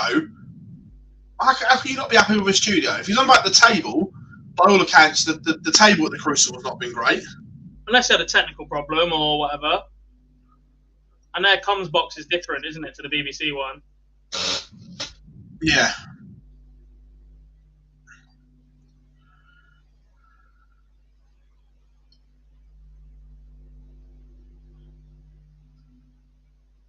Shawnee was still on mic as they cut away, and said he can't work in these effing conditions. I was going to say, dropped an F-bomb. Yeah. So Mardle got involved, saying why wasn't he told, and you know, things happen.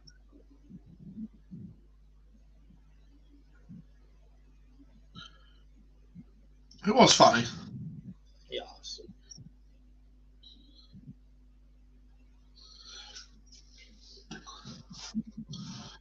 Mikuru Suzuki is now in front. Gob. Lost the opener to Jay Monaghan, but 2-1. That game started a bit quick. I was literally talking about how they've been waiting around for someone from Certain and Amory Potts, and that's 2-0. And the stream is underway as well. Corin Hammond against Laura Turner. Game time. Lisa against Lorraine underway also.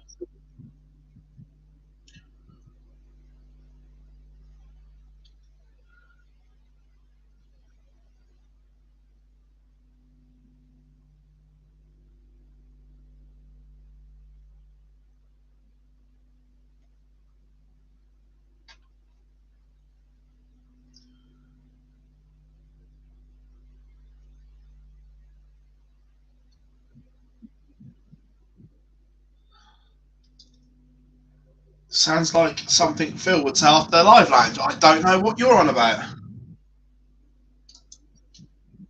Can't believe it's taken this long, but there is a deep in the chat room.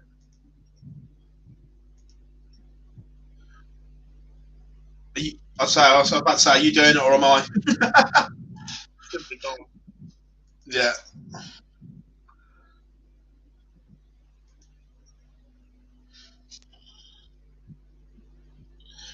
Get rid of these idiots that want to spam our chat room.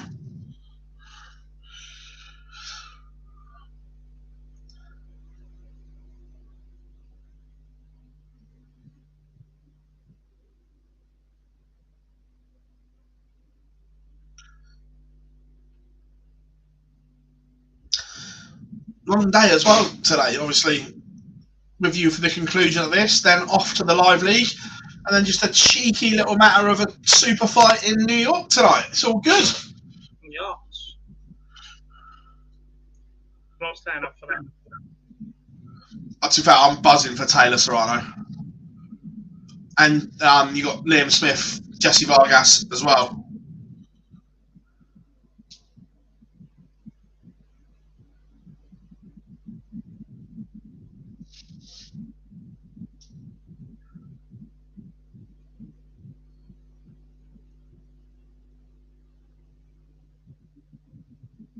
Nothing special.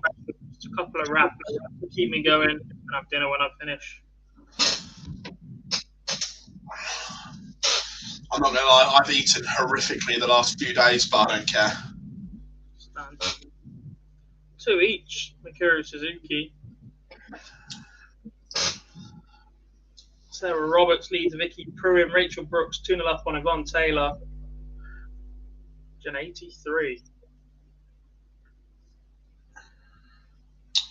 Oh, I'll tell you what, again, anyone that's going to Dublin, there is a milkshake shop just off of O'Connell Street.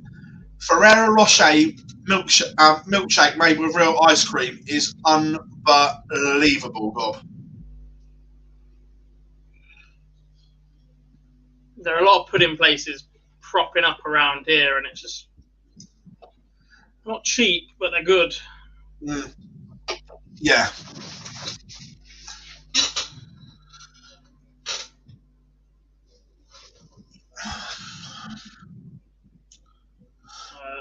Yankee, the number of views we get compared to some of them sites, I'd say differently. I bet no one in the House of Commons opened our stream up. Can you imagine? Boy, Boris, you're a twat. Just in case. I don't think it works nowadays, but let's shout it a little bit louder.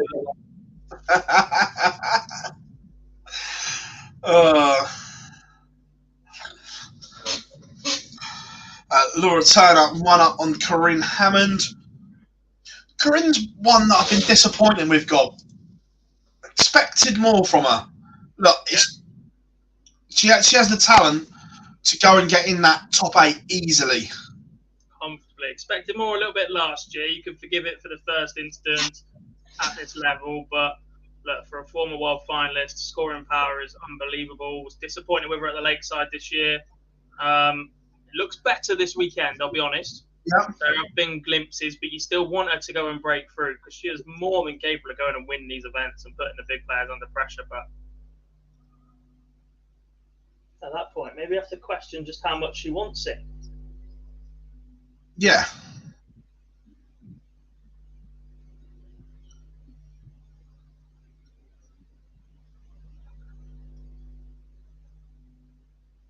Also, still don't like Laura Turner's technique. I mentioned it earlier, but just not a fan. What, Laura's? Yeah. Right, for me, the dart looks too long, and I don't like how long the backswing is. Yeah. I think the twist is because of how long the backswing is, so it stops her from smacking herself in the face with it. But again, That's what I mean. we have to do so much more work with the dart. We said it earlier, we compared it to Kyle's old throw. It's just so tough to do. Yeah, the dart looks too long for me. I mean, it works. She made the final of the last event, and she keeps going like this now. So Suzuki goes 3-2 up on Jane Monahan.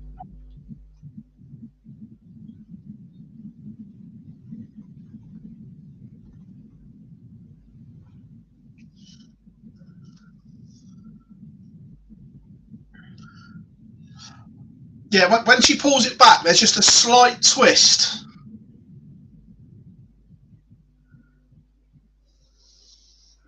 Start straight and then just rotates in her hand outwards so that when she brings it back past her face, it doesn't smack her.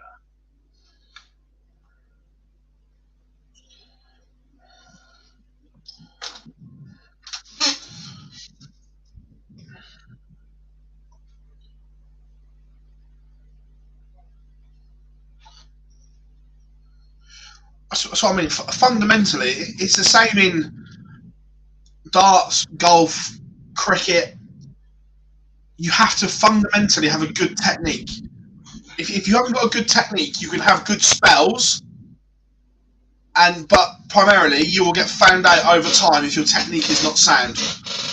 It's just that much more harder to repeat. The more moving parts of it that you have, the more complex it is, the more unorthodox it is, the more difficult it becomes to repeat those actions, which is key to consistency, which is key to putting the darts wherever you want it. The key to darts is consistency.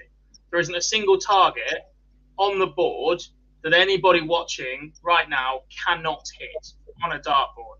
It's just how regularly you hit it when you're aiming for it compared to the top level pros. That is literally the difference in this sport. That's why so many people can aspire to be a dart player. It's why it's the most accessible sport. You can rock up tomorrow at Q School and become a professional overnight. There aren't many other sports where you can do that because technically you require so much more work. Not everybody can score from 40 yards on the football pitch. Not everybody can tackle like a rugby player. Not everybody can slog sweep you for 6 back over your head with the right time of a cricket bat. But everybody can stand 7 foot 9 1/4 away from a dartboard and throw a sharp pointy object at it. But she's a dart player from birth, amazing youth player through the video. She was amazing, but she wasn't the best youth player coming through of her age. 'Cause I was lucky enough that I played in the same setup as Laura back in the day, and the final was the youth girls, or whatever you want to call it, final was always, as long as they were kept apart, Laura Power, as she was then, against Janine Goff. And Janine was unbelievable.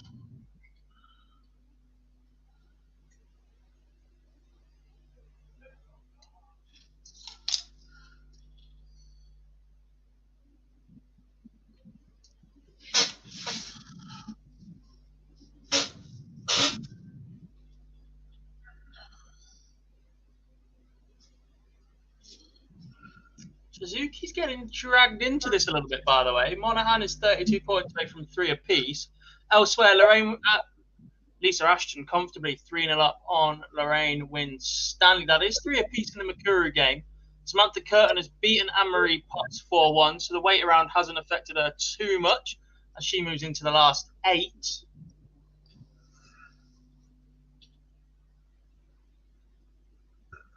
Turn the other games around pretty quickly. No, they haven't. Rachel Brooks in the last 32 games. Forgive me.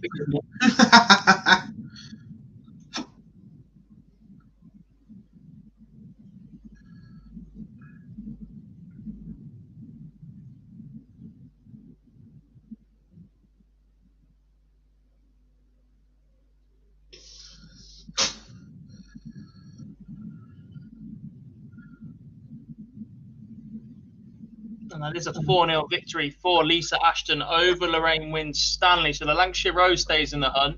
And actually, those that have lost early now in the top 16 or so will like seeing that. Lorraine's gone, which keeps her within touching distance of those that have fallen early. And Lisa Ashton is still in the hunt to stop anybody picking up significant prize money to jump over them. Yeah. Look, the ones that will not fancy their chances, but think they can make a huge leap here is obviously Makuru and Corinne, who are 17 and 18th in the rankings. Yeah. Chloe O'Brien, Robin Byrne, and Laura Turner. They're the 5 here that are looking. Hang on a minute, I can make a huge jump here. Mm-hmm.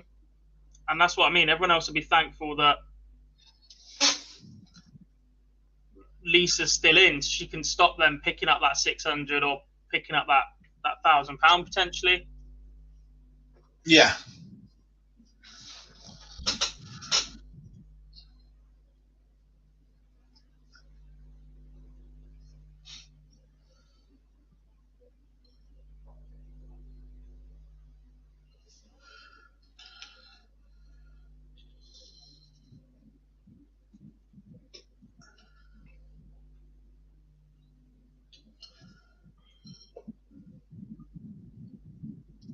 Wade on the night. I forgot I was on. I got the snooker on. No!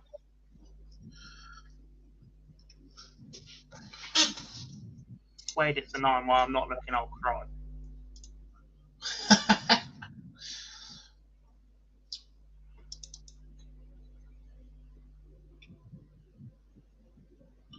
Missed start 8. Thank God for that. I mean, boo!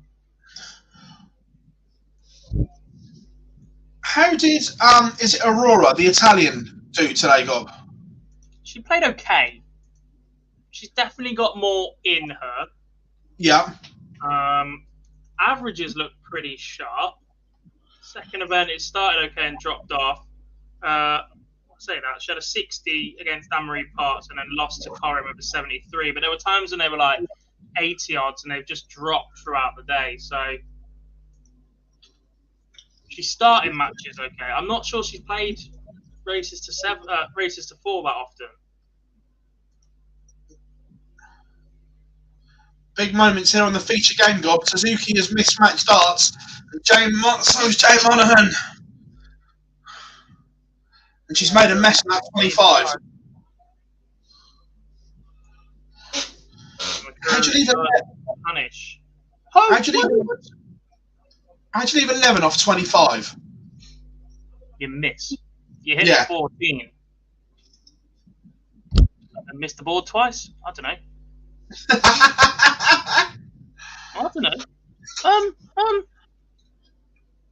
James Wade is 3-1 up against Brett Claydon. He's 100% on the doubles. The legs he's won have been 11 darts, and 11 darts, and lost the one in 15. No, he's not about to do it again because he's only scored a ton. 194 after 12, but big miss from Judd Trump, 49-point lead. Ball's a bit of a mess, but take some clearance from Williams here. He's on the rest, down the rail. I think he needed 2 more, possibly.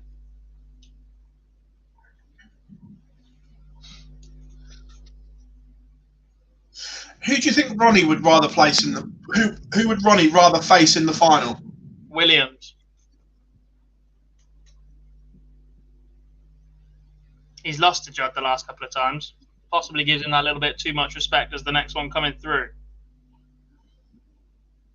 Williams, Higgins, and Ronnie get grouped together as a class of 92 an awful lot, but Ronnie gives Higgins too much respect, and Williams gives Ronnie too much respect because he doesn't think he belongs in that category, that group. Yeah. So that is win for Yuki, by the way. Sarah Roberts just beaten Vicky Pruim. Let's get Michelle Andrews and Chrissy Manley up on the feature for you guys. That one is got the longest to go. To be honest, I don't know an awful lot about Sarah Roberts, but she is into the last 8. Yeah.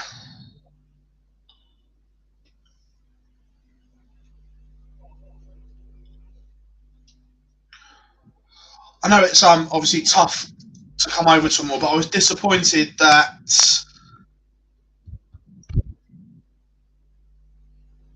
the Iranian girl, Mozdan Rahman. Yeah, disappointed. No Tina Gruber from Germany either.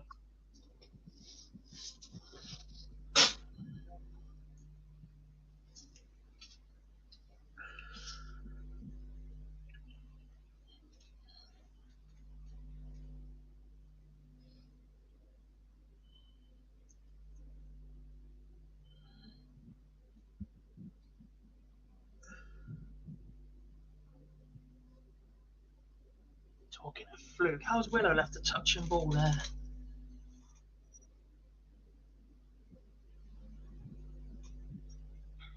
Just seems to be rolling that extra quarter of a ball that Williams needs constantly right now.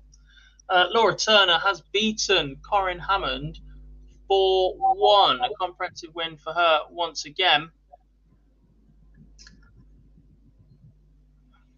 Yeah, good hit.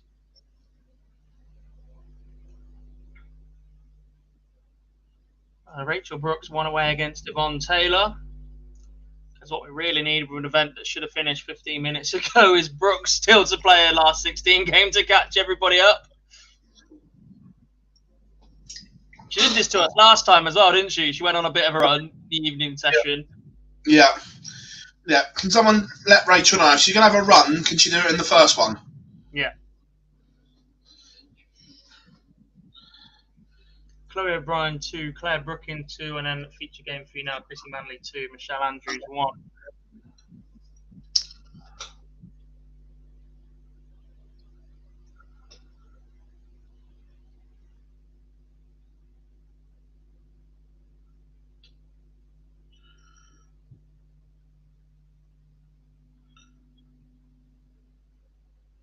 Oh, he's flew the cross double.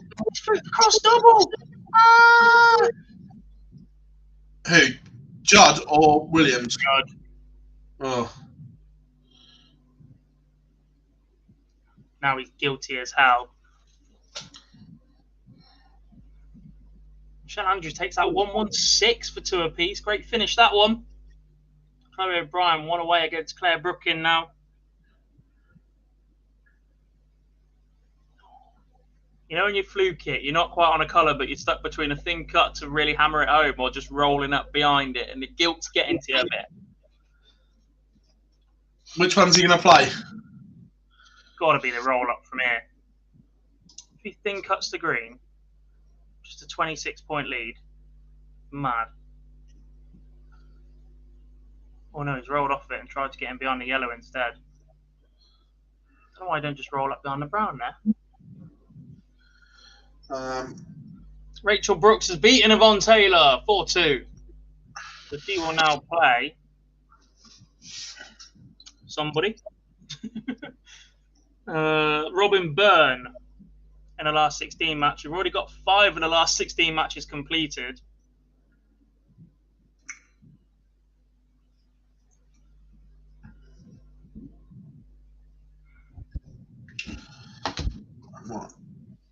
Oh, he's done it again. He's done it again. He's just done another one. What, flipped another one? Exactly the same. Tried to flick it off the side rail. He's cross-doubled it. It's a two-way shot, isn't it? If it goes near, then yeah. Double, but he's just cross-doubled a second red.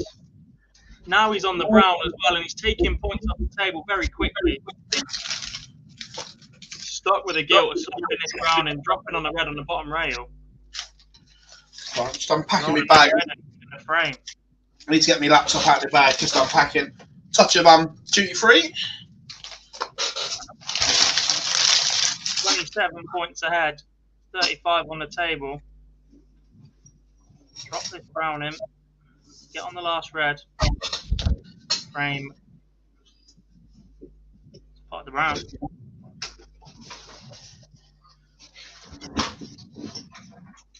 Frame ball. Back to back, folks. How about it? James Wade's won away on the Euro Tour, by the way, folks. Somebody's. Oh, I don't like that at all. What's that? Judd had a Chinese snooker shot a minute ago. Somebody spoke or said something as he was getting down on it. They got warned. Now somebody else has just made a noise as he's on frame ball. You're better than that, Crucible.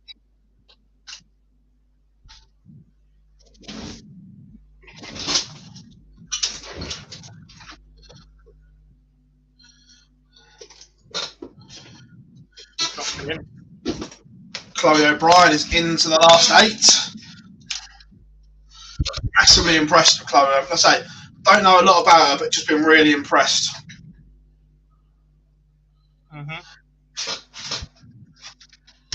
Hopefully we get to see her on the stream next.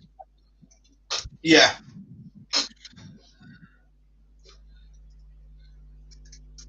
Black goes in. That's game. It's not on the yellow.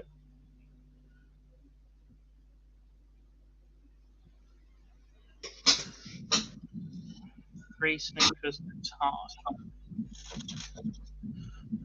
Just run the game live then, and we're waiting on that Byrne Brooks game.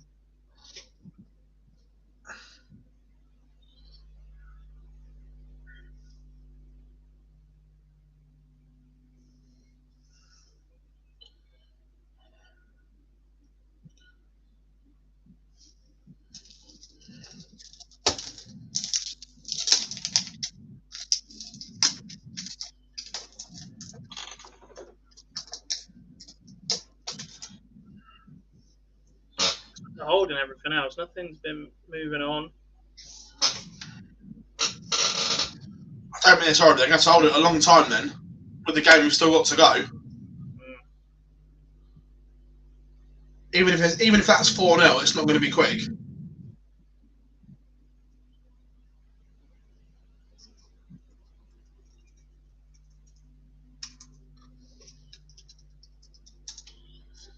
Another one. Stretcher on for a Leeds player. We've seen one down in the box. Lost one in the warm-up. Crikey. What's that?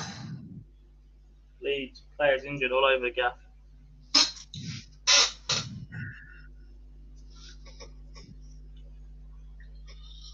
Michelle Andrews won away against Chrissy Manley then.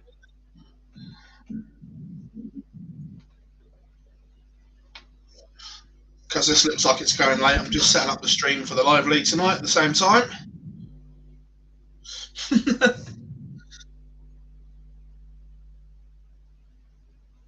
I must admit, didn't see any of it last night, but the standard looked really good at the live league last night.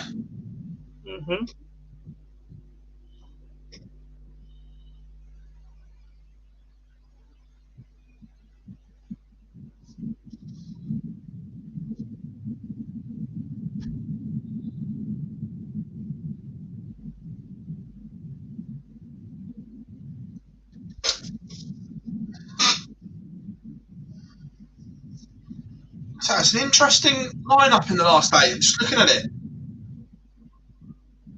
Lisa Ashton and Mikuru Suzuki set to meet again, Gob. How long before there has to be some kind of seeding in the women's series? Next season, I think. Follow the Pro Tour seeding. But none of the other affiliate tours have it, so you don't get it in Dev, you don't get it in Challenge. Or do you? Never remember. Don't think so.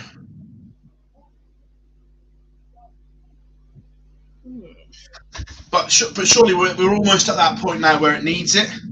But not just the women's series, but all of it. That you should be rewarded for what you've done in previous events.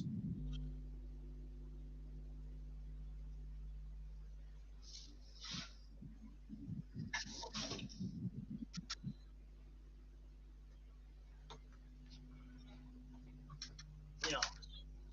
Wadey beats Brett Claydon. Can't wait to see him in a green jacket over the weekend.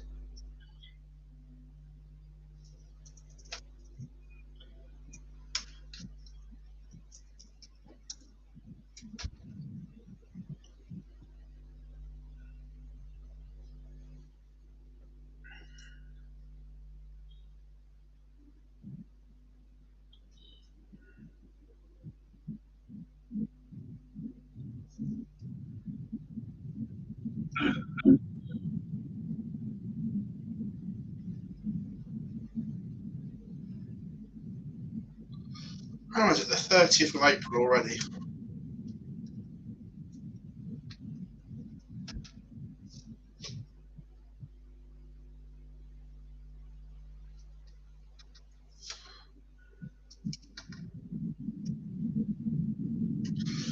Don't worry, chat room. I'll be with you in a second. I'm just setting up the stream for this evening.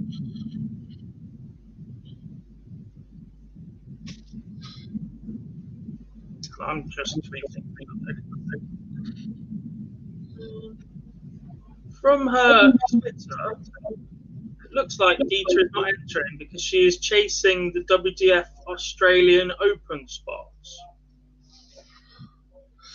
Oh, you mean that thing they've given platinum status to? Yeah, it's invite and all that. Yeah, because it'll be the top 2.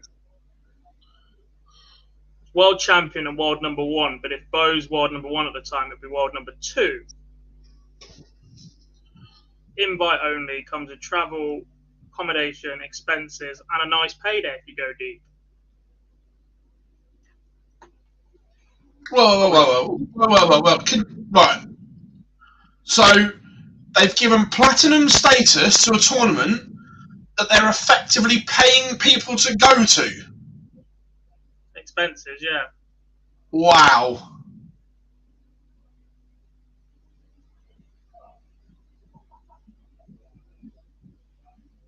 That's what I've been told.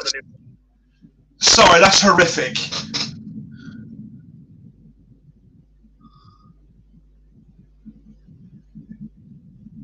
I get if it's just a big unranked tournament that they want players in, I get that.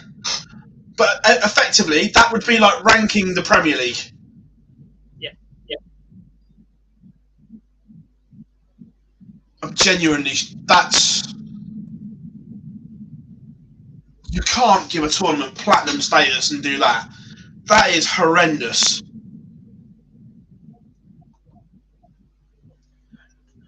Three games warming up. One of them is that final last 16 game. Rachel Brooks against Robin Bird, Sarah Roberts and Chloe O'Brien and Laura Turner, Samantha Curtin also warming up. And probably Lisa Ashton and Mikuru Suzuki as that game, unsurprisingly, has been selected for the stream. We've already seen that once today. It was in the last 64. Now we're seeing it in the last 8 instead.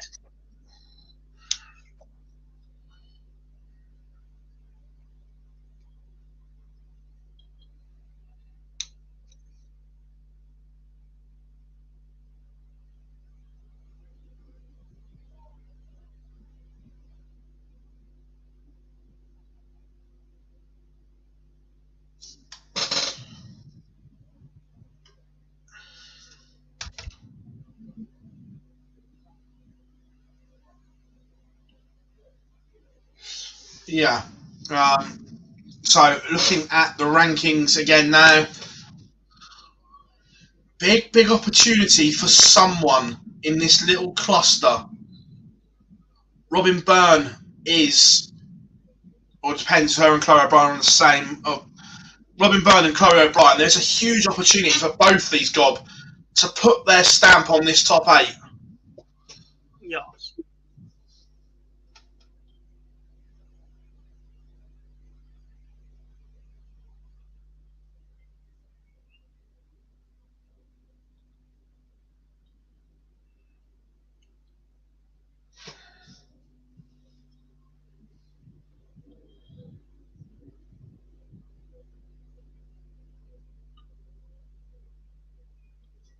Michelle Andrews beats Chrissy Manley 4-3 to move into the last 8.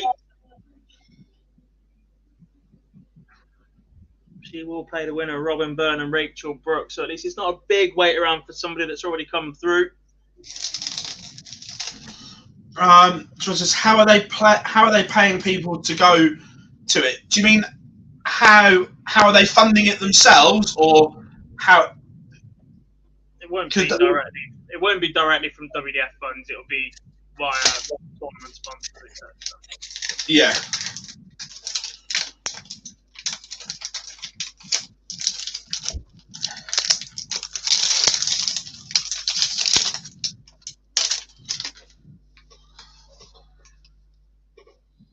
Is it a Dimmy special, Sean? Archers and orange juice.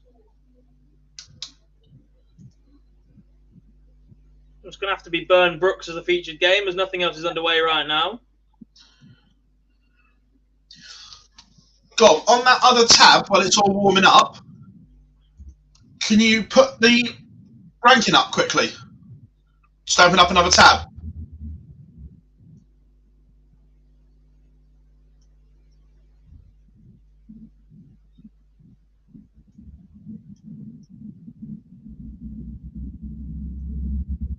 Screen quickly. There you go. There we go, everyone. That is the current situation in the order of merit. Scroll down a bit and find Michelle Andrews, Rachel Brooks. Everyone else has fallen already.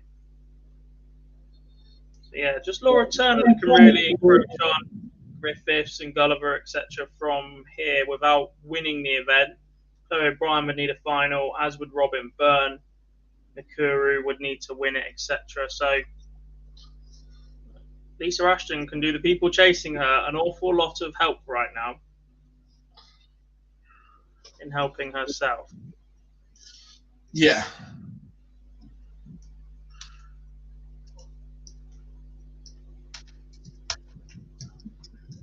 Next up on the Euro Tour, a man whose haircut would not look out of place here in Wigan. Danny Janssen, it's a fantastic head of hair. It really is.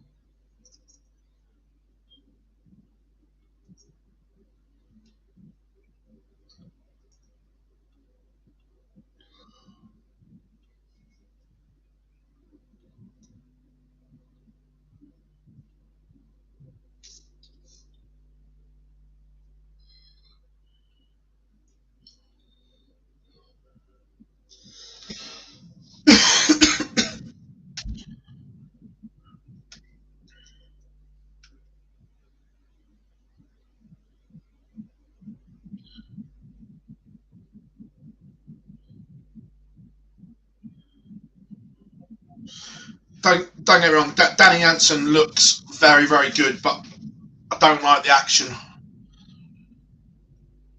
It's got. He's going to hurt his wrist. That's what I mean. It's got injury written all over it.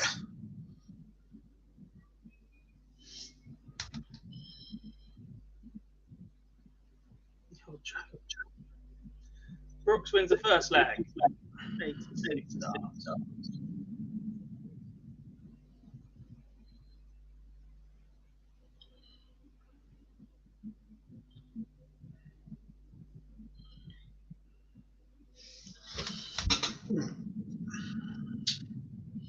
PDC, tee up the stream as well. PDC TV.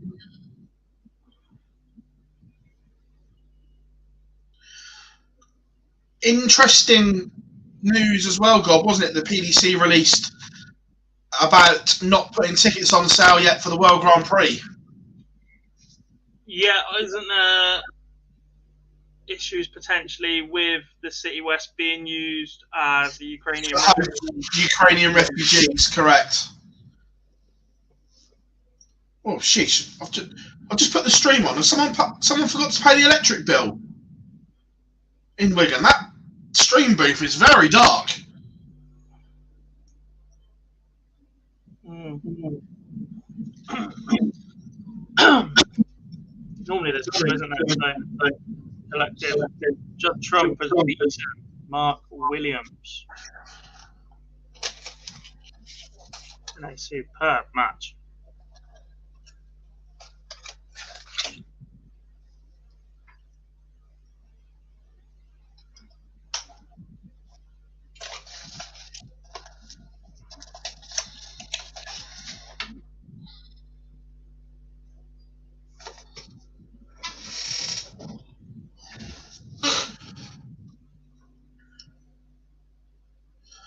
Robin favourite to break back here. Gob, she had a throw broken by Rachel Brooks early, but is in a good position here. Yeah, so is Mikuru Suzuki as well, by the way. She's just gone 2-0 up on Lisa Ashton once again. 6-1 on aggregate for today. Look, I don't think it's a coincidence that Mikuru Suzuki is playing a lot better now because she's played a lot more darts recently, a lot more steel tip darts, sorry. Yeah, completely agree. Yeah, Turner takes the opener against Curtin in 15 darts. Laura Turner's looking mighty dangerous today. Sarah Roberts, Chloe O'Brien underway on board too as well. Can we talk more about Australia? Just to upset you even more. On a scale of 1 to 10, how annoyed am I going to be after you finished? 11. Wait a minute, let me pour my Pepsi Max while you talk. Go on. So according to the WDF website, invitations for the event, in the women's event, have also been issued to the 2019 Australia Darts Open women's finalists to return in 2022. Meaning Lisa Ashton and Mikuru Suzuki have been invited.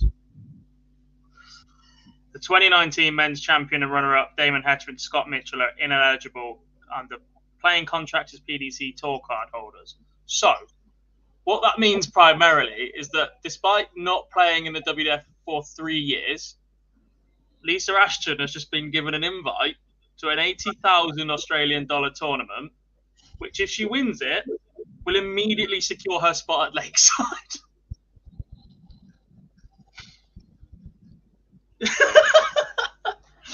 I mean, it's absolutely no fault of Lisa's at all. Like, you can't blame the players. And look, they're trying to this is nothing. But there's something wrong about that, isn't it? This is not the players' fault at all. This is absolutely horrific.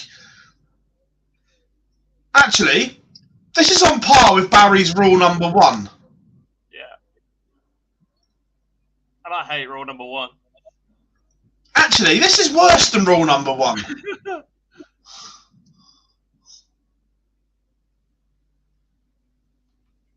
Wow. Wow, wow, wow.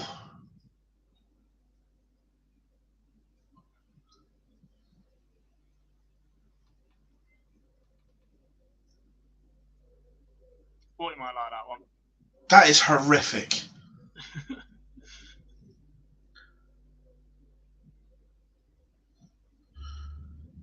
Right, this This is on par. Well, wait a minute. Will you do one? Have you got it? Yeah.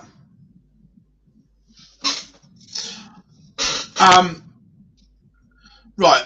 A lot of people, Gob, were, let's say, not happy when there was talk of Fallon Sherrock being picked for the Premier League, correct? Yeah.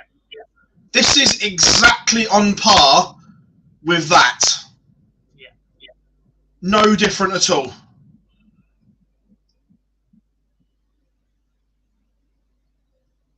Especially as the tournament's changed, effectively.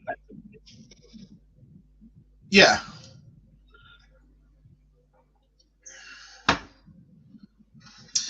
What's rule 1? Rule number 1 is Barry is always right. Rule 2, if Barry is wrong, please refer to rule number 1. And buy his book while you're at it so you can earn a few quid. To be fair, I'm genuinely excited to read it. And he did an interview, I think, with Betfred at the snooker, and he said it was quite good. The lawyers only made me take 2 chapters out. I'd love to know what those 2 chapters were. I dread the thing.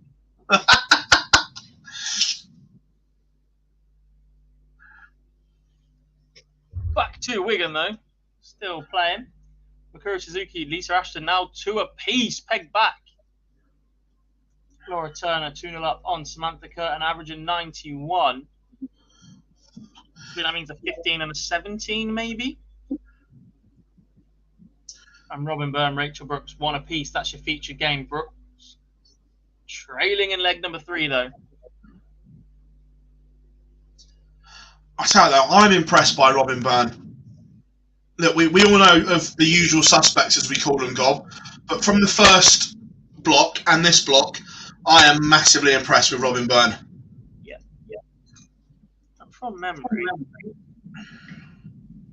she lost early on. Yeah, she drew Natalie Gilbert round 1 on the stream in the last event and lost 4-3. So to have responded the way that she has is a good sign. Yeah. So she put it behind her. She would have sat around for hours.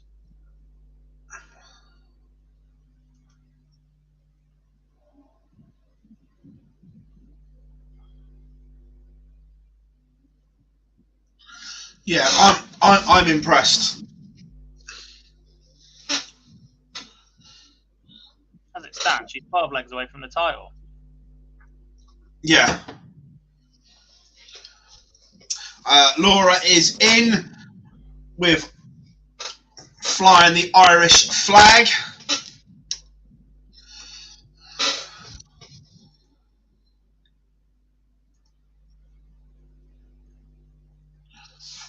I tell you what, as well, Chloe O'Brien, I know we keep saying it, she's on the verge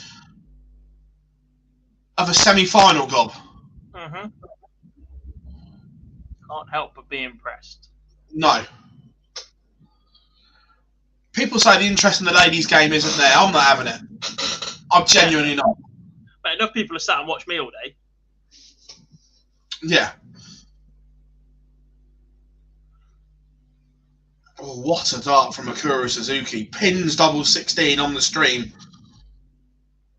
It's clean as a whistle as well.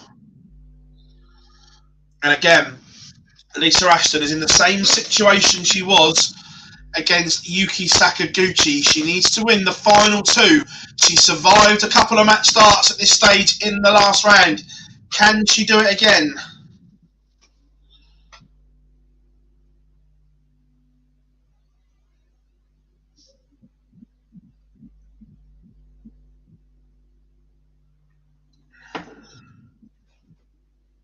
Chloe made a semi-final last month. She made 1, I think. Yeah. Yeah.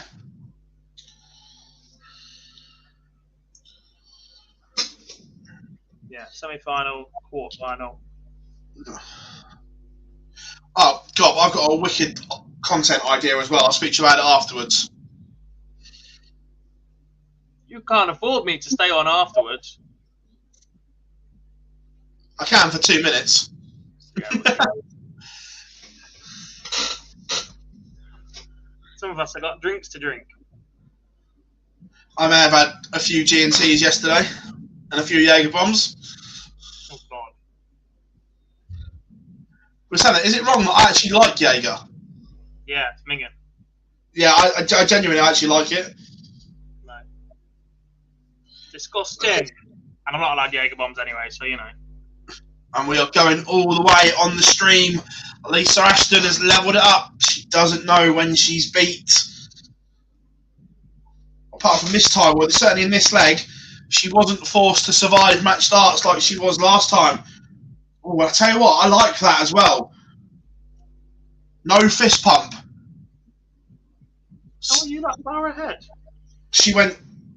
Suzuki went straight to the Oki and was ready to throw. I like that. Ooh. Am I behind? Let's see. Was there? Suzuki was straight at the Oki, but the camera cuts away for us to know if there wasn't one. Lisa did look at her as if to say she was going to offer it, so... Oh, look, it's not in a bad way. I just like the fact that you're in the zone. Does that make sense? It's not a titty-tatty thing. I just like the fact that, look, I'm throwing first, I'm going. Yeah.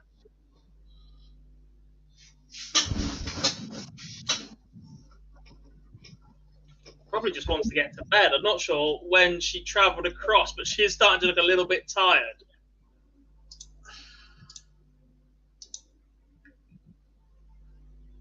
Both had maximums in this last leg.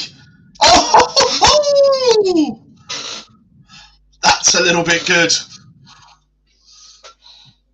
Bang. 126 and game. That's not the shout. It's on double six as well. Bang.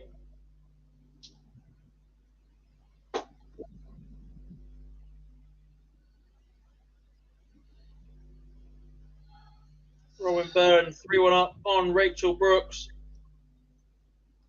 Well, for an action we don't like, Danny Jansen has just blown Luke Humphreys away 6-2.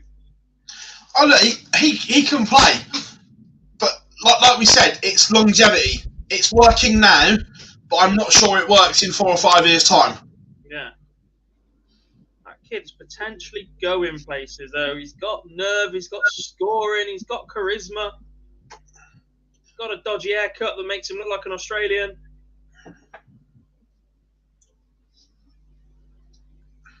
He's got everything. Yeah.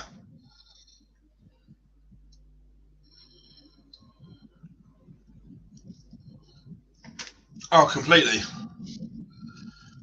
And Robin Byrne is 144 points away from booking a place in the quarterfinal. This is a round behind, remember.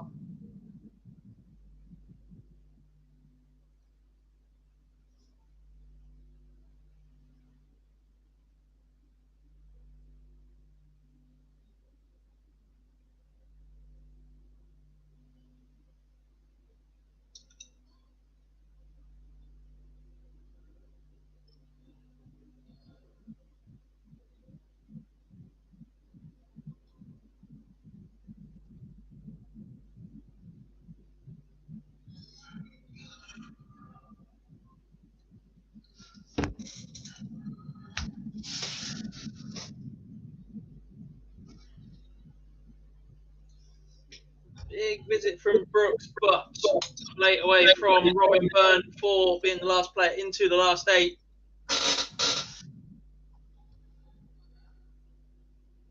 No score. You know this is going, don't you? Let's see another leg.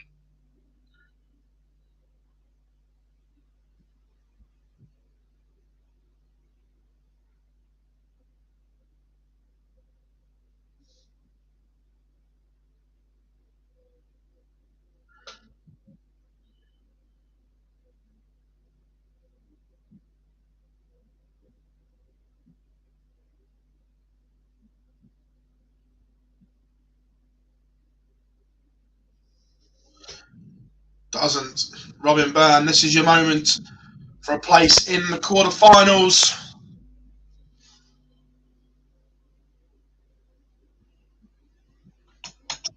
And it goes. Hallelujah! Look, Rachel is lovely, but Oh, she's a great player as well. but it gets to a point where I just can't sit here any longer. It was always like Mensa 5 or 6 years ago. No one's ever said that they're not good players. Yeah.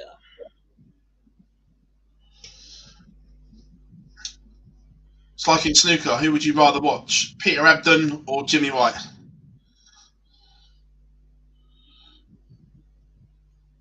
think I'd rather listen to Ebdon. His interview was really good earlier in the week, actually. Oh yeah, he always spoke really well and everything like that. Just he was a hard work. So he's back coaching Lazowski and Kyron. I must admit, I won't give the name away, but I was having a good chat with someone that has done a Glen Durrant coaching day and said it was fantastic.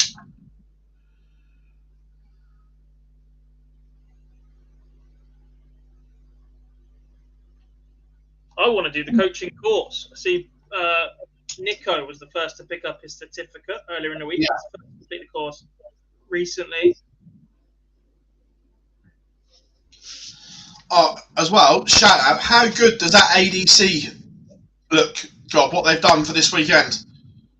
Very, very good indeed. The venue looks ridiculously good. They did a walkthrough from outside to inside, and the branding just looks spot on. Yeah.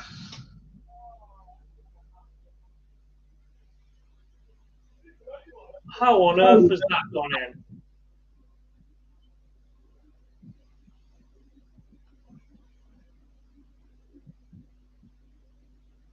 What are you watching? Leeds City. City scored? Yeah.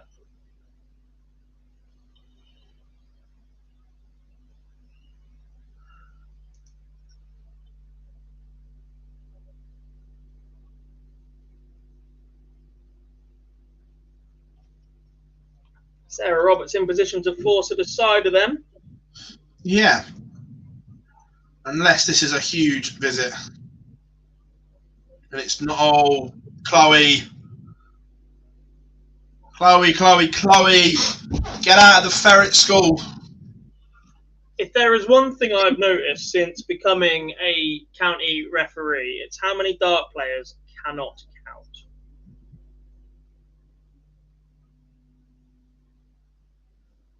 And it's really quite frustrating. What's even worse is when you're stood there and they're on 219, for instance, and they go 20-20, and then you look down at the treble 19 bed and they still throw out the 20 and you have to look back up. Also, as well, Laura Turner's been dragged into a dogfight here. She's now 3-all. Mm-hmm. We might catch the end of that one as a feature in a minute.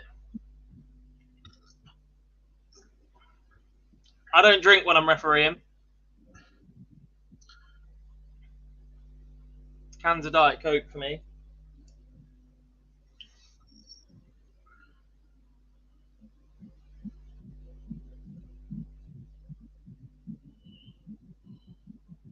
League night, it's different. People have a drink and I'm paid or whatever. But yeah, if I'm there specifically to referee for a county match, then I was going to say, because I've had WhatsApps at 12:30 on a certain day of the week that's been labelled something.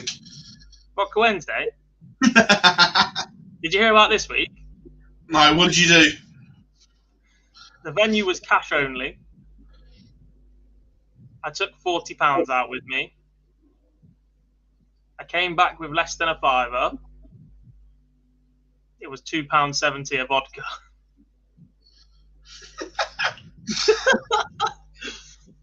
I upset a few people. Got home. Poppy was away in Wales and she was on a night out through uni. So I was messaging her. So I thought, you know what? This is the perfect time to do my first theory test practice on the app that I downloaded for $4.99 ahead of my theory test impending in a couple of weeks. I got 48 out of 50 on the questions, 52 out of 60 on the hazard perception, and fell asleep 20 minutes later. Fair one.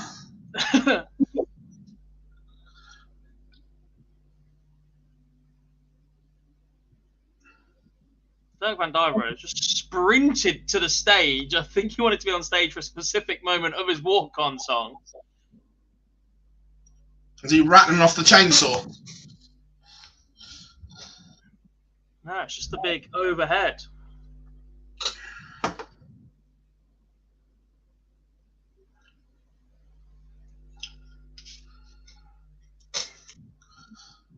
Quick turnaround for Robin Byrne. She's already underway. She's not hanging around. I like that. Yep. Fan. Some of you prima donna men can take a look at this. You don't need 15 minutes.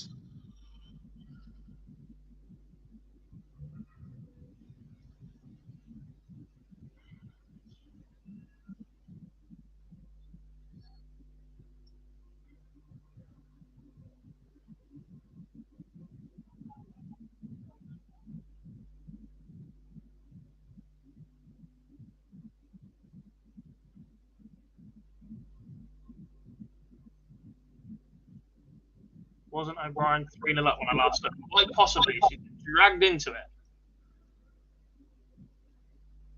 As has Laura Turner against Samantha Curtin. Both in deciding legs. Chloe O'Brien looking the favourite here, at least 6 darts from 50.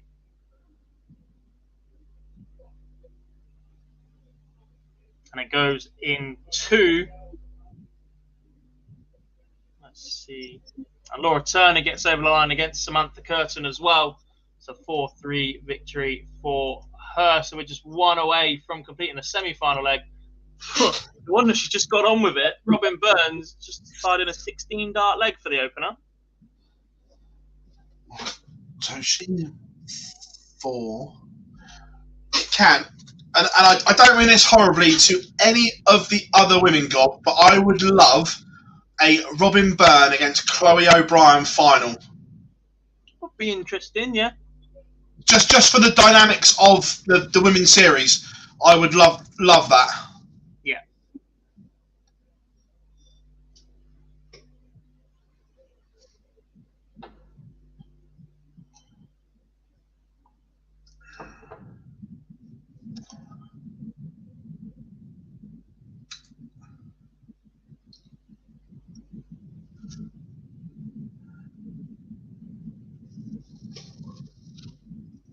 I'll tell you what, Robin Byrne is sending out a message here. This is superb stuff.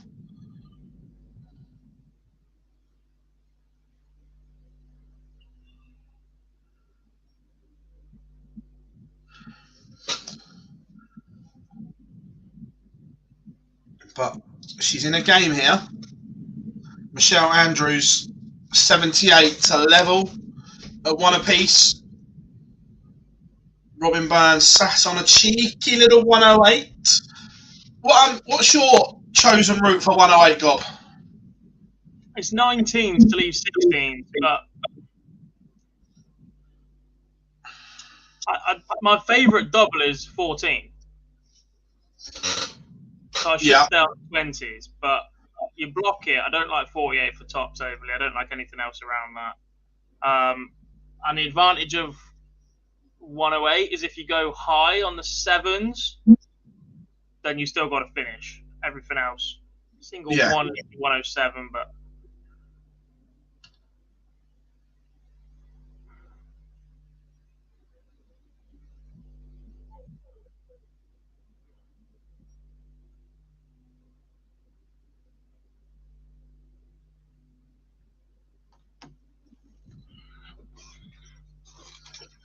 Byrne doubles her lead 2-0. Absolutely flying through here. Yeah. Asking her to play 3 games back-to-back might be a little bit of a stretch, though. So she'll deserve a couple of minutes break between this and the semi. Should she get that far? I wonder which one will be streamed, though. I was going to say, I would say, oh no, I think it'll be Laura against Chloe because Robin is obviously behind and Lisa has just come off the streaming board. So I think it will be Laura against Chloe O'Brien. If that was the case, I think it would be on screen already, telling us what's next. We've just seen Lisa, though, against Mikuru. But we've also seen Laura a number of times. The two we haven't really seen, we've seen Robin Byrne play the very first game of Event 5 on stream. But other than that, we haven't seen her. We haven't seen Chloe O'Brien all day. Chloe O'Brien all day.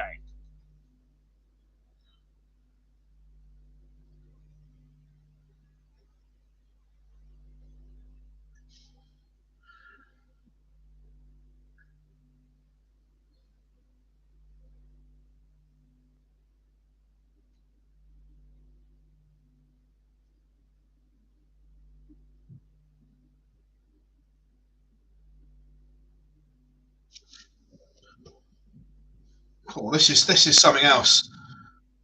This is impressive from Robin Byrne. It is indeed. 2 treble visit needed for Michelle Andrews. Just to leave a finish doesn't come, so at least 6 starts from 58 for Byrne.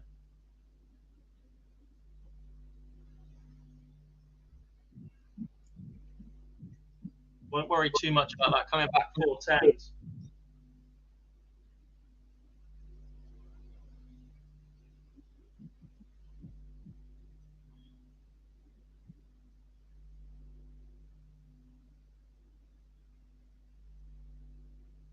It goes in 1, 3-0 to the good. 1 leg away from the semi-finals and a date with Lisa Ashton.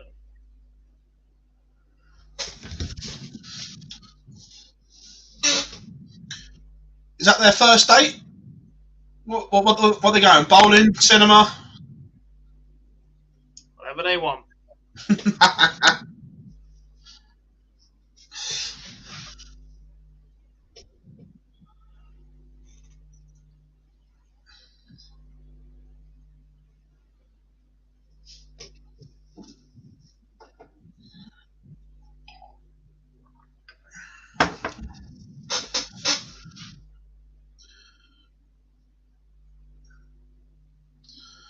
Another big visit here from Robin Byrne and the writing.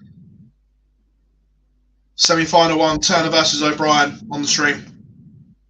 Interesting.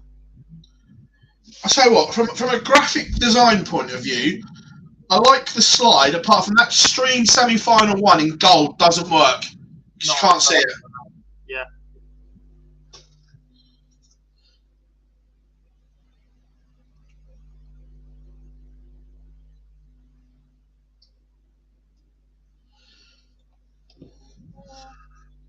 Bit hard to agree with that, Mr. David, given the run that Robin Byrne's on yet again.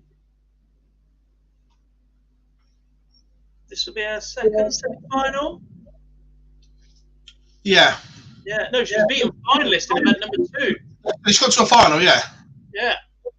Still would be our second semi, yeah.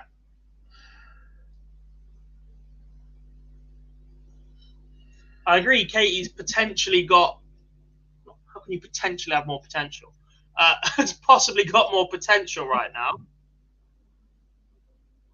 Slightly younger, you feel like the experience, the practice, being part of that Target Elite 1 group.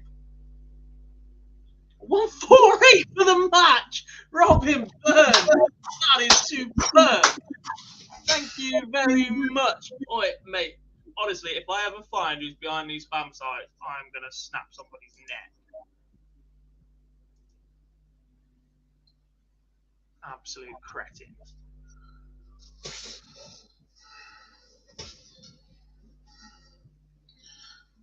That is something special, Rob, from Robin Byrne. Unbelievably good. Yeah. That is outstanding. So we have a semi-final lineup. It will be Laura Turner against Chloe O'Brien. Robin Byrne will face Lisa Ashton. That is the final 4. Wow.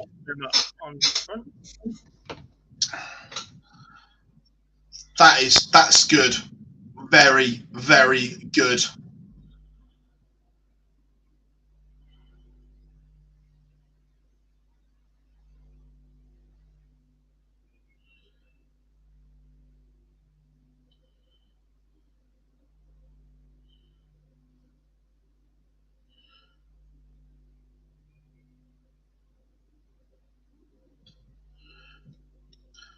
Chat room, who wins from here? What are you going for? Are you going for the favourite in the Lancashire Rose, or are you going for an upset? For you, Gob, upset or not? Upset in 1.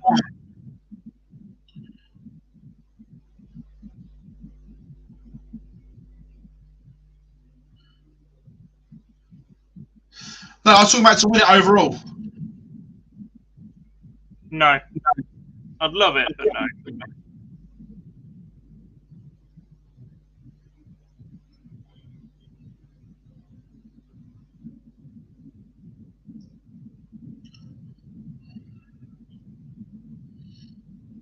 Look, Lisa is the favourite, and rightfully so.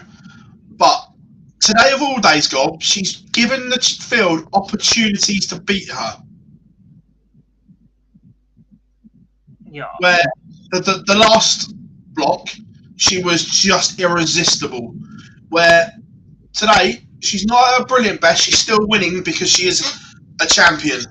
But she's just giving the field little opportunities to maybe upset the apple cart. She has done, yeah. Look, 91 average against Mikuru was pretty decent, though, when she needed it most. And that's what they've always had in their locker. Look, we've not seen Lisa and Fallon go all day averaging 95, 96, 100 when they haven't needed to. Yeah. They just know how to turn it on at the right time.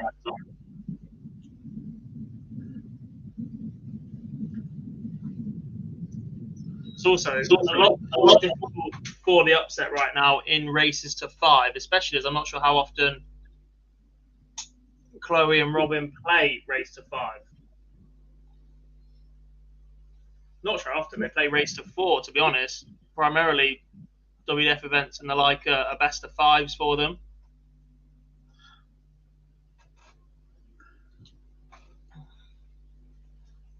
After a long day, that extra step up might be the difference as well. Turner O'Brien's warming up. Unsurprisingly, that one should get underway first. That will be the stream game as well on PDC TV. A reminder, if you want to watch along live, we're going to talk through both games right now, so just hit pause on us for about 30 to 45 seconds so that Dark Connect matches up with PDC TV, and then we won't be spoiling anything for you if you want to see both going live. Sheesh, just seen Rhiannon died. Yes. Well, there was rumours earlier in the week and they were shut down, but he's been incredibly ill anyway, and the family released a statement earlier to this day. 54 years old. Yeah. And I don't know how true it is, but I also saw on social media that City had sent representatives knowing that he was ill to try and get the Hoyland deal done before anything happened. Which is disgusting, if true.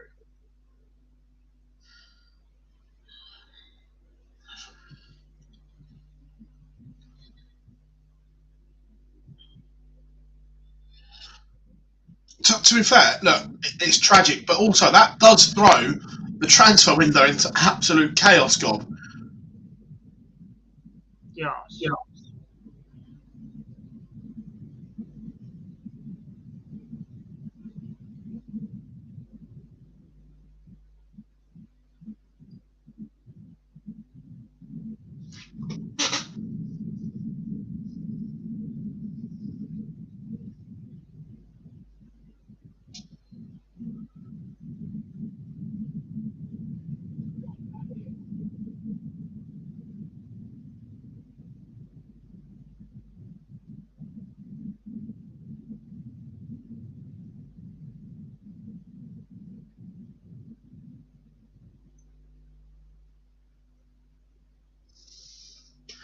Yeah, the Manchester Evening News reporting that City officials have been visiting Raiola in hospital to try and get the Haaland deal done.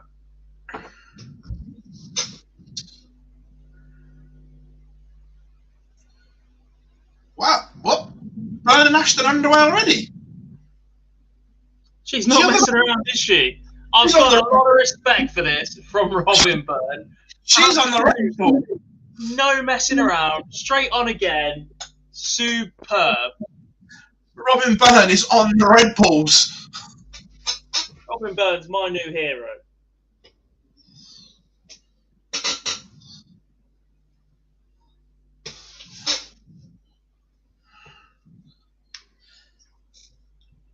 Tight one on the Eurotour, by the way. Dirk van Dijvenbode are currently 3 apiece with Roby John Rodriguez. How many bots have this guy set up? Right, because I keep banning them.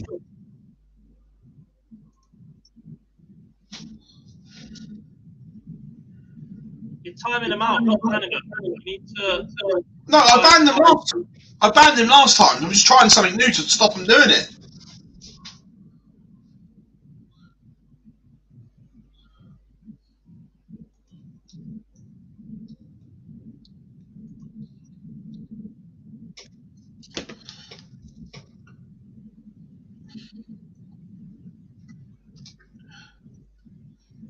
Genuinely, Robin Byrne is showing them up here because the stream hasn't even started yet. Yeah, she came off 5 minutes ago. If that. Stephen, we report all the time, mate, but YouTube take forever to ban people.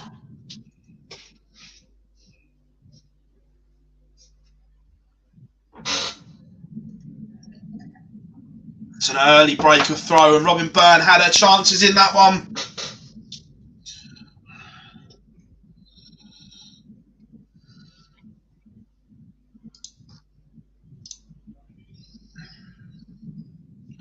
What's the Dirk score? 4-3 to Van Dijvenbode. Oh, stream is about to go, which is good. Here we go.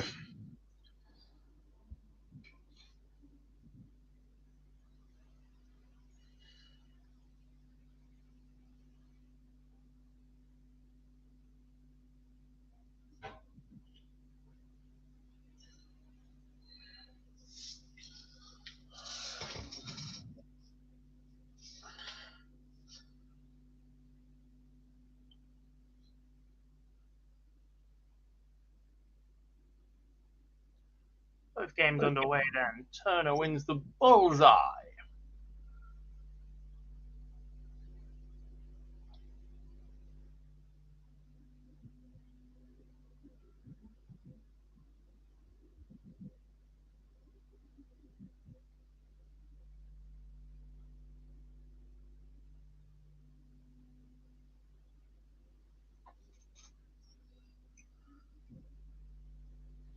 Oh, 104 out from Ashton. Doubles her lead.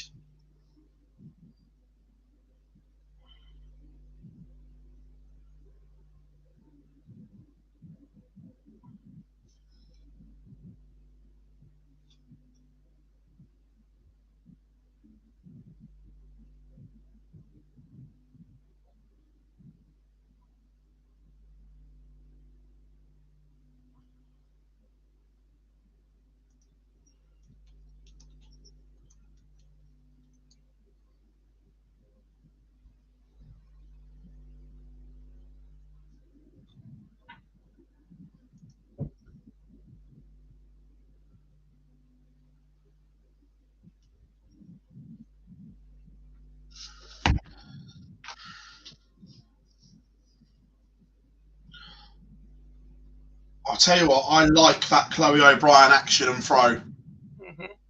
I'm a fan. Oh.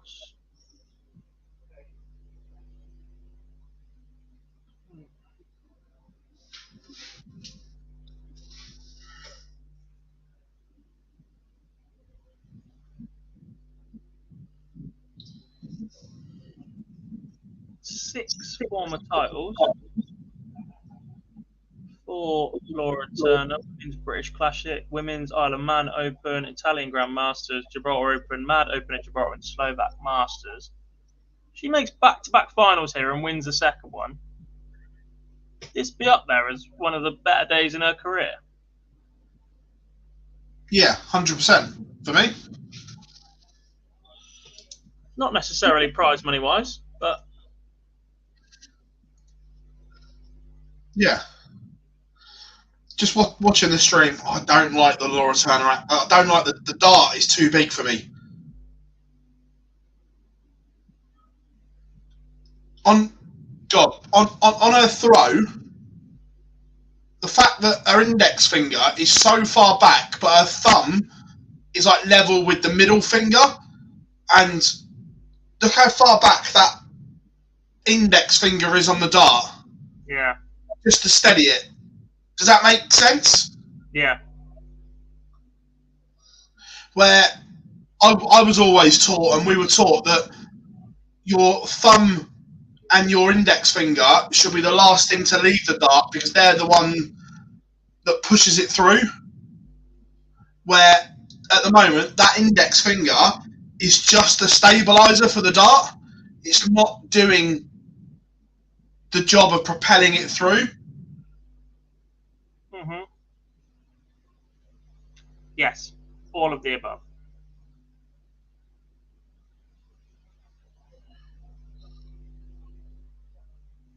I mean, you look at the backswing, the flight is well below her chin.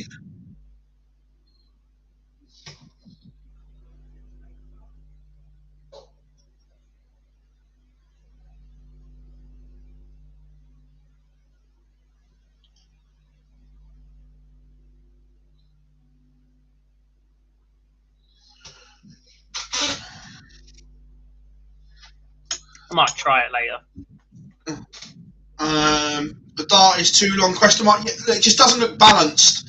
Is the thing. You can see a balanced dart, and when you can't, and when players start playing around with their equipment, it stands out like a sore thumb because we call it the dart is unbalanced.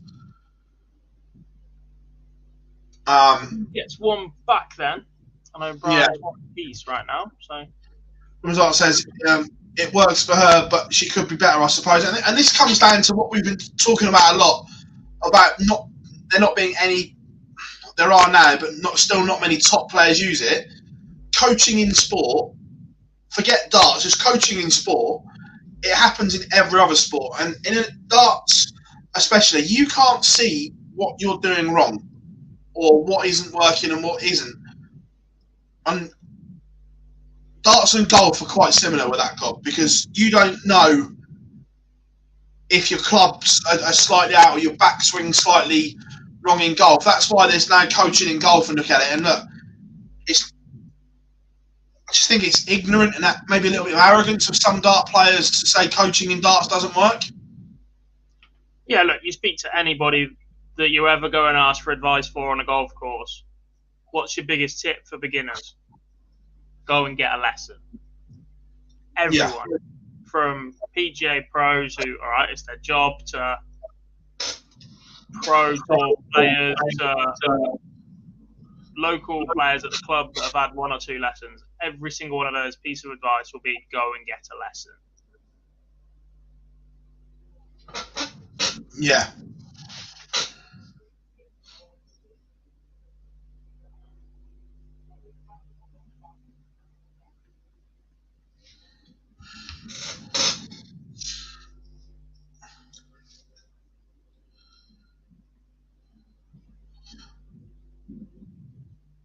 Robin Byrne making a bit of a comeback in here.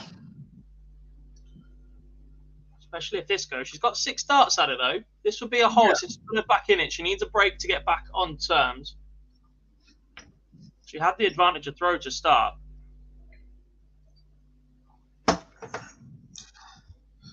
Not sure what she's done there.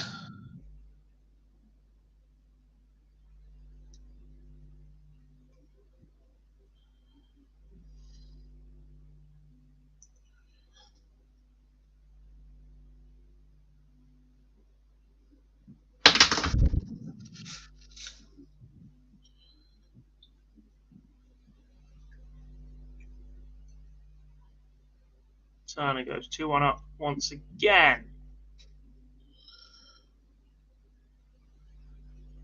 This would be so Lisa Ashton to pin this 102 after Robin Byrne has missed a couple of darts to get within one. And there it is, Gob, like we said. That hurts. Yeah. Yes, Andrew, this is the semi-final.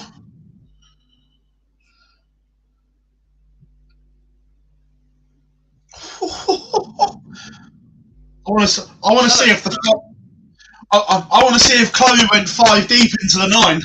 Hello, Chloe. I want to see if she goes 5 deep.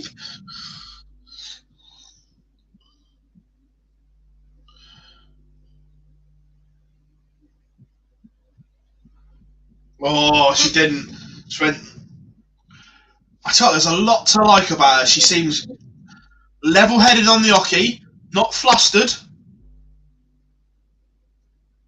There's a little bit of a lean forwards. It's not massive, but it is there.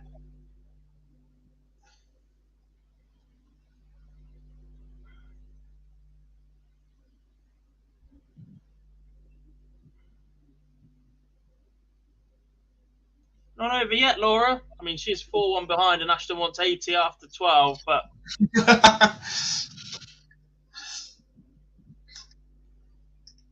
it is first to 5 in these matches.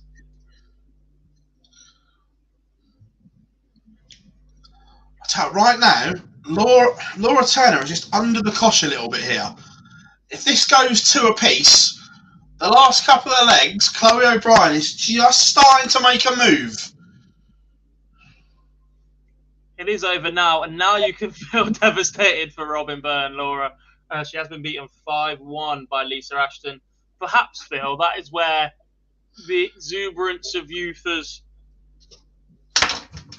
got killed up. Yeah. Yeah, look, playing 3 back-to-back at the pace she did, starting the first leg pretty brightly, perhaps. Just running into it a little bit, where she takes a couple of minutes, compose herself, get ready, etc. Playing that many legs back-to-back-to-back.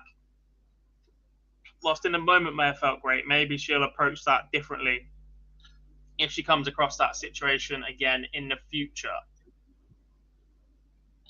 Look, it's a learning curve is the thing for all of these girls that are turning into ladies as well in the game, because some of them are still young, playing the development tour and everything like that. It is a learning curve for them. Yeah.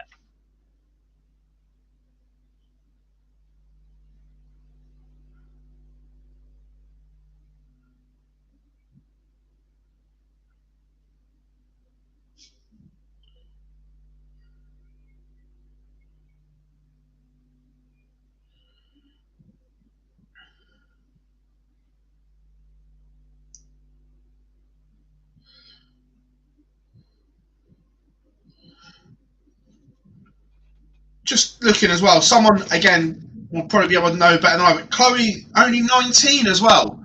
That's very encouraging. Yes.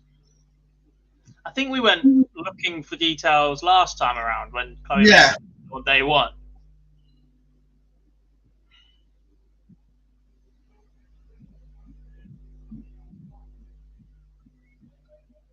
Yeah, I'm just doing a little bit of searching.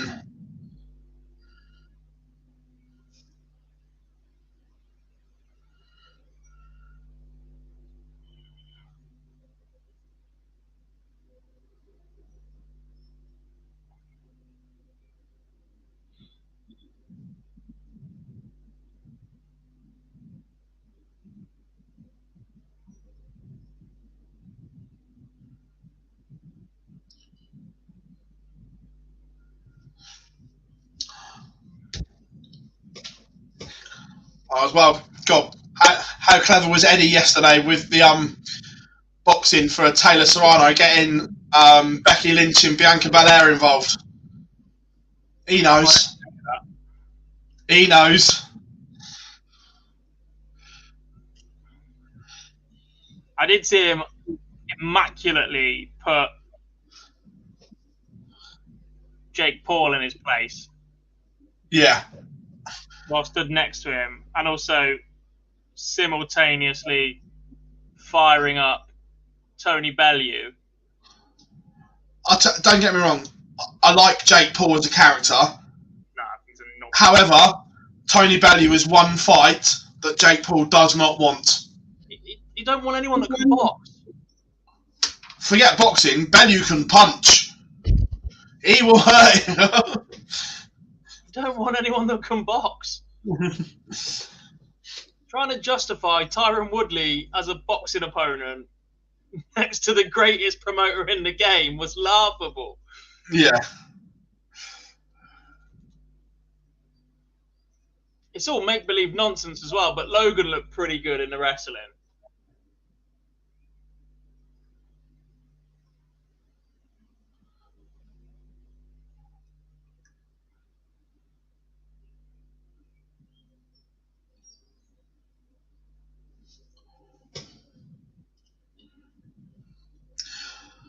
David, agreed, but every sport needs a flag bearer and someone to aspire to. Every sport needs a figurehead and someone to look up to and get to.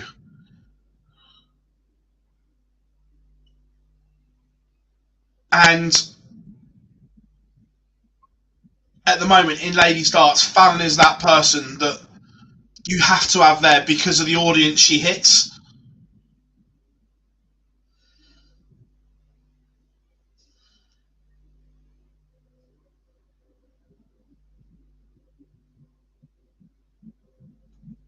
Leads on dreadful.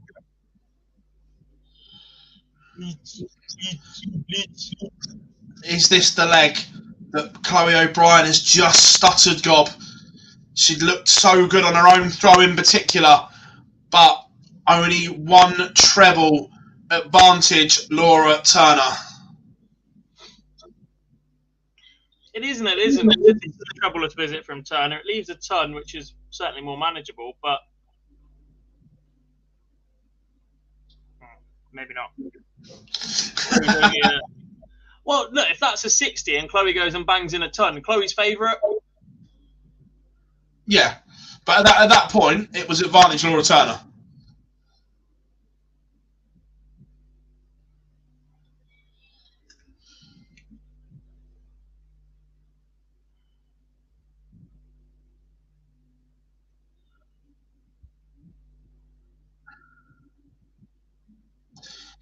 Sebastian Bilowetsky against Darren Johnson. Thank you, darts fan. That's the final over in Denmark.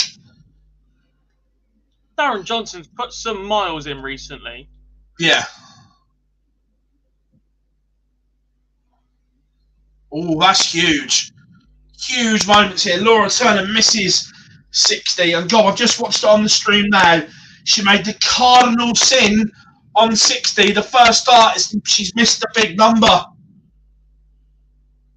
Ouch.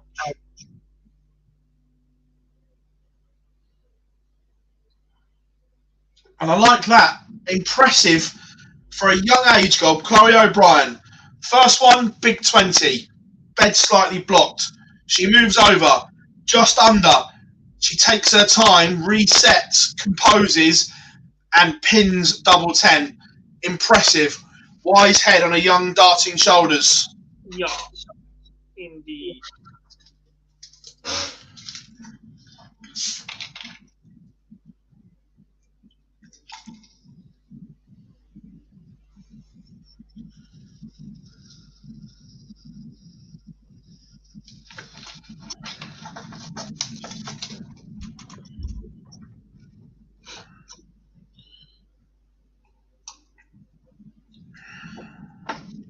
She's got it. She needs to attack this Turner throw very soon. And that's 140 over from Laura. Just damage. Dia heading 4-3 up, her defending show.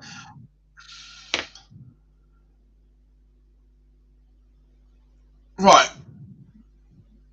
Again, I've been following darts quite a long time, Gob, and look, obviously Anka Zilchka can play because she keeps getting in all these situations where she's in TV tournaments. but I've never seen her play well. And I don't mean that horribly. Whenever I've seen her play, I've not seen her play well. Yeah, I mean, I've not followed her floor progress enough, but she's always a name that I've been at Lakeside there or thereabouts and whatever else, like you said. But yeah, I don't ever recall her doing anything daft, if you get what I mean. Yeah.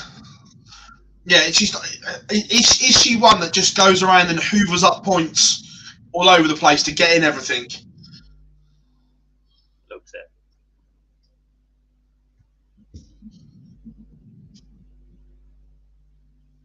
Is this the moment, Gob? 61 is not nicest of finishes. Chloe's not really putting any pressure on it, because if you go for the 25, it can go wrong.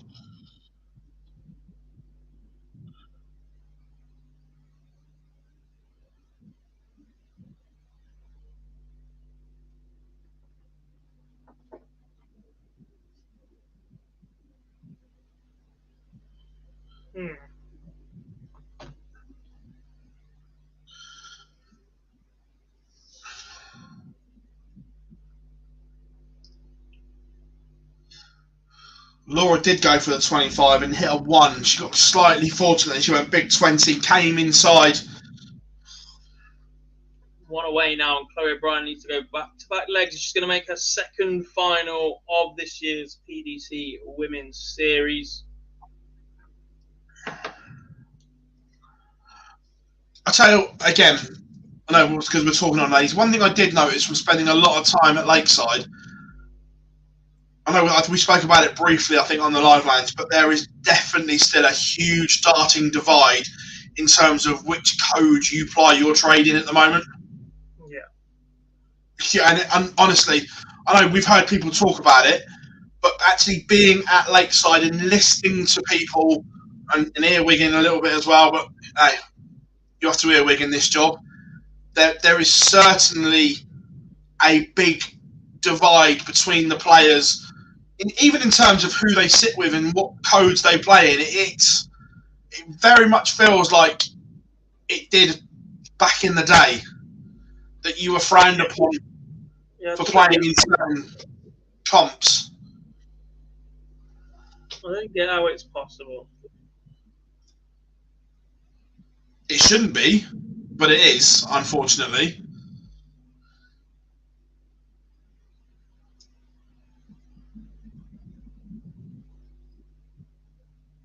If I was any good, I'd play in everything I possibly could. Agreed.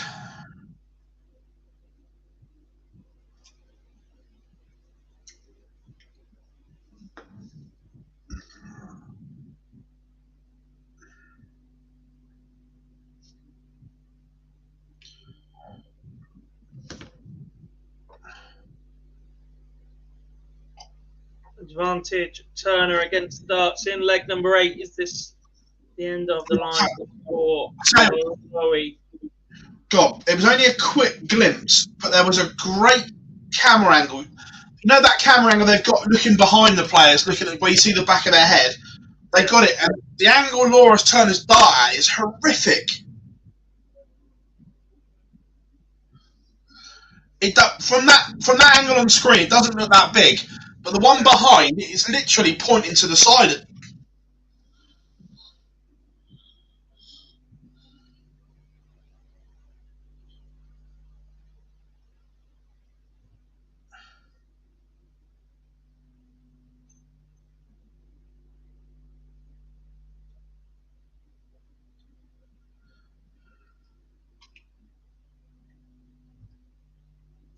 That is the match. Laura Turner defeats Chloe O'Brien 5-3 to make her second final of the day. She lost the first one to Trina Gulliver in event number 5. Can she turn it around here in event number 6, where she will take on Lisa Ashton? Yeah.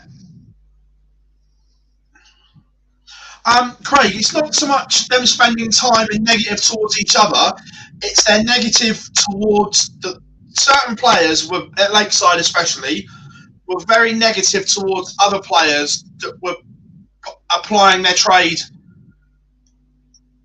in the PDC and talking about the PDC darts more. And others were like, no, I'm never going to play there and stuff like that. And they were negative to them because of the arenas they wanted to play darts in.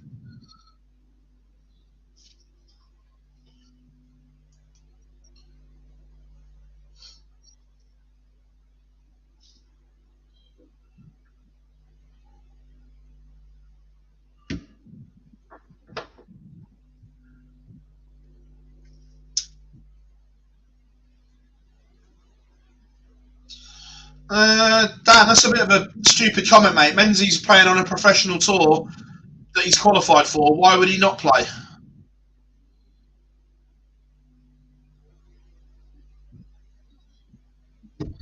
Oh, wrong slide up on the stream. This stream is now finished.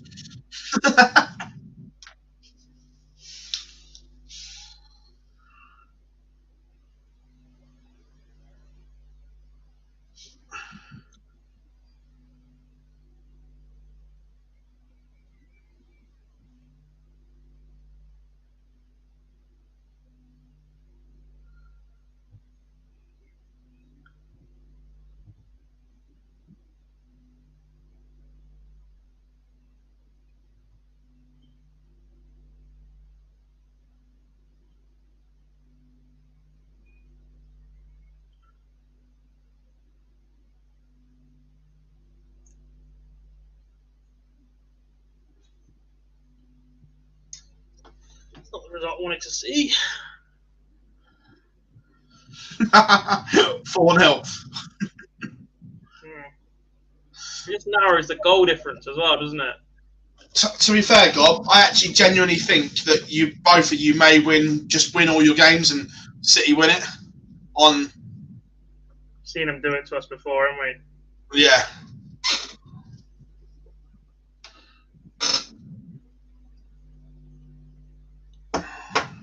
I'll take winning the other 3 though.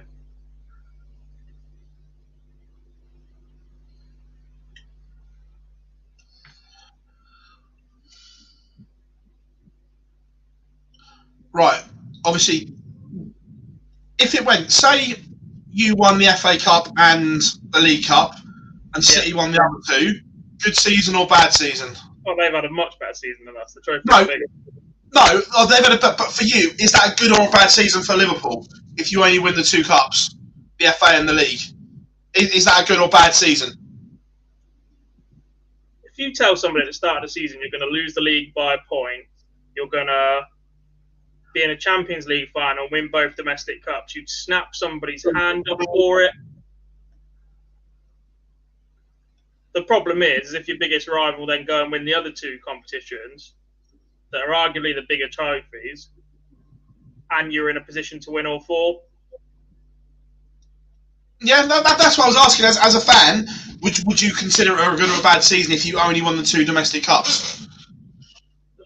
You're never going to shrug at winning trophies, ever. Of course, yeah. But yeah, look, it would be a little bit flat. If you could only win one of the Champions League or the Premier League, which one would you take?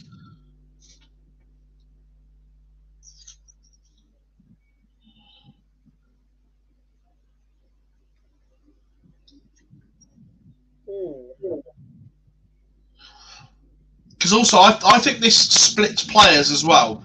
I think if you're a European player, or I think the English players would pick the Premier League all day long, but I think the others would pick the Champions League. As in, would I pick it this season, or would I just pick it if I was to be a player? Right now, the situation you're in that Liverpool squad, and you could only win one, which one do you want?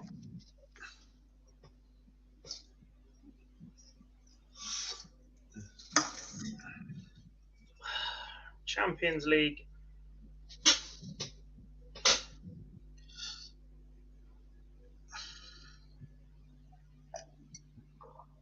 Don't get me wrong, I'm desperate for league titles, given all the abuse that we've had over the years. Or you've only got 1 Premier League title. Yeah, well, Premiership title, League One titles, whatever. The competition may have changed in 92, 93, but the name's changed 3 times, and people are far too quick to not point that bit out.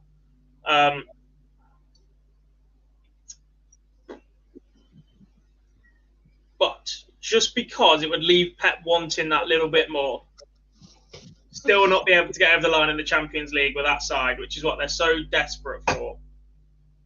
I'd take the Champions League this season. Unless Real Madrid beat Man City, in which case I'll take the Premier League.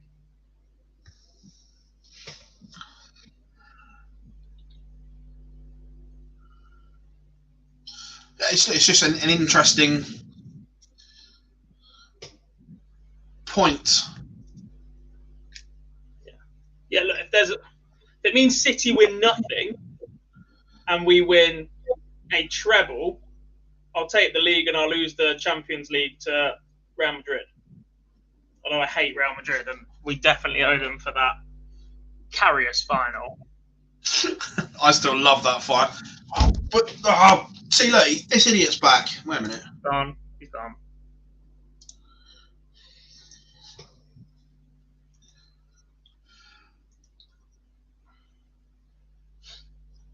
Apparently, they didn't learn anything from Robin Bird.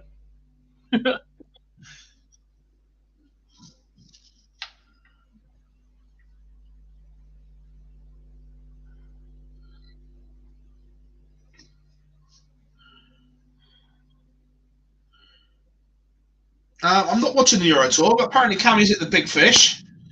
Seems. That's him and Courtney Hine today that hit the big fishes. Keith Deller's been getting the practice in. Yeah, did he play in Stone? Yeah. Lost in the last 16, 3-2. Deller had a 15 and a 14. His opponent had 2 15s and a 13. Hello, Keith.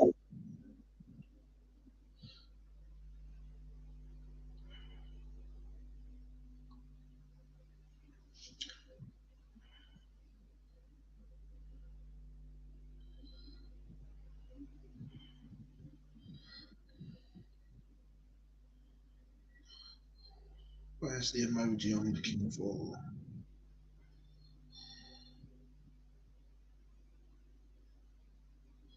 There it is.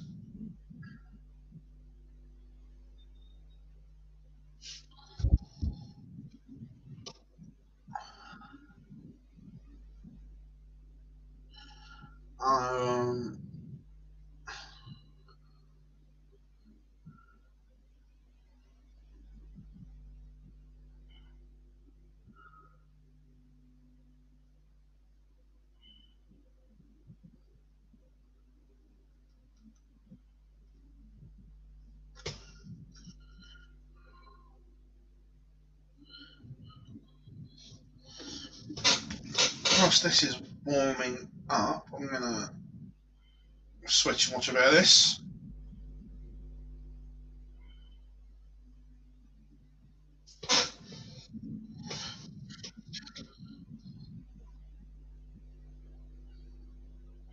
I'm not a fan of Cammy throwing with odd stems. That irritates me.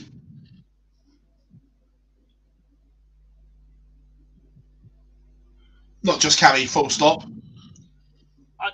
Knowing Cammy, it's not deliberate. He's broken something and doesn't have any of his own. Oh, 100%.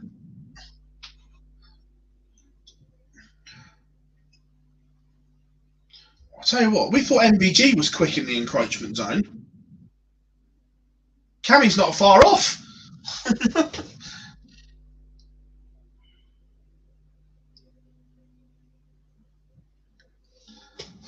Look, we said it for a long time before he won his tour card job. Menzies was arguably one of the best players never to have had a tour card, because when he's on, he is unreal. Mm-hmm.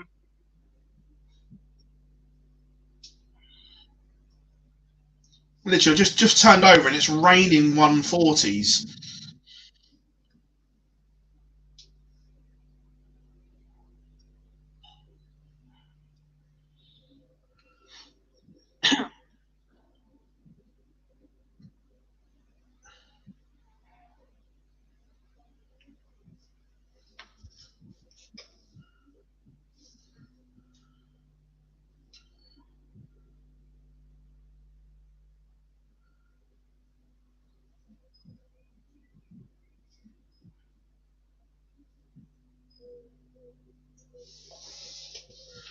Oh my. Oh, Cammy's just wired the ball.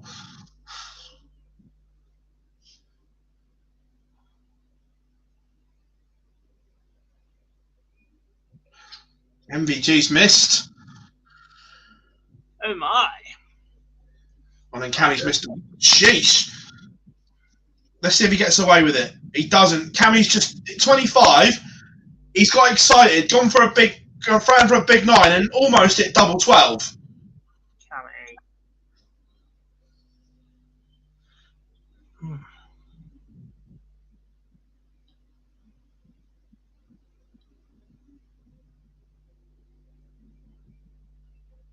Anyway, the streaming says it's now finished, but there is a patch over the top of it that says Stream 1 final, Turner versus Ashton.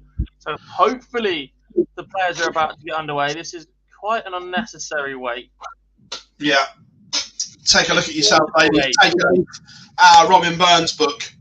You started playing at 10 o'clock this morning. It's 7:45. And you've been stood around for 10 minutes before this final gets underway.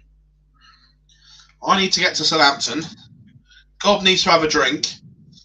Or 6. I'm only 2 hours late for the dinner. Today has dragged on longer than the last block, hasn't it? Well, I looked, and the last weekend, both streams were just over 8 hours, which meant we started just before 10. We were done for just after 6. Yeah. Today's gone on. We're in 9.5 hours. Streams weren't taking this long for 3 events.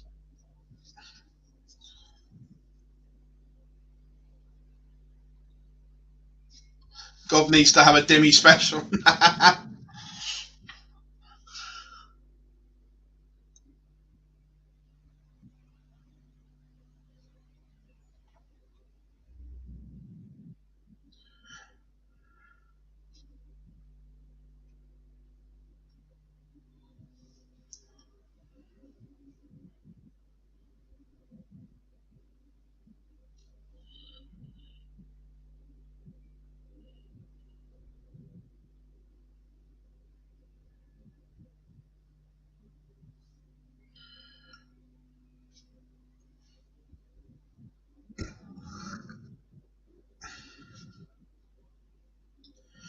MVG is over the line.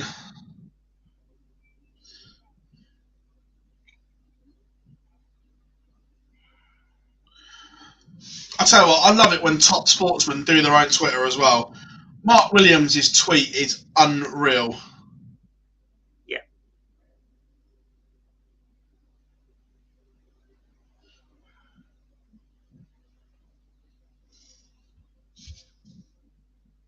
Rate it. I hate the way that he hashtags because he just puts everything in one long sentence and there's always at least 4 spelling mistakes.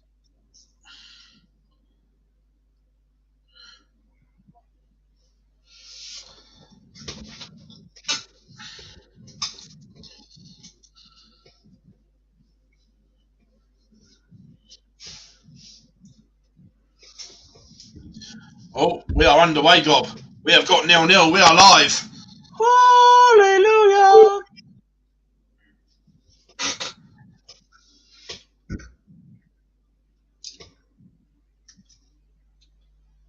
Big fan of the new Euro Tour stage as well. Yeah, I like it. Bit of colour. The venues are still incredibly dark to me. The quality of streaming everything looks so much better, but there's still an awful lot of just dark on the Euro Tour. Yeah.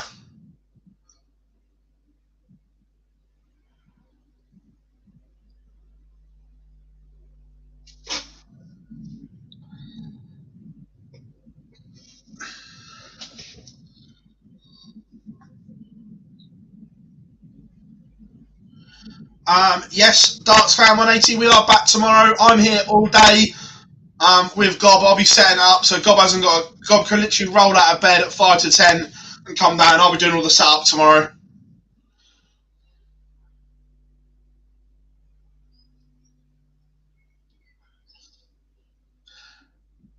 Gob, can you put the scores up?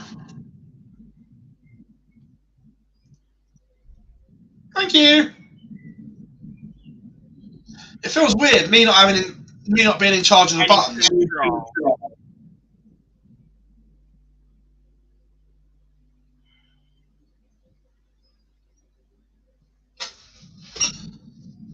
Yeah, we're back to the normal decal tomorrow as well. Yeah. We have 2 streaming options, and the mobile one and the one that's permanently set up at mine. Just resize, see if I can get it a bit better for everyone. Let's go to about there, which should bring the numbers up bigger.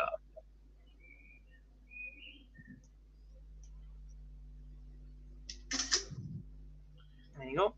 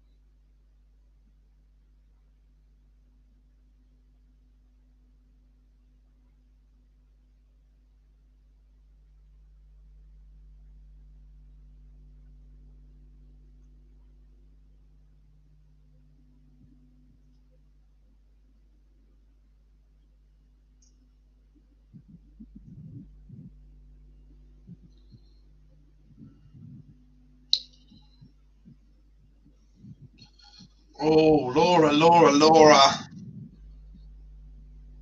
When Lisa Ashton gives you a chance, Gob, you can't be passing them up. You can, she gives you a straight back. We've got to stop saying that before the double is pinned by the person giving up a chance. I was going to say, she may have got away with it.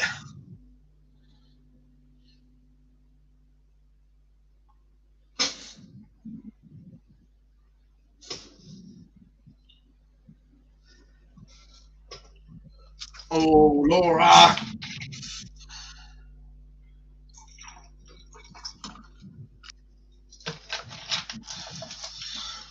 Ashton holds.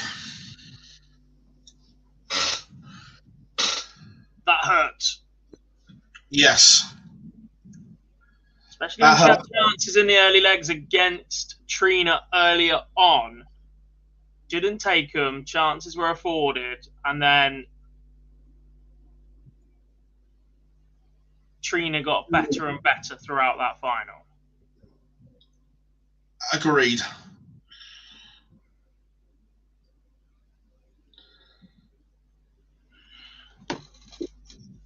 Look, for the last few years, Lisa Ashton has been a level above Trina Gulliver as well. So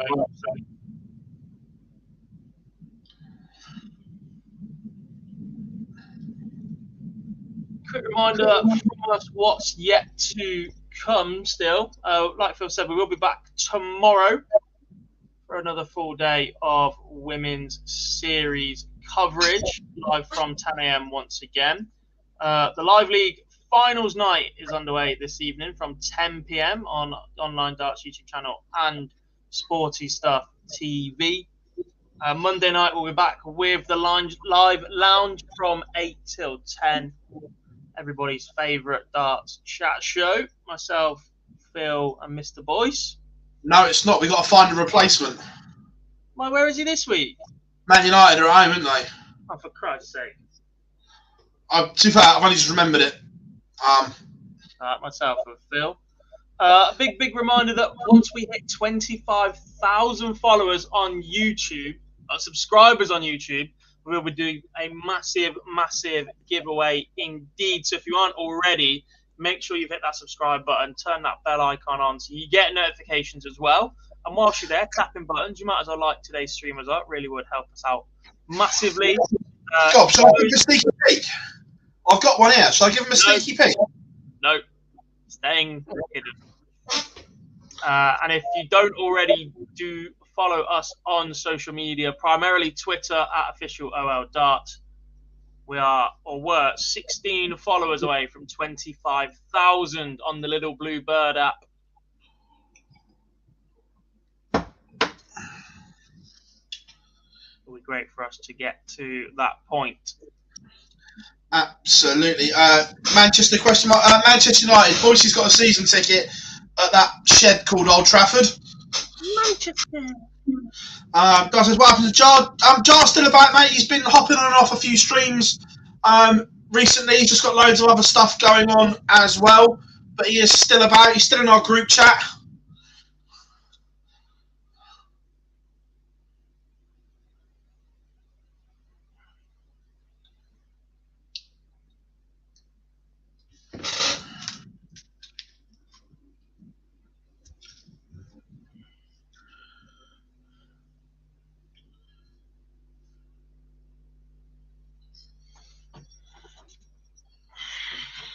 That shed isn't even in Manchester. Shh, don't upset them.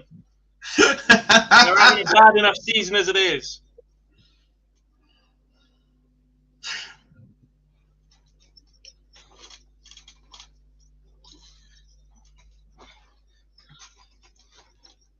God. Does YouTube have an auto-translate button?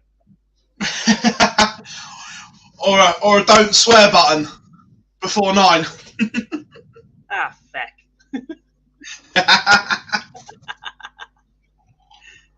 We love you, John.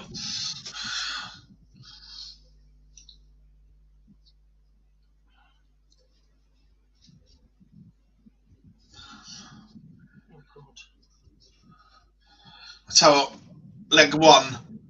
How much will Laura Turner be regretting this right now, Gob? She's staring 3-0 down the barrel. And if leg 1 goes the other way, it could have been a completely different story.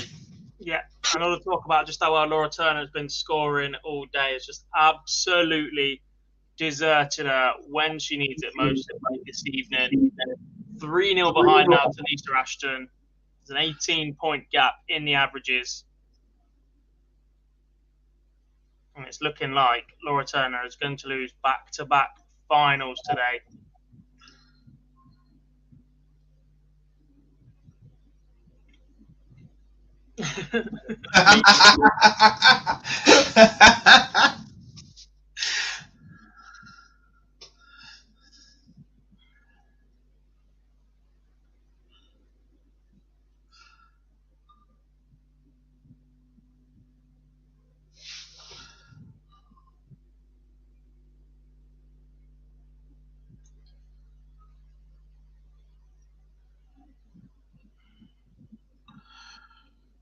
$3-0 to the good.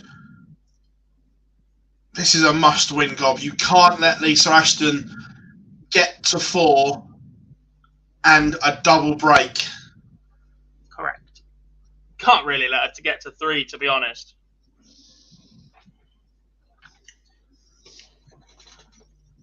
Correct. She had look, job done for Laura Turner for today. Though. If you'd offered her that she'd jump up to 3rd in the rankings, she'd lose to Trina Gulliver and Lisa Ashton.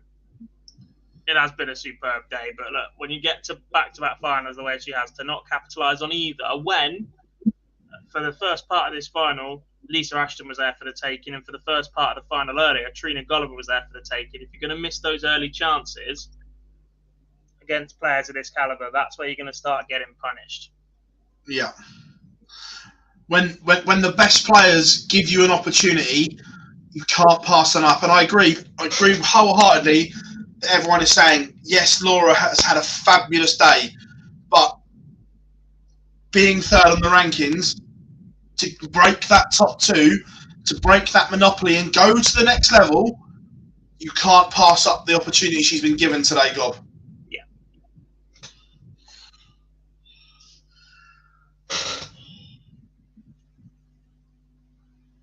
And look, 2 wins instead of 2 finals is an extra £800 in her ranking.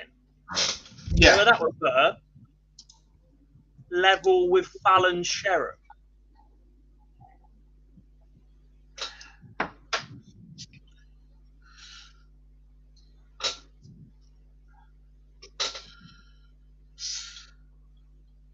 Oh my.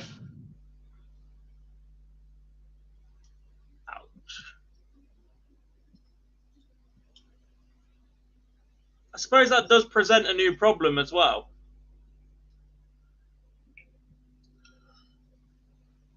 If If Turner goes and qualifies, who the hell do they get to commentate? I prefer not to speak. I need to word this correctly.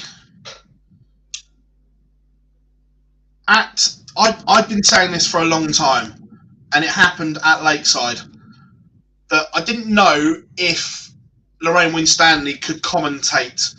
However, whenever I've interviewed her or listened to her being interviewed, she speaks fabulously.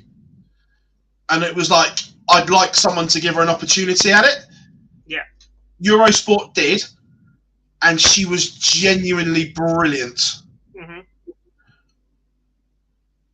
Now, they play on the same day, don't they? And at the minute, Laura's third and Lorraine's fourth. Yeah.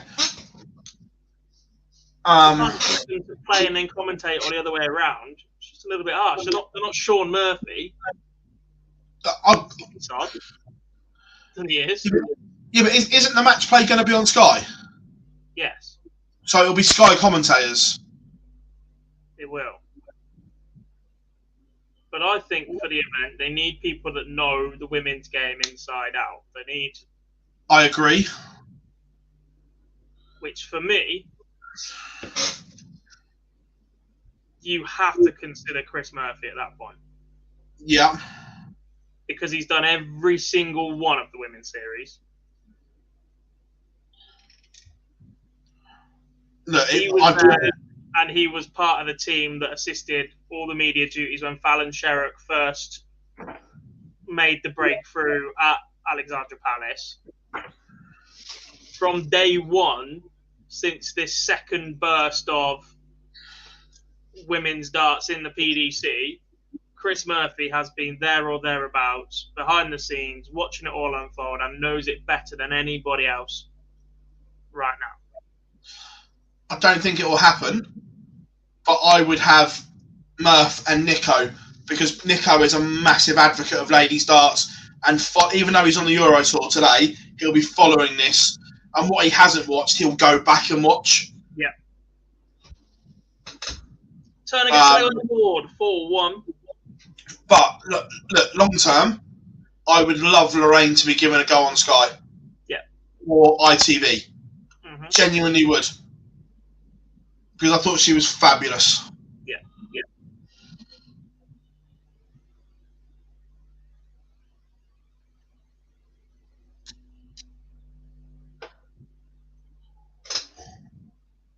Sorry, David, I'm going to upset you with this.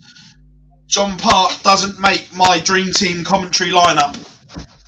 If I could pick from any broadcaster, any network to make my dream team punditry team, John Park doesn't make it.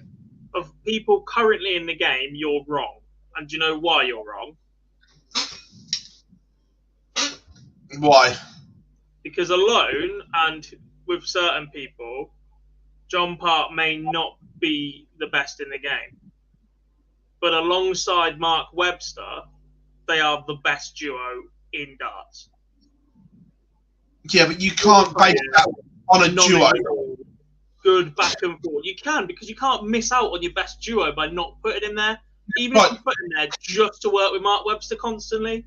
Nah, not for me.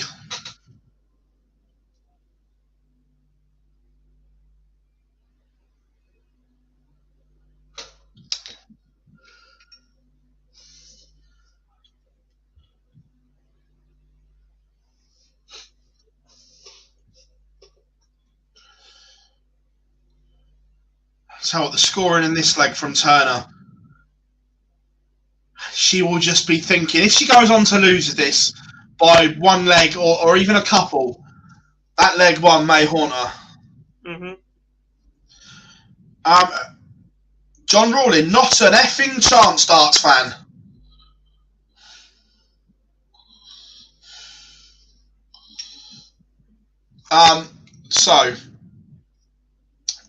This is just personal opinion as well. It's what you like and what you like to listen to.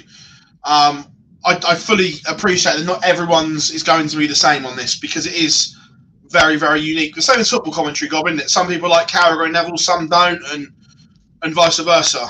I think we can all agree that now Channel 4 have got the broadcast deal. If they don't go out and hire Clive Tilsley for the England games, there's something very, very wrong. Yeah. So, if I was picking my 5-man dream team right now, it would be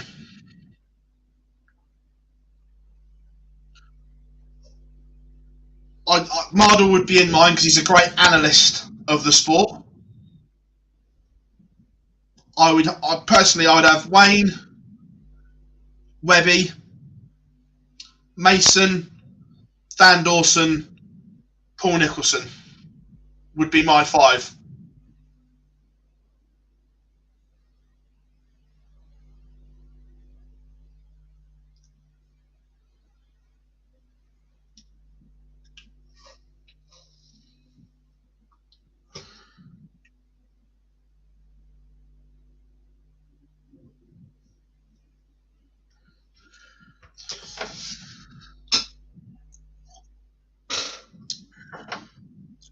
You need earplugs to work next to John Gwynn. Yeah. Oh, but back in the day, John, 100%. Gwynny was iconic. We were sat, 10 yards from the commentary booth for the World Seniors for the entire tournament? And the only person you could hear at any point in a soundproof booth was John Gwynn. But it's I didn't realise just how small John Gwynn is as well. So to be booming it out from such a tiny human being. And it's the smile on his face when he does it as well. He's just like beaming from ear to ear. It doesn't stop. Ooh. Slip from Ashton. Is this 76 going to go? We're going to keep going in this one. This will be a break back. A hold would force a decider. No.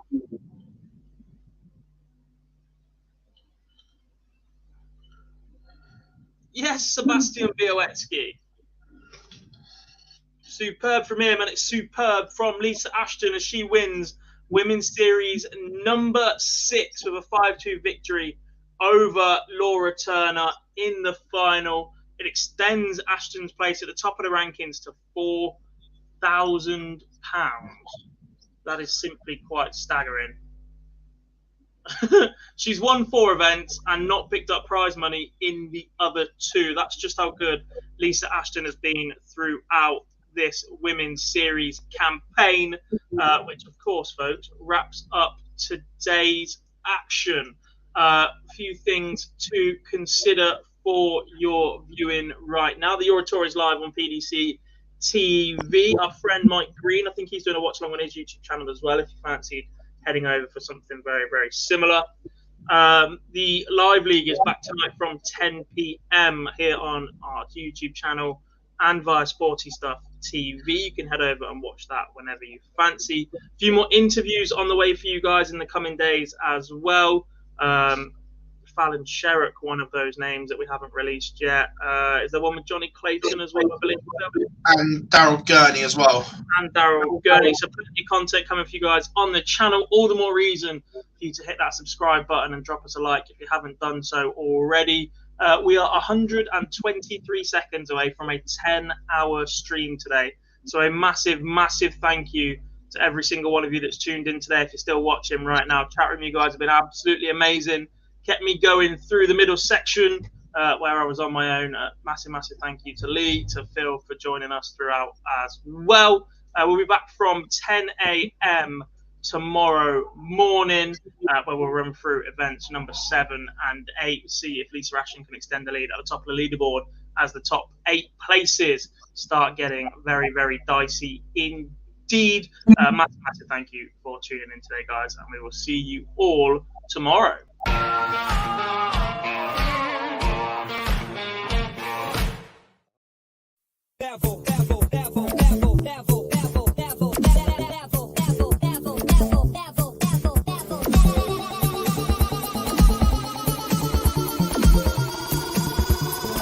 Take it to the next level.